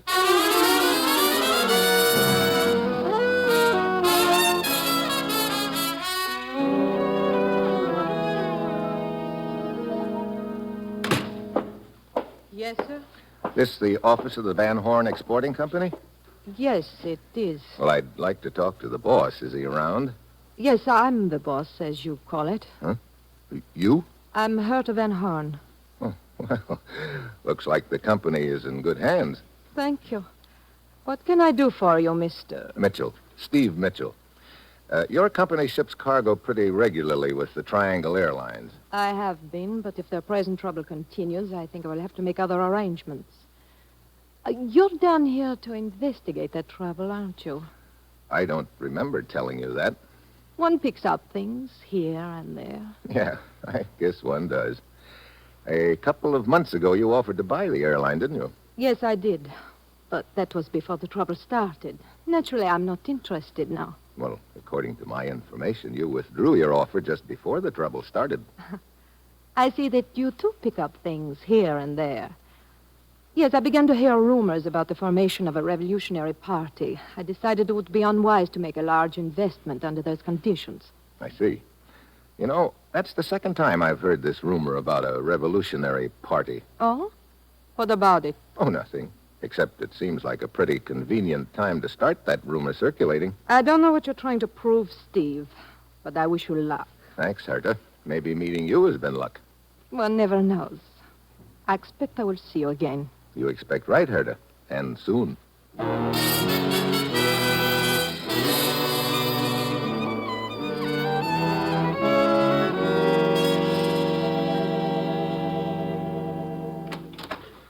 Hi, Mitchell. George told me I'd find you here in the office. Yeah. Come on in, Drake. How are you feeling today? Well, a lot better, thanks. My chest still hurts a little. I'd sure give a lot to know what hit me last night. So would I. Doing some paperwork this morning? Yeah. I've been checking cargo invoices and radio logs. I've discovered a couple of pretty interesting things. Huh? What? Look, each time a plane has disappeared, it's been carrying a shipment from the Van Horn Company. Well, what does that prove? I don't know yet. Take a look at this copy of the invoice. Well, what about it? How many Van Horn crates are listed there? Let's see. 6. Yeah, but isn't that number a little smudged on this copy? Yeah, it looks like it. Who handles these invoices on this end? Well, sometimes Kovac and sometimes George. How big are those Van Horn crates? 5, 6 feet long. Now, what are you getting at, Mitchell? I'm not sure yet, but here's something else. According to the radio logs, in each case, the pilot reported sighting the flying saucers about 20 minutes after takeoff. So? Now, take a look at this map. 20 minutes out at the course and speed your planes fly should put them right near this mountain. Yeah, Mount San Anselmo. Look, what are you getting at? Well, suppose those flying saucers came from the ground, Drake. You know... Don't tell me you're going into those jungles. Sure. You know anyone who could guide me? Seems to me one of those mechanics has a brother named Pavlo, some sort of a guide, I think. Mitchell, you ought to think this over before you go in. I have thought it over. Now see if you can round up that guide, will you? I'd like to get started as soon as possible.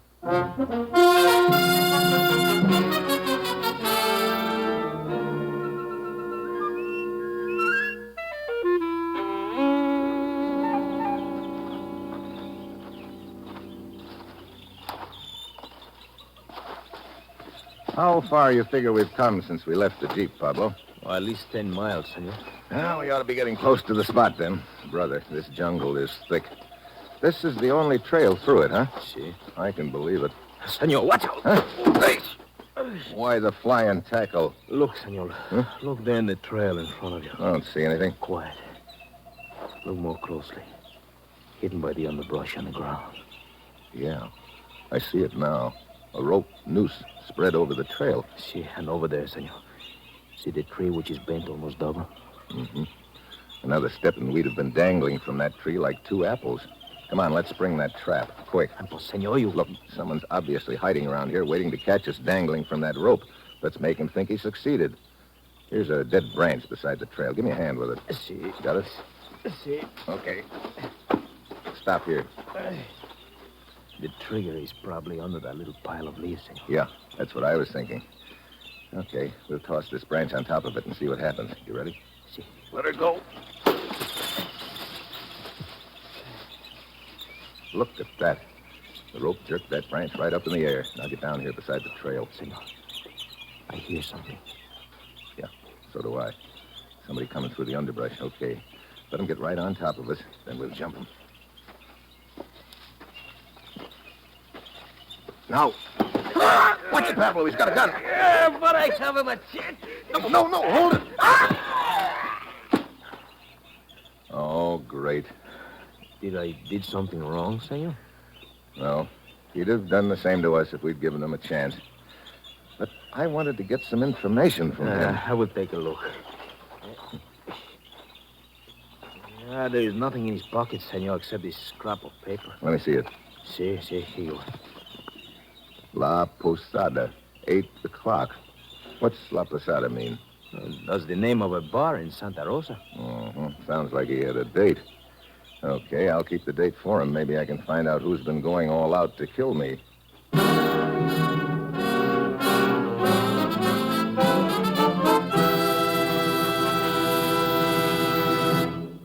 You are listening to Dangerous Assignment, starring Brian Donlevy in the role of Steve Mitchell.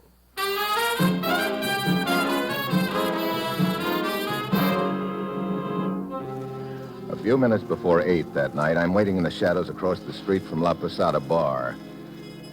A car pulls up in front. Herta Van Horn is driving. A guy starts to get out, but Herta pulls him back for a minute. There's a long kiss, and he gets out and heads for the bar. Herta pulls away.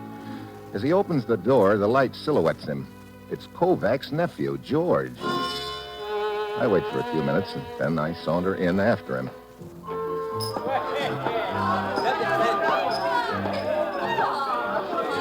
Hello, George. Oh, hi, Mitchell. You surprised to see me? Should I be? I don't know. You're waiting for somebody, George? Waiting for a drink right now. This a favorite hangout of yours? It's the only decent bar in Santa Rosa. Look, what's with the 3rd degree, Mitchell? Oh, nothing in particular. Just curious. Everybody stay right where you are and keep your hands in sight. Hey, look at all the soldiers. What's the deal? Search me. You're under arrest, all of you. Everyone in this bar is under arrest. Arrest? Hey, look, who are you? Lieutenant Gonzalez of the military. Arrest for what? Look, Lieutenant. It will do you no good to argue. You will come quietly or be shot. Hey, what's going on around this joint? Oh, Drake. Looks like I'm about to get pinched. What's the beat? You know this man, Senor Drake? Oh, I certainly do, Lieutenant. Steve Mitchell. He's down here investigating the trouble we've been having on the airline. You better take a look at my credentials, Lieutenant. Here. I see. I'm sorry to have disturbed you, Senor Mitchell, but with the situation what it is, we cannot take chances. What situation? We have information that this bar is the headquarters for a revolutionary party. That is why we raided the place. You sure there's more to this revolutionary party than a rumor? Do you think that the military would act on a mere rumor? Maybe, if the rumor was convincing enough. Well, I'll see you around, Lieutenant. And Drake, thanks for the assist.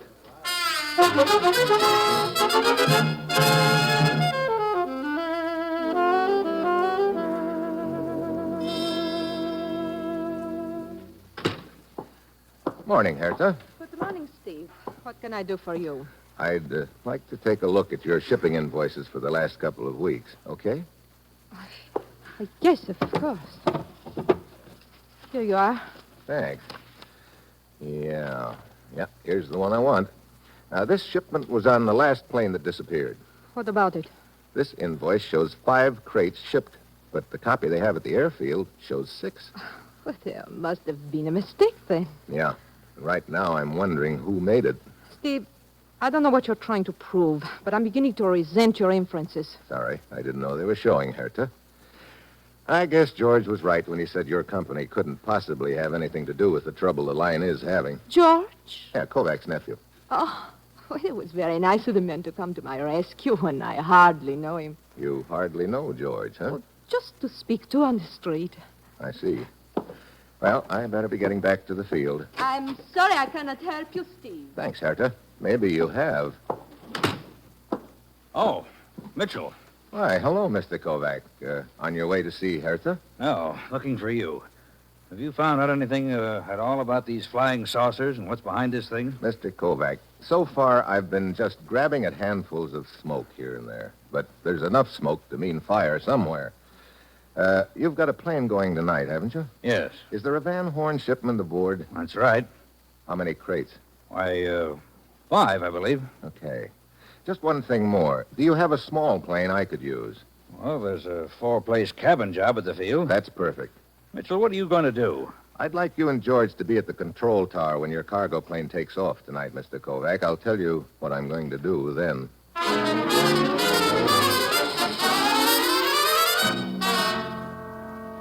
That night, I wait in the shadows near the airfield. I spot the plane T-5 loaded and ready. The pilot is in the shack getting his weather report. I slip quietly aboard. The invoice had said 5 Van Horn crates, but I can count 6 of them, all about 6 feet long. I put my ear to the top crate, and I hear what I expect to hear. Then I freeze. Footsteps outside. There's a faint scrape of metal under the belly of the plane. The steps fade away. I get out, crawl under. I take a long look, and a lot of things suddenly fall into place. I head for the control tower. George, Kovac, and Drake are there. T5 to Santa Rosa Tower, ready to go. Santa Rosa Tower to T5. Go ahead. Wind 15 at 30 degrees. Well, Mitchell, now perhaps you'll tell me why you wanted George and myself to be here tonight. Sure. I want to take you for a ride in your plane. A ride? Where? We're going to follow the plane that's just taking off. What? Now, Mitchell. What's the matter, Kovac? Doesn't the idea appeal to you? Well, I'd rather not go, Mitchell. I don't like this idea. Afraid of what you might see, huh, Kovac? Of course not. How about you, George? Why, I don't know what you're getting at, Mitchell, but it sounds like a lot of nonsense to me. Drake, you want to go along just for the ride? Sure. Except I'm not anxious to get hit again by one of those things that hit me the other night. I think we'll be safe enough. Get the plane warmed up for me, will you? I'll be with you as soon as I make a telephone call.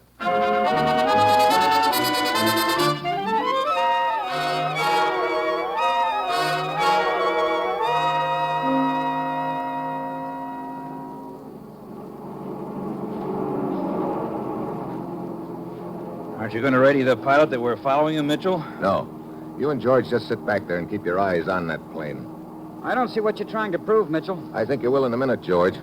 How long since takeoff, Drake? Oh, about 19, 20 minutes. Want me to take over the controls? No, thanks. Mitchell, look at that plane below, all around it. Circles of whirling light. Mitchell, the flying saucers. Relax. T5 to Santa Rosa. T5 to Santa Rosa. It's all around me. Flashing lights and whirling things. Must be the flying saucers. That was the pilot reporting back. Flying saucers. Wait a minute. They seem to be coming from the plane itself. They are. From underneath the plane. What? Yeah, from a bracket attached to the belly. They're not flying saucers. They're just a glorified collection of fireworks. Fireworks? Hey, wait. That plane's turning left. But how can it fly at all? Something's happened to the pilot. He's the only one aboard. No, there's another guy aboard. He's probably doing the flying now. Where'd he come from? He climbed out of a crate. Hey, the plane is heading right for that mountain. It's climbing. We'll climb with it. Mitchell, what's behind all this? I don't know. Right now, I'm more interested in who's behind it. Kovac, you said you were pretty heavily insured, didn't you? Why, yes. What's that got to do with it? Did you inspect the cargo plane before it took off? I always do. You could have attached the fireworks to that bracket under the belly when you made your inspection, couldn't you? Are you insane? Why would I do a thing like that? Why, George here looked over the plane after I did. That's interesting.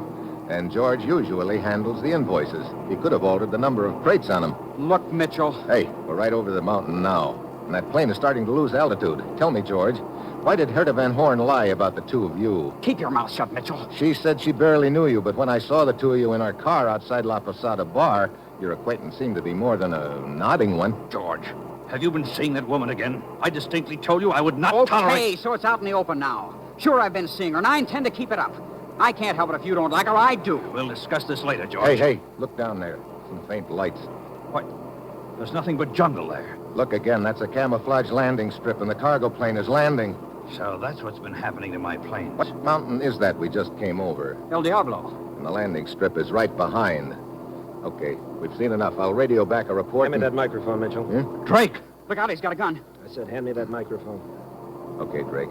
You know, I kind of got to figuring it was you. As chief pilot, you were in a good spot to alter the invoices and get your stooges aboard the plane in crates. But why? Tune the radio to 4150 kilocycles, Mitchell. Okay.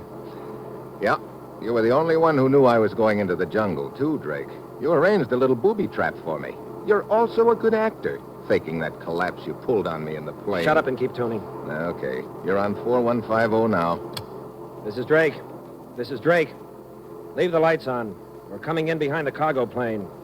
Stand by to receive some uninvited guests. Okay, Mitchell, go down and land. And the first time you try anything smart, you'll get your head blown off.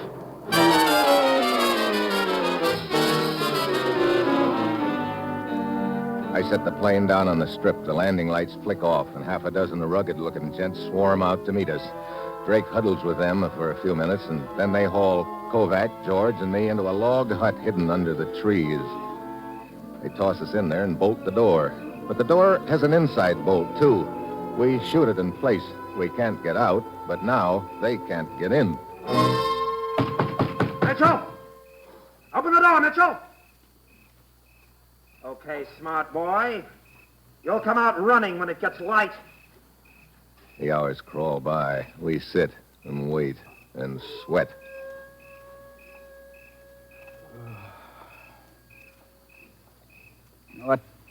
What time is it now, Mitchell?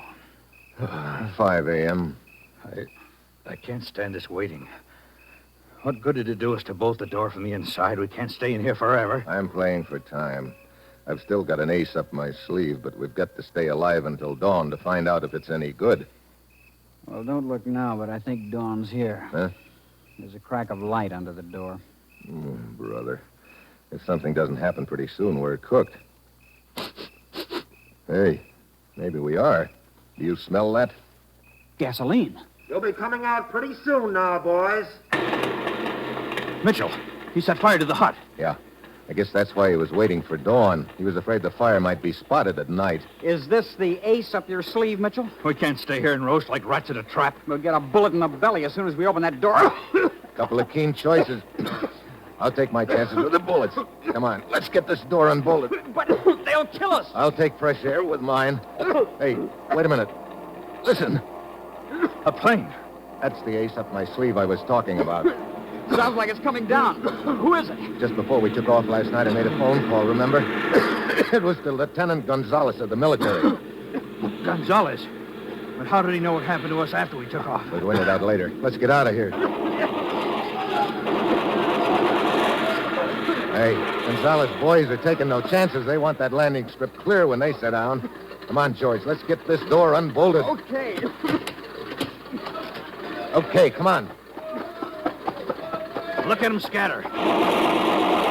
Hey, Mitchell, there goes Drake, trying for the jungle. I'll get him. Watch out, he's got a gun. I see it. You can't run and shoot at the same time, Drake. Better make up your mind which. Okay, I'll shoot, Mitchell. Too late, Drake. Let go of me. He who hesitates is lost, you know. Mitchell, you okay? Yeah. How are Gonzalez and his boys doing? Well, they seem to be mopping up in a hurry. Mitchell, I still don't understand how Gonzalez found out.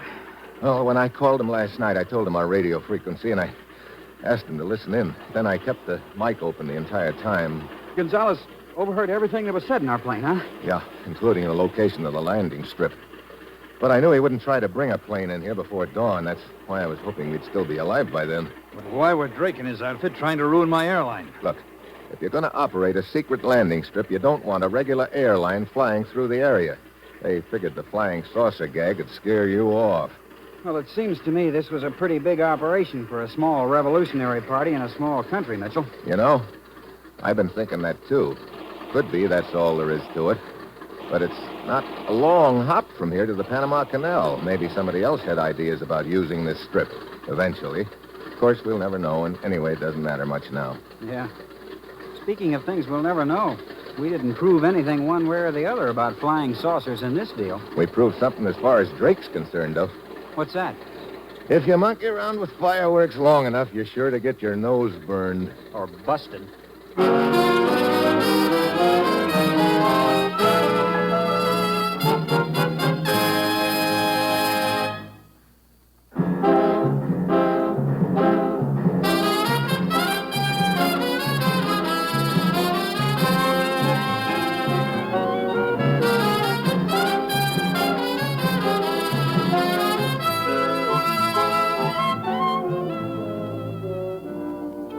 You have just heard another episode in the exciting new adventure series, Dangerous Assignment, starring Brian Donlevy in the role of Steve Mitchell. Dangerous Assignment is written by Bob Reif, with music by Bruce Ashley, and was directed tonight by Max Hutto. Be with us again next week at this time when Brian Donlevy, starring as Steve Mitchell, will embark on another Dangerous Assignment.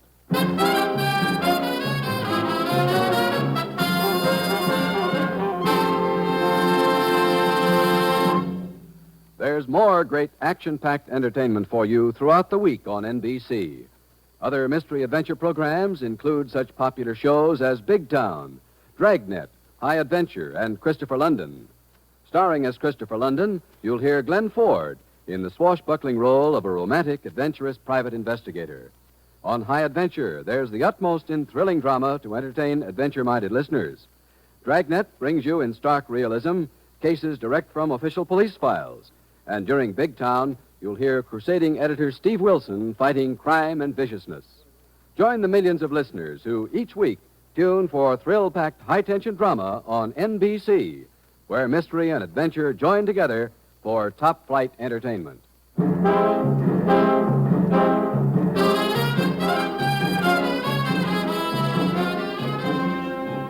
Tomorrow, be sure to hear Bob Hope and Fibber McGee on NBC.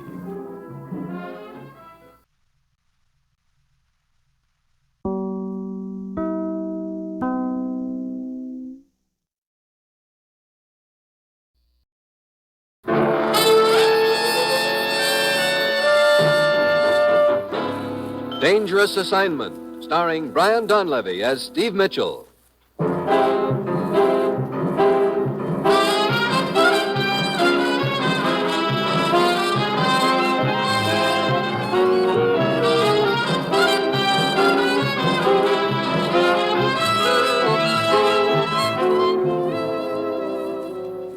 First, a word from the Ford dealers of America. Everyone's saying that the 50 Ford is a great car. Listen to what Mr. W. Henderson of Pomona, California, one of more than 470,000 owners of new Fords, says. Last January, I bought a new 1950 Ford six-cylinder two-door. This car is truly a pleasure to drive, and its economy's wonderful. I've driven it about 6,000 miles in city and country driving, an average over 21 miles per gallon. It rides quiet and steers easily, too. Yes, the owner of a 1950 Ford knows the real meaning of economy. He'll tell you that his big new Ford is low in first cost, inexpensive to maintain, and thrifty to operate. But find out for yourself. Stop at your nearest Ford dealers and get the facts on Ford economy. Then get in the driver's seat and test drive the big new Ford for 50.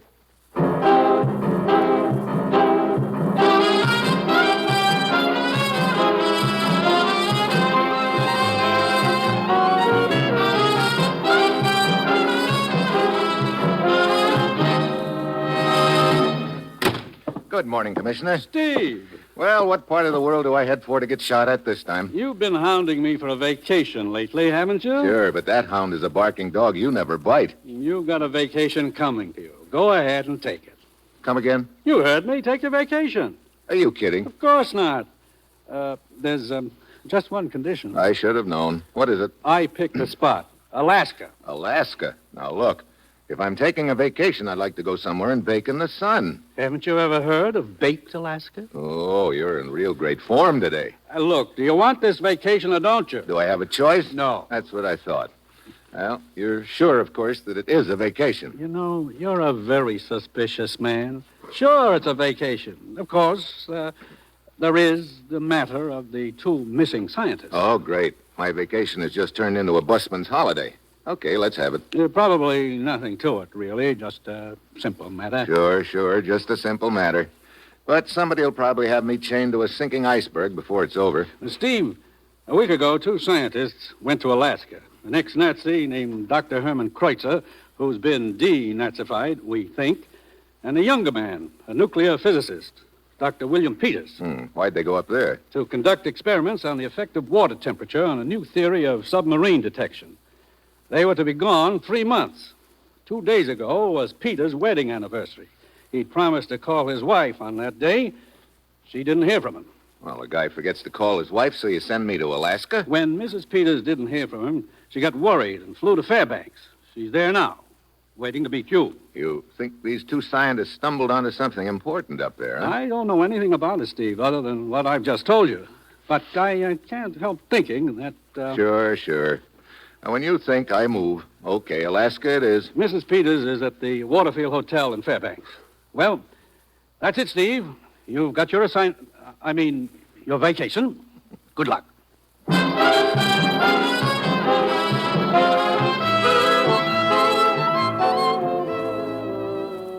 You are listening to Dangerous Assignment, starring Brian Donlevy as Steve Mitchell, colorful, 2-fisted government agent. At all those places of the world where danger and intrigue walk hand in hand, there you will find Steve Mitchell on another dangerous assignment.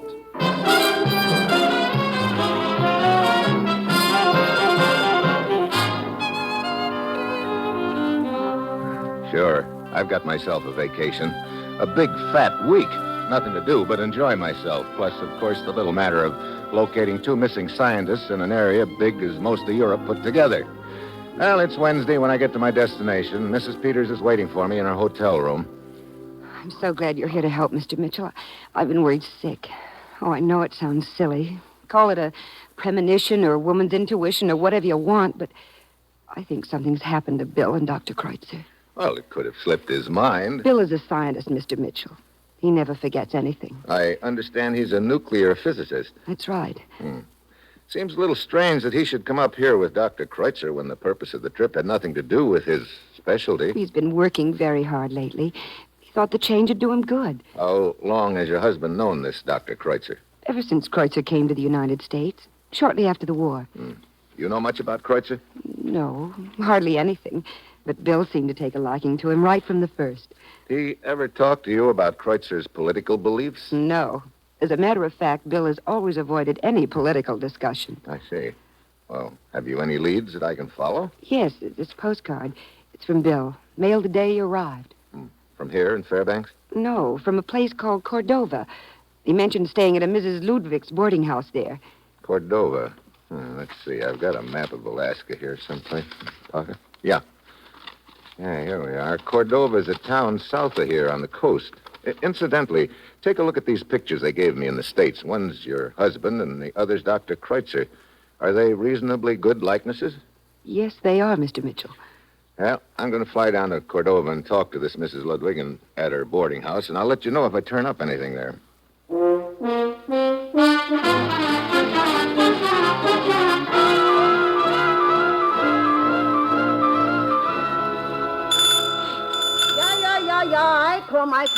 I come. Yes? You run this boarding house? I am Mrs. Ludwig. You want a room? Well, I want some information about 2 ex-boarders, Kreutzer and Peters. Who are you? Steve Mitchell. I'm a friend of theirs. Then I want to talk to you, Mr. Mitchell. Well, that makes it mutual. Yeah, come in. Yes, I want very much to talk to a friend of Kreutzer and Peters. Why? Because they skip out of here without paying their bill. Oh. Now, if you are a friend of theirs, maybe you pay for it. Well, how much is it? Room and board, 3 days for the 2 of them, $30.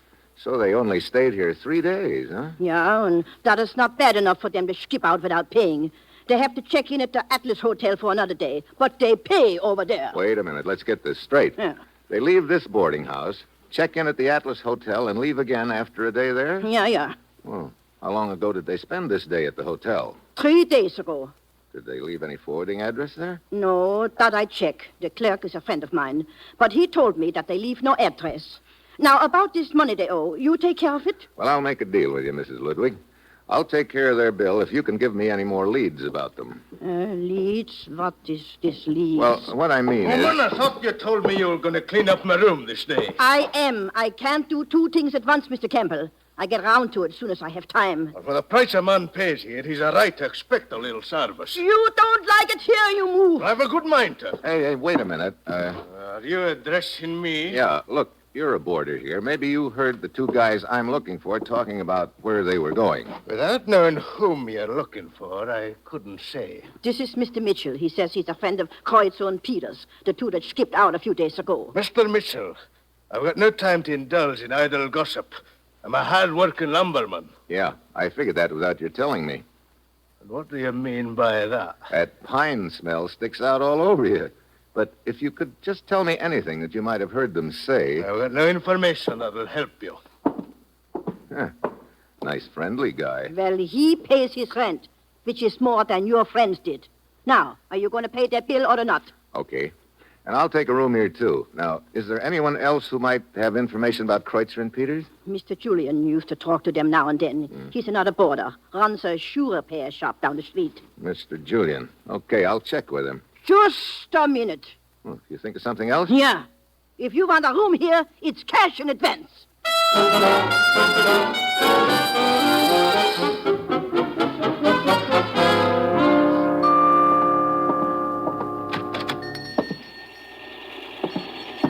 Yes, sir, be right with you. Okay. What can I do for you, sir? Your name, Julian? Yeah. I'm Steve Mitchell. Nice little place you've got here. Well, thanks, Mr. Mitchell. Yeah, I finally got in the place in pretty good shape. Yeah. I see you've been doing a little remodeling. Heavy machinery is hard on these pine floors. I have to put in new flooring every now and then. You know, the smell from these boards remind me of one Mr. Campbell. Oh, you know Campbell? Yeah. I just met him at Mrs. Ludwig's. About as friendly as a clam, isn't he? Well, he's not what you'd call talkative. Mr. Mitchell, I don't think that you came here either to talk about Mr. Campbell or to have your shoes fixed. What's on your mind?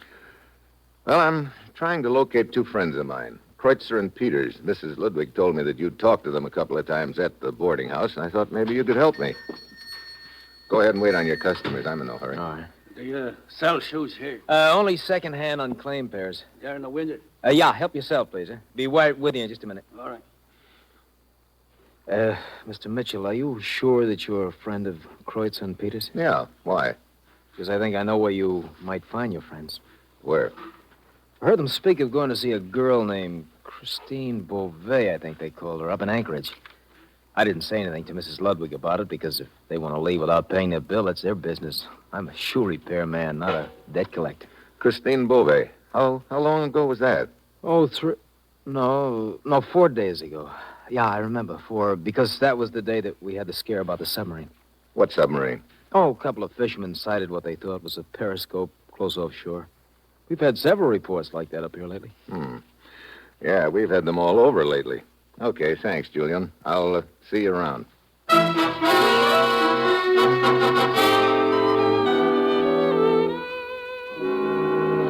Well, I never thought I'd find a Chinese puzzle in Alaska, but it sure looks like I'm staring one in the face right now.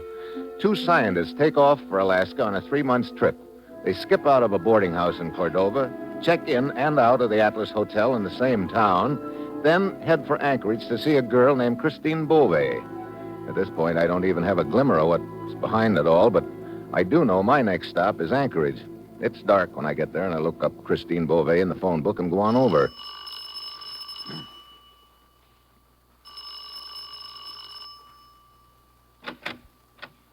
Yeah? Are you Christine Beauvais? Sure. Come on in. I'm trying to get a line on a couple of friends of mine. I know a lot of guys. Their names are Kreutzer and Peters. Never heard of them. Look, they supposedly came here to Anchorage to see you. I tell you, I don't know them. Yeah, well, they were talking about coming to see you. Beat it. Now, Chris. I said beat it. All right. But if you change your mind, I'm staying at Mrs. Ludwig's boarding house in Cordova. You heard me. Get lost.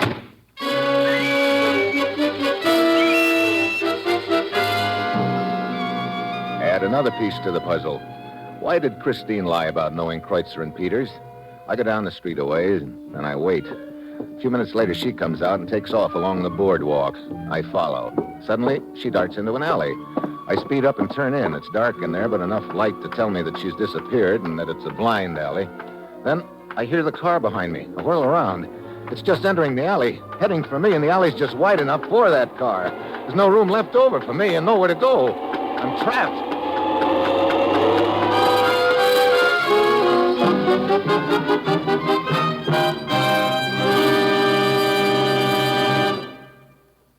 In a moment, you will hear the second act of Dangerous Assignment after this brief message from the Ford dealers of America. When you want the facts about a car, it pays to go to the people who know. And this year, the folks who have had a chance to compare the new Ford are saying that it is the finest car Ford has ever turned out.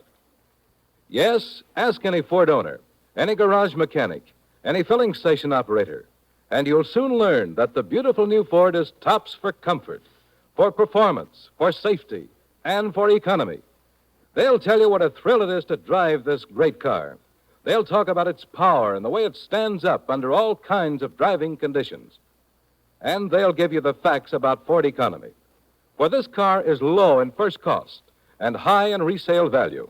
It's inexpensive to maintain and thrifty on gas and oil. But see, hear, and feel the difference yourself. Before you buy any car at any price, stop at your local Ford dealers and test drive the big new 1950 Ford. And now, here is the second act of Dangerous Assignment, starring Brian Donlevy as Steve Mitchell.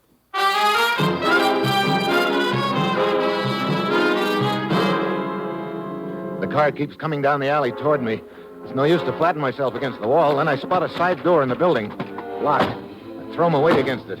Car's right on top of me now. The door gives. Just in time, the car screeches to a stop. Jams into reverse. Hightails back out of the alley, but not before I've spotted the guy inside. It's the man who came into the shoe shop while I was talking to Julian. So, I'd been followed even then. But why? It's morning when I get back to Mrs. Ludwig's boarding house in Cordova, and she's talking to a tall, skinny gent. Mr. Mitchell, this is Fred, the boatman. He's got some information about your deadbeat friends. What is it, Fred? Well, I make my living renting boats, see? Uh-huh. Well, 4 days ago, this Kreutzer and Peters came to me and wanted to rent a boat, see? Yeah. They wanted to go fishing, they said. So I rent them a boat, see? Well, what about it? Well, that's what I'd like to know. They never bring it back, see? This morning, I find it hung up on a rocky point south of town. Uh-oh. No sign of the two of them? Nothing. So my boat's ruined, see? And nobody to pay for it. Wait a minute. The day they rented that boat, was that by any chance the day a sub was sighted off the coast? Why, let's see. 4 days ago. Yeah. Yeah, I think it was. I call him. Why, what's that got to do with it? Sure. That's what I'm wondering. See? Mr. Mitchell! Yeah. Telephone! For me? That's what the lady said. Steve Mitchell. Okay. Hello. This is Christine Beauvais, Mr. Mitchell. Christine Beauvais. Well, this is one call I never thought I'd be getting. I couldn't talk to you at my apartment last night. I was afraid. Afraid of what? Someone's been following me. Oh, is that why you ducked into that alley? Yeah, I knew they were after me. But I managed to get away from them. I was almost not so lucky. Mr. Mitchell, will you meet me at Pete's bar tonight? I want to tell you something about Kreutzer and Peters. So you do know them? Of course. When you asked me about it last night, I was afraid you were working with the men who'd been after me. I'll tell you all about it tonight. Okay. I'll be waiting there at 8. See you then.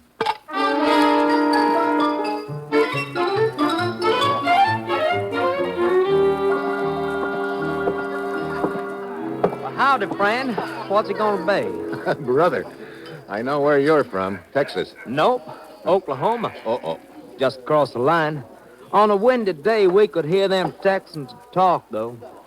Friend, if you think I talk funny, you ought to hear the accent on them Texans. Yeah? Your name Mitchell? Uh-huh. Some high-stepping fella left you a message. Oh, what is it?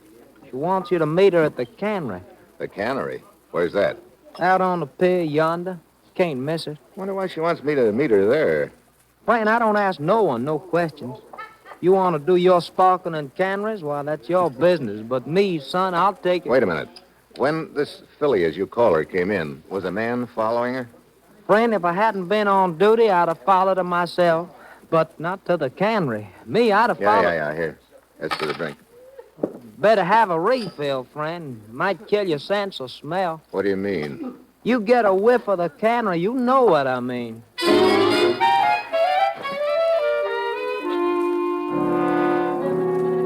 The cannery on the pier is dark.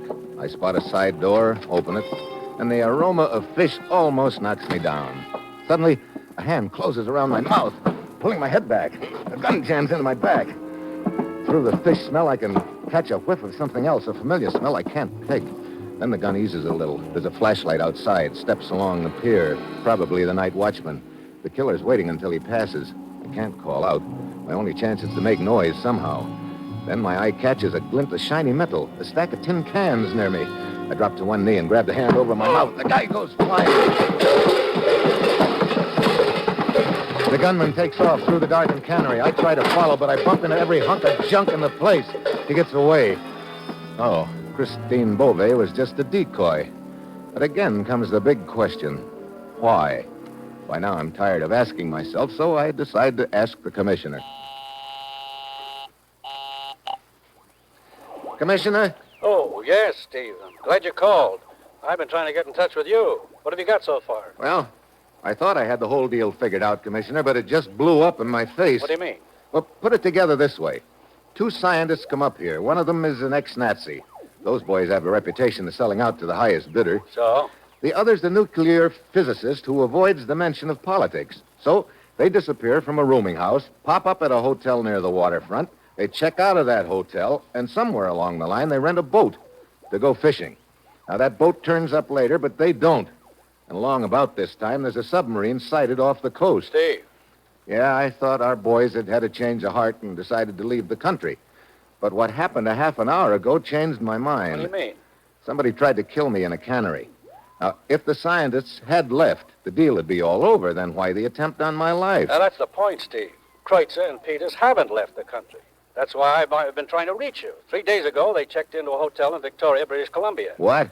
They also dipped down to Seattle. At last report, they were heading north again. Well, they could be collecting information from various points. And that was my thought. Maybe they're still planning on leaving the country after they've collected the information. If that's true, you've got to stop them. Yeah, first I've got to find them. Any leads at all? Well, I've only got one left. They checked in and out of the Atlas Hotel here in Cordova a few days ago. I'll go over there now. There's just a bare possibility that they may be back. Where are you now, Steve? I'm at Mrs. Ludwig's boarding house. What's the matter? Somebody just came in the front door. I'll call you back. Well, Mr. Campbell, the lumberman. Oh, it's the man Mitchell, isn't it? Yeah, it's the man Mitchell. You out kind of late tonight for a hard-working lumberman, aren't you? I believe a man has a right to take a walk in the evening if he wants That to. all depends on where he walks. You weren't by any chance taking a walk down near the cannery, were you? Now, why would I be walking down there? That's just what I'm wondering. I'll thank you to mind your own business, Mr. Mitchell. You know, that's just what I'm trying to do. Well, sweet dreams, Campbell.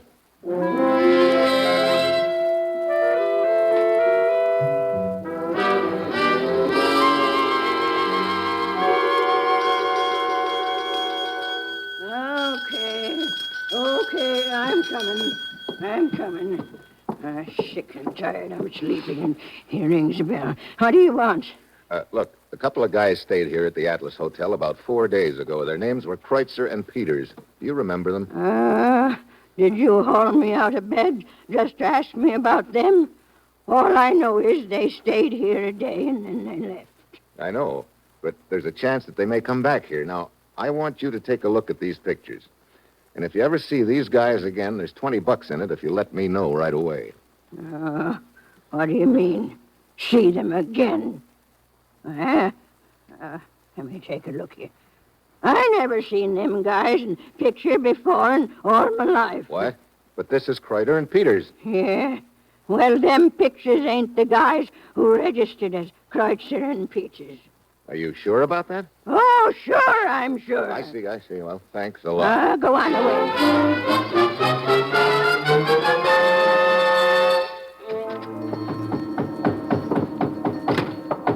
Oh, good evening, Mr. Mitchell. Julian, you're working a little late tonight, huh? Yeah. Seems like everybody in Cordova needs new half-soles. Shoes don't last long in this country. Julian, I want you to take a good look at these pictures I've got. Oh, sure.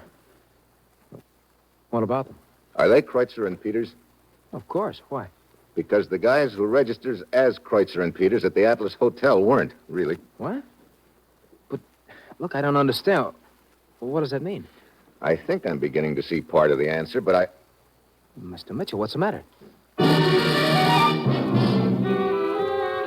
So there I am, standing on the new pine flooring in Julian's shoe shop when the smell hits me again. It's the same one I'd noticed before, when that guy in the cannery had clapped his hand over my mouth. And now at last I've got it pegged. And also at last a lot of things suddenly fall into place. What's the matter, Mr. Mitchell? I just had a thought, Julian. Say, you can do me a favor, if you will. Of course. What is it? What time will you be through here? Oh, half an hour. Okay. I want you to go to the boarding house and get Campbell, the lumberman. Get him to go to the cannery with you, and then the two of you wait there for me, will you? Campbell, huh? Oh, all right, Mr. Mitchell. I don't understand what you're up to, but I'll be glad to help.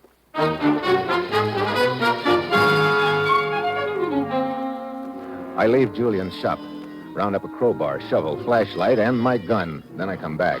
The shop is dark by now. I go in a window and start ripping up the new pine flooring. A few minutes later, I'm digging in the dirt underneath. Pretty soon, I find what I'm after. 2 bodies. I pull the pictures out of my pocket, and by flashlight, I compare them. Yeah, no doubt about it. Congratulations, Mr. Mitchell. Well, hello, Julian. I see you brought your 2 stooges with you. Yeah. I didn't realize until almost too late that your purpose in sending me to find Campbell was to get me out of your way. However, I returned in time, and I must say it was very considerate of you to dig your own grave.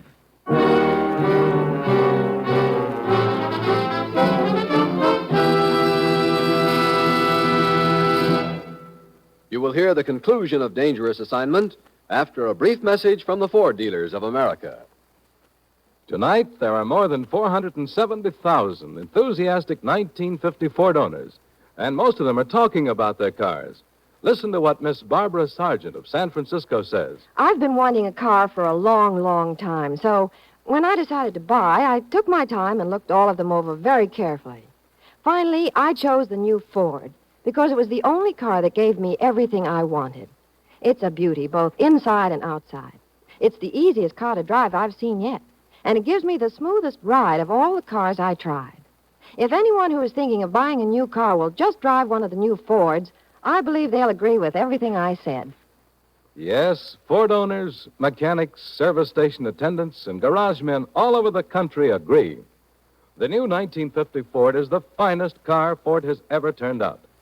They're saying it's tops for performance, for comfort, and for economy.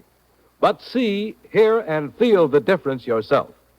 Stop at your neighborhood Ford dealers and test drive the big new Ford tomorrow.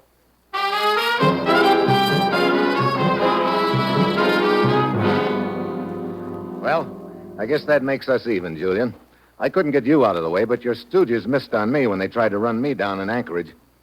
How'd you boys enjoy your junket around the country posing as Kreutzer and Peters? Pick up a lot of information from your contacts? Come on, Julian, let's get this over with. Yeah. Get up out of that hole, Mitchell. I know the floor covers me from the waist down. I put one hand on it like I'm going to climb out, but I fish the gun out of my pocket with the other. Then I throw a quick shot at the light overhead. I drop back into the hole just in time. I spot the pistol flash and let him have it. Only 2-1 now. Stop circling, Marcus. Stop circling. That's bad. If they come at me from 2 different directions at the same time, I'm cooked. I reach down and pick up my flashlight. I snap it on and toss it out on the floor. One of them throws a shot at it. I give him one back. The third guy has had enough. He heads for the door, but as he jerks it open, he's silhouetted. I scramble out of the hole, grab my flashlight, and run to the door. The guy lying there is Julian. Well, the merry-go-round was nice while it lasted, Julian. Only you weren't lucky enough to grab the brass ring. You got a lead slug instead. I thought I had a good plan. You did. You know, I thought that submarine was hanging around to pick up some agents. I didn't realize it had landed a couple. You guys had heard about Kreutzer and Peter's trip. You grabbed them right after they got up here and killed them. Then your boys took their papers and started around the country collecting information and reports from your various contacts. That about the way it breaks down, huh? What went wrong, Mitchell? You gave yourself away, Julian. No, I couldn't have. When you clapped your hand over my mouth down at the cannery, I got a whiff of a very familiar smell, but I couldn't peg it until I was in here talking to you earlier tonight. Then I smelled it again, and it registered. Shoe polish. Shoe polish? Yeah. Like most smart boys, you overlooked one little item. In this case, the smell of shoe polish on your hands. Yeah. That's what tripped you up, Julian. Or maybe I should say polished you off.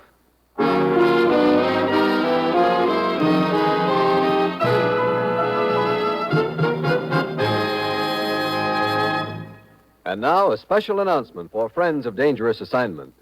Dangerous Assignment will next be heard Wednesday, May 3rd at the same time over most of these NBC stations. That's Wednesday, May 3rd at this same time.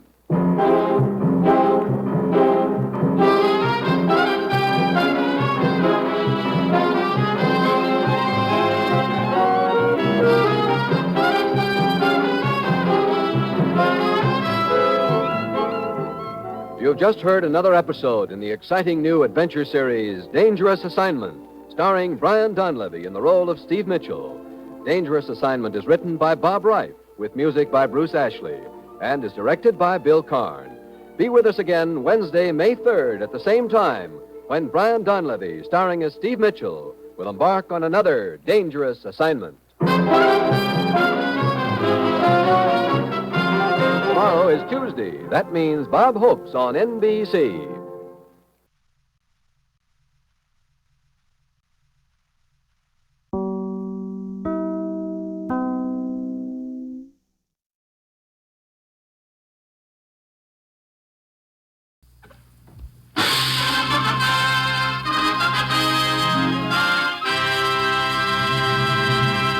Wheaties Big Parade.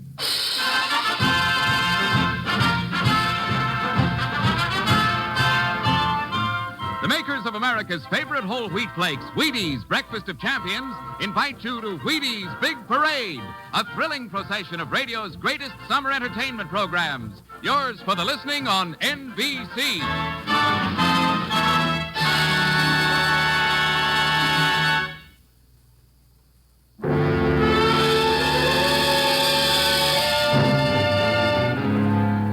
Dangerous Assignment, starring Brian Donlevy as Steve Mitchell.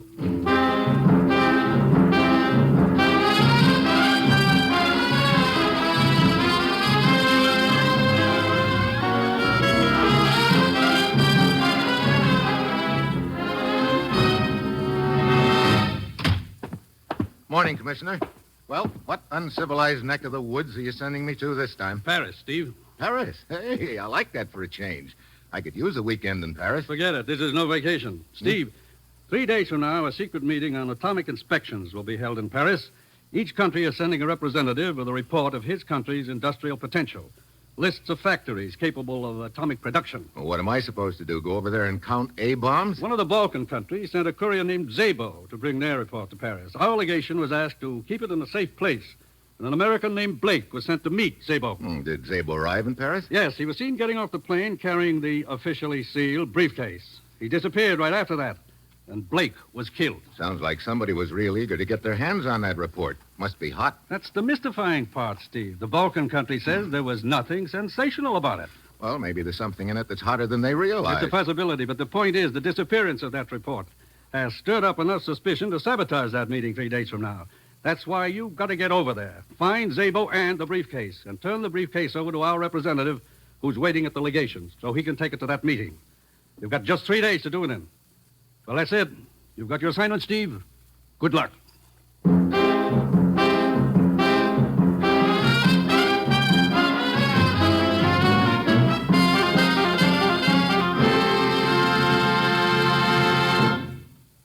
Wheaties are America's favorite whole wheat flakes, and there's every good reason why they should be. They're made from wheat, of course, 100% whole wheat, so you can be sure that every single Wheaties flake in the orange and blue box you buy from your grocer contains all the good things you've come to expect from whole wheat. Vitamins, minerals, iron, and just plain whole wheat goodness. You can always be sure you'll never get shortchanged on nourishment when you look for it in a bowl of Wheaties. Of course, the beautiful thing about good, nourishing Wheaties is that they taste just wonderful, too. For breakfast or any old time at all, you can enjoy Wheaties plain with milk or a little cream or with your favorite fruit. In fact, Wheaties taste so good, some people just nibble them right out of the box. So if you have any use for a breakfast cereal that's wonderfully, wonderfully good to eat and good for you besides, by all means ask your grocer for Wheaties, America's favorite whole wheat flakes. And now, here is Dangerous Assignment, starring Brian Donlevy as Steve Mitchell.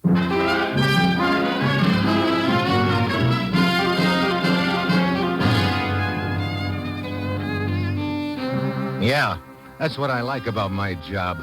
I've always got so much time to do things in. 3 whole days, and all I had to do was fly a few thousand miles to Paris, solve Blake's murder, find a gent named Szabo in a city of just a few million, then turn his briefcase over to our representative to that secret meeting. A real cinch. Well, Wednesday afternoon I get to Paris. An hour later, I'm sitting in the office of Inspector Brevant of the French Sûreté. Oh, Monsieur Mitchell, a very mystifying case. We have been unable to find any trace of Szabo's whereabouts. You've got no leads at all? We have but one lead, Mitchell. She's in our way here now. She? Who is she? A girl named Sari Tedescu. Ah, Mademoiselle Tedescu, please, have a seat. Thank you. I do not understand why you have brought me here, Inspector. I wish to ask you about a man named Szabo. Szabo? Mm-hmm. But I do not know any Szabo. You were on the same plane from the Balkans. You were observed to be quite friendly with him during the flight. I talked to several of the passengers, but I did not know their names. I see. And you are quite certain you do not know this Szabo? I have just told you I did not. Please, Inspector, I do not see what right you have. Pardonnez-moi, mademoiselle, pardonnez-moi. That is all. You may go. Very well, Inspector. Bonjour, mademoiselle. Good day. Well, looks like you got a big hunk of nothing out of that, Brevant. She is lying, Mitchell. Hmm? When we searched Blake's apartment after the murder, we found this snapshot of Blake, Szabo, and Sari Tedescu. Oh. You know, I think I'll tag along after Sari, Inspector. I'll check with you later.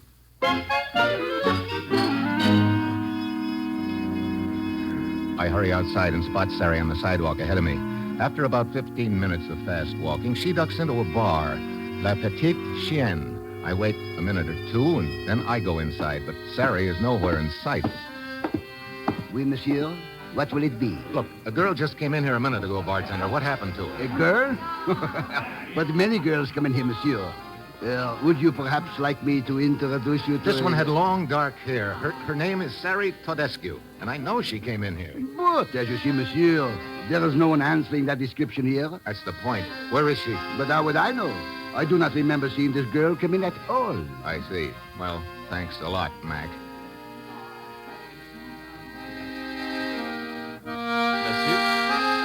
What? Monsieur, I am Anton. Perhaps you would like me to play a little tune just for you on my concertina. No, thanks. It would be pleasure. Look, some other time. You don't understand, monsieur. I specialize in playing tunes that people like to hear. Oh? So, what tune do you think I'd like to hear? I overheard you asking about a girl named Sari. What do you know about her? A man in my position has ears and eyes open all the time in places such as this. Well, skip the hocus-pocus and let's have it. But, monsieur, I make my living playing tunes people wish to hear. I get it. Okay, here's $10. $10 American? $10 American. Does that buy me the tune? But, of course. Please to tuck the bill in my pocket. Huh? Okay. Now, let's have it. This girl, Sari, was in here. Oh, great. Look, that I already know. Give me back my $10. But wait. I can't talk anymore now. I am supposed to be playing for customers. Meet me 10 minutes past midnight, nearest metro station. Metro? What's that? Metropolitan, the underground electric railway. I will be waiting for you on the ramp. Okay, Anton. I'll see you then, and your tune better be good.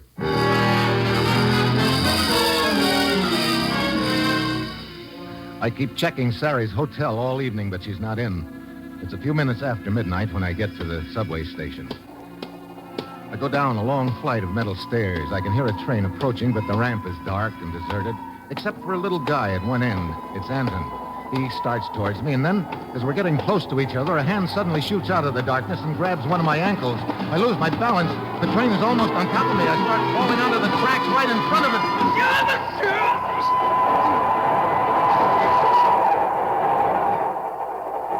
Brother, that was close. Are you all right? I sure wouldn't have been if you hadn't grabbed me, Anton. The man who tripped you. There he goes, up the stairs. Yeah, come on. I'm going to get him. Watch out, he has gun. Get down. You okay, Anton? Yes, but, monsieur, if you are in trouble, perhaps we better forget our arrangement. Nothing doing. Now, look, what's this stuff you were going to tell me about Sari Tedescu? Well, it was just that I have seen her in bar, always talking to same men. I heard Sari tell him that it was going to happen at 22 Rue Victoire Massé. What was going to happen? I don't know, that is all I heard. 22 Victor Massé? Okay. How do I get there? Wait, you better take me. You paid me only for information. I am a very busy man. Okay, here's 10 more bucks for you if you take me there. Oh? You mean $10? Yeah, $10 American. Well, that is slightly different matter. Come on.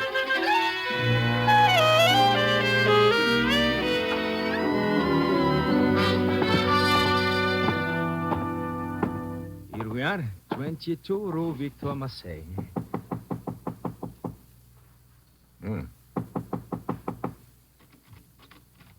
Monsieur Mitchell, door is unlocked. Yeah. See if you can find the light switch, Anton. Yes. He's here. Monsieur, look. Sitting in chair. Yeah. Well, he'll never get up out of that chair. That's a cinch. He's been strangled.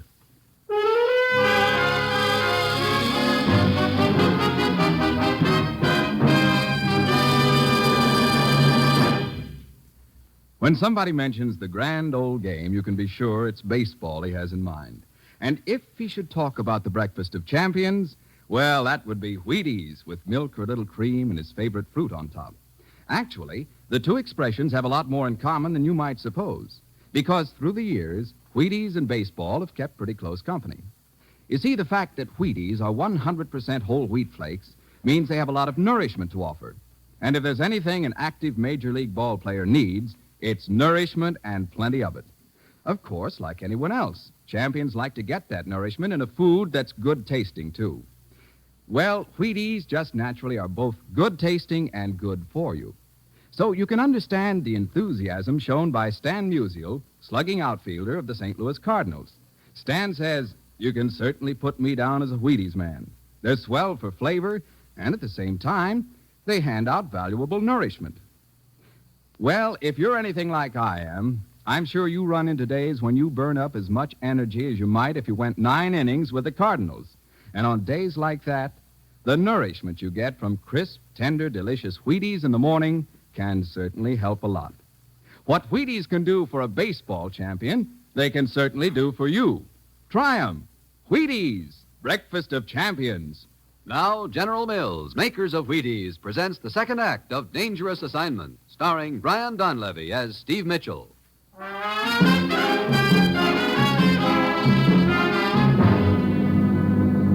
He has been strangled?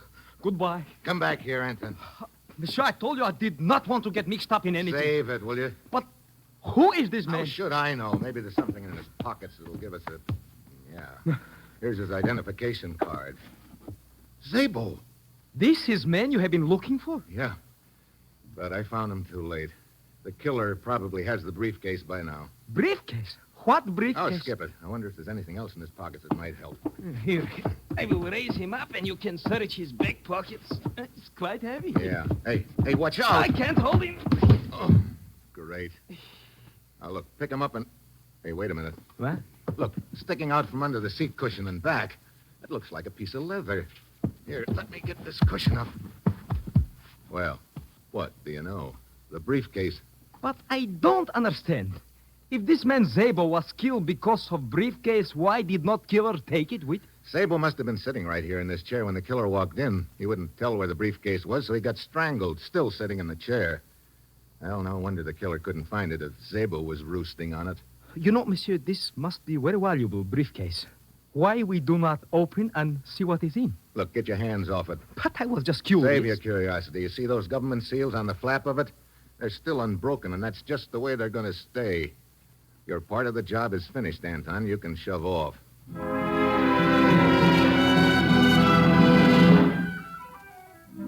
Anton shrugs and leaves, and I call Inspector Bravant and tell him I've found Szabo's body. Then, the next morning, I go to the American legation and look up our representative to the secret meeting, a guy named Robertson. And when Robertson spots the briefcase under my arm, his face lights up like a neon sign. Mitchell, you've certainly done us a tremendous service finding this briefcase. Well, I guess it's a good thing I didn't take any longer. That meeting is today, isn't it? Tonight at 10 o'clock.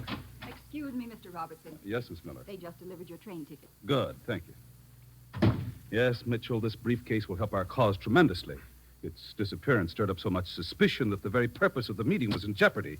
But now, when I deliver this briefcase to the Balkan representative tonight at 10 with the seal still unbroken, I think it'll clear the atmosphere quite a bit. Where's the meeting going to be?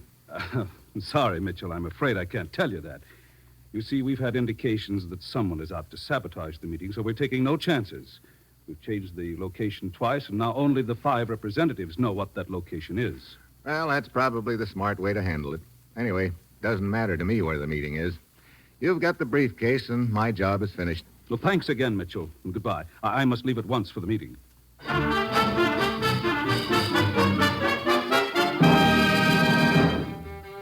It's good to have my assignment completed. I'm patting myself on the back, telling myself how easy it's been when the easy feelings becomes a little uneasy. Somehow, it's been too easy. Call it a hunch or what have you. I begin to wonder if maybe I've been played for a sucker. I try to duck the thought, but the feeling sticks. I've got a few hours before the plane time, so I decide to do a little more checking. I remember the bartender at La Petite Chienne, the guy who lied to me about Sari not being in there. Bar's pretty deserted when I get there. Anton is over in one corner playing sweet music for the benefit of a young couple at a table. He gives me a big wink and a grin, but I head for the bartender. I tell him I've got a message for him from Sari Todescu. He blinks a couple of times, but finally takes me to a back room. Now, where is this message? Where's Sari? What? But you said you brought a message from her. You heard me. Where's Sari? This is a trick. Yeah, and it's going to work. Open up. Tell me where she is. I will not take the knife. That's better. Let go of me. Here. Try this wall for size. I will call for help. I doubt it. I don't think you want anyone to know you're a friend of Sari. Now, look, you're going to keep bouncing off that wall until you tell me. I will not tell. This could go on all night. Stop it. Okay. Where is she? Room 24, Hotel. Thanks. You better get that wall fixed, Buster. Looks like we started a few cracks in the plaster.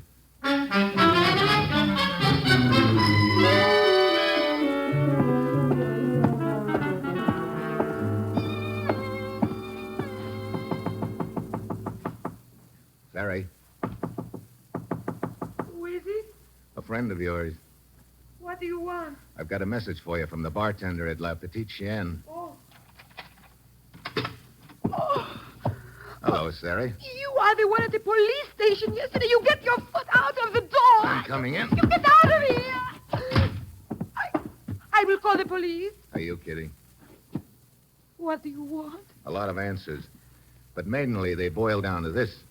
Why did you kill Blake and Szabo? Szabo is dead. You ought to know, sister. Oh, Szabo.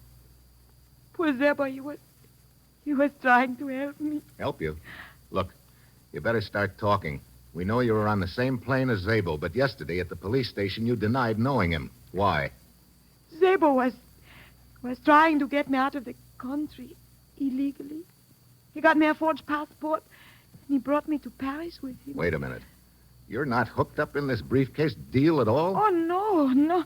When the plane landed, a little man met Szabo. He said he had come for the briefcase. The two of them went away together.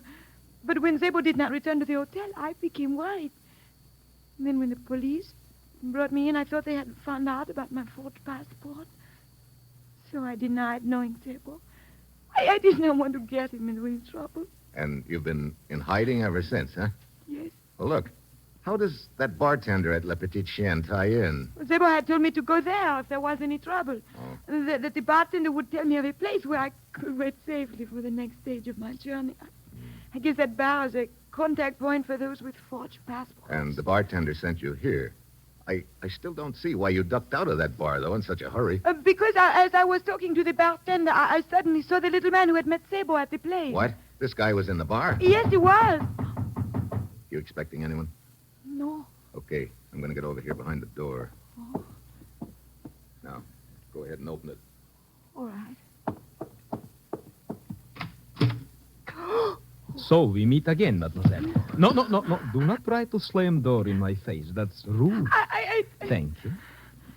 I have been trying unsuccessfully to locate you ever since you saw me leave airport with Szabo. But a man named Mitchell helped me. He softened up a bartender to a point where I could find out your address. Don't you think this gun earns me invitation to come in? Yeah, come on in, Anton. Mitchell. Yeah, you pull that trigger now and you'll blow your own foot off. Get that hand off my throat. Drop the gun or I'll break your arm. Very well, I drop it. I do not need gun. Concertina player develops strong hands, strong enough to strangle you. Yeah, just like you did Szabo, huh? But I don't think concertina players know much about judo. Take a ride, Anton. His gun is right at your feet. Yeah, I've got it. Watch out! He has a jail! Now we see who gets gun. Isn't that easy, Anton? I knocked him off balance. Yeah, here's another. Oh, the window! He cannot stop himself!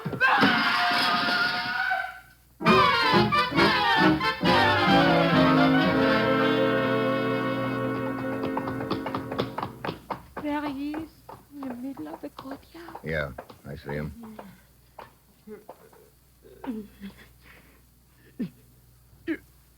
You still have not won, Mitchell. You have lost.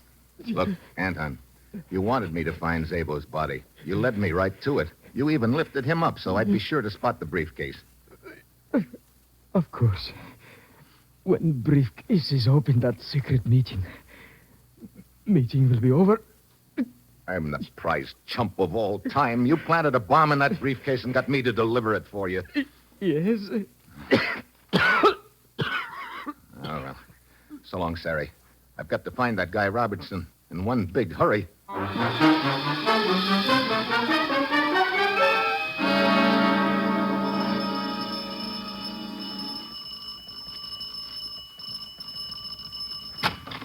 Yes? They gave me your address at the legation. You're Mr. Robertson's secretary, aren't you? Why, yes, Miss Miller. You're Steve Mitchell, the man who brought the briefcase to Mr. Robertson. Yeah, that's why I've got to find him right away. Where'd he go? Where's the meeting going to be? I'm sorry, Mr. Mitchell. I couldn't tell you even if I knew. Look, this is no time to be coy. There's a bomb in that briefcase. What? And it'll explode the second the briefcase is opened. Now, where's your boss, Robertson? His tickets were for Bordeaux. When does the train due to pull out? At 6, I think. Oh, it's 5 minutes after now. Look, get your car. We'll try and overtake the train at the first stop.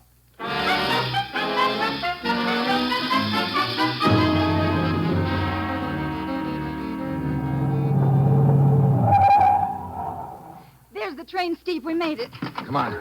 Which compartment is Robertson in? His reservation was for compartment 5. Here we are. Let me give you a hand. Thanks. Come on down the corridor. Here it is, compartment 5. Mr. Robertson, Hey, the compartment's empty. Empty, but You're sure this is the right compartment? of course I got the reservation myself. What is it, monsieur?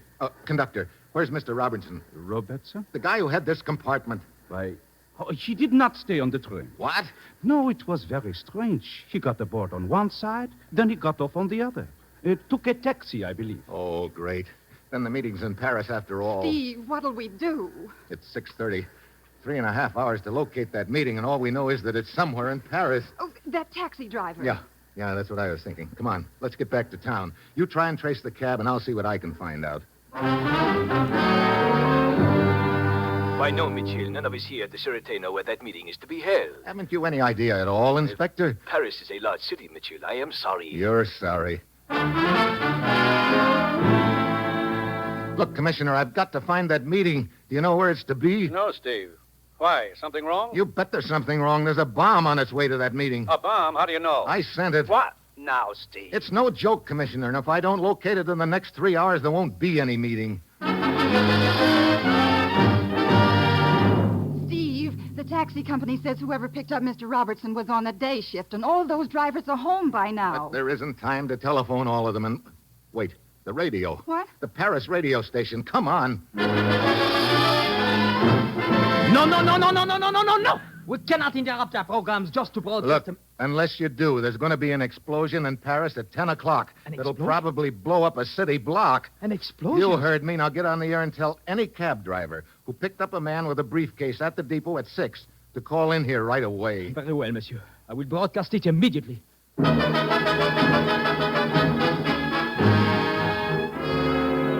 I can't stand this any longer. It's 9 o'clock in 1 hour. All right. You got any ideas? Maybe we ought to broadcast a warning to the people of Paris. Tell them that there'll be an explosion somewhere in Paris in an hour, but we don't know where? Huh. You put an announcement like that on the air, and you'll start the biggest stampede in history. Monsieur. Yeah. The cab driver's just called in. He remembers picking up a man with a briefcase at the depot. Where'd he take him? Here is the address. Thanks. Stay here, Marjorie. I'll see you later.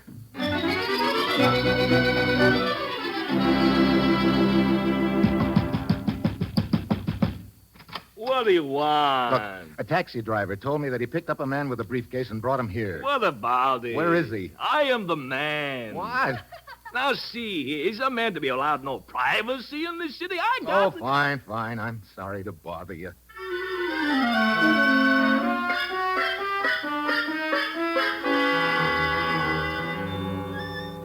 I'm glad you called in, Steve. Look, that was the original wild goose chase. I know. Another cab driver just called in. The man he picked up answers Mr. Robertson's description. Where'd he take him? He let him off in front of the Louvois Hotel. You've got just 15 minutes before that meeting starts, Steve, and it'll take you 12 of them to get there.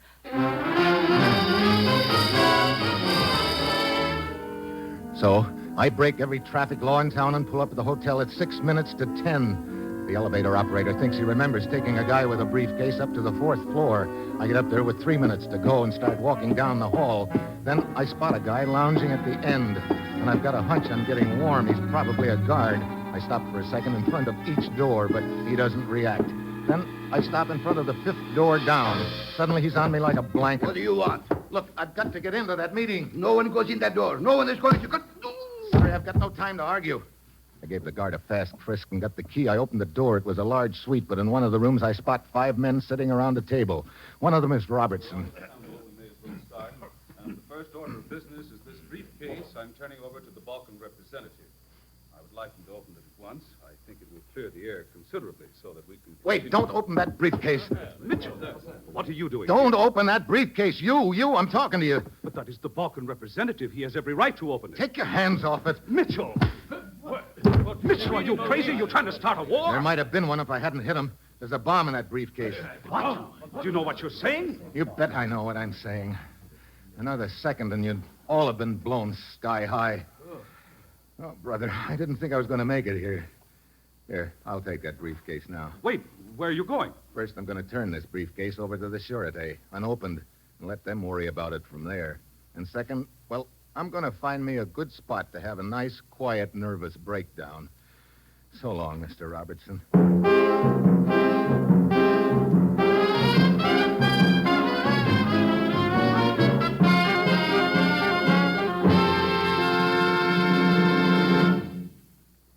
You've just heard another episode of Dangerous Assignment, starring Brian Donlevy in the role of Steve Mitchell.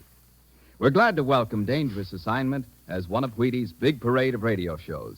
Now, if Mr. Donlevy will step out of the role of Steve Mitchell, we'd like to welcome him to the Wheaties family of salesmen.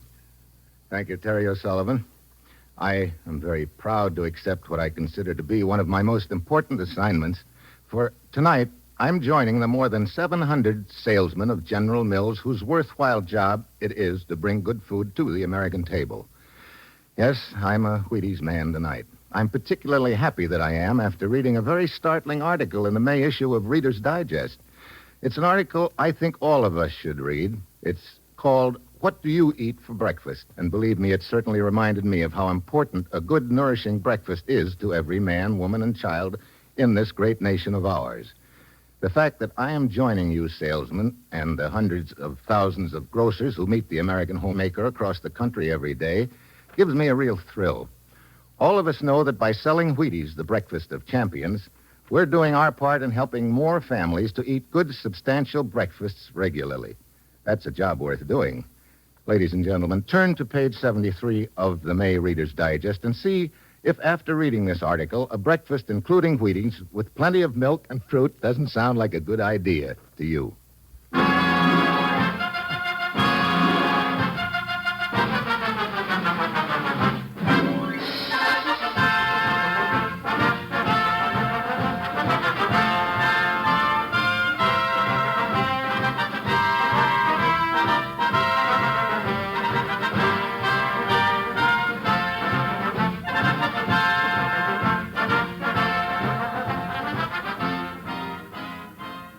Dangerous Assignment, written by Bob Reif with music by Basil Adlon, is directed by Bill Karn. Be with us next week at this time when Brian Donlevy, starring as Steve Mitchell, will embark on another dangerous assignment. And on Monday, listen to Frank Lovejoy in Night Beat on the Wheaties Big Parade.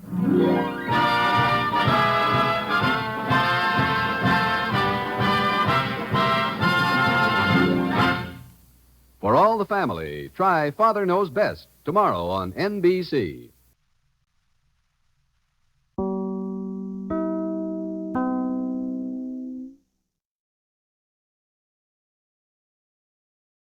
Wheaties presents Dangerous Assignment.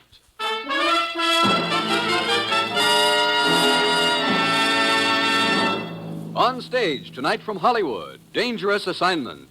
Another in the Wheaties Big Parade of exciting half-hour presentations.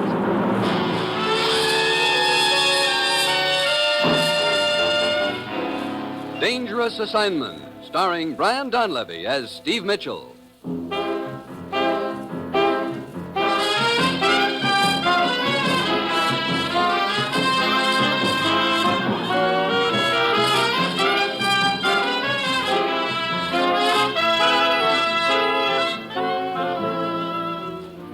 Yeah, danger is my assignment.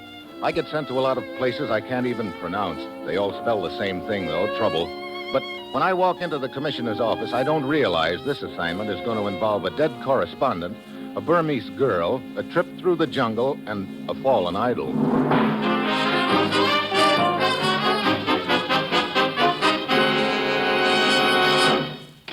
Morning, Commissioner. Steve?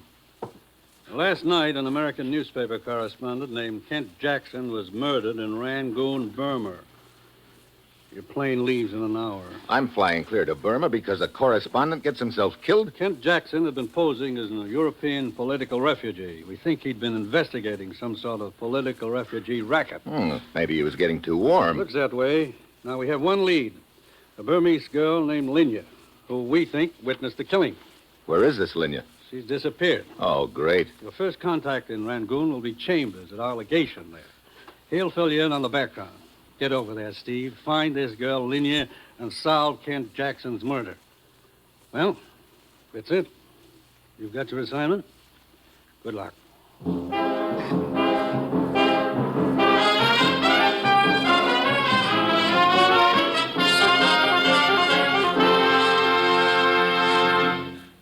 Anybody who knows baseball has played with a bat knows Jackie Robinson is about the hottest thing in the game.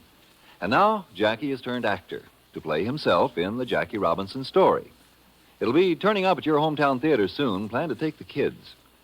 And by way of a short postscript to the movie, maybe you'd be interested in what Jackie told us about Wheaties. He says, a bowl of those crisp whole wheat flakes sure helps me get set for the day. Well, that's about it. I think you'll like the Jackie Robinson story. And I'm dead sure you'll like Wheaties, breakfast of champions. Try them both. Now, here is Dangerous Assignment, starring Brian Donlevy in the role of Steve Mitchell, colorful, two-fisted government agent.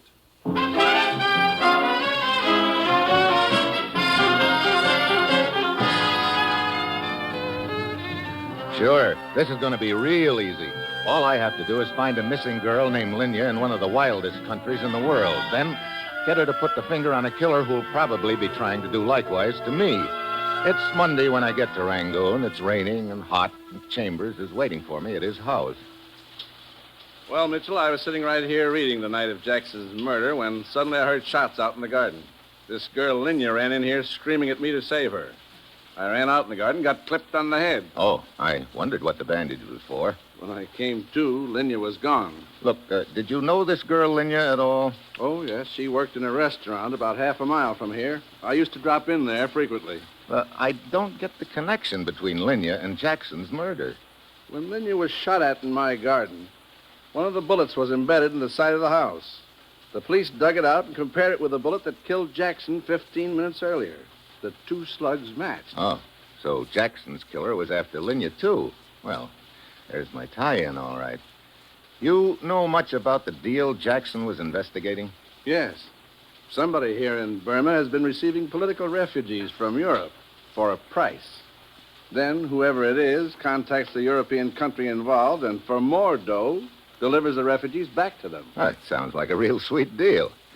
Well, if I'm going to find this girl, Linya, I better start getting some leads about her. Let's see. You say she worked at a restaurant? Yes, a French restaurant run by Papa Valder.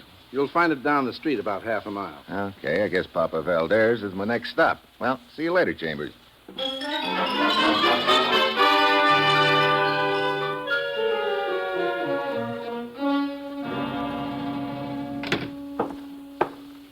I am sorry, monsieur, but I am closed for the night. I cannot serve you. I didn't come here for food. I came for information. You, Papi Valder? Oui, monsieur. I'd like to talk to you about one of your waitresses, a girl named Linya. I will handle this, Valder.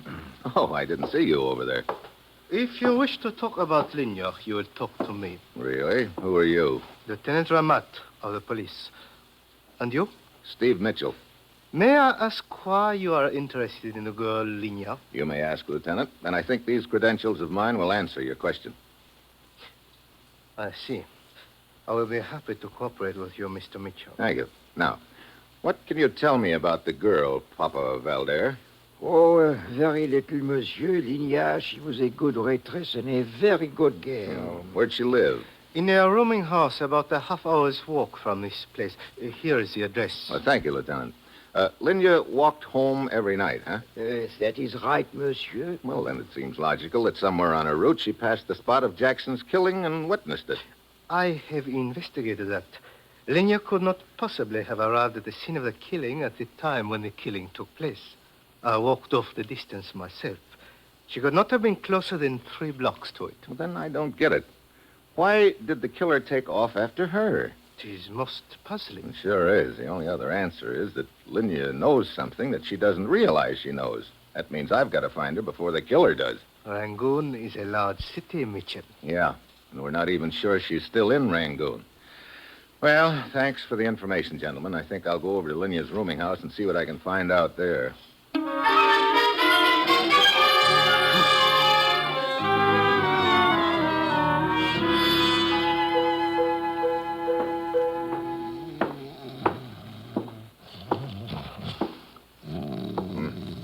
Hey, wake up. Snap out of it. Come on, prop those little lids open a minute. The return to reality is never as good as the dream. Save the philosophy. You run this rooming house? Yes, it is so. You got any idea where this girl Linya could be? No, none at all. Come on, Rip Van Winkle. Pull yourself up off that desk. What do you wish to know? Do you know whether Linya had any relatives in this town, any place that she could have gone to hide? She spoke of only one, a great uncle. What's his name? Dalai Singh is a priest. Where could I find this Dalai Singh? Oh, Dalai Singh. Go outside and face to the west. You will see the temple. Okay, thanks. Well, so long, dreamboat.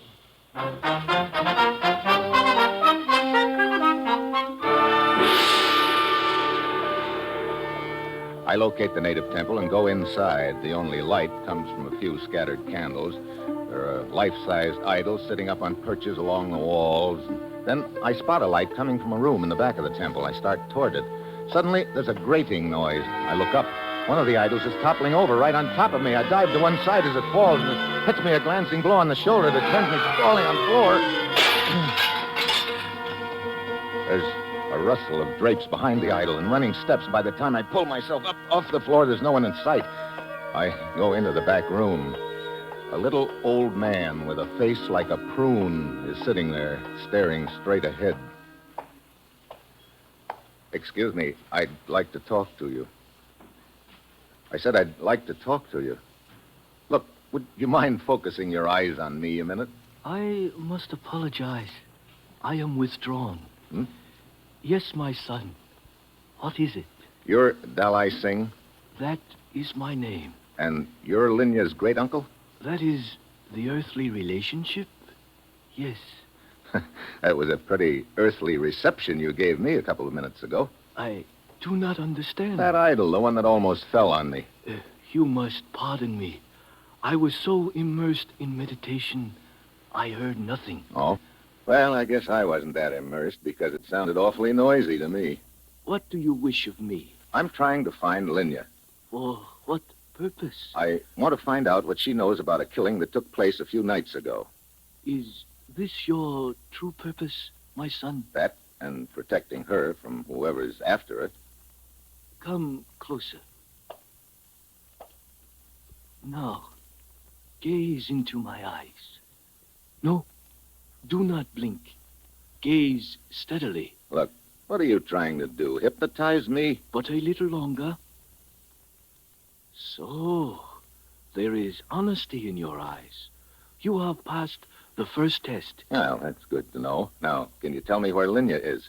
Be in front of the Shui Dagon Pagoda in 1 hour. Shui Dagon Pagoda? How do I go about finding it? You cannot fail to see it. It looms over the entire city. Okay, in 1 hour. Will Linya be there? Everything will be accomplished. Depart in peace.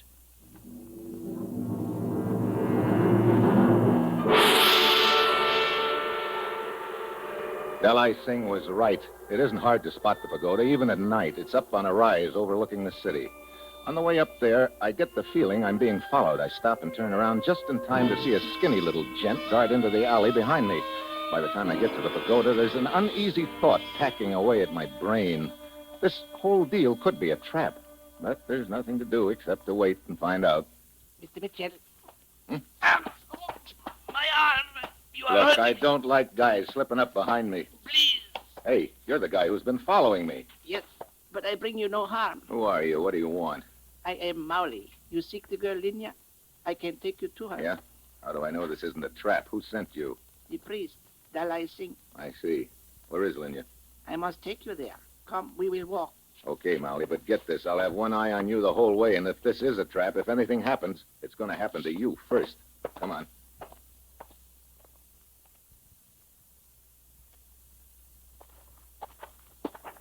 Look, we've been winding our way through back alleys for the last half hour, Molly. But here we are at proper place. Okay, you first, and don't try anything. Come.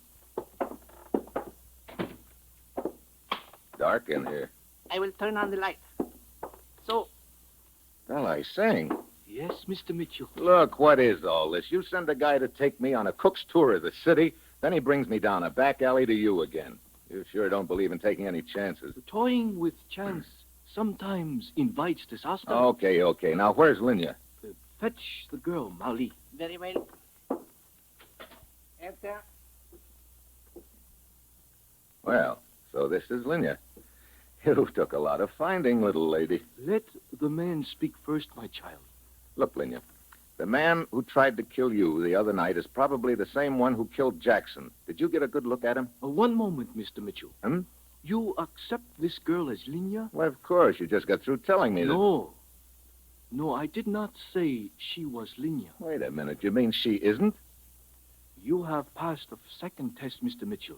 If you had been the one who was trying to harm Linya, Then you would have known this girl was not she. Oh, great. Look, isn't it about time the examinations were over? What do I have to get? Straight A's? You have proven yourself. Now, I will direct you to Linya. Is she here in Rangoon? No. You must purchase a ticket on the river boat. River boat? Yes. It will take you up the Irrawaddy River. A person will approach you on the boat.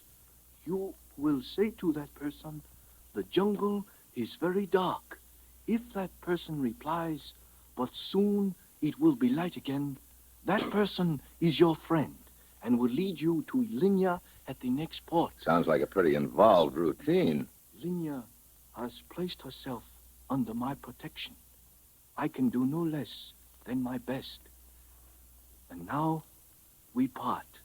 I to return to the temple, you to take the trip up the river. May your journey be as safe as mine will be.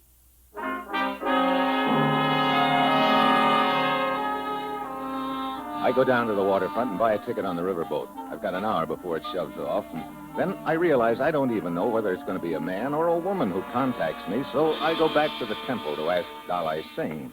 I start walking along the row of idols, and the one somebody tried to push over on me is still lying on the floor, but there's no vacant spot on the wall. There's another idol sitting there, but that idol moves a little. I go closer. Then, as it crumples over and drops to the floor, I see it's not an idol after all. It's Dalai Singh with a knife in his heart.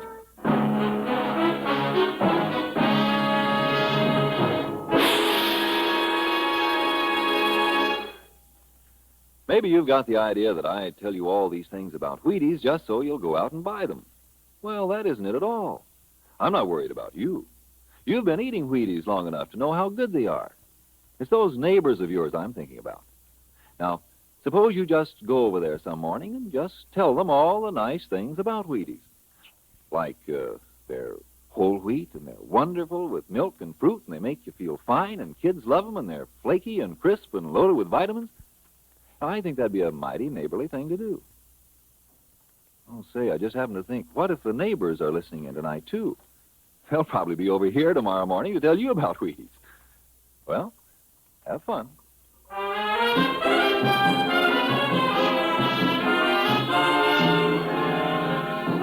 And now, back to Dangerous Assignment and Steve Mitchell.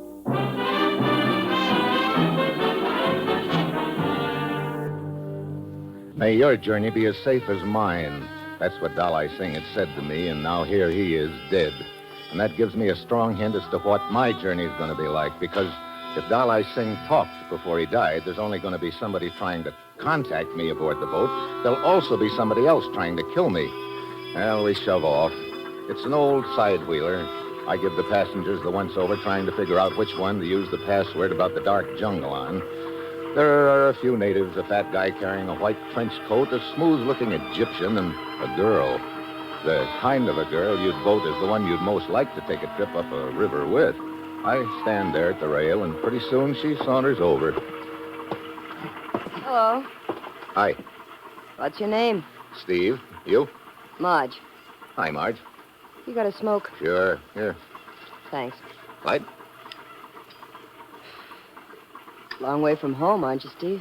Funny, I was thinking the same about you. No, a riverboat, a bar, that's home to me. Where are you heading? Up the river, Mandalay. Gonna sing in a joint up there. Oh? Yeah. I guess my voice wouldn't get me into the store club, but they're not so particular in Burma. You've been around this neck of the woods quite a while, huh? About 3 lifetimes. Say, that jungle is very dark, isn't it? Hmm? I said that jungle is very dark. Oh, yeah. Well, I imagine it'll... What's the matter? That fat gent over there with the white trench coat, is he a friend of yours? No, why?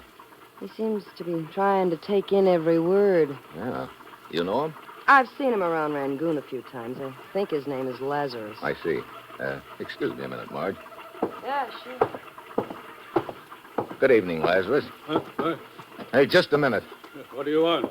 You seemed pretty interested in what I was saying to the young lady a minute ago. Why, I don't know what you're talking about. No, you were sure drinking in every word, Lazarus. You're mistaken. I was merely enjoying the view. Good night. Uh-huh. So I hope you on your privacy. It was just that I could not avoid paying homage to such beauty. You're a real flowery type guy, aren't you? Oh, Steve. Hi. Looks like you just weren't meant to be lonely, Marge. This is, what did you say your name was, Buster? Camise, at your service. Camise, meet Steve. I am indeed honored, Steve. I hope you will forgive my intrusion on your tete-a-tete. Yeah. Egyptian, aren't you? Yes, from Cairo. What brings you here to Burma? Quite possibly the same thing that brings you here, Steve. What's that? Yes, I sense that we are two kindred spirits, each seeking adventure, each willing to travel around the world to find it. You're just looking for adventure, huh? Yes. You see, Steve, I am a romantic at heart.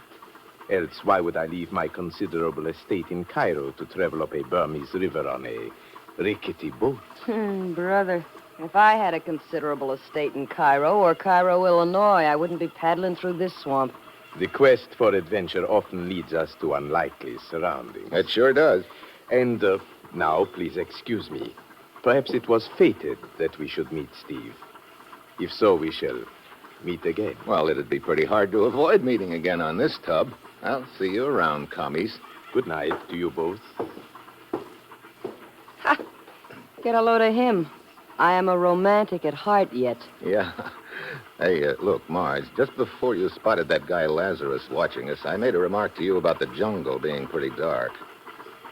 Yeah, I remember. You started to say something in reply. What was it? It'll keep, Steve. Oh? Okay.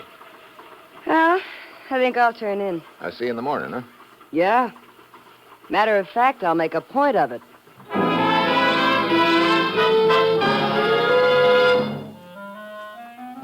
I stand there at the rail alone, staring down into the black water of the Irrawaddy River, wondering how many crocodiles per cubic foot. At this point, it looks like Marge is the contact who's to lead me to the girl Linya. That leaves either the flowery Egyptian Camise or the guy with the white trench coat Lazarus as the killer of Dolly Singh. But I've got to be sure who's who before I can do anything about it. Then suddenly there's a faint sound behind me. A hand shoves me. Out of the corner of my eye, I get a glimpse of a white coat as I topple over the side. There's a loose line trailing in the water. I grab at it as I hit. It almost jerks my arm out of the socket, but I hang on. Got no desire to be a crocodile bait, and finally I pull myself back on board. There's no one in sight, but I know the white coat I spotted belongs to one Mr. Lazarus. The next morning, we dock at a river port. Lazarus is the first one ashore. I follow him to a little shop. Oh, yes, sir. May I say you some nice trinkets this morning? Where's the guy who just came in here? But I do not know what you're talking about, Wait sir. a minute. That door over there, where does it lead? Oh, just to the back room. But I have nice trinkets. But, sir, where are you going? No, where? Hello, Lazarus. Good morning, Mr. Mitchell. Come in, please. Huh? Quickly, we have no time to lose. Look, what's this all about, Lazarus? I did not have a chance to contact you aboard the boat, Mitchell. You were never alone, so I reasoned that if I left the boat in a hurry, you would follow me. You did. You trying to tell me that you're my contact? I am. Dalai Singh is a friend of mine. Don't give me that. You tried to shove me overboard last night. I spotted your white trench coat. That coat was stolen from my stateroom. All right, try this. The jungle is very dark. But soon it'll be light again. And as further proof of my identity, Linya. What? Yes, Mr. Lazarus? Hey. You may join us now, child. So this is Linya. You've been hiding in the back of the shop ever since you left Rangoon, huh? Yes. My great-uncle Dalai Singh said he would send help to me. How is he? I'm sorry, Linya, but he's dead. What's that? Dalai Singh? Dead? My one friend. Gone. I think the same person who's after you killed him. And an American newspaper man named Jackson. Linya, now you've got to tell me who that person is. I? Oh, but I know nothing, Mr. Mitchell. I do not know why someone is trying to kill me. Look, you worked at Papa Valdar's restaurant in Rangoon. Yes. Every night, you leave right at 8 and start walking home. Now, the night of the killing, you must have seen something on the way home. No, I saw nothing. Then you heard something. Shots, for instance.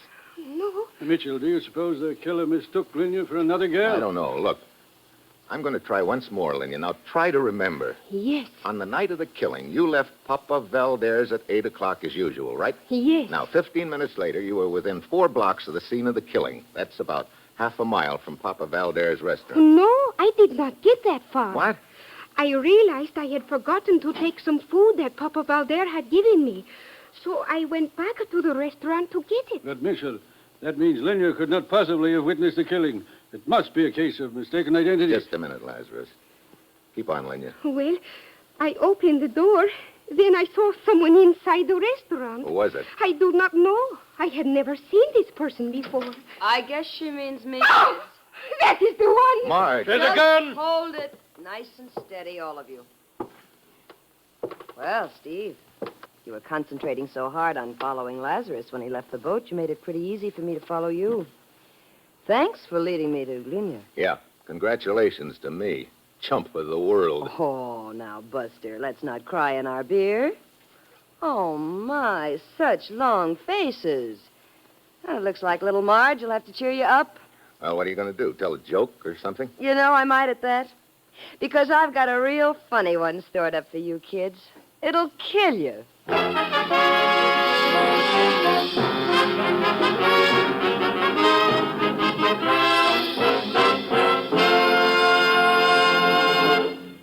No kidding. It actually may cost you money not to eat breakfast. Honest. Look, you skip breakfast, so comes lunch, and you got to eat like a horse to catch up. And that's tough on the budget. So here's the deal. Start breakfast with a nice bowl of crisp whole wheat Wheaties with milk and some fruit, maybe. They'll be just about wearing off at noon, and you'll be all set for a nice, reasonable lunch. And you know, with those Wheaties in there, you'll feel as good as money in the bank all morning long. Now, here is the conclusion of Dangerous Assignment.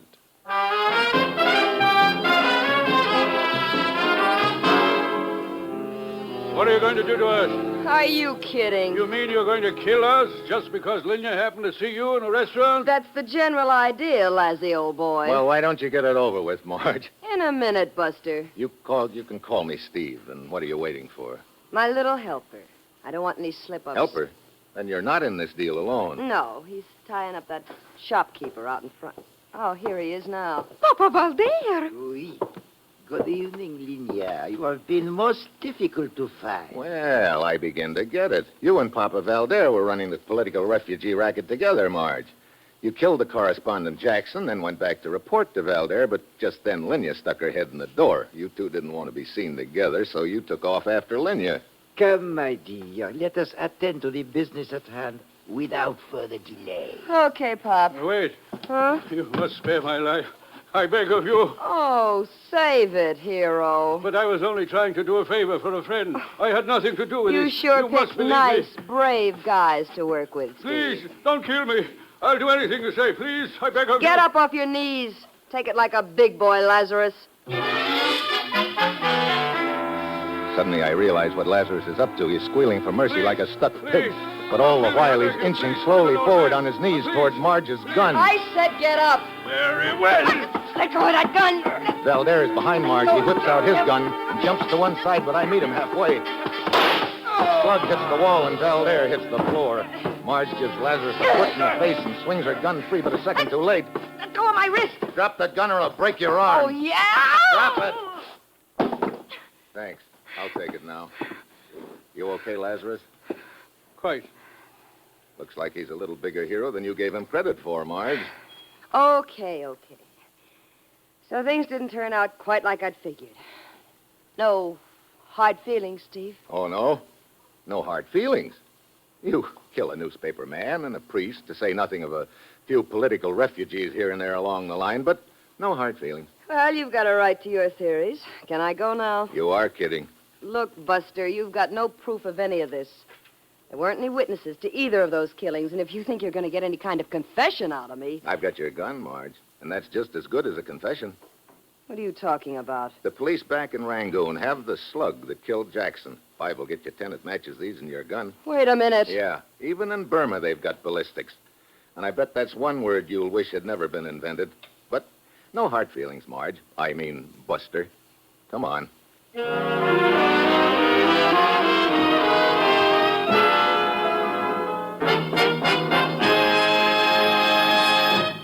Dangerous Assignment, starring Brian Donlevy as Steve Mitchell, is written by Bob Reif with music by Basil Adlam and is produced and directed by Bill Karn.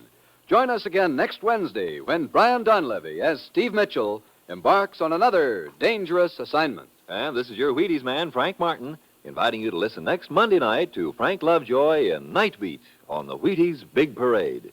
See you then.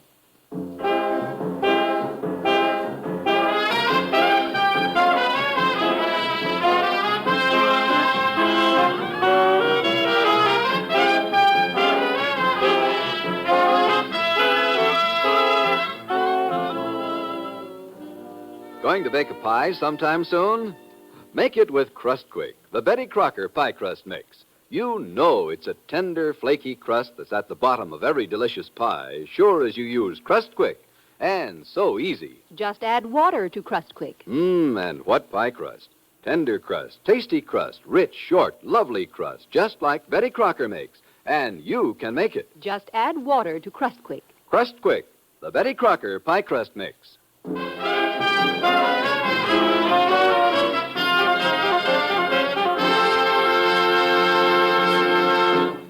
Dangerous Assignment came to you from Hollywood.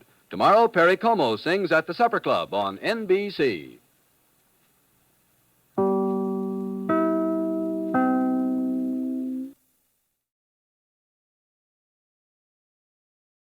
It's National Wheaties Week.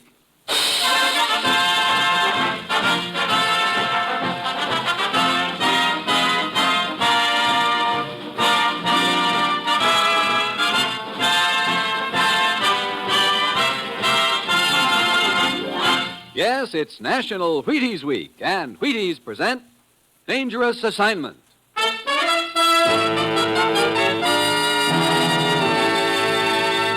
On stage tonight from Hollywood, Dangerous Assignment, another in the Wheaties big parade of exciting half-hour presentations.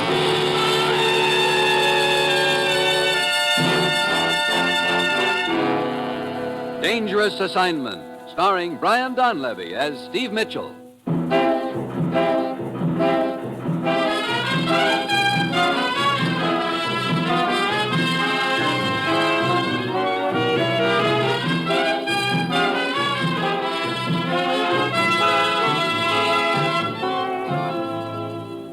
Yeah, danger is my assignment. I get sent to a lot of places I can't even pronounce.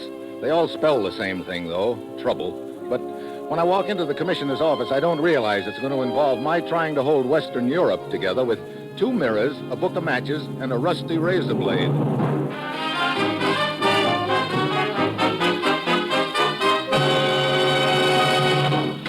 Morning, Commissioner. Ruth said you wanted to see me. I do, Steve. You're flying to Paris. But don't get any ideas. Well, I can dream, can't I? I'm afraid this dream's going to turn into a nightmare. Oh, swell. What's the deal? Tell me, what do you know about Aristide Reynal, Steve? Reynal? Oh, sure. The Swiss Sherlock Holmes. A sleuth to the old school, complete with a derby hat, umbrella, and false faces. But a very right guy, even if he is left-handed. And also one of the sharpest little detectives in the world. That's right. But I see you don't know the latest about him. What's that? Last night in Paris, Aristide Reynal was murdered. What? Gee, I'm sorry to hear that.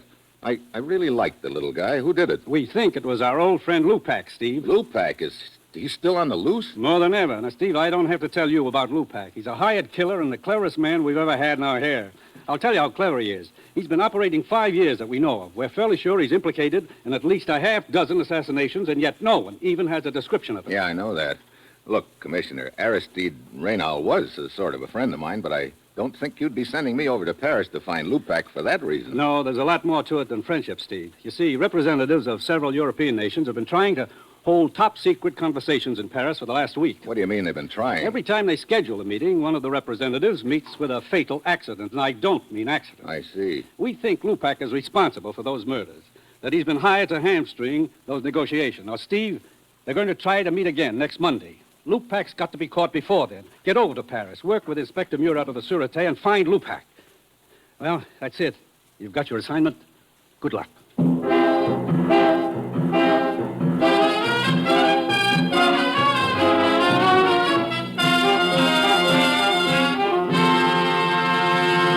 Dangerous Assignment will continue in a moment. Now, here is the Wheaties man, Frank Martin. Say, friends, are you celebrating proper? It's National Wheaties Week, you know. National meaning everybody coast to coast. Wheaties meaning the whole wheat flakes with a wholehearted energy. And week, meaning 7 big days for you and me to buy 'em, try 'em, and tell the neighbors. I'm eating 'em. My family's eating 'em. How about you and yours? Get Wheaties yourself and get with America. Come on, it's National Wheaties Week.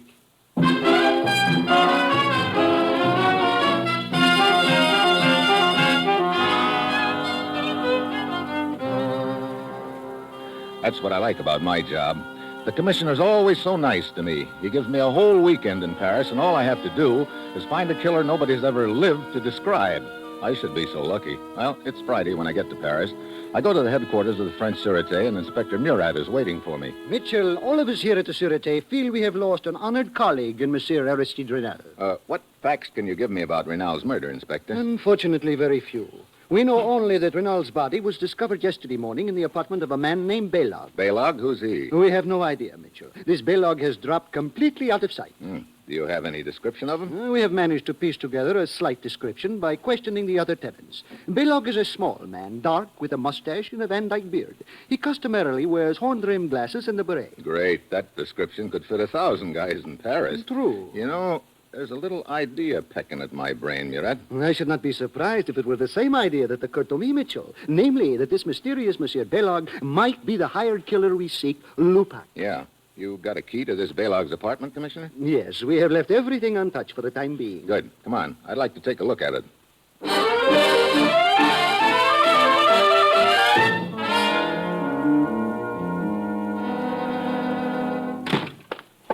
As you can see, it is quite a simple apartment. Yeah, pretty bare. You spot any items of interest here? A rusty razor blade in the bathroom. Oh, well, let's take a look. Yeah. And some whiskers in the washbowl. It is possible that Belog, after the killing, decided to shave off his mustache and beard. So now we're looking for a little man with horn-rimmed glasses, with or without mustache and beard. You know, we're getting less to go on by the minute. Funny. Indeed. I do not see any humor in it. No. I mean, this guy Belog must have been a pretty vain gent. How do you mean? He's got 2 mirrors in here. Oui, I noticed that. One of them here over the washbowl on the left side of the room in the corner, and another one in the middle of the wall. Perhaps he needed more light. There's as much light here as there is there. You are right. It is strange. Well, anything else, Inspector? There on the table in front of you. This matchbook? Yes. Note that there are but 2 matches remaining on the right side. Right now, I'm more interested in noting the name on the cover. Hugo's. What's that? A small restaurant on the Boulevard de Clichy. Well, when you don't know where to start, I guess one place is as good as any other, Inspector. Besides, I'm hungry anyway. I'll see you later.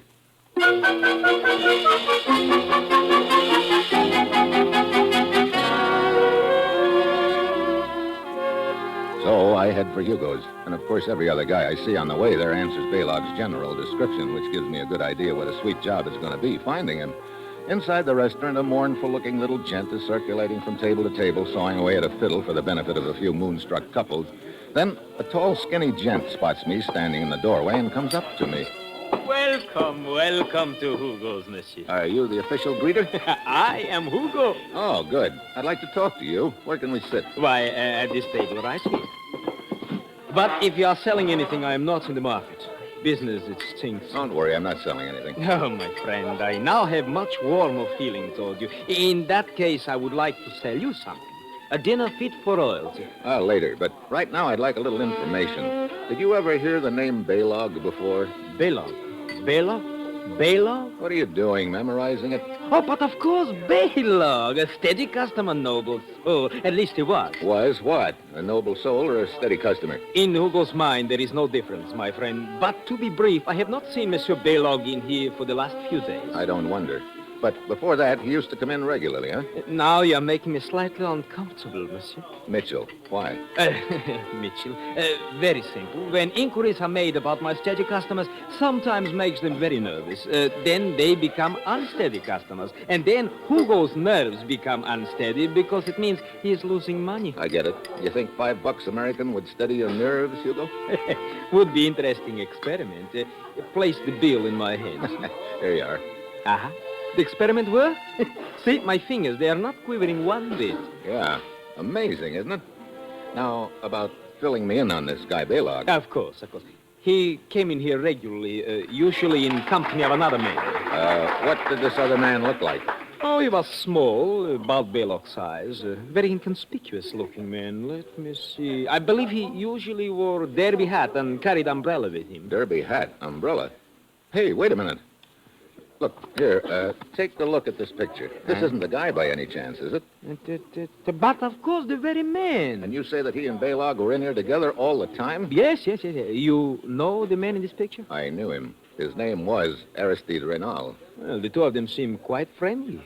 I don't get it unless... Don't get what, my friend? I'll skip it. Well, thanks for the information, Hugo. Oh, but there is more. Huh? Indeed. Let us say that you have paid only for the main course of the dinner. There remains dessert. You know, I don't see why you bother serving food in this place. You seem to do pretty well without it. One must live, my friend. Okay, steady fingers. Here's another 5 spot. Now, how about the dessert? You see, over that corner table, alone. The girl? Who else? Well, you said dessert, and you weren't kidding. French pastry yet. Who is she? Celeste. A, shall we say, friend of Baylock's? That gives me 3 good reasons for talking to her. 3? What are the other 2? Her eyes, of course. Well, I'll see you later, Hugo. Hi. Hello. Mind if I join you? Why not? Good question. I am drinking Pernod in case you want to buy me another drink. Sounds like an open and shut in case. Waiter, Pernod and scotch. Oui, monsieur. You're a friend of Baylog's, aren't you? Why? You've seen him lately? Why? Your needle is stuck. I owe him some money. Give it to me. I will give it to him. No, thanks. Not that I don't trust you. I just don't trust you. I'd rather give it to him myself, Celeste. Suit yourself. I have not seen him lately. I see. Did you ever hear him use any other name beside Lupac? Other name? Lupac, for instance. For instance, no. But why do we talk about Baylog? He bores me.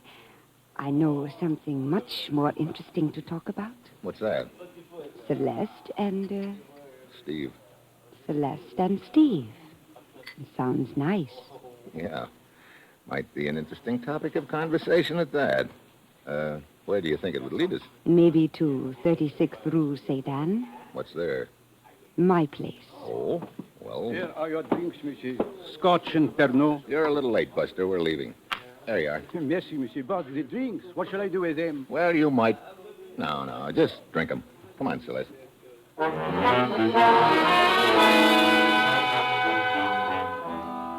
We drive up and stop at her place and start in. Then I catch a glimpse of a figure standing in the shadows of the alley across the street. Could be Baylog, alias Lupac. Celeste promises to wait, goes inside, and I walk down to the end of the block. Then I cross over and circle around that block. I came up the alley behind the guy, but when I get into the alley, there's enough light to tell me that no one else is in there. I come out across the street from Celeste's apartment, and still no one in sight. I start to turn for another look back down the alley, but just then an arm swings down out of the doorway beside me, and something awfully hard connects over my right ear.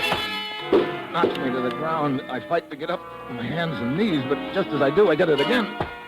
I grab for the legs in front of my bleary eyes, but this guy must be enjoying it. The 3rd time is the charm. Out I go.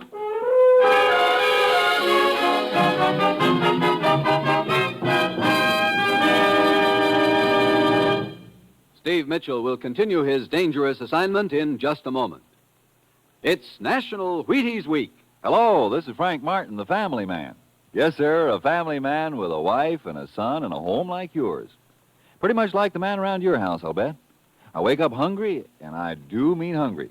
But my wife, bless her heart, has a cure for that. She has Wheaties ready with bananas sliced and the cream right handy. You know, that sure is a wonderful way to treat a man. So why don't you try it on yours during National Wheaties Week? If he's anything like me, he'll go for those Wheaties. Yes, and they can help keep him going, too. There's a whole kernel of wheat in every Wheaties flake. Not bad, huh? A whole kernel. So I'm asking you to try Wheaties once during National Wheaties Week, won't you? Try 'em.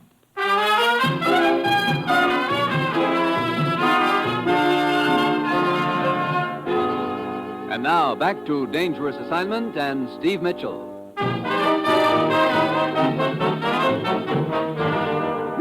Mitchell! Oh. Mitchell!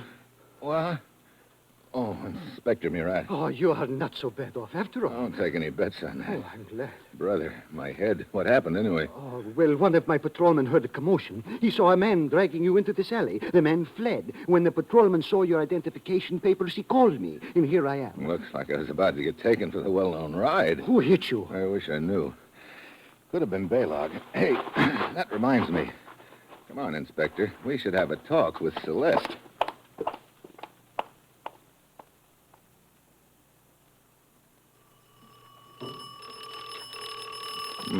No answer. She may have gone. On the other hand, she may be hiding in there. You got a pass key? Oui. Let's find out. Very well. Here it is. Now watch it. Baylog may be inside, too. That possibility has also occurred to me. I'll get the lights. Huh, empty. You know, there's something that bothers me about this whole setup. What is it? That's the trouble. I can't put my finger on it. It's like listening to a pretty little tune and hearing a discord every now and then. Like, for instance, Hugo told me that Baylog and Aristide Renal were regular customers at his restaurant and that they seemed very friendly. Monsieur Renal was what we might call a detective of the old school. I am sure the idea of assuming another identity and befriending Baylog would have appealed to him. Yeah, like I say, that could be it. And if that was the only discord, I wouldn't pay any attention to it. There are others? Just little ones, like why the two mirrors in Baylog's bathroom? You think there is a significance there? Right now, I'm having trouble thinking at all with this lump on my head. Look, I'm going back to Hugo's and see if he can give me any more leads on Celeste. I'll check with you later at headquarters.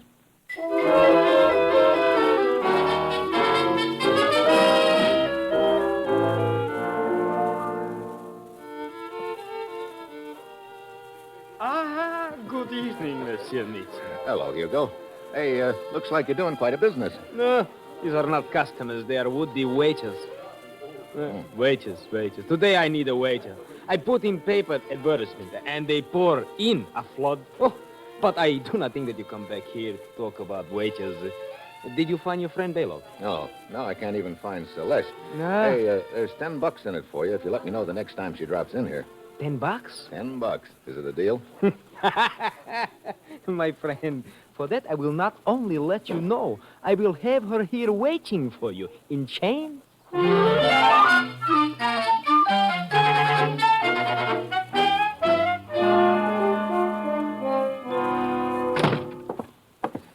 Mitchell, were you able to find out anything more at Hugo's? Only that he's having employment troubles.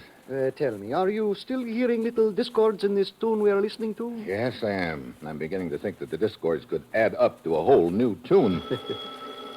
Pardonnez-moi. Hello? Oui? What? Hello, Kiko. Very well. The trail is warming up, Mitchell. How so? At your suggestion, I have had one of my men watching Celeste's apartment. He reports that a man answering Baylog's general description just went inside. Okay.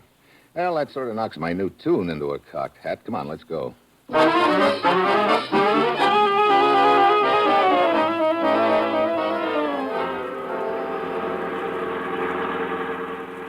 Better stop here, Inspector. Celeste's apartment is just ahead. Oui. There's a small open car parked up there in front of the apartment house. Yes, that is the car the suspect arrived in, according to the report my man gave me. Look, here he comes out the door. He's getting into the car. Mitchell, we must not let him escape. Hold it. Doesn't look like he's going anywhere. He's just sitting in the car. Huh. He's a little guy, all right. And Hugo said Baylog was a little guy. He is not wearing glasses, however, and he is clean-shaven. Don't forget those whiskers in Baylog's wash basin. He could have shaved his beard off. What are you going to do? Have a little talk with him. I'll be back in a minute. Be very careful, Mitchell. I beg your pardon. Oh, what is it? You got a match? Why, of course. Here. Thanks. Say, I wonder if you could help me. Help you? Yeah. I'm a tourist here, and I need a little information. Oh, yeah. I'm rather in a hurry, and... Well, this won't take a minute. Here. This is a timetable for the Underground Railway, but I can't seem to figure out where the nearest station is. Oh, very well. Excuse me. I must put on my glasses. So, now let me see it. Oui, your nearest station is just off the Boulevard de Montparnasse. How do I get there? Let me see. You go down this street 2 blocks, then over 1, and then you turn... No, not so fast. Look, here's a piece of paper. Would you write it down for me? Oh, certainly. Sorry to put you to the trouble. There. Oh, it is quite all right. Here you are. Thank you very much. Well? I don't know. Could be Baylog, all right. He had to put on glasses to read the timetable. In that case, perhaps we... Mitchell, look! Yeah, Celeste just jumped into his car. Come on, Murat, get this baby started. We don't want to lose him now.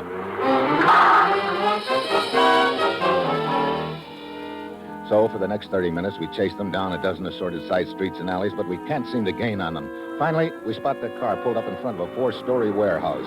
Neither the little guy nor Celeste is in the car. We pull up behind it. They must be somewhere in that building, Mitchell. Yeah, but where? This is a lot of building, looks like. Well, one of us had better go to the rear entrance, the other take the front. Okay, you, Murat, get back!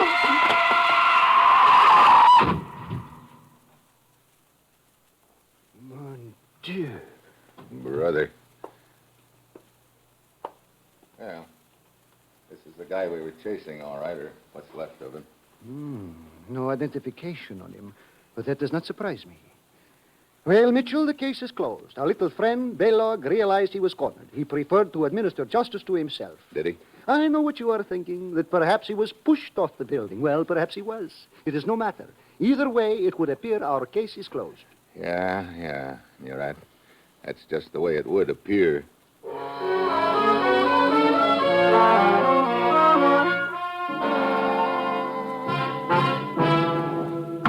Monsieur Mitchell, international cooperation is a wonderful thing, and it has been a privilege to work with you in this affair.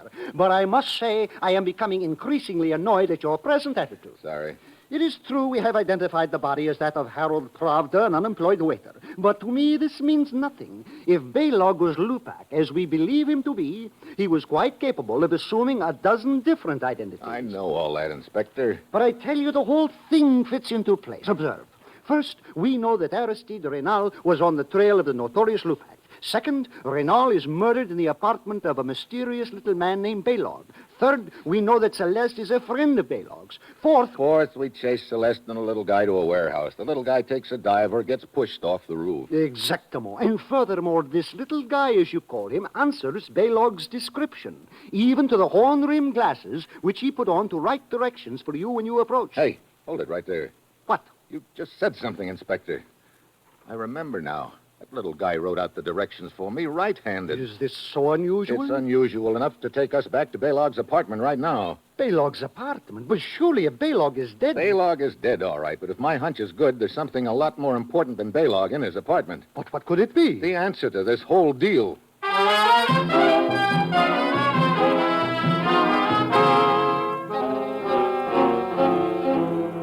Inspector, one of the things you showed me when we were here in Baylog's apartment before was this matchbook on the table. But of course, that led us to Hugo's restaurant. Yeah, and that's all I was paying attention to at the time. I should have paid more attention to the fact that the remaining matches were on the right-hand side of the book. That means the person who was using those matches was left-handed. Granted, he picked off the matches with his left hand. Aristide Reynal was left-handed. Of course he was, Mitchell. We both know that. But what does that prove? We believe that Reynal was posing as a friend of Baylog's. They ate dinner together. Reynal obviously visited this apartment. As a matter of fact, this is where his body was discovered, if you will remember. Yeah, Reynal was left-handed. He probably used those matches. Now, come on into the bathroom. Very well. Now, this is the part I couldn't figure out before, Murat, but it sure makes sense now, the two mirrors. But I still do not see... Look, the regular mirror is over the washbowl right here in the left-hand corner of the room. True. Now, pretend you're Baylog and you're going to shave. And also pretend you're left-handed. Well, all right. I would simply take a razor in my left hand and then... Mitchell. Yeah, that's right, Inspector. There's not enough room between the mirror and the wall on the left side for a left-handed man to shave. Yes. You'd probably cut your nose off. That is why Baylog set up the other mirror farther along the wall. Yeah. Inspector, doesn't it strike you as a pretty big coincidence that both Reynal and Baylog happen to be left-handed? What are you suggesting? I'm suggesting that Reynal and Baylog were one and the same man. What? But that is impossible. Is it? Look, we know Reynal liked to adopt various disguises. I think he grew a beard, rented this apartment under the name of Baylog, and went after Lupac. Then, when things got too warm, he shaved off his beard, but it was too late. Lupac killed him, and his body was correctly identified as Reynal. But Hugo himself told us he had seen Reynal and Baylog dining together frequently in his restaurant. That's the point, Inspector. That means that... That means that Hugo was lying. Wait, Hello, Hugo. I figured you'd be pretty close on our trail at this point. I had to be sure you were convinced that the little man who, shall we say, fell off the roof was Balog. Unfortunately, you are not convinced, that's all. Then Hugo is Lupac. That's about the way it adds up. I have that honor indeed. Inspector, the hand away from the pocket, please. I admit there are more artistic ways of killing than with this gun of mine, but I am a practical man. I always suit the weapon to the occasion. You were pretty smart in this deal, weren't you, Hugo? Up to a point. When you found out that we believed there was a guy named Balog and that he'd killed Reynal, you decided to keep the story alive. You even went so far as to hire a little waiter who might pass for Balog. You made a deal with him to take us on a chase through town. Then you shoved him off the building, hoping that would close the case and take the heat off of you. Stay where you are. So it did not work. However, you are the only two who know it did not work. And you can be easily disposed of. Mitchell, stay where you are. Don't worry, Hugo. I'm not getting any closer to you. I'm just walking sideways. Stop. You know, Hugo, for the first time in your life, you're going to have to make a choice. I said stop. Okay. What do you mean? Up to this point in your illustrious career, you've always been told who to kill. Now you've got to choose, me or Murat. I shall kill both of you. Oh, no. We're on opposite sides of the room now, and you're right in the middle. Whichever one you shoot, the other's going to jump you, and you won't have time to get us both. So, which one of us it is going to be, Hugo?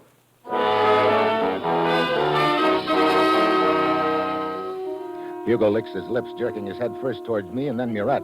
My plan is working. I'm almost to the light switch. Hugo takes another quick look at Murat, and I grab the switch and drop to the floor. I know Murat's got his gun out by now, like I have, but I also know Hugo's too smart to stay in one spot. I listen. No sound. I've got to figure out a way to trap him. Then I think of the small shaving mirror on the bathroom wall. I'm about 2 feet from the door. I ease into the bathroom flat on my stomach and get the mirror. Then I prop it up against the inside of the door so it'll reflect from behind the door out into the living room. I get behind the door and stick my gun through the crack. Then I take my cigarette lighter, reach back behind me, and light it. He takes a shot at the reflection, and I've got his location pegged. Murat. I am all right, Mitchell. Okay, I got the right guy then. Get the lights. Oh, indeed, you did get the right man, Mitchell. He's still alive, but I don't think for very long. Your mirror device was most effective. Well, I guess it was pretty fitting, Inspector. That mirror was what tipped us off to the whole deal anyway. It would appear the old superstition about breaking a mirror is true. No, you're wrong there, Inspector. This proves that superstition is all wet. Hmm? How do you mean? Well, breaking a mirror is supposed to bring 7 years bad luck, isn't it? Well, yes, I guess it is. So it sure isn't true for Hugo anyway. He should live that long.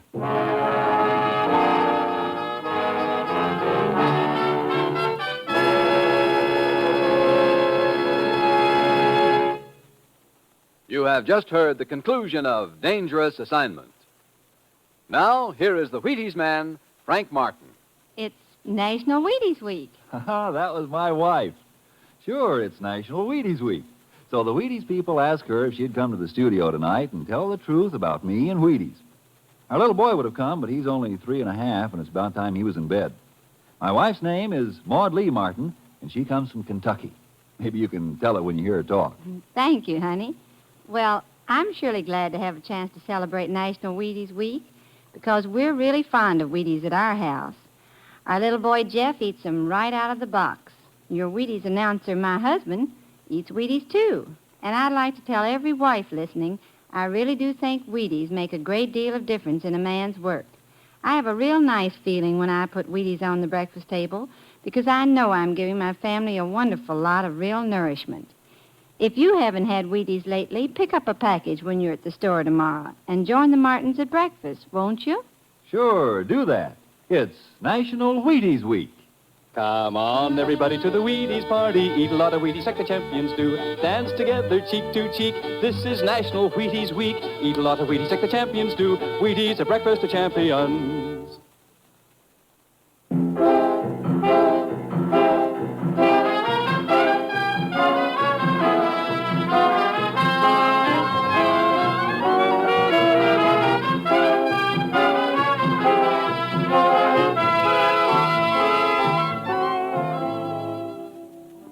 Dangerous Assignment, starring Brian Donlevy as Steve Mitchell, is written by Bob Reif, with music composed by Basil Adlam and conducted by Ralph Hollenbeck, and is produced and directed by Bill Karn.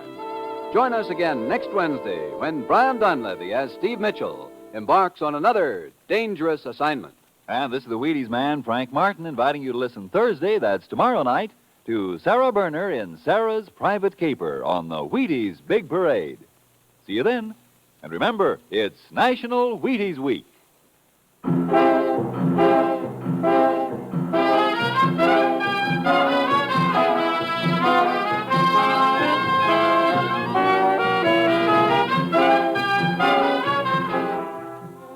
Dangerous Assignment came to you from Hollywood.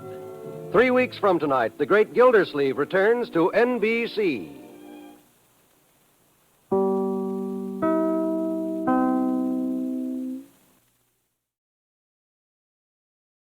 It's National Wheaties Week.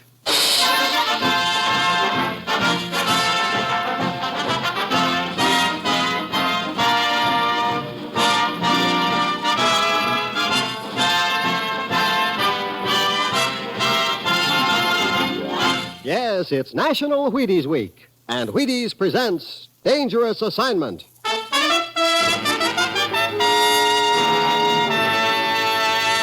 On stage tonight, transcribed from Hollywood, Dangerous Assignment, another in the Wheaties Big Parade of exciting half-hour presentation.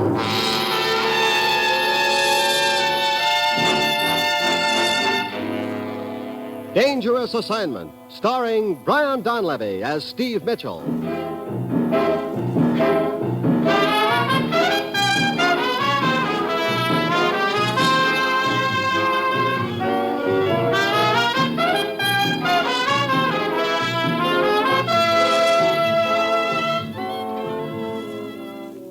Yeah, danger is my assignment. I get sent to a lot of places I can't even pronounce, but they all spell the same thing, trouble.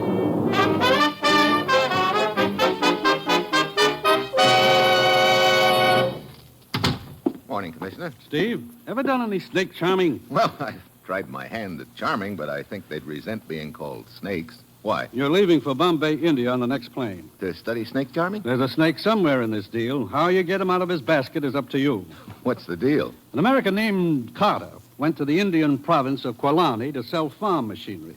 But when the Maharaja's inspector staged a surprise inspection of some of the crates, he found guns and ammunition there instead. Gun running. What some guys will do for a buck. The case against Carter was based on the testimony of a man named S. Gouda. He testified he'd seen Carter dealing with a native agitator, that Carter had opened a crate of guns in his presence and had been paid for them. Pretty convincing testimony. Yes, but right after the trial, this Gouda disappeared. Yesterday, he got word to us that he was hiding down in Bombay. He wants to talk to one of our agents secretly. You're the one he's going to talk to. Okay, you got his address? Yeah, here it is. Steve, for obvious reasons, this has to be done undercover. You can't reveal your identity, and you've got to get Gouda before the outfit he lied for does. Well, that's it. You've got your assignment. Good luck.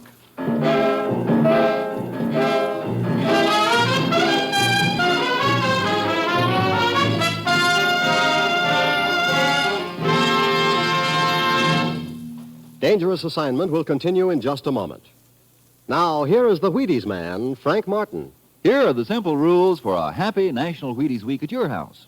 Go to your grocer, buy some Wheaties, and start your breakfast with them every morning.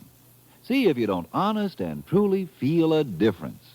See if the vitamins and minerals whole wheat has to offer don't add up to energy the Wheaties way. There's a whole kernel of wheat in every Wheaties flake, you know, a whole kernel.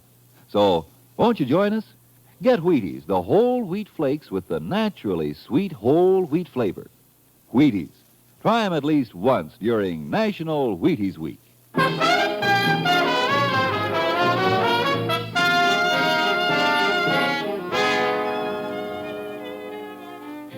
Yeah, I've got my assignment. Going to be a friendly little race. Whoever gets to Gouda first wins. It's Friday night when I get to Bombay. I register under a phony name at a hotel near Gouda's rooming house, and then I go over. Down the street, there's a small building on fire, but nobody seems to be paying much attention to it. Inside the rooming house, a bored-looking clerk is lazily sketching on a piece of paper. Oh, good evening, sir. Hi. May I help you? No, thanks. I know the room I'm looking for.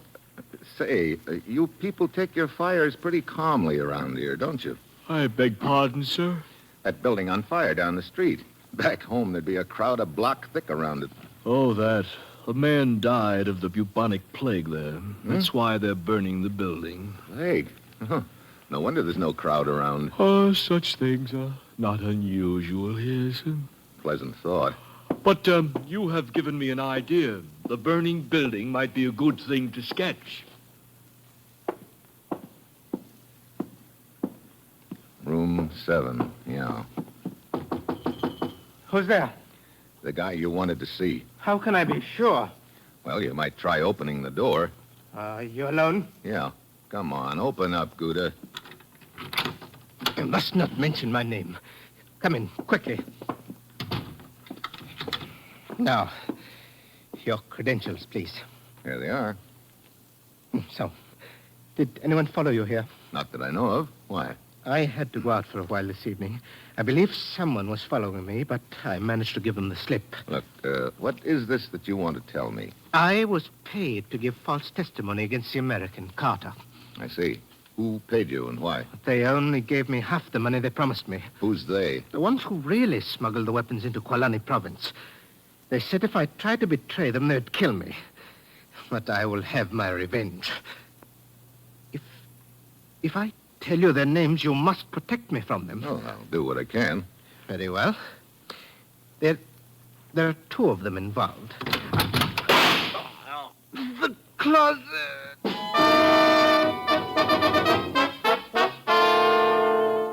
My back's to the closet. I start to whirl around, but something hard connects over my right ear. And a million comets explode in my head. The floor comes up at me fast. Very fuzzily, I make out something on the floor beside me. A man's heavy identification bracelet with a peculiar crest on it. I fight to get up on my hands and knees, but I get another clip on the head, and that does it.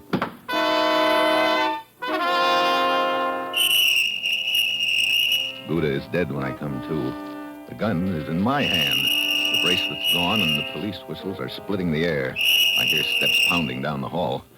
So I jam the gun in my pocket and head for the window just as the door opens. Here he is, out in the alley. The clerk, you would have to be out here. Please, quick! Shut up. Please, here he is. Here he is. Sorry, Buster.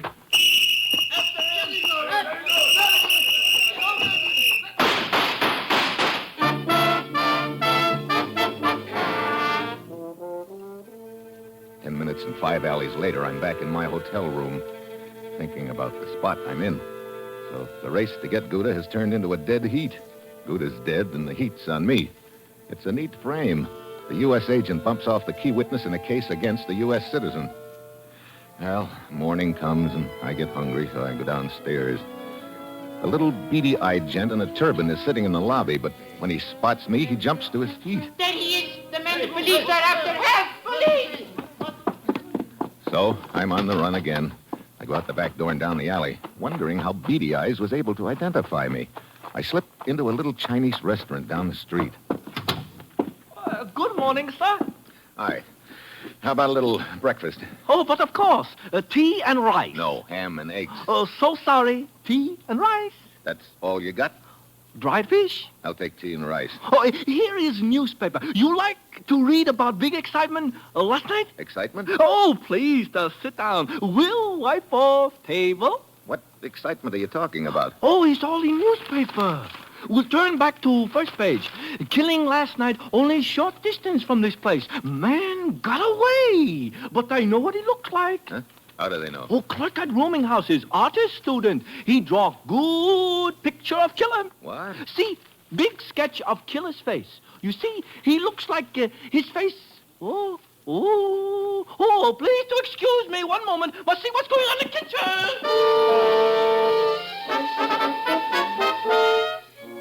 I get out of there fast. This is just great. Every paper in Bombay has my picture on page 1. I'm about to throw away the paper when a small ad catches my eye. Bandara, consultant. But under the name, there's a crest. And it's the same peculiar crest that was on the bracelet I spotted when I got slugged. I don't know what kind of a consultant this Bandara is, but he's the one guy I want to consult right now.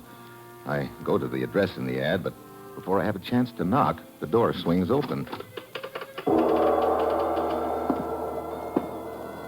I can hear music. The room is heavy with drapes and incense. You are now in the realm of peace. Your problem will be solved. The voice seems to be coming from all over, but the room is empty. I am with you. Huh? Hey, right behind me. Bandara comes from everywhere and nowhere. Well, wherever you came from, I want to talk to you. Of course. You were impelled to visit me. Sorry. No sale, Bandara. What I need is information. That crest in your ad, is that your trademark? It is the symbol which identifies Bandara in the spirit realm. Yeah? Well, right now I'm more interested in the bracelet realm. The consciousness of Bandara is so elevated that the significance of your remarks passes beneath me. Well, then come on back down to earth for a minute. Now, look. Do you own a bracelet with that crest on it or not? Earthly possessions are of such little significance to Bandara that sometimes he loses the memory of them. I see. It sounds like Bandara's got quite a convenient memory. I suppose you've also lost the memory of where you happened to be last night. I do not seem to recall.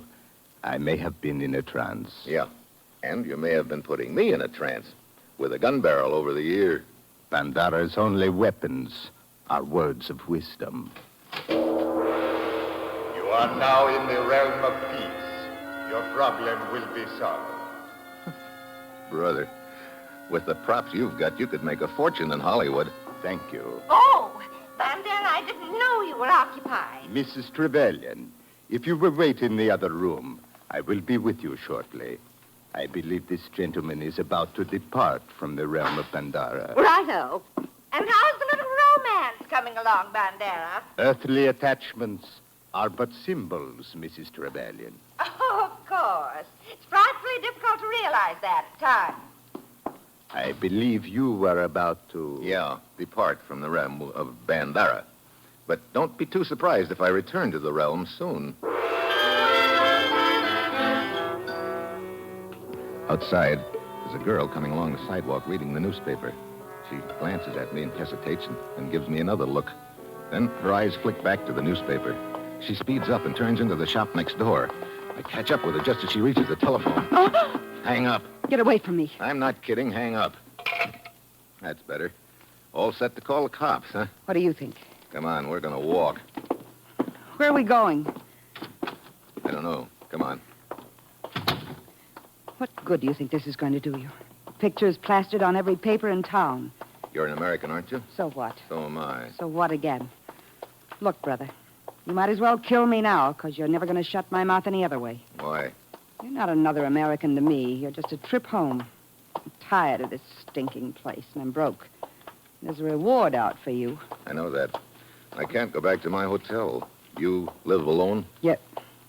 No. I think you were right the first time. Okay, come on. We'll go to your place.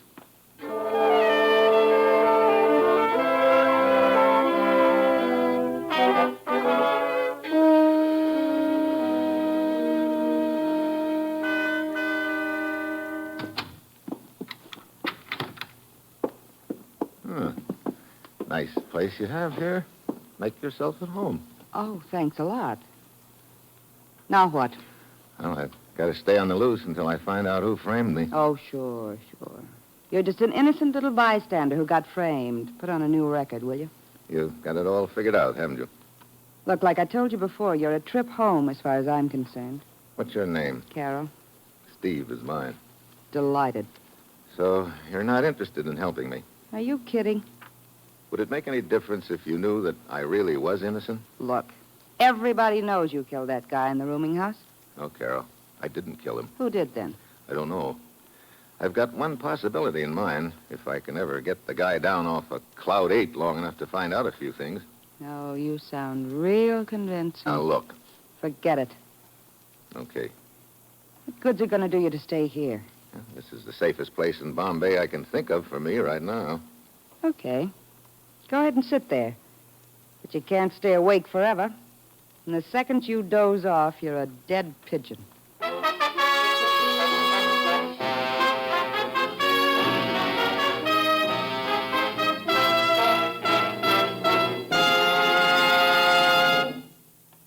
Say, did I tell you folks, it's National Wheaties Week. And your grocer will sell you just as many packages of Wheaties as you want. Any day, every day. Now, isn't that nice? You can celebrate all you want to. And believe me, backstage here, we're sure taking advantage of the privilege.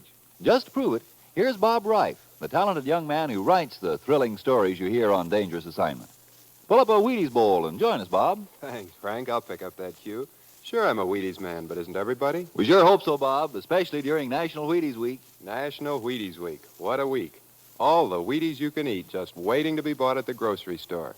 Wonderful, isn't it? Seriously, folks, I do think Wheaties are swell, and I hope you're getting yours, because when you buy a package of Wheaties, it tells us you like our show, just like that. So, if you want us to know, don't write. Just take home a box of Wheaties from the store. How about that, okay? It certainly is, and thank you, Bob Reif.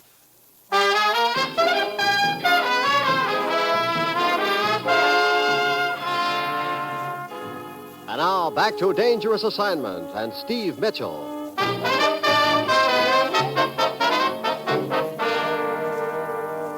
What time is it? A little afternoon. Brother, no sleep for 30 hours. You know, you're a strange guy. I don't get you. What do you mean? Well, I should think you'd be trying to figure a way to get out of town. That's just what I would be doing if I were guilty. If you were... Isn't it? Yeah, I guess so. I mean... Oh, I don't know what I mean. Oh, boy, that sunlight feels good. You know, when this deal's over, I'm going to hit the sack for about a week. I guess you've been through a lot, haven't you? Yeah. Believe me, it's not habit forming. Well, you're safe for the time being. Just relax. Yeah, I'm so relaxed right now anymore. Steve. Steve.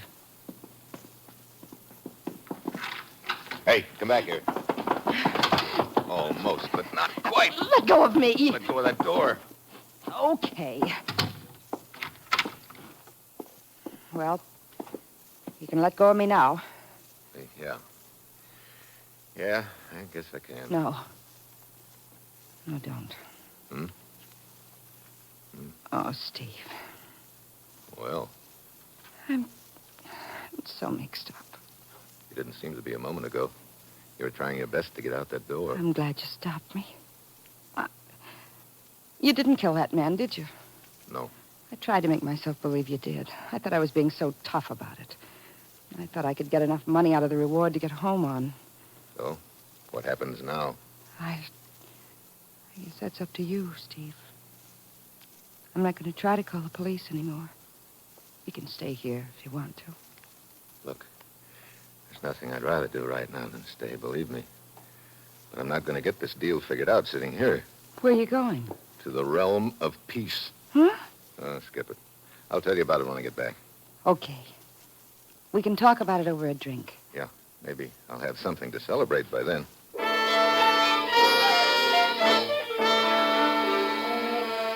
I take the side streets to Bandara's place.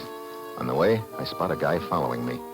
I've seen him before, then it registers. He's the little beady-eyed gent who identified me in my hotel lobby early this morning. I walk by Bandara's front door and turn into the alley. Then I wait.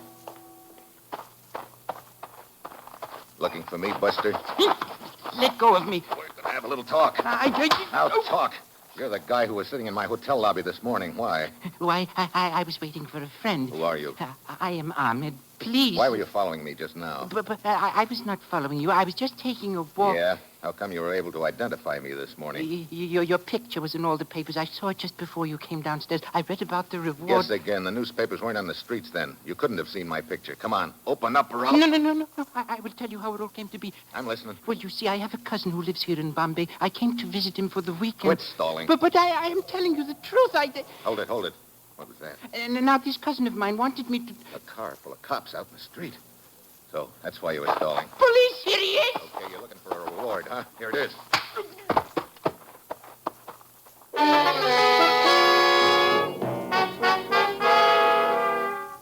I duck around to the back of Bandara's place and find a window that's unlocked. I open it and ease myself in. I'm in Bandara's bedroom. It's empty. I start tiptoeing through the room. Then I freeze. There's a painting on the wall. I take a long look at it. Good afternoon. Huh? Well, you specialize in popping out of nowhere, don't you, Bandara? Most people who seek my help specialize in entering through the front door. You must have an electric eye on these windows, too. Those who seek to enter the realm of peace by stealth do not find peace. Well, maybe not, but sometimes they pick up a little information. A little information is a dangerous thing. Well, it's better than none. Strange. I have no consultations at this hour. Who is in charge here? This is the police. Hey. Police? Bandara has no traffic with the police. What do they want with me? You go find out. I'm leaving. I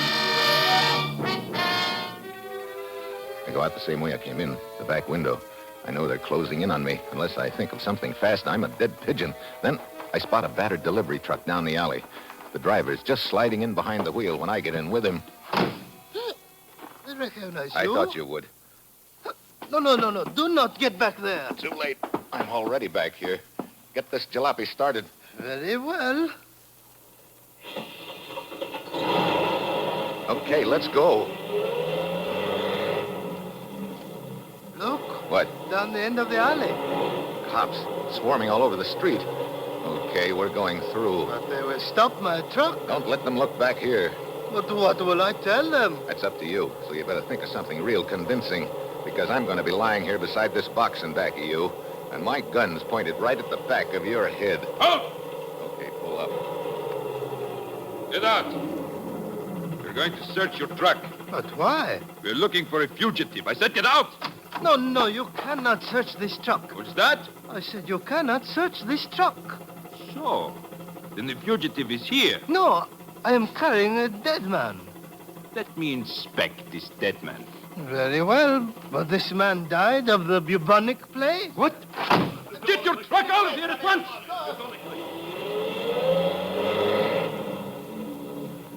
Boy, that was close. Where do you want me to take you? Oh, down the street away. You know, that was fast thinking, dreaming up a yarn like that on the spur of the moment. Oh, that was not fast thinking. How come? But it's the truth. What? In that box beside you is the body of one who died of the plague. Oh, great. Hey, stop this jalopy. You just lost a passenger.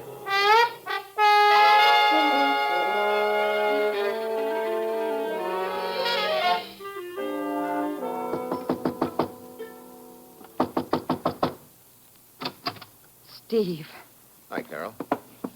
I'm so glad you got back all right. Here's that drink I promised you. Thanks, Carol. Well, I've been doing a lot of running and dodging the last hour. I could use some fresh air. There. Oh, boy, that's better. I needed that. Hey, you're a fast drinker. You want another? No, thanks. Were you able to find out anything? Yeah. It looks like the deal's starting to fall into place. Oh, I'm glad. Where's this realm of peace you said you were going to? A place owned by a guy named Bandara. You think he's involved in the killing? I did think so, but I don't anymore. I guess it goes together something like this, Carol. Suppose an outfit wanted to smuggle some guns into an up-country province. Smuggle guns? Yeah. Just bear with me. I'm thinking out loud. So these gun runners smuggle them into the province in crates of farm machinery. When the plot is discovered, it's a pretty easy thing to frame Carter, the owner of the company, who doesn't know what's been going on. Oh, you're leaving me way behind. Yeah. The gun runners pay a guy named Gouda to testify against Carter, but they don't pay him enough. He tries to double-cross them, so they kill him, right while I'm talking to him. Then they frame me, and on me, the frame looks good. A U.S. agent knocks off the key witness against a U.S. citizen. You're a government agent? Yeah. Gouda told me there were two people involved in the gun running. I think I know who one of them is. Who? A little gent named Ahmed who's been following me around trying to sick the cops on me. And the other... What's the matter? What's this on your dressing table? Why, a jewel case. Why? That's what I thought it was. Steve, don't. Well, what do you know? A heavy bracelet with Bandara's crest on it. I guess I should have thrown that away, shouldn't I, Steve? Yeah. I thought you were unconscious when you hit the floor. I didn't think you'd seen it then. It broke when you clipped me, didn't it? How'd you find out about me, Steve?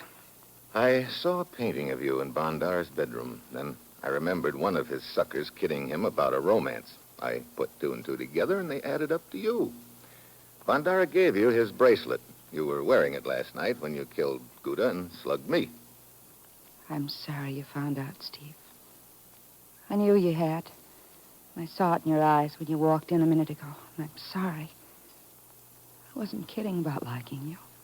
I guess I kind of liked you, too. That's why it was so hard for me to do what I did. What do you mean? That drink I just gave you. I poisoned you, Steve.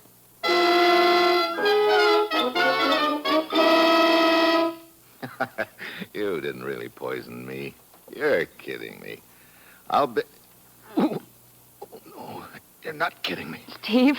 My stomach. Carol, you did poison me. I had to. Carol. Steve! It is all over, so. Yeah. It's all over, Ahmed. Now, you had to do it, Carol. He got away from me at Bandaras before the police could get there. But now it is simple. I'll take his body somewhere and notify the police. We're in the clear. Yeah. So, he is very heavy, this Steve Mitchell. Let me give you a hand. Steve! I mean a fist. Oh, no, Carol. You're not leaving. Let go! Sit down. The poison. I saw you drink it. No, you didn't. I had you pegged when I walked in. I wasn't about to accept any hospitality from you. I poured the drink out the window and my back was turned to you. Then why the fake collapse? To nab your partner, Ahmed. You still don't have any evidence. Oh, Ahmed's the jittery type. I'm sure I can make him spill the whole story to the police. Steve, you've got to listen to me. I didn't know what I was doing. Give me a break, Steve. Let me go away. Maybe later we... Save it, Carol, save it. I'm taking you both in. You know, we could have made beautiful music together, but now it's Ahmed who'll do the singing. And I bet his notes are going to sound real sour to you.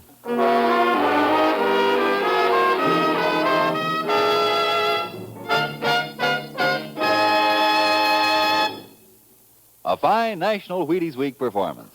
And here's the man who made it so, our star, Brian Donlevy. I stayed to ask you to buy Wheaties this week. If you enjoy Dangerous Assignment, it would give me a lot of pleasure to know it. And I will know it if you'll get those Wheaties. Will you do that? Thank you, Brian. And folks, let's all buy Wheaties for Brian Donlevy, just to let him know we think he's great on this show. Let's get to that grocer in the morning and tell him we're there about Wheaties. There's a whole kernel of wheat in every Wheaties flake, you know. Yes, a whole kernel of wheat in every Wheaties flake. No wonder I keep saying, see how Wheaties at 7 can help at 11. Breakfast of Champions.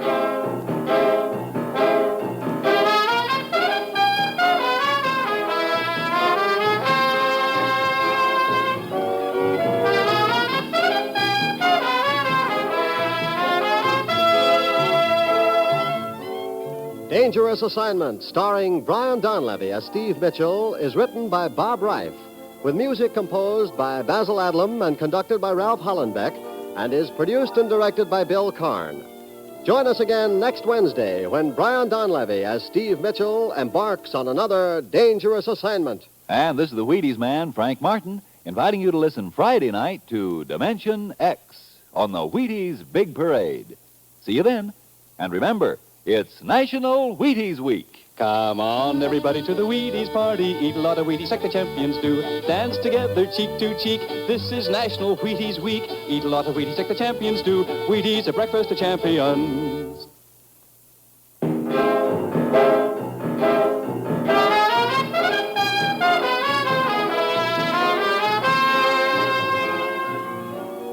We can prevent the overwhelming number of forest fires which each year blacken vast areas of our precious woodlands.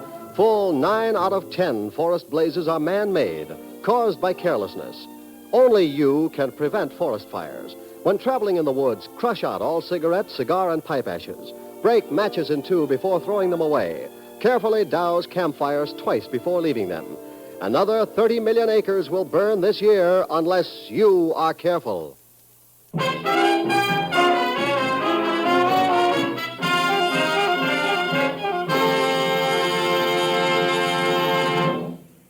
Dangerous Assignment came to you from Hollywood. 3 chimes mean good times on NBC.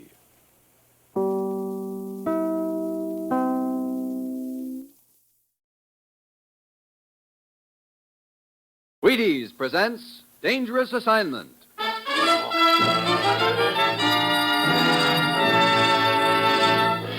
On stage tonight from Hollywood, Dangerous Assignment, another in the Wheaties' big parade of exciting half-hour presentations.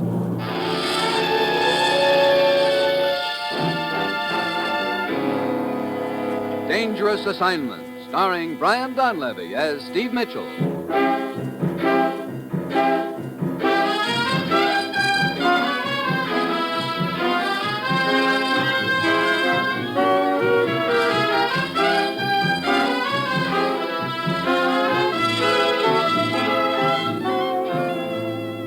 Yeah, danger is my assignment. I get sent to a lot of places I can't even pronounce. They all spell the same thing, though, trouble. But when I walk into the commissioner's office, I don't realize that this assignment's going to end up with me trying my best to blast myself right out of existence.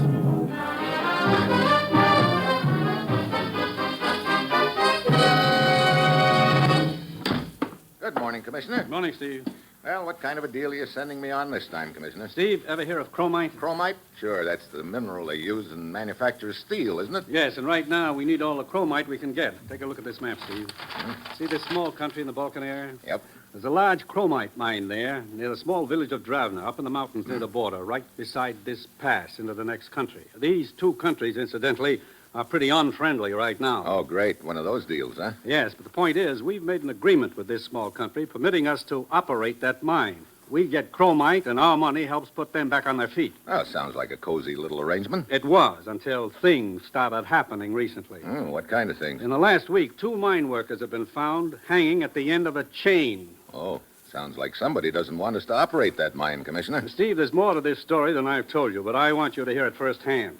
Who from? A man named Getnick. He's the mine foreman, and he's waiting for you in the city of Larno. That's where your plane lands. Now get over there, Steve. Find out who's behind all this and then smash them. We've got to keep that mine operating. Well, that's it. You've got your assignment. Good luck.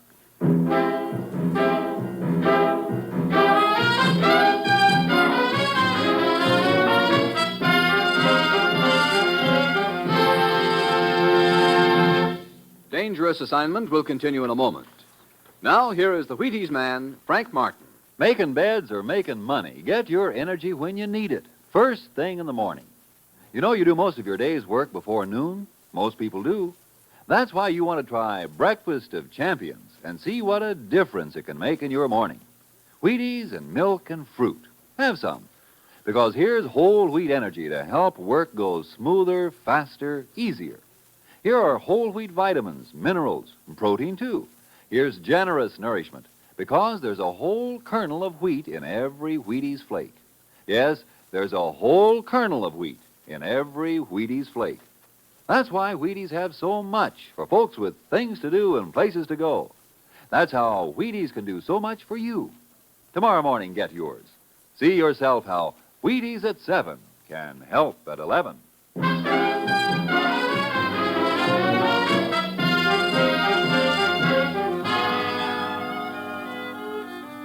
Sure. I've got my assignment. All I have to do is fly to a trouble spot in the Balkans, talk to a mine foreman named Getnick, and find out why a few assorted mine workers are winding up with chains around their necks. I get all the easy ones. Well, it's Tuesday when my plane lands at Larno, and I head for Getnick's house. Yes? Oh, are you Mrs. Getnick?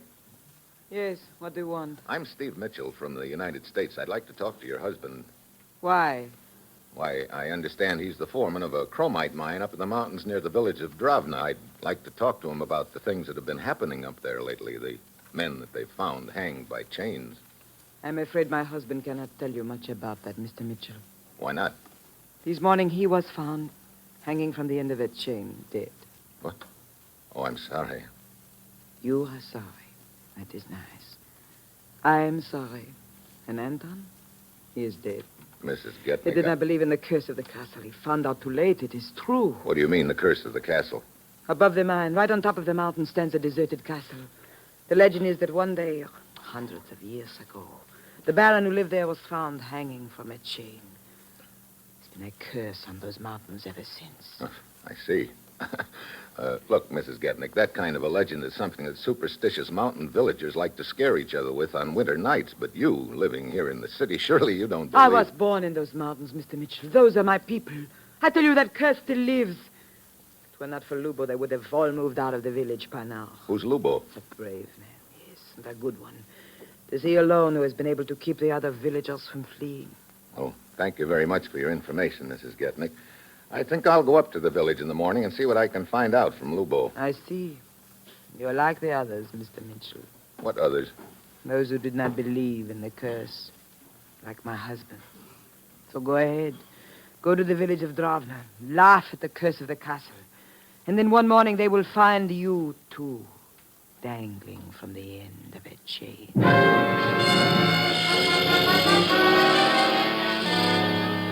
And on that cheerful note, I leave Mrs. Getnick. The next morning, I rent a car and head up through some rolling hills toward the village of Dravna. 2 hours later, I come to the top of a rise. In the distance, perched on top of a mountain peak, I can see the castle and the village below it. I start down the rise, enjoying the peaceful view, and then things stop being peaceful all of a sudden. The shot blows out a front tire, and the car starts careening down the grade. I fight for control a few seconds, but I'm getting nowhere. Then I spot a bank, and I plow into it. I dive out of the car and start running across a meadow for cover. There's a clump of trees 100 yards away. If I can make it, I'll be okay. Then another slug kicks up the dust 2 feet ahead of me. I try another direction. Again, a shot ahead of me. I start running back to the car. This time, the slug hits only a foot in front of me. The sniper's got me zeroed in, and by this time, I've got a healthy respect for his aim. So I stand still and wait.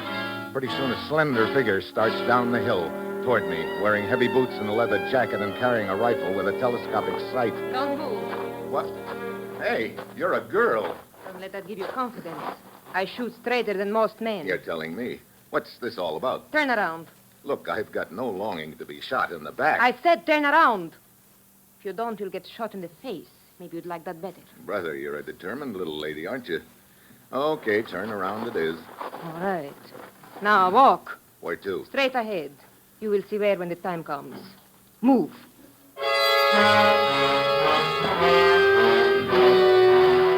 So I move. She marches me up the road toward the village, much to my surprise.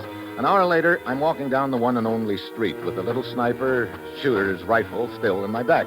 And all the villagers lining the street staring at me. I don't like what I see in their faces either. Fear and suspicion. Finally, we get to a blacksmith shop at the end of the street. Inside, there's an old gent whacking away at a piece of metal, and sitting on a crate in a corner, there's another man. Younger and very rugged looking, and right now he's giving me a very cold stare. The old gent stops hammering as soon as he spots us. Oh, Magda, where have you been? I have been worried about you. I have been on watch in the hills, Grandpapa. And see what I have caught. Who is this man, Magda? Look, I don't know what this is all about, but... Silence. Let Magda speak.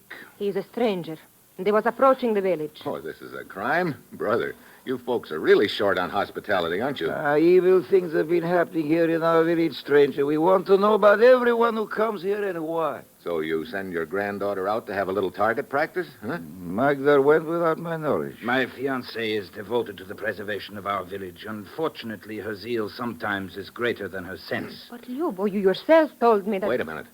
She called you Lubo? That is my name. Why? And you're the guy I came here to see. So? Who are you? Steve Mitchell. I do not recognize the name. Well, maybe you'll recognize these credentials of mine. You better take a look at them. Yes. Indeed, I do recognize them. We owe you an apology for our rudeness. Lubo, I don't understand what... Mr. Mitchell is a representative of the United States, my dear. He is here to help us. I am sorry for the reception Magda gave you, Mitchell. With what has been happening here, our entire village is on edge. Well, no harm done. Only I'd hate to have your fiancée shooting at me if she really meant to hit me. I'll bet you're one guy who'll never step out of line. Please, Yes, I'm afraid I would not last long. But come, Mitchell. We will have a drink, and I will tell you all I can about our trouble.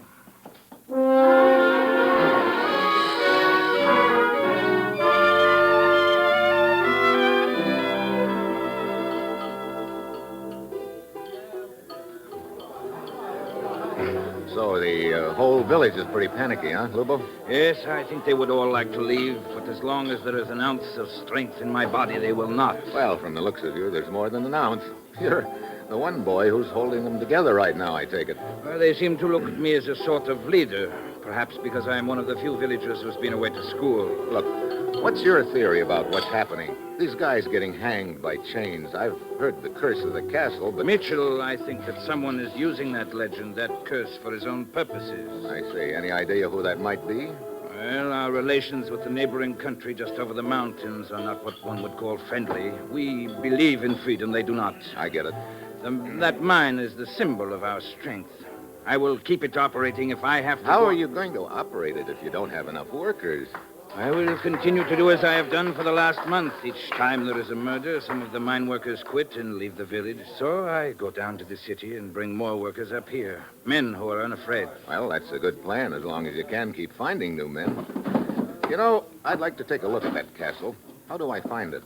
Follow the trail up to the top of a mountain. You cannot miss it. Okay, I'll check with you later, Lubo.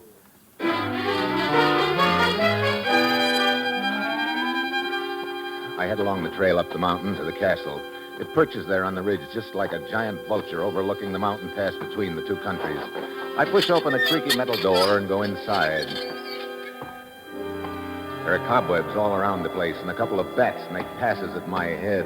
From the looks of the place, it isn't hard to see why the villagers think it's haunted. I start outside, then I freeze. There's a faint sound, like a clank of metal. The pleasant picture of me hanging at the end of a chain suddenly flashes through my mind. I try to shake it off. Then I hear the clank again. And this time I know it isn't my imagination. I whirl around, but just then something hard wraps around my throat. I try to get my hands up to it, but I can't. It keeps getting tighter. Everything's swimming in front of my eyes. I try for one more breath, but I don't make it. The floor comes up at me fast and hits me right in the face.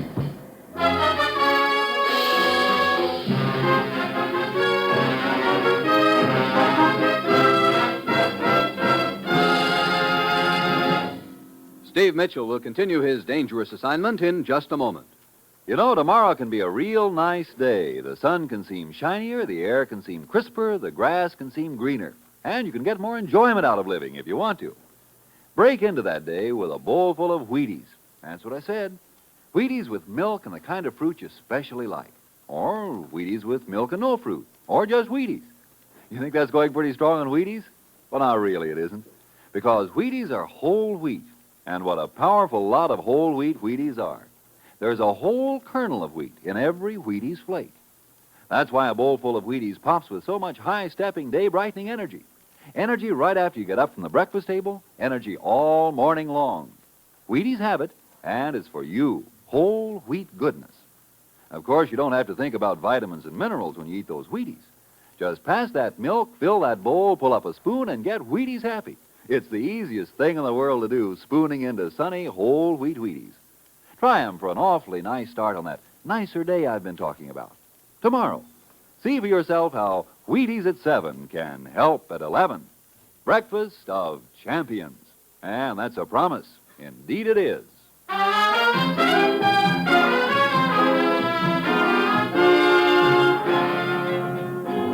Now, back to Dangerous Assignment and Steve Mitchell.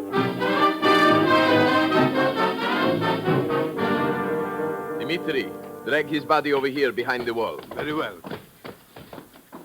So. Oh, he is starting to recover.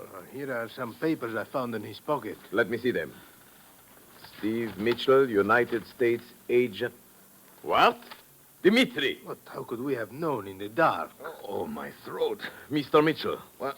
Who are you? Lieutenant Siska of the military. Military? Yes. My men and I are the border patrol here. Wait a minute.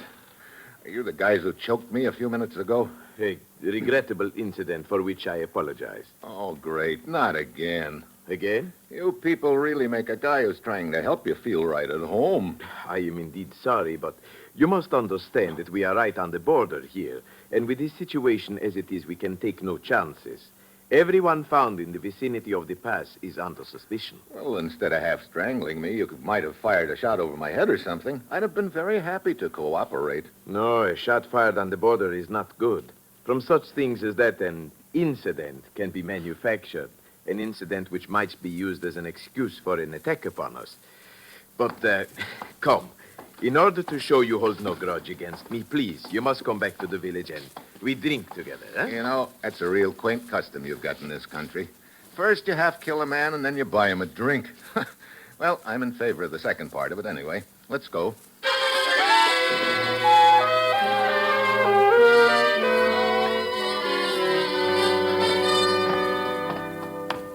The village looks pretty deserted, Lieutenant. Yes, with this talk of the curse of the castle, everyone keeps to their own house at night, Mr. Mitchell. Lieutenant Siska! Oh, it is Lubo. And Magda. Come quickly. Where to? Grandfather's blacksmith shop. What is the matter, Lubo? I do not know, Siska. A moment ago, a small boy ran through the street screaming. Screaming what? The blacksmith shop. The blacksmith shop. That's all he said. Here we are. All dark. Hey. What's that sound? Here, I have a flashlight. There. There is no one here. Where is Grandpapa? Mitchell, look. Overhead. What? Brother. Ooh, hanging from the rafter by a chain. Grandpapa. No, Grandpapa.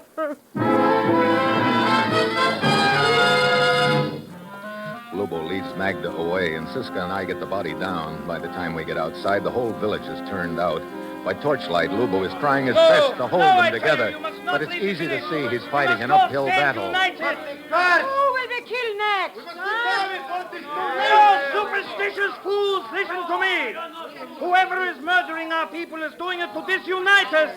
So we will not be able to operate the mine. We are leaving now. We are leaving. No, do not go. Listen to me. Listen to me.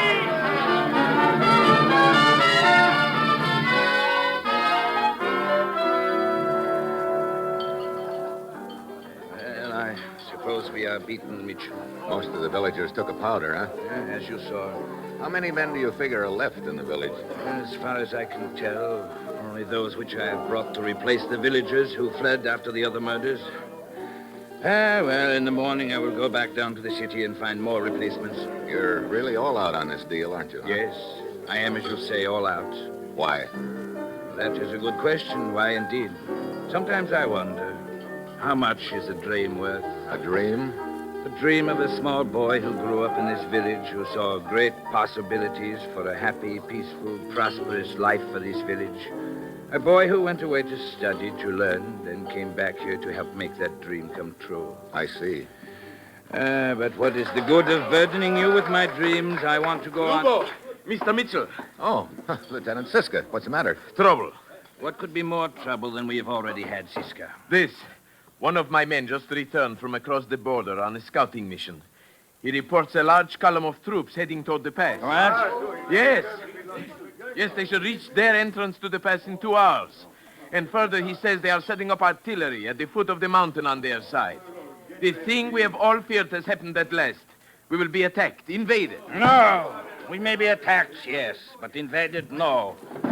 Have you radioed the colonel in the city, Siska? Yes, just now. He is dispatching a brigade of troops. They should arrive shortly after dawn. Then I will round up what men and weapons there are in the village. We will try to hold the pass and the castle against the enemy until our troops arrive.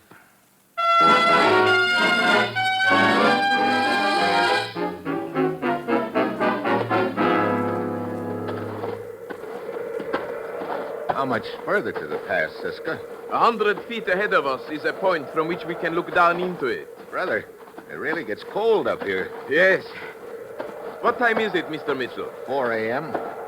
Already it is starting to get light. The enemy troops will probably arrive at their side of the pass in another hour. Yeah. And your troops from the city won't be here for 2 more hours. I still don't see how Lubo and his boys can hold the pass till then. Stop here and I think you will see. There. Now observe the pass. Anyone attempting to come through from the other side must pass through the narrow part directly below us. A handful of men stationed here and in the castle above us can prevent that passage, or at least delay it for several hours, with luck until our troops arrive. Yeah, I see it now. But speaking of the handful of men, where are they? Lubo must have taken them all to the castle. Come. He's probably giving them their orders. Then we will send some of them to the pass and keep the rest in the castle, which will serve as an observation post. You know, you boys seem to have this deal pretty well worked out. Oh, Lubo has rehearsed it many times. Well, here we are. You know, this castle gets gloomier every time I see it. Here are Lubo and his men. Siska, Mitchell, I've been waiting for you. Hey, you got a lot more weapons here than I figured. Rifles, machine guns, grenades. You got the works. I've been collecting them for some time. Yes. Even I did not realize you had so much, Lubo. What is the matter, Siska? You have made a mistake. Have I? Yeah, the machine guns. They're pointing the wrong way, towards your end of the pass. You're quite right. But let me assure you, this is no mistake. What? Lubo, what do you mean? I'm afraid I get it. Too late. Too late indeed, Mitchell. Fifth columnist. Then all this time you've been working with our enemies. Your enemies, Siska. My friends. You dirty, traitorous dog. Well, it's a pretty neat deal, Luba. Every time you murdered a villager, several of them left in a panic. Then you went to the city and got your own stooges to replace them. Exactly. You will not last long when our brigade of troops get up here, Lubo. You underestimate me. Up in the tower of the castle is one of my men with radio equipment. He's in contact with artillery on the other side of the mountain and will spot for them. As your troops pass, Siska, they will be cut to pieces by artillery fire. Got it all figured out, haven't you, Luba? Completely, even to the fate of Siska and yourself. What do you mean? Observe the 2 lengths of chain on the floor near you. After you have had the dubious pleasure of watching a complete victory for my cause, both of you will be hanged from those chains. The curse of the castle, you know. Quite fitting, isn't it, gentlemen?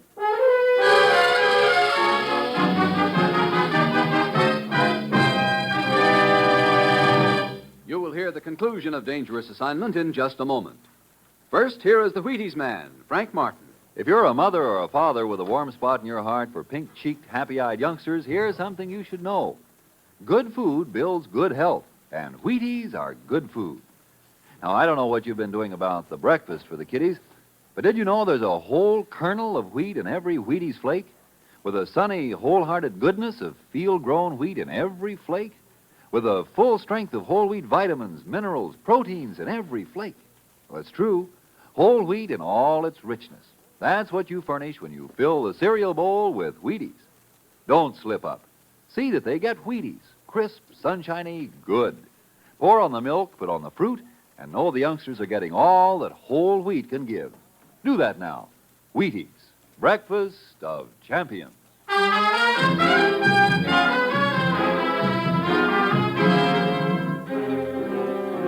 Well, along about now, I'm looking like a real poor insurance risk.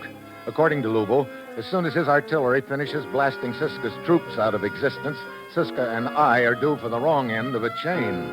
Luba and his boys are lined up at the windows waiting for the first sight of the brigade, leaving an armed guard stationed in front of the door, which leads up to the tower. And one look at that guard's face tells me he'd like nothing better than to give that itchy trigger finger of his a workout in our direction. Mr. Mitchell, what can we do? I'd sure like to get to that radio up in the tower. Yes, so we could warn our troops. But how can we do it? The door is 10 feet away from us, and that guard would shoot us down the minute we started for it. Yeah, I know. Wait a minute. What is it? Those lengths of chain on the floor near us. The one Lubo's reserved for us. What about them? One of them's only a couple of feet from me. Look, try to shield me from the guard's eyes while I get a hold of it. You think you can hit the guard with it from here? You got any better ideas? No, but Look, Lubo and the others have their backs turned to us. It's our only chance. Did the guard see me take that step? No. Okay, I've got hold of the end of the chain now. When I yell, flatten yourself against the wall, and I'll whip it at him. If it works, we dive for the door and bolt it behind us. Then we head for the tower. Very well. I'm ready. Now. You got him. Quick, inside the door. Yeah. Let's get it bolted, quick. All right. Please, sir, open this door. Come on, up the stairs. We've got to work fast. Yeah. Lubo and his men will break down the door. Yeah, I know. It'll take them a little while, though. Those doors are thick. Good. There's another door at the top here. I will close it. What is the matter? Mitchell, the radio operator. Yep. Wait, you're not to be here. Hand over that walkie-talkie, Buster. No. Maybe this hammerlock will convince you. No. Stop. That's better. Now we can warn our troops. I got a better idea. What's the code name of your artillery, Buster? Come on, open up before your arm turns into a pretzel. No! This valley. Valley, huh? Okay, what's Lubo's code name? Hilltop. Please, my arm. Okay. Now! Mitchell, he's trying to smash the walkie-talkie. Yeah, I got him. Oh! Okay, get on that walkie-talkie and call the artillery. Use the code names Valley and Hilltop. I don't understand. You will. Very well. Hilltop to valley. Hilltop to valley. Over. Valley to Hilltop. Go ahead. Now what? They've probably already got an initial range and deflection set on the guns. Tell them to fire one salvo. What? That's right. I want to see where it lands. Oh, I hope you know what you are doing, Mr. So do Mitchell. I. Hilltop to valley. Fire one salvo at initial setting. Listen, Lobo and his boys must have broken down the first door. They're heading up the stairs. Yes. Take care, open up. I'm sorry, Lobo. What are you doing in there? There's your answer, Lobo. The salvo landed just below the pass on our side. Okay. Give him this correction, Siska. Down 1,000 yards, left about 3 mills. Down 1,000, left 3. Oh, Mr. Mitchell, do you realize what you are doing? Sure, I'm zeroing in that artillery onto this castle. I can hear you, Mitchell. You are just bluffing. Am I? Send the correction, Siska. But we may be killed if the salvo hits the castle. We're going to be dead anyway as soon as they break down that door. This is our only chance to scare them away. Send the correction. Hilltop to valley. Down 1,000, left 3. Over. Valley to Hilltop. Down 1,000, left 3. Received. Listen, Luba's heading downstairs. I guess he got it through his head. I wasn't bluffing. Okay, get down on the floor, Siska, and try to shield that walkie-talkie as much as you can. Mitchell, this is insane. You're telling me. But just lying here waiting for the salvo to land. You might try a few prayers while you're waiting. Hold it! Hold on! Mitchell! Mitchell, are you all right? Yeah, just shaking up. I'm going to take a look out the window. Salvo hit the base of the castle, Siska, and it sounds like it hit a few of Lubo's boys, too. Look! There goes Lubo running for that jeep. Yeah, I guess he's the only one that didn't get hit. Mitchell! He's heading for the road which leads down the other side of the mountain. Yeah, and us without even a slingshot. He will get away! Hey, a rifle shot. Lubo is hit! Oh, brother. Right over the side of the mountain. Well, I guess that's the end of Lubo. Yes, but where did the shot come from? Look, kneeling beside the pass down there. There's your answer. Why, it is Magda. Yeah, Lubo's girl. Or I should say ex-girl. Looks like she finally tumbled to him. Yes, he killed her grandfather and betrayed her country. She killed him. Pretty fitting. But Mr. Mitchell, we're not out of trouble yet. Well, I think with us spotting for that artillery, there's not much chance that they'll hit your troops. Matter of fact, if you wanted to be real cruel about it, you might arrange to have them drop a few shells on their own troops. I think that'd slow up the advance until your boys get to the pass. Yes, I think that might be arranged. So, the traitor Lubo did not have the victory he planned. No, I guess not. You see, Lubo thought he had everything figured out, but he ran into one thing nobody can figure out. You mean your strategy? No, I mean a woman.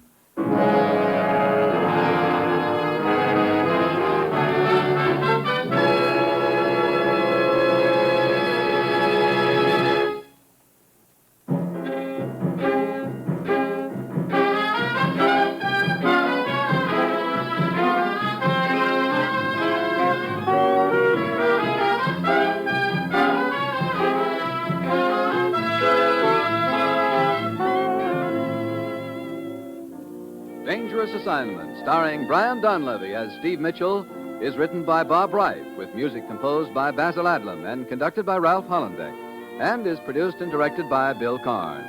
Dangerous Assignment will again be heard Wednesday, September 20th at 9 p.m. Eastern Daylight Time.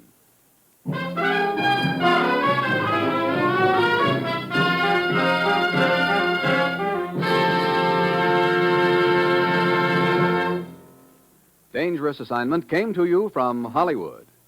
Gildersleeves here with more good times on NBC.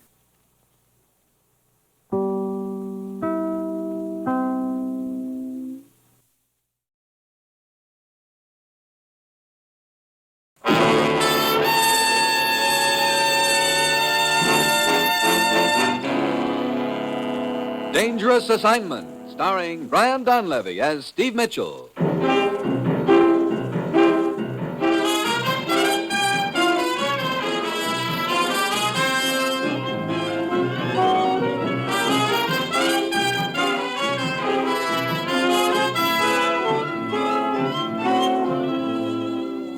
Yeah, danger is my assignment. I get sent to a lot of places I can't even pronounce. They all spell the same thing, though, trouble. But when I walk into the commissioner's office, I don't realize that this assignment's going to wind up with me trying to preserve my life with a can of embalming fluid.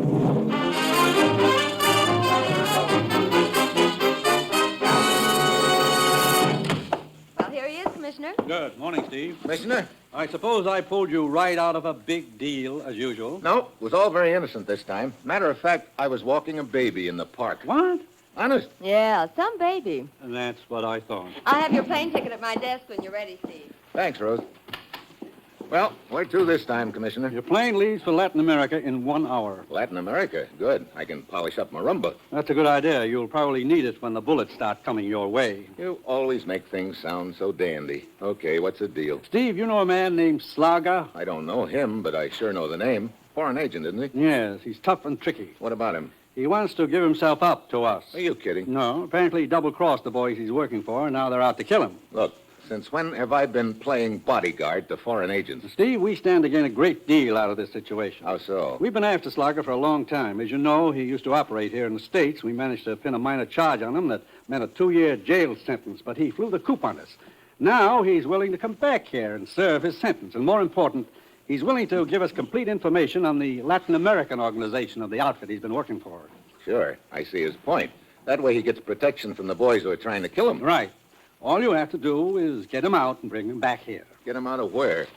Take a look at this map of Latin America. See this country here? Oh, that's where he's hiding? Yes, in the capital of that country. Oh, so all I have to do is get him out of there, huh? Yes, their dictator doesn't seem to like us much, and that makes it tough on you. You'll be bucking the local law. To say nothing of the outfit that's trying to kill him. Lucky Mitchell, right in the middle again.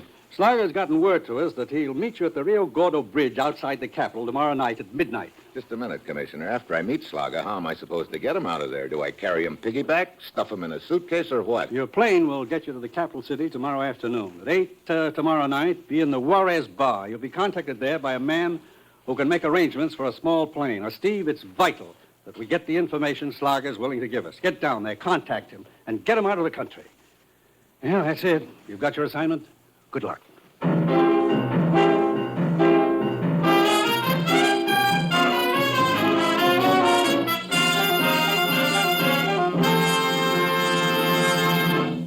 The National Broadcasting Company is presenting Dangerous Assignment, starring Brian Donlevy in the role of Steve Mitchell, colorful, two-fisted government agent.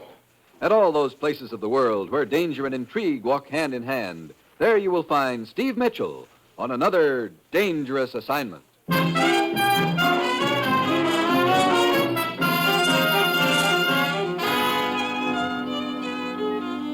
Sure, I've got my assignment. Meet a guy named Slager in a slightly unfriendly country, then get him out of there before he gets killed.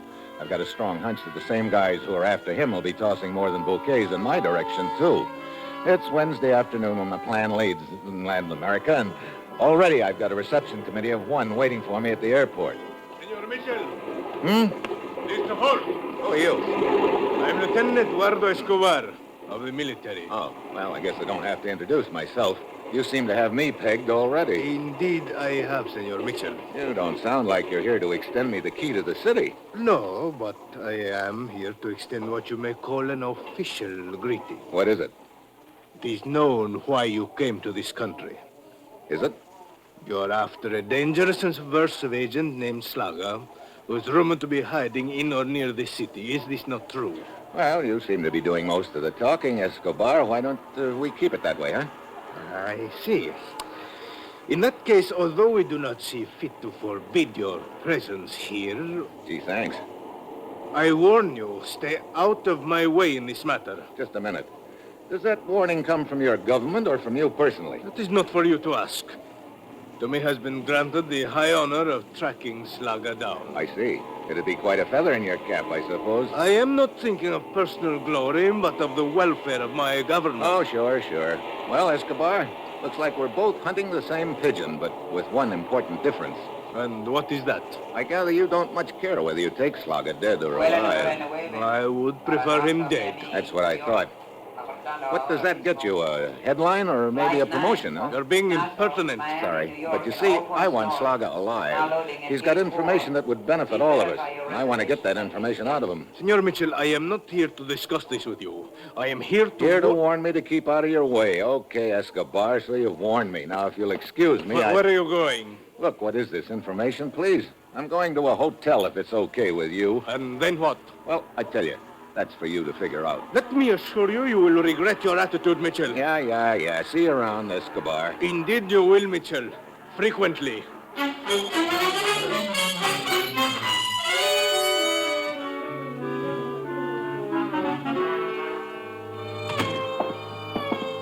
This is your room, senor. The best in a hotel. Brother, I wonder what the worst looks like. I can show you that. It's just down the hall. It's lousy. Never mind. Say, I didn't realize it gets this cold down here. You got any heat in this room? Sí, a gas heater. I was just about to light it. Yeah. There. Now, will there be anything else? Huh? Yeah. Where's the Juarez bar? 2 blocks down the street. Okay, I've got to be there at 8 tonight, so give me a call about 7:30. I'm going to get a little shut-eye in the meantime. Shut-eye? Siesta. Oh, you mean sack time, huh? Yeah. I see you've spent a little time in the States. Oh, nada, senor. No. But my brother up there, he write to me letters. He has made me, how do you call it? Happy. Sweet dreams, senor.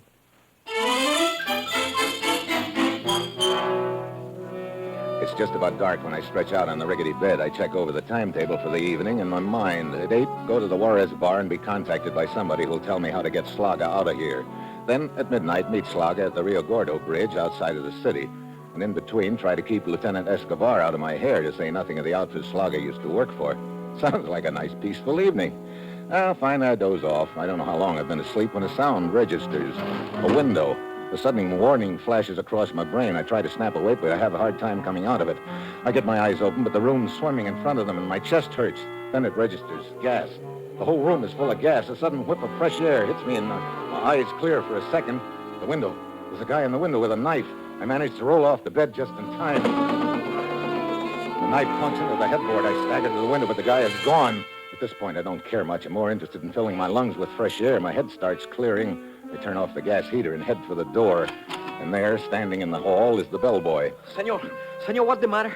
You come back to see whether you've done a good job on me? I heard a noise. Hey, that's gas. Your room is full of gas. Yeah, don't tell me that surprises you. No, caray, don't surprise me at all. What? These haters, you can never depend on them. Oh, so your story is it was just an accident, huh? Huh? What do you mean, senor? You said you were a pretty hep kid. Yeah, maybe you're more hep than I realized at the time. I do not understand you. You saw me light the heater. You knew I was going to take a nap. You could have sneaked back into the room and blown out the flame. But, senor, I have not been near your room. These gas pipes, they're all clogged up. This happens a lot, that the flame goes out. Yeah, we lose more gases that way. Okay, so that's your story, and I suppose it's very hard to prove anything different. Hey, indeed it would be, senor. Of course, there's always the possibility that somebody entered your room. I would not know about that. Okay, for the time being, we'll leave it that way. Maybe you're telling the truth, maybe you're lying. Sooner or later, I'll find out which. Sí, senor, sí. I'm quite certain that you will.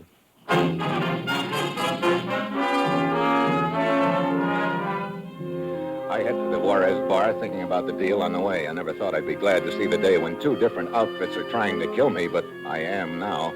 One outfit tries to gas me, and my life is saved because the other outfit sends a guy to open my window and throw a knife at me. Safety in numbers yet. Well, the bar is pretty deserted when I get there. A fat little gent is wandering around, picking away at his guitar. I don't have any idea who's supposed to contact me, so I sit at the corner table, and pretty soon a girl sidles over to my table, and she could be the contact. Hello. Hi. I could sit down. Sure. You are an American? Yeah, that means something to you? Si. You've been waiting for me to come in? Si. All evening. Good. You got a message for me? Si. What is it? I am nice girl, Felicia. You are rich American. So I think you buy Felicia a few drinks. Oh, great. Wrong party. Hmm? I think we've been talking about 2 different things. Look, maybe you just better run along. Okay. It is your loss, not mine. Yeah, I don't doubt it. Well, good evening, Senor Mitchell. Ah, Lieutenant Escobar. What are you doing here? I was about to ask you the same question, senor. Me? I just dropped in for a drink. Very well. I hope you will enjoy your drink, because I intend to make certain that it is the only reason you came in here. What do you mean? You see the table in the center of the room? What about it? It's vacant. It will not be vacant for long, because I intend to sit there, Senor Mitchell, with my eyes on you. And that way I am quite certain you will not be meeting anyone here. Well, suit yourself, Escobar. Now, isn't that just dandy?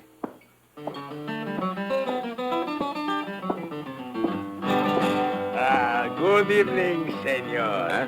Would you like for me to play a little song especially for you on my guitar? No, thanks. But I play good. No. Come on. For $1 I play anything you want to hear. Something to bring romance into your big heart. A tear into your eye. Some other time. Oh, but just listen to a sample of my playing. Look, will you beat it? Okay, I beat it right to the bar. Pretty good, huh? Hey, you knocked my drink over into my lap. Are you enjoying your drink now, Mitchell? I'd drop dead, will you? Oh, senor, I am so sorry. I was carried away by my playing. You sure were, Buster. Here, let me help to dry you in my handkerchief. Look, just let me alone, will you? But they're on the pocket, senor. Here, let me dry you. Take your hands. Oh. There. Now, everything is all right, senor? Yeah. Everything's fine all of a sudden.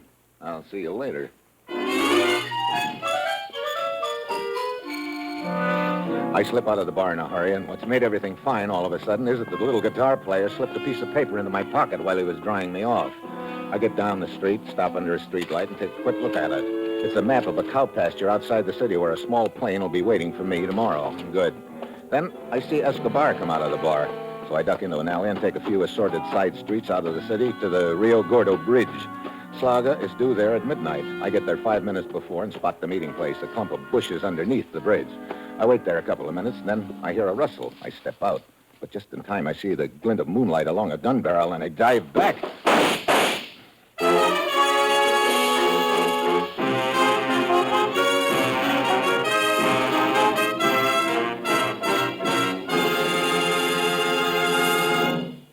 Sunday afternoon means mystery and action with the chimes over most of these NBC stations. Mike Waring, better known as the Falcon, brings his suave and romantic touch to a perilous mystery each Sunday, followed by the widely acclaimed dramatic series High Adventure. Then the big guy steps in, the big guy who likes to tell stories of mystery and intrigue, only the big guy's stories are not make-believe. And then a new kind of private eye. Charlie Wilde concludes your Sunday mystery lineup with a few casual homicides.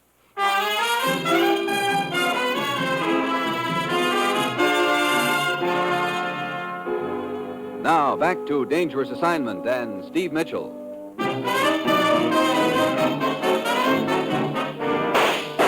The shots keep whistling over my head, so I know the guy can't see me. I inch backwards up the slope and start circling. Pretty soon, I spot the sniper hurrying up the slope, too. I wait until he's about 4 feet away, and then I jump him. A girl. Okay, drop that gun, sister. No, I said drop it. No! That's better. Who are you? The guy you were just shooting at, lady. Oh, no. Oh, yes. But I thought that was Slaga. What? So, he's gotten away from me again. Wait a minute. What's this about Slaga? I thought you were Slaga. Is he I want to kill? Brother, you too, huh? Oh, what do you mean? You also wish to kill Slaga? No, but right now it looks like I'm the only guy who doesn't. Escobar, the outfit Slaga used to work for, and now you. What's your beef with him? And incidentally, who are you? Maria Peralta.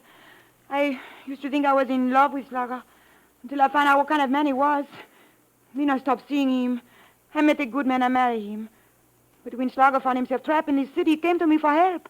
I see, and you refused? I say, of course. When Slaga started hitting me, my husband, he came in just then and tried to stop him. Slaga killed my husband. I see. Tonight I followed him here to the bridge, then I lost him. When you step out of those bushes, I thought you were Slaga. Well, it's a cinch if Slaga was around here. He's not now. Those shots probably scared him away. And speaking of shots, Maria... Oh, see, I know. When I think I almost kill you. Oh, senor, you can forgive me?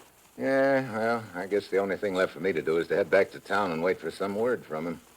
Senor, I have spoiled some plan of yours. You sure have, Maria. Well, can I in some way make up for it? You got a car? See, parked down the road. You can drive me back to the city. That'll make up for a lot. Because I'm not hankering to walk all that distance again. See, of course, I will be glad to drive you. You come. Huh?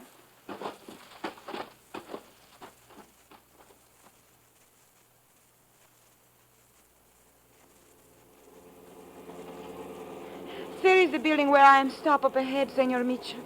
However, I can drop you anywhere you like. No, that's okay, Maria. I'll get out here. Hey, this looks like a mortuary. The body of my husband is here. Oh? I must make the final arrangements. You see, in the morning, I take his body back to the little town where he was born. He will be buried in the family graveyard. I see. Senor Mitchell, I am afraid. What of? Slaga, he probably knows I tried to kill him. I'm afraid he may come after me. Well, I doubt it. Slogger probably realizes he's pretty hot by this time.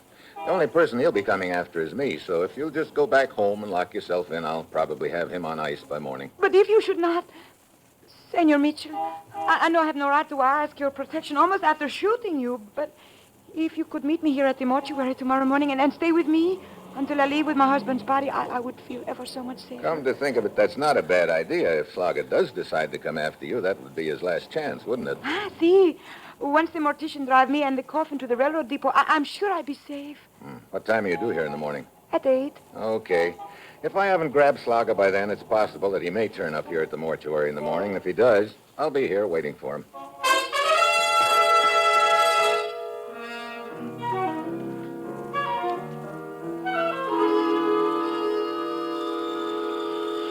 No.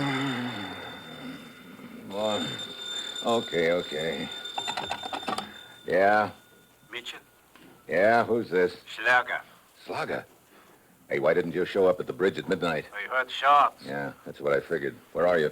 I'm safe for the time being, but these interests I used to work for, they are closing in on me. I don't doubt it. Mitchell, listen to me. You must hide me, protect me, get me out of the country. Look, Slogger, that's why I'm here. I've got a plane waiting for us in a cow pasture, but before I can protect you or get you out of here, I've got to get with you.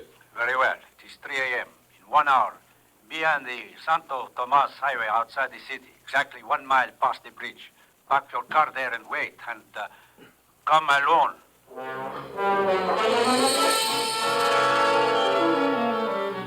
I slip 5 pesos to a sleepy cab driver outside the hotel, and he lets me borrow his cab. I head out Santo Tomas Highway and arrive at the rendezvous spot 20 minutes early, which is just the way I want it. I climb out of the cab and into the bushes, and then I wait. 5 minutes later, the car comes poking along the road and stops. A man gets out and pokes a flashlight into my car. At first, I think it's Slogger, and I start out of the bushes. Then I see it's Lieutenant Escobar. This is just great, a fat chance I've got of contacting Slogger with Escobar hanging around. Suddenly, another car rounds the bend and comes down the highway fast. Then I get it. This whole deal is a trap. Escobar! Get down, quick! Where are you? I said get down! Mitchell, what is the meaning of this? That other car, get down! Let go of me! That car? Yeah, bristling with machine guns. If I hadn't made with a flying tackle, you'd be looking like a Swiss cheese right now. Oh, indeed? And how do I know that this whole thing was not arranged by you? Oh, sure. I arrange an ambush, and then I run out into the firing line to grab you. Look, Escobar, this is the 3rd time I've been shot at in 11 hours. I'm in no mood. You have only yourself to blame, Mitchell. What do you mean? I warned you to remain out of this affair. Next time, perhaps you will heed my warning. I'll tell you one thing you can count on, Escobar. Next time, I'll stay in the bushes and let you collect a few more holes in the head than you've already got, if that's possible.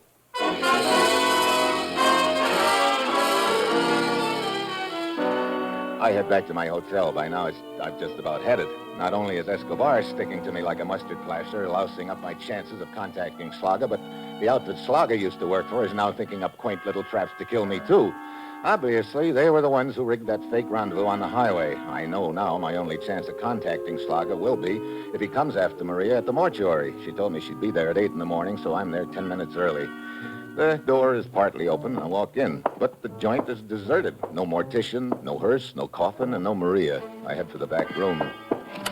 A whiff of embalming fluid almost knocks me down. There are cans of it spilled all over the floor. The whole room's torn apart. Then I hear a sound. It's coming from the closet. I unlock the door. Inside, there's a guy trussed up with rope and a strip of tape across his mouth. Thank you. I heard you come in, but I was afraid you would not hear me pounding on the door. Who are you? The mortician's assistant. Here, let me get you untied. Yes, please. Brother, that embalming fluid is killing me. Even in the closet here. What happened? I am not certain. I opened up a little earlier than usual this morning because we were expecting Senora Maria Peralta to come at 8 o'clock for the body of her husband. There, that unties your legs. Yes. Brother, no wonder that fluid smells so strong in here. You've got some of it on your shoes. Go on with your story. Yes. A few minutes before 8, a man walked in with a gun.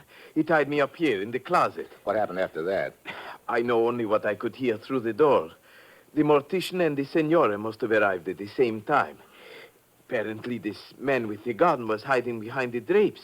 When he confronted the senora, I heard her scream, Sla something. Slaga?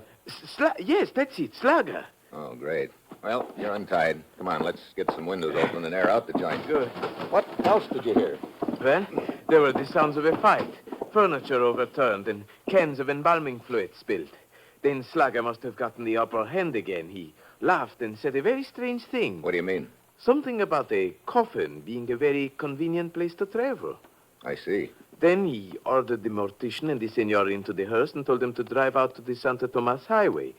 Apparently, his plan is to escape in that coffin. Sounds like a pretty neat plan, too. The whole deal. They left but a moment or two before you arrived. If you hurry, you may be able to overtake them. You know, I've got a better idea. What do you mean? I'm about to take some advice that was given to me earlier. I do not understand.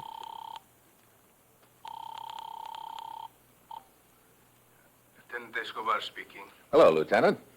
Who is this? Your old friend, Steve Mitchell. Mitchell. Where are you? I have been... Yeah, I know. You've been looking for me, as usual. Lieutenant, I'm about to give you that headline that you've been bucking for. What do you mean? I'm down at a mortuary. The assistant here tells me that Slaga is heading along the Santo Tomas Highway in a hearse. What? I'll throw up a roadblock. Wait a minute. What's the matter, Escobar? Don't you know a good break when you see one? Why are you giving me this information, Mitchell? You've told me several times to keep out of your way in this deal, haven't you? So, you have finally gotten smart. Yeah. You hit it right on the head, Lieutenant. I've finally gotten smart. I'll see you around. But, Mr. Mitchell, I do not understand. What don't you understand, Buster? As soon as you gave your name over the phone just now, I recognized it. When Maria was here last night making the final arrangements about her husband's body, she mentioned meeting you. She said you were very anxious to get to this Slaga. That's right. Well, then why aren't you chasing him right now? Why did you call the police? Escobar wants me to stay out of his way. And I also want him to stay out of mine. What? You happen to know anything about this guy, Slaga? How could I? I never saw him before this morning. And let me tell you a couple of things about him, and I think you'll see my point. You see, Slaga's a pretty sharp boy, sharper than I realized. I do not follow. It could go together, something like this. Slaga double-crosses the outfit he used to work for, so they're after him. He gets in touch with us, and he tells us he's willing to give us information and serve a prison sentence in the States if we'll come down here and fish him out. Oh, but what has all this to do with... Just let me finish. Yeah, that's the deal that Slaga presents to us, and it sounds good, but this is where Slaga gets sharp, or thinks he does. He has no intention of coming back to the States with me. He's just playing both ends against the middle and using us to get himself out of the hole he's in here. You mean that is why this Slaga is escaping in the coffin? I mean, that's why Slaga isn't in that coffin. What? But I do not understand. Don't you? It works, Slaga. They're all chasing the hearse. Maria, you fool! It doesn't matter, Slaga. I had you pegged right from the time I untied you. That's why I kept hanging around here. I figured your little partner would be doubling back to meet you. Oh, so you had me pegged. Then be sure you have this pegged. Yeah, I figured you were holding that gun on me in your pocket the whole time. Slaga, shoot! In a moment. It was a pretty neat deal, kids. Maria comes to me with a fake story about you killing her husband to set up this coffin gag. Then the story you give me this morning about Slaga driving away in the hearse. I'm supposed to fall for that and go chasing after the hearse while you and Maria leave for parts unknown. Quite right, quite right. But you were not convinced, Mitchell. May I ask how you found me out? Sure, it wasn't too tough, Slaga. When I untied you, you told me that after you'd been put in the closet, you heard a fight in the other room with cans of embalming fluid being spilled. But there was some of the fluid on your shoes. probably got there when you were making the room look like there had been a fight. I see. Rather stupid of me, wasn't it? Yeah. Look, Slaga, you're not quite as sharp as you figure in this deal. How do you mean? You can't get away with it. The outfit you used to work for is all out to kill you, so is Escobar. One of them will get you sooner or later. So, you paint a discouraging picture, Mitchell.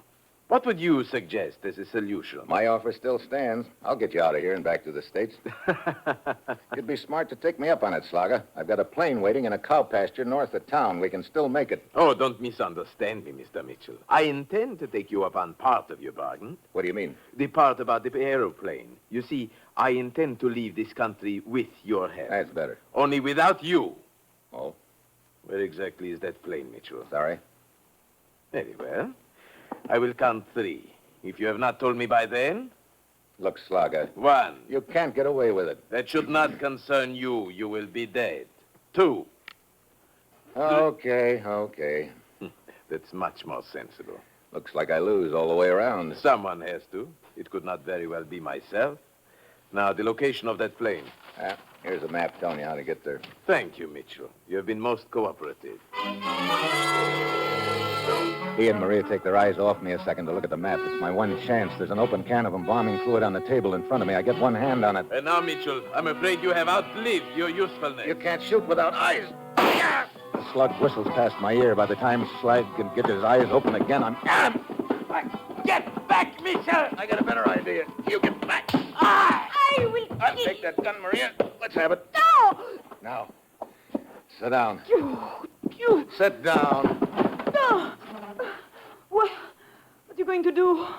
This is what I came here for. I'm going to take Slaga back with me. Oh, he will never go. He will never tell you anything. No? You think he'd rather I turn him over to Lieutenant Escobar? Oh, no, you must not. You see, that's just what Slaga's going to say when I put it up to him.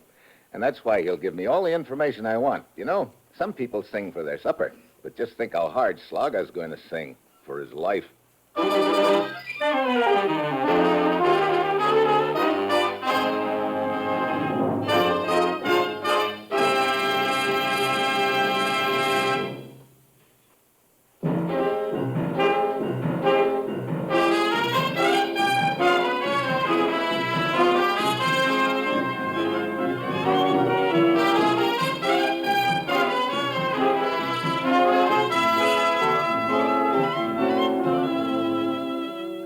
Dangerous Assignment, starring Brian Donlevy as Steve Mitchell, is written by Bob Reif and Adrian Jandot, with music composed and conducted by Basil Adlam, and is produced and directed by Bill Karn. This week, friends of Dangerous Assignment get a bonus in good listening, for Dangerous Assignment will be heard again Friday. That's day after tomorrow, Friday, September 29th at 8:30 New York time, when Brian Donlevy as Steve Mitchell will embark on another Dangerous Assignment.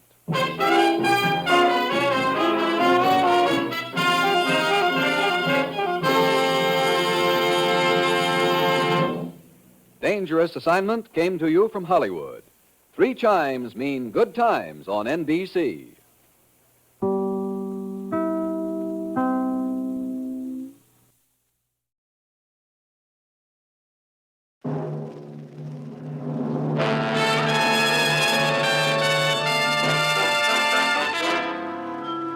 Dangerous Assignment, starring Brian Donlevy as Steve Mitchell.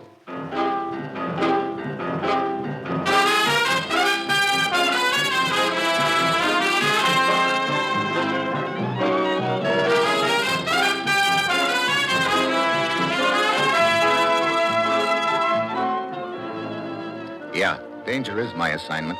I get sent to a lot of places I can't even pronounce. They all spell the same thing, though. Trouble. But when I walk into the commissioner's office, I don't realize that this assignment's going to end up with me dangling from the wrong end of a rope.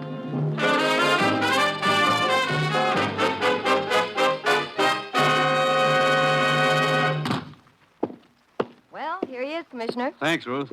Steve, I suppose I pulled you right out of a big deal, as usual. No, it was all very innocent this time, Commissioner. Matter of fact, I was down at the rifle range improving my marksmanship. What? Honest. Alone? Well... From where I stood, it looked like he was closing in on a target for tonight. That's what I thought. I'll have your plane ticket at my desk when you're ready, Steve. Okay, Ruth. Well, where am I going this time, Commissioner? To Munich. Your plane leaves in 1 hour. You'll be looking for the memory chain. Memory chain? No relation to the daisy chain, is it? I'm afraid not. Good. I'd have a pretty hard time passing myself off as Queen of the May. Seriously, Steve, this is the toughest proposition we've ever been up against. It's a skillfully organized pipeline through which vital information is leaking out of this country to Eastern Europe. I see. There are no documents involved. It's all done by a system of runners. Each runner memorizes the information and passes it on to the next one by word of mouth. And right now, a vital chemical equation is somewhere along that pipeline. Uh-huh. Any idea how far along the chain it is by now? Yes. We caught up with the first runner in Lisbon, but 2 days too late. He'd already passed the message on.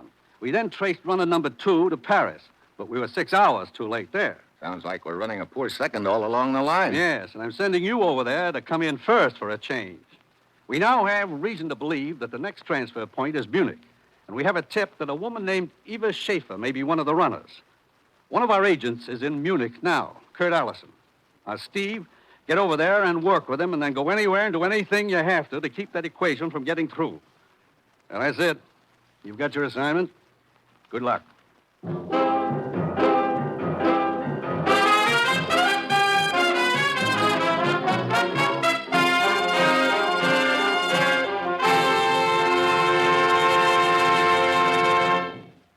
The National Broadcasting Company is presenting Dangerous Assignment, starring Brian Donlevy in the role of Steve Mitchell, colorful, two-fisted government agent. At all those places of the world where danger and intrigue walk hand in hand, there you will find Steve Mitchell on another Dangerous Assignment.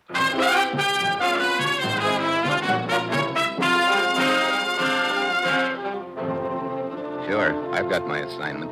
Just a simple matter of running over to Europe and trying to guess who's got a vital secret locked up in their head. This would be a great spot for a mind reader. Well, it's Thursday when my plane lands in Munich.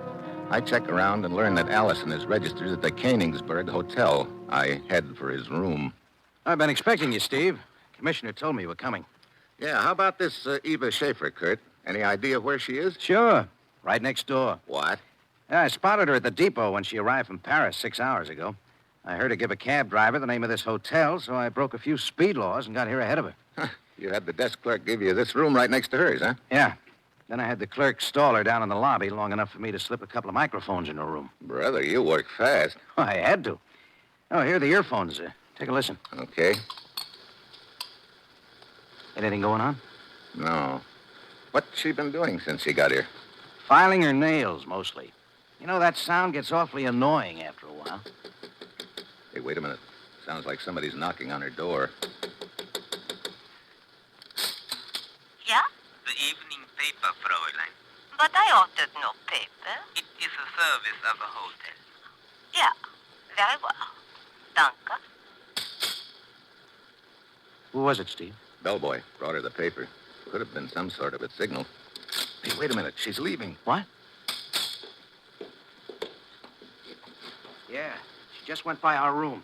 Probably heading for the stairs. Wait a minute. Let her get down the hallway. Okay, let's go. Yeah, heading down the stairs into the lobby.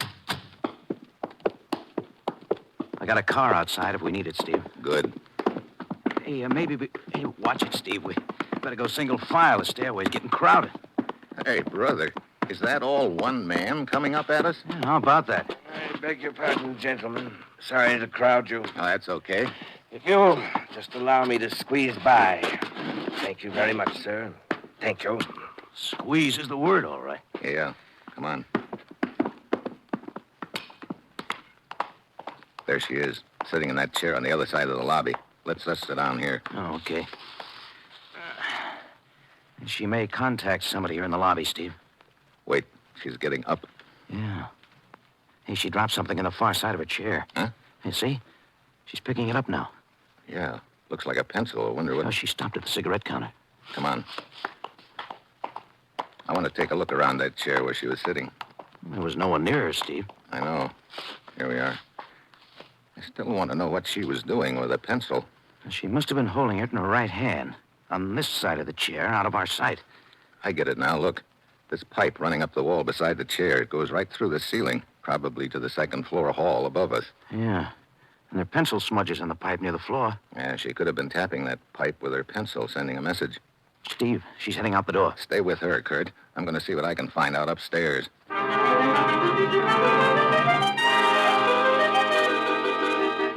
I head upstairs, 2 at a time. The second floor hall is dark, but I spot the pipe running up the wall, and then I hear a door close at the far end of the hall. I head in that direction fast, but when I get there, I see it's a door to the back stairway. I pound down the stairs and out into the alley, but there's no one in sight. So now I know a message has been passed on, and the runner's gotten away. I head for the street. Block and a half away, I see Kurt tailing the girl. He turns into another alley. I speed up then, as I'm half a block away. The shots are from the alley. I get there and turn in. And there's Kurt, lying on the ground in front of me. Oh, it's my own fault, Steve. Come on, Kurt. I'll get you to a doctor. No, it's too late. Check on the girl, Steve. The girl. You know where she went? She should be down there at the end of the alley. Huh? I think I got her. I think... Kurt. Kurt. But he's gone. I go down to the end of the alley, and the girl is there, all right. One look at her, I know she won't be transmitting any more messages. So now we've gotten 3 links to the chain. One in Lisbon, one in Paris, and one here in the alley in Munich. It leaves just one more, the most important one of all, the guy who's carrying the message right now. I head back to the hotel, and the desk clerk. Yeah, Herr Mitchell, what can I do for you? You can tell me if anybody's checked out of the hotel during the last few minutes. Has anybody checked out, he asks. There has been a regular exodus, 4 people. Who were they? And where did they go? 3 of them left for the Bauerbach Inn. Bauerbach Inn? Where's that? East of here, in the Alps, near the border. I see. 3 of them. Yeah. Fräulein Kent, a most attractive young woman, I might add. Also, Herr Grippo. And finally, Herr Godel, the stout gentleman. You may have seen him around the hotel here. One cannot help noticing. Wait a minute. He must be the boy who was coming up the stairs when I was coming down. And that message was sent to the 2nd floor, too. Upstairs, downstairs messages. I do not understand. Never mind. I think I do. Okay, thanks. Wait a minute. Yeah? You said 4 people left this hotel, but you only gave me 3 names. What about the 4th? Oh, yeah, I almost forgot. The 4th one was a woman. She left the hotel in quite a hurry. Oh? It was a very close thing. What do you mean? She went to the hospital. And this bird you talk about was not far behind. What bird? The stork. Oh, great. Well, see you later.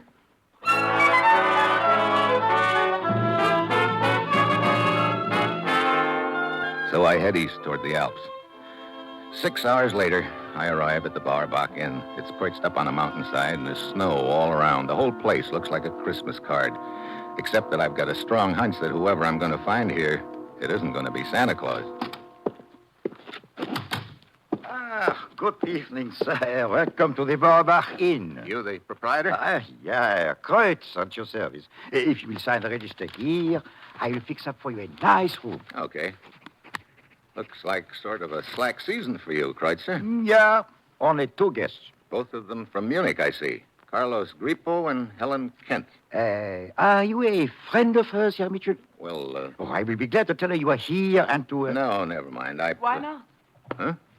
It's really quite flattering to be inquired about. Well, you see, I've... Oh, but I thought you two were friends. Not exactly. The evening's young yet, though. Oh? I know. You used to know another Helen Kent and thought I was the one. Yeah, that's it. That's the trouble with having such a common name. Disappointed? Not exactly. You going to be staying here long? Well, that depends. I like excitement. Well, maybe you came to the wrong place. Doesn't look very exciting around here. It wasn't. Oh? Funny how the atmosphere can change all of a sudden, isn't it? Yeah. Might be an interesting topic of conversation over a drink in front of the fire. Might be at that. I'll be down as soon as I get unpacked. I'll wear a red carnation so you'll recognize me. That really won't be necessary. I'm sure I'll remember you.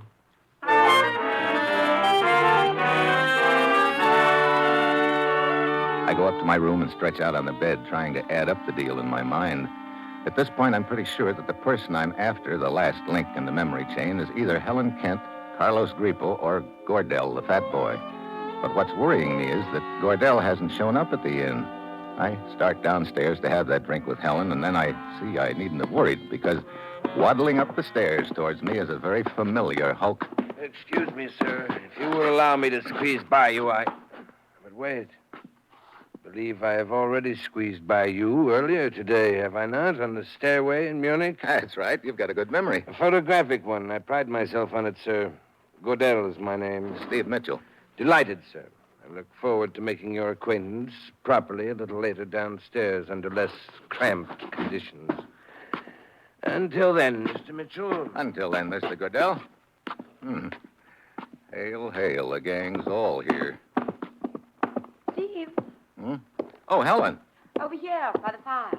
Okay, I didn't know you were with somebody. This is a friend of mine, Carlos Grippo. Carlos, Steve Mitchell. Hi. I am honored, Senor Mitchell. Helen, I thought we were to take a walk around. I'm really too tired. Carlos, be a dear and bring us all a drink. Well, look, I can get my own. Well, you don't mind. Do you, Carlos? Of course not, Helen. We'll be back shortly. Looks like your boyfriend isn't too happy about things. Carlos? Oh, he means well, but he's a little boring at times. You've known him long? Not very. He's frightfully rich, I understand. Comes from some part of South America. Seems to have made a hobby lately of following me around. Oh, well, I can think of worse hobbies. You know, I can think of much more interesting things to talk about than Carlos. Yeah, for instance? For instance, us. You on vacation here? No, I'm working. I take pictures for a European feature syndicate. I see. Well, that probably means you do a lot of traveling. Mm-hmm. How about you, Steve? What brings you here? Vacation, mostly. Going to stay long? I don't know. That depends. On what? Whether the atmosphere gets exciting or not? So now we're talking about the atmosphere again? Mm-hmm. Maybe this one could get exciting, Steve. I don't doubt it. Maybe... Fräulein Kent. Well, looks like the atmosphere will have to wait. The innkeeper told me you wished to see me. I'm August, the guide. Oh, yes, August. This is Steve Mitchell. Mitchell? August? I wanted to find out if all the arrangements had been made. Yeah, we leave early in the morning. Good. Leave? Mm-hmm. We're going on a hike. Oh, where to? Oh, look, out the window there. You mean that mountain? Yeah, to the top. Brother, you've got ambition. Well, I think I can probably get some good shots along the way. Like to come, Steve? Me climb that thing? Oh, no, thanks. Well, it might be fun. Fun yet. You break your neck getting to the top, and what do you do when you get there? Sure, then you're on top. Yeah, that's what I thought. You look on the other side, and you come down again. The climb, that is the thing. Not for me, it isn't. Wait a minute. You say you look over on the other side. What's on the other side? Another country. I see. Who all's going on this hike, anyway? Carlos and I, with August here as guide, of course. You know, I just changed my mind. I'd like to come with you. Wonderful. What? What? Carlos, you dropped the drink. See, it was clumsy of me. I didn't even hear you come up. You were all so busy talking. Oh, what's the matter, Carlos? You disturbed at the thought of my going along on the hike? We shall see, senor. Helen, may I speak with you for a moment? Yes, all right. Maybe later, Steve? Maybe. Helen. Coming, Carlos. Well, Mitchell, I suggest you get a full night's sleep. It'll be a hard climb tomorrow. Good evening, Mr. Mitchell. Oh, hello, Gordell.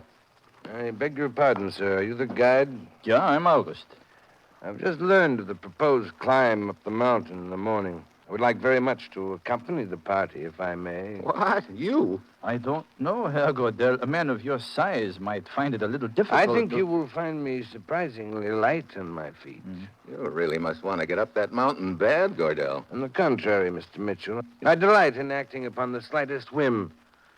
The more unpredictable, the better. That's an interesting way of looking at things. I'm quite certain our trip tomorrow will be equally interesting, Mr. Mitchell.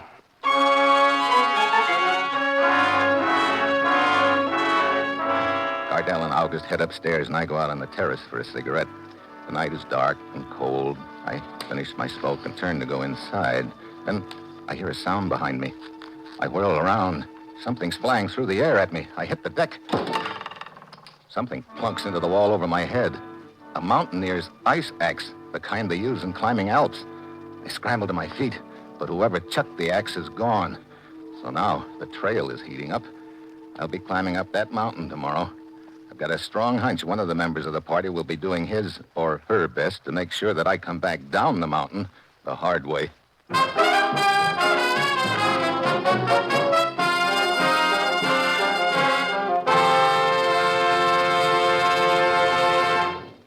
In a short while, Herbert Marshall stars as the man called X over most of these NBC stations. It's 30 minutes of intrigue and danger in the far corners of the world as the man called X tracks down the enemies of his country wherever they may be hidden. He lives by his wits. His business is danger. He's the man called X. For top listening tomorrow night, it's Hedda Hopper with the latest news of Hollywood and show business, plus famous guest stars. Miss Hopper's popular column comes to life tomorrow on The Hedda Hopper Show.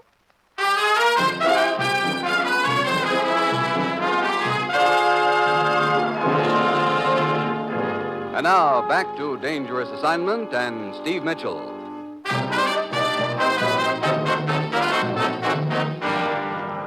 Are we all here? See, let us get started, August. Ready and waiting. Ugh. This is a great time of morning to be starting a hike. It isn't even light yet. Oh, we must reach the top by noon if we're to get back before dark. August, can you get my camera and my knapsack? Yeah. There. Oh, thanks. Now, before we start, let us check the equipment.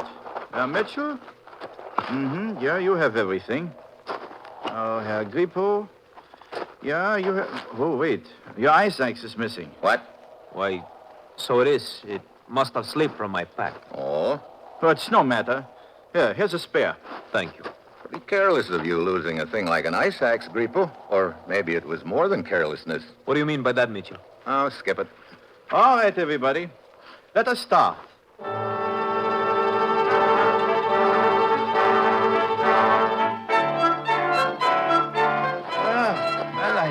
We'd better stop here for a rest. I could use a bit of a breather. Yeah, suits me, too. Where are the others? Grippo and Helen, around the bend. Ah, here they come. Now, from now on, we will use the ropes. Yeah, been getting many pictures, Helen? No, I've been too busy trying to get my breath. Carlo's here. He's an old hand at it, though. Doesn't seem to bother him a bit. Funny, an old hand at mountain climbing should lose his ice axe. You seem quite concerned over its disappearance, Mitchell. I was quite concerned with one last night, Grippo. I was just wondering if it could have been yours. I have not the slightest idea what you're talking about. Of course not. Wait a moment. There's a wonderful shot of the valley below from right over here. I'll take you a moment. You're quite taken with Helen, Mitchell. Am I? So it would appear. I suppose it would also appear that you don't like it much. I, senor? But why should I object? I was under the impression that you followed her here from Munich. I assure you it was quite the other way around. What? Mitchell, I have a considerable amount of money. I go where I like, I do what I like. I like to climb mountains, so here I am. But I do not follow women. They follow me. Oh. Well, that's nice work, if you can get it. It's also very interesting. Steve? Yeah? Come here a moment, would you? Okay. And who is it who follows women? Like I say, it's nice work if you can get it. Steve, I wonder if you'd steady me a little while I take this picture. Okay. Just hold on to me a moment. That's it. There. That was quick. Maybe too quick. Well, I could take another. Or why don't I just save the film? Well, Glad you came, Steve. I don't know yet. Maybe you'll find the first part's the most difficult. After that, You're talking about the mountain, of course. Yes, of course. Steve, Hey, we're getting sort of close to the edge. So we are. I mean the mountain. You sure? Mitchell, Yeah. we are ready to move on. Okay. Come on, Helen. You know, maybe sometime we won't be interrupted at the wrong time. Yeah, we'll probably faint from shock. Be a pretty poor time to faint. We will have to use the rope for this next part of the climb and go single file. Okay, Hey, wait a minute. What is it? Don't tell me that's the next part of the climb. Oh, yeah. That's the Devil's Chimney, they call it. Brother, just like a tunnel and it goes straight up. Don't tell me you are afraid, Mitchell. Okay, I won't tell you, Grippo, but I am. You will see. It's not so bad as it looks. It couldn't be, August. How do we climb it? August has just been explaining it to me. It's called the back and knee technique, Mr. Mitchell. One puts his back against one wall, wedges his arms and knees against the other, and works himself up that way. All right, now snap the rope onto your belts, all of you. I'll lead the way. Herr Grippo is next, then Fräulein Kent, followed by Herr Gordell. Herr Mitchell, you will bring up the rear.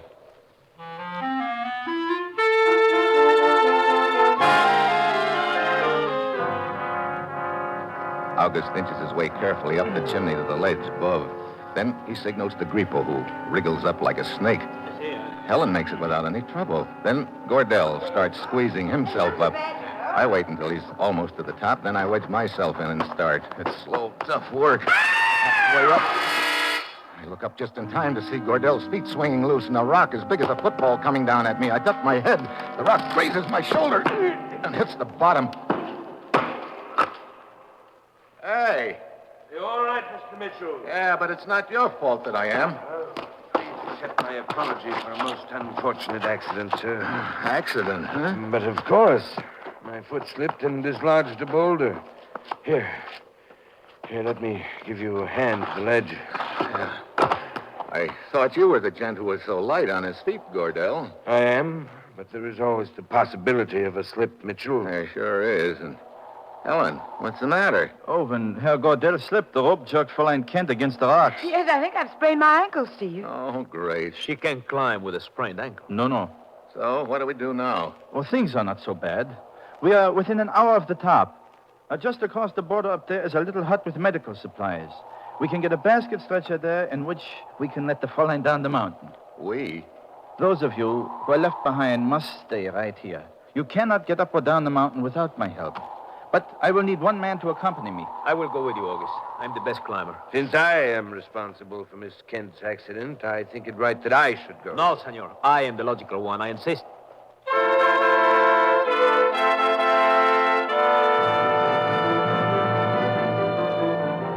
So Grippo and Gordell both want to go with August to the top, to the border.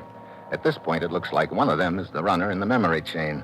The question is, which one? I don't know, and that means I've got to prevent either one of them from reaching the border. August said the party which was left behind can't move from the spot without him. That means there's only one guy who should make that climb with August. I'm your boy, August. Yeah, you're the one I'll take, Herr Mitchell. But why? I am a better climber. And the obligation is mine. I say I will go with you, August. Herr Grippo, Herr Gordell, allow me to remind you that I am the guide. And I will take whom I choose. I choose Herr Mitchell. Come. Hurry back, Steve. I hope I don't come back in too much of a hurry. Around this bend, Herr Mitchell. Okay. You're probably wondering why I selected you to accompany me. I'm glad you did, August. Well, to tell the truth, I do not trust either of those men. I don't know why. I just do not trust them. You've got company there. Stop here and fasten the rope to your belt. So, now we must work our way across this open face of rock. It'll be a short climb, but a difficult one. There are enough crevices in the rock for handholds. I will go first. Okay. I'll tell you when to follow. Observe where I place my hands and use the same handholds. Right. All right, come ahead. Oh, brother. This is like crawling across a bare wall. Proceed slowly. Keep your body flat against that rock. Do not look down. Hey, it looks like 1,000 feet straight down. 2,000 feet. Thanks. Hey, look, aren't we doing this the hard way? What do you mean? That little ledge about 15 feet below us. Isn't that the same ledge we were on at the top of the chimney? Yeah, but it would take us too long to reach the top by following the ledge. This is a shortcut. Now, stay where you are a minute. What are you doing now? See that little perch on top of the rock above us? I'll work my way up to it and anchor myself. Then I'll help you up there with the rope. So, there's one spike, now another.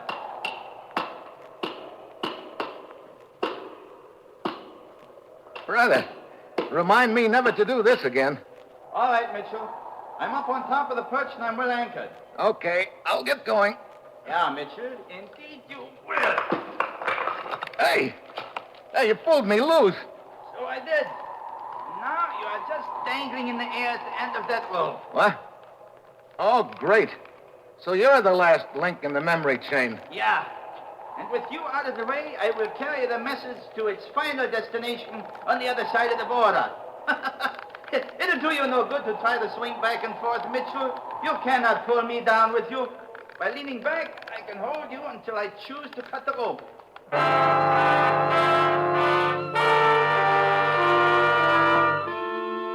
That's why I'm swinging. I saw August reaching for his knife, and I've got to keep both his hands occupied on the rope. He leans well back and grins down at me. Then I spot my only chance. At the end of each swing, my body is carried under an overhanging rock out of August's sight. The ledge is about 15 feet below. I get my own knife out, and each time I pass under the rock, I take a whack at the rope. You tired of swinging yet, Mitchell? You ready for that big drop? August has his knife out now, and this is it. I swing under the rock again and cut the last strand. I fall to the edge of the ledge and hang on. It works. August isn't prepared for the sudden release of the strain. Oh, brother. Right over backwards. Mitchell! Mitchell! Huh? Oh, Grippo. Mitchell. I followed the ledge around to here just in time to see August trying to cut the rope. But you beat him to it. Yeah, by about one slash of the knife. But why? Why was he trying to kill you? He was the last link in the memory chain. Looks like I owe the three of you an apology, Grippo. Apology? A memory chain? I'm sorry, Mitchell. This I do not understand. Well, it doesn't matter anymore, because the last link in the memory chain just lost his memory. You might say he got amnesia the hard way.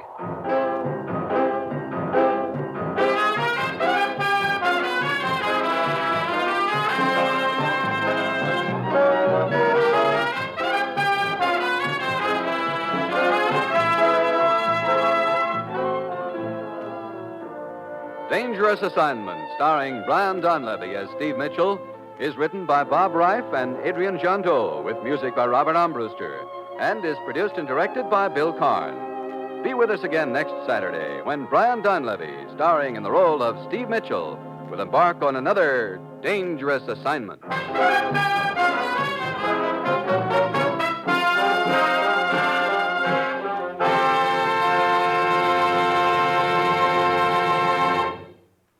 Dangerous Assignment came to you from Hollywood.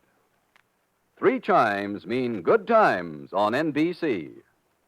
There's action with the chimes next when Herbert Marshall stars as the Man Called X. The Man Called X is a man without a name who travels to the far corners of the earth on missions of intrigue and danger, protecting his country. So, for timely and exciting drama, stay tuned for The Man Called X.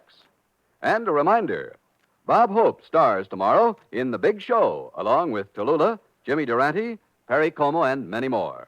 And now, join Herbert Marshall and the exciting Man Called X on NBC.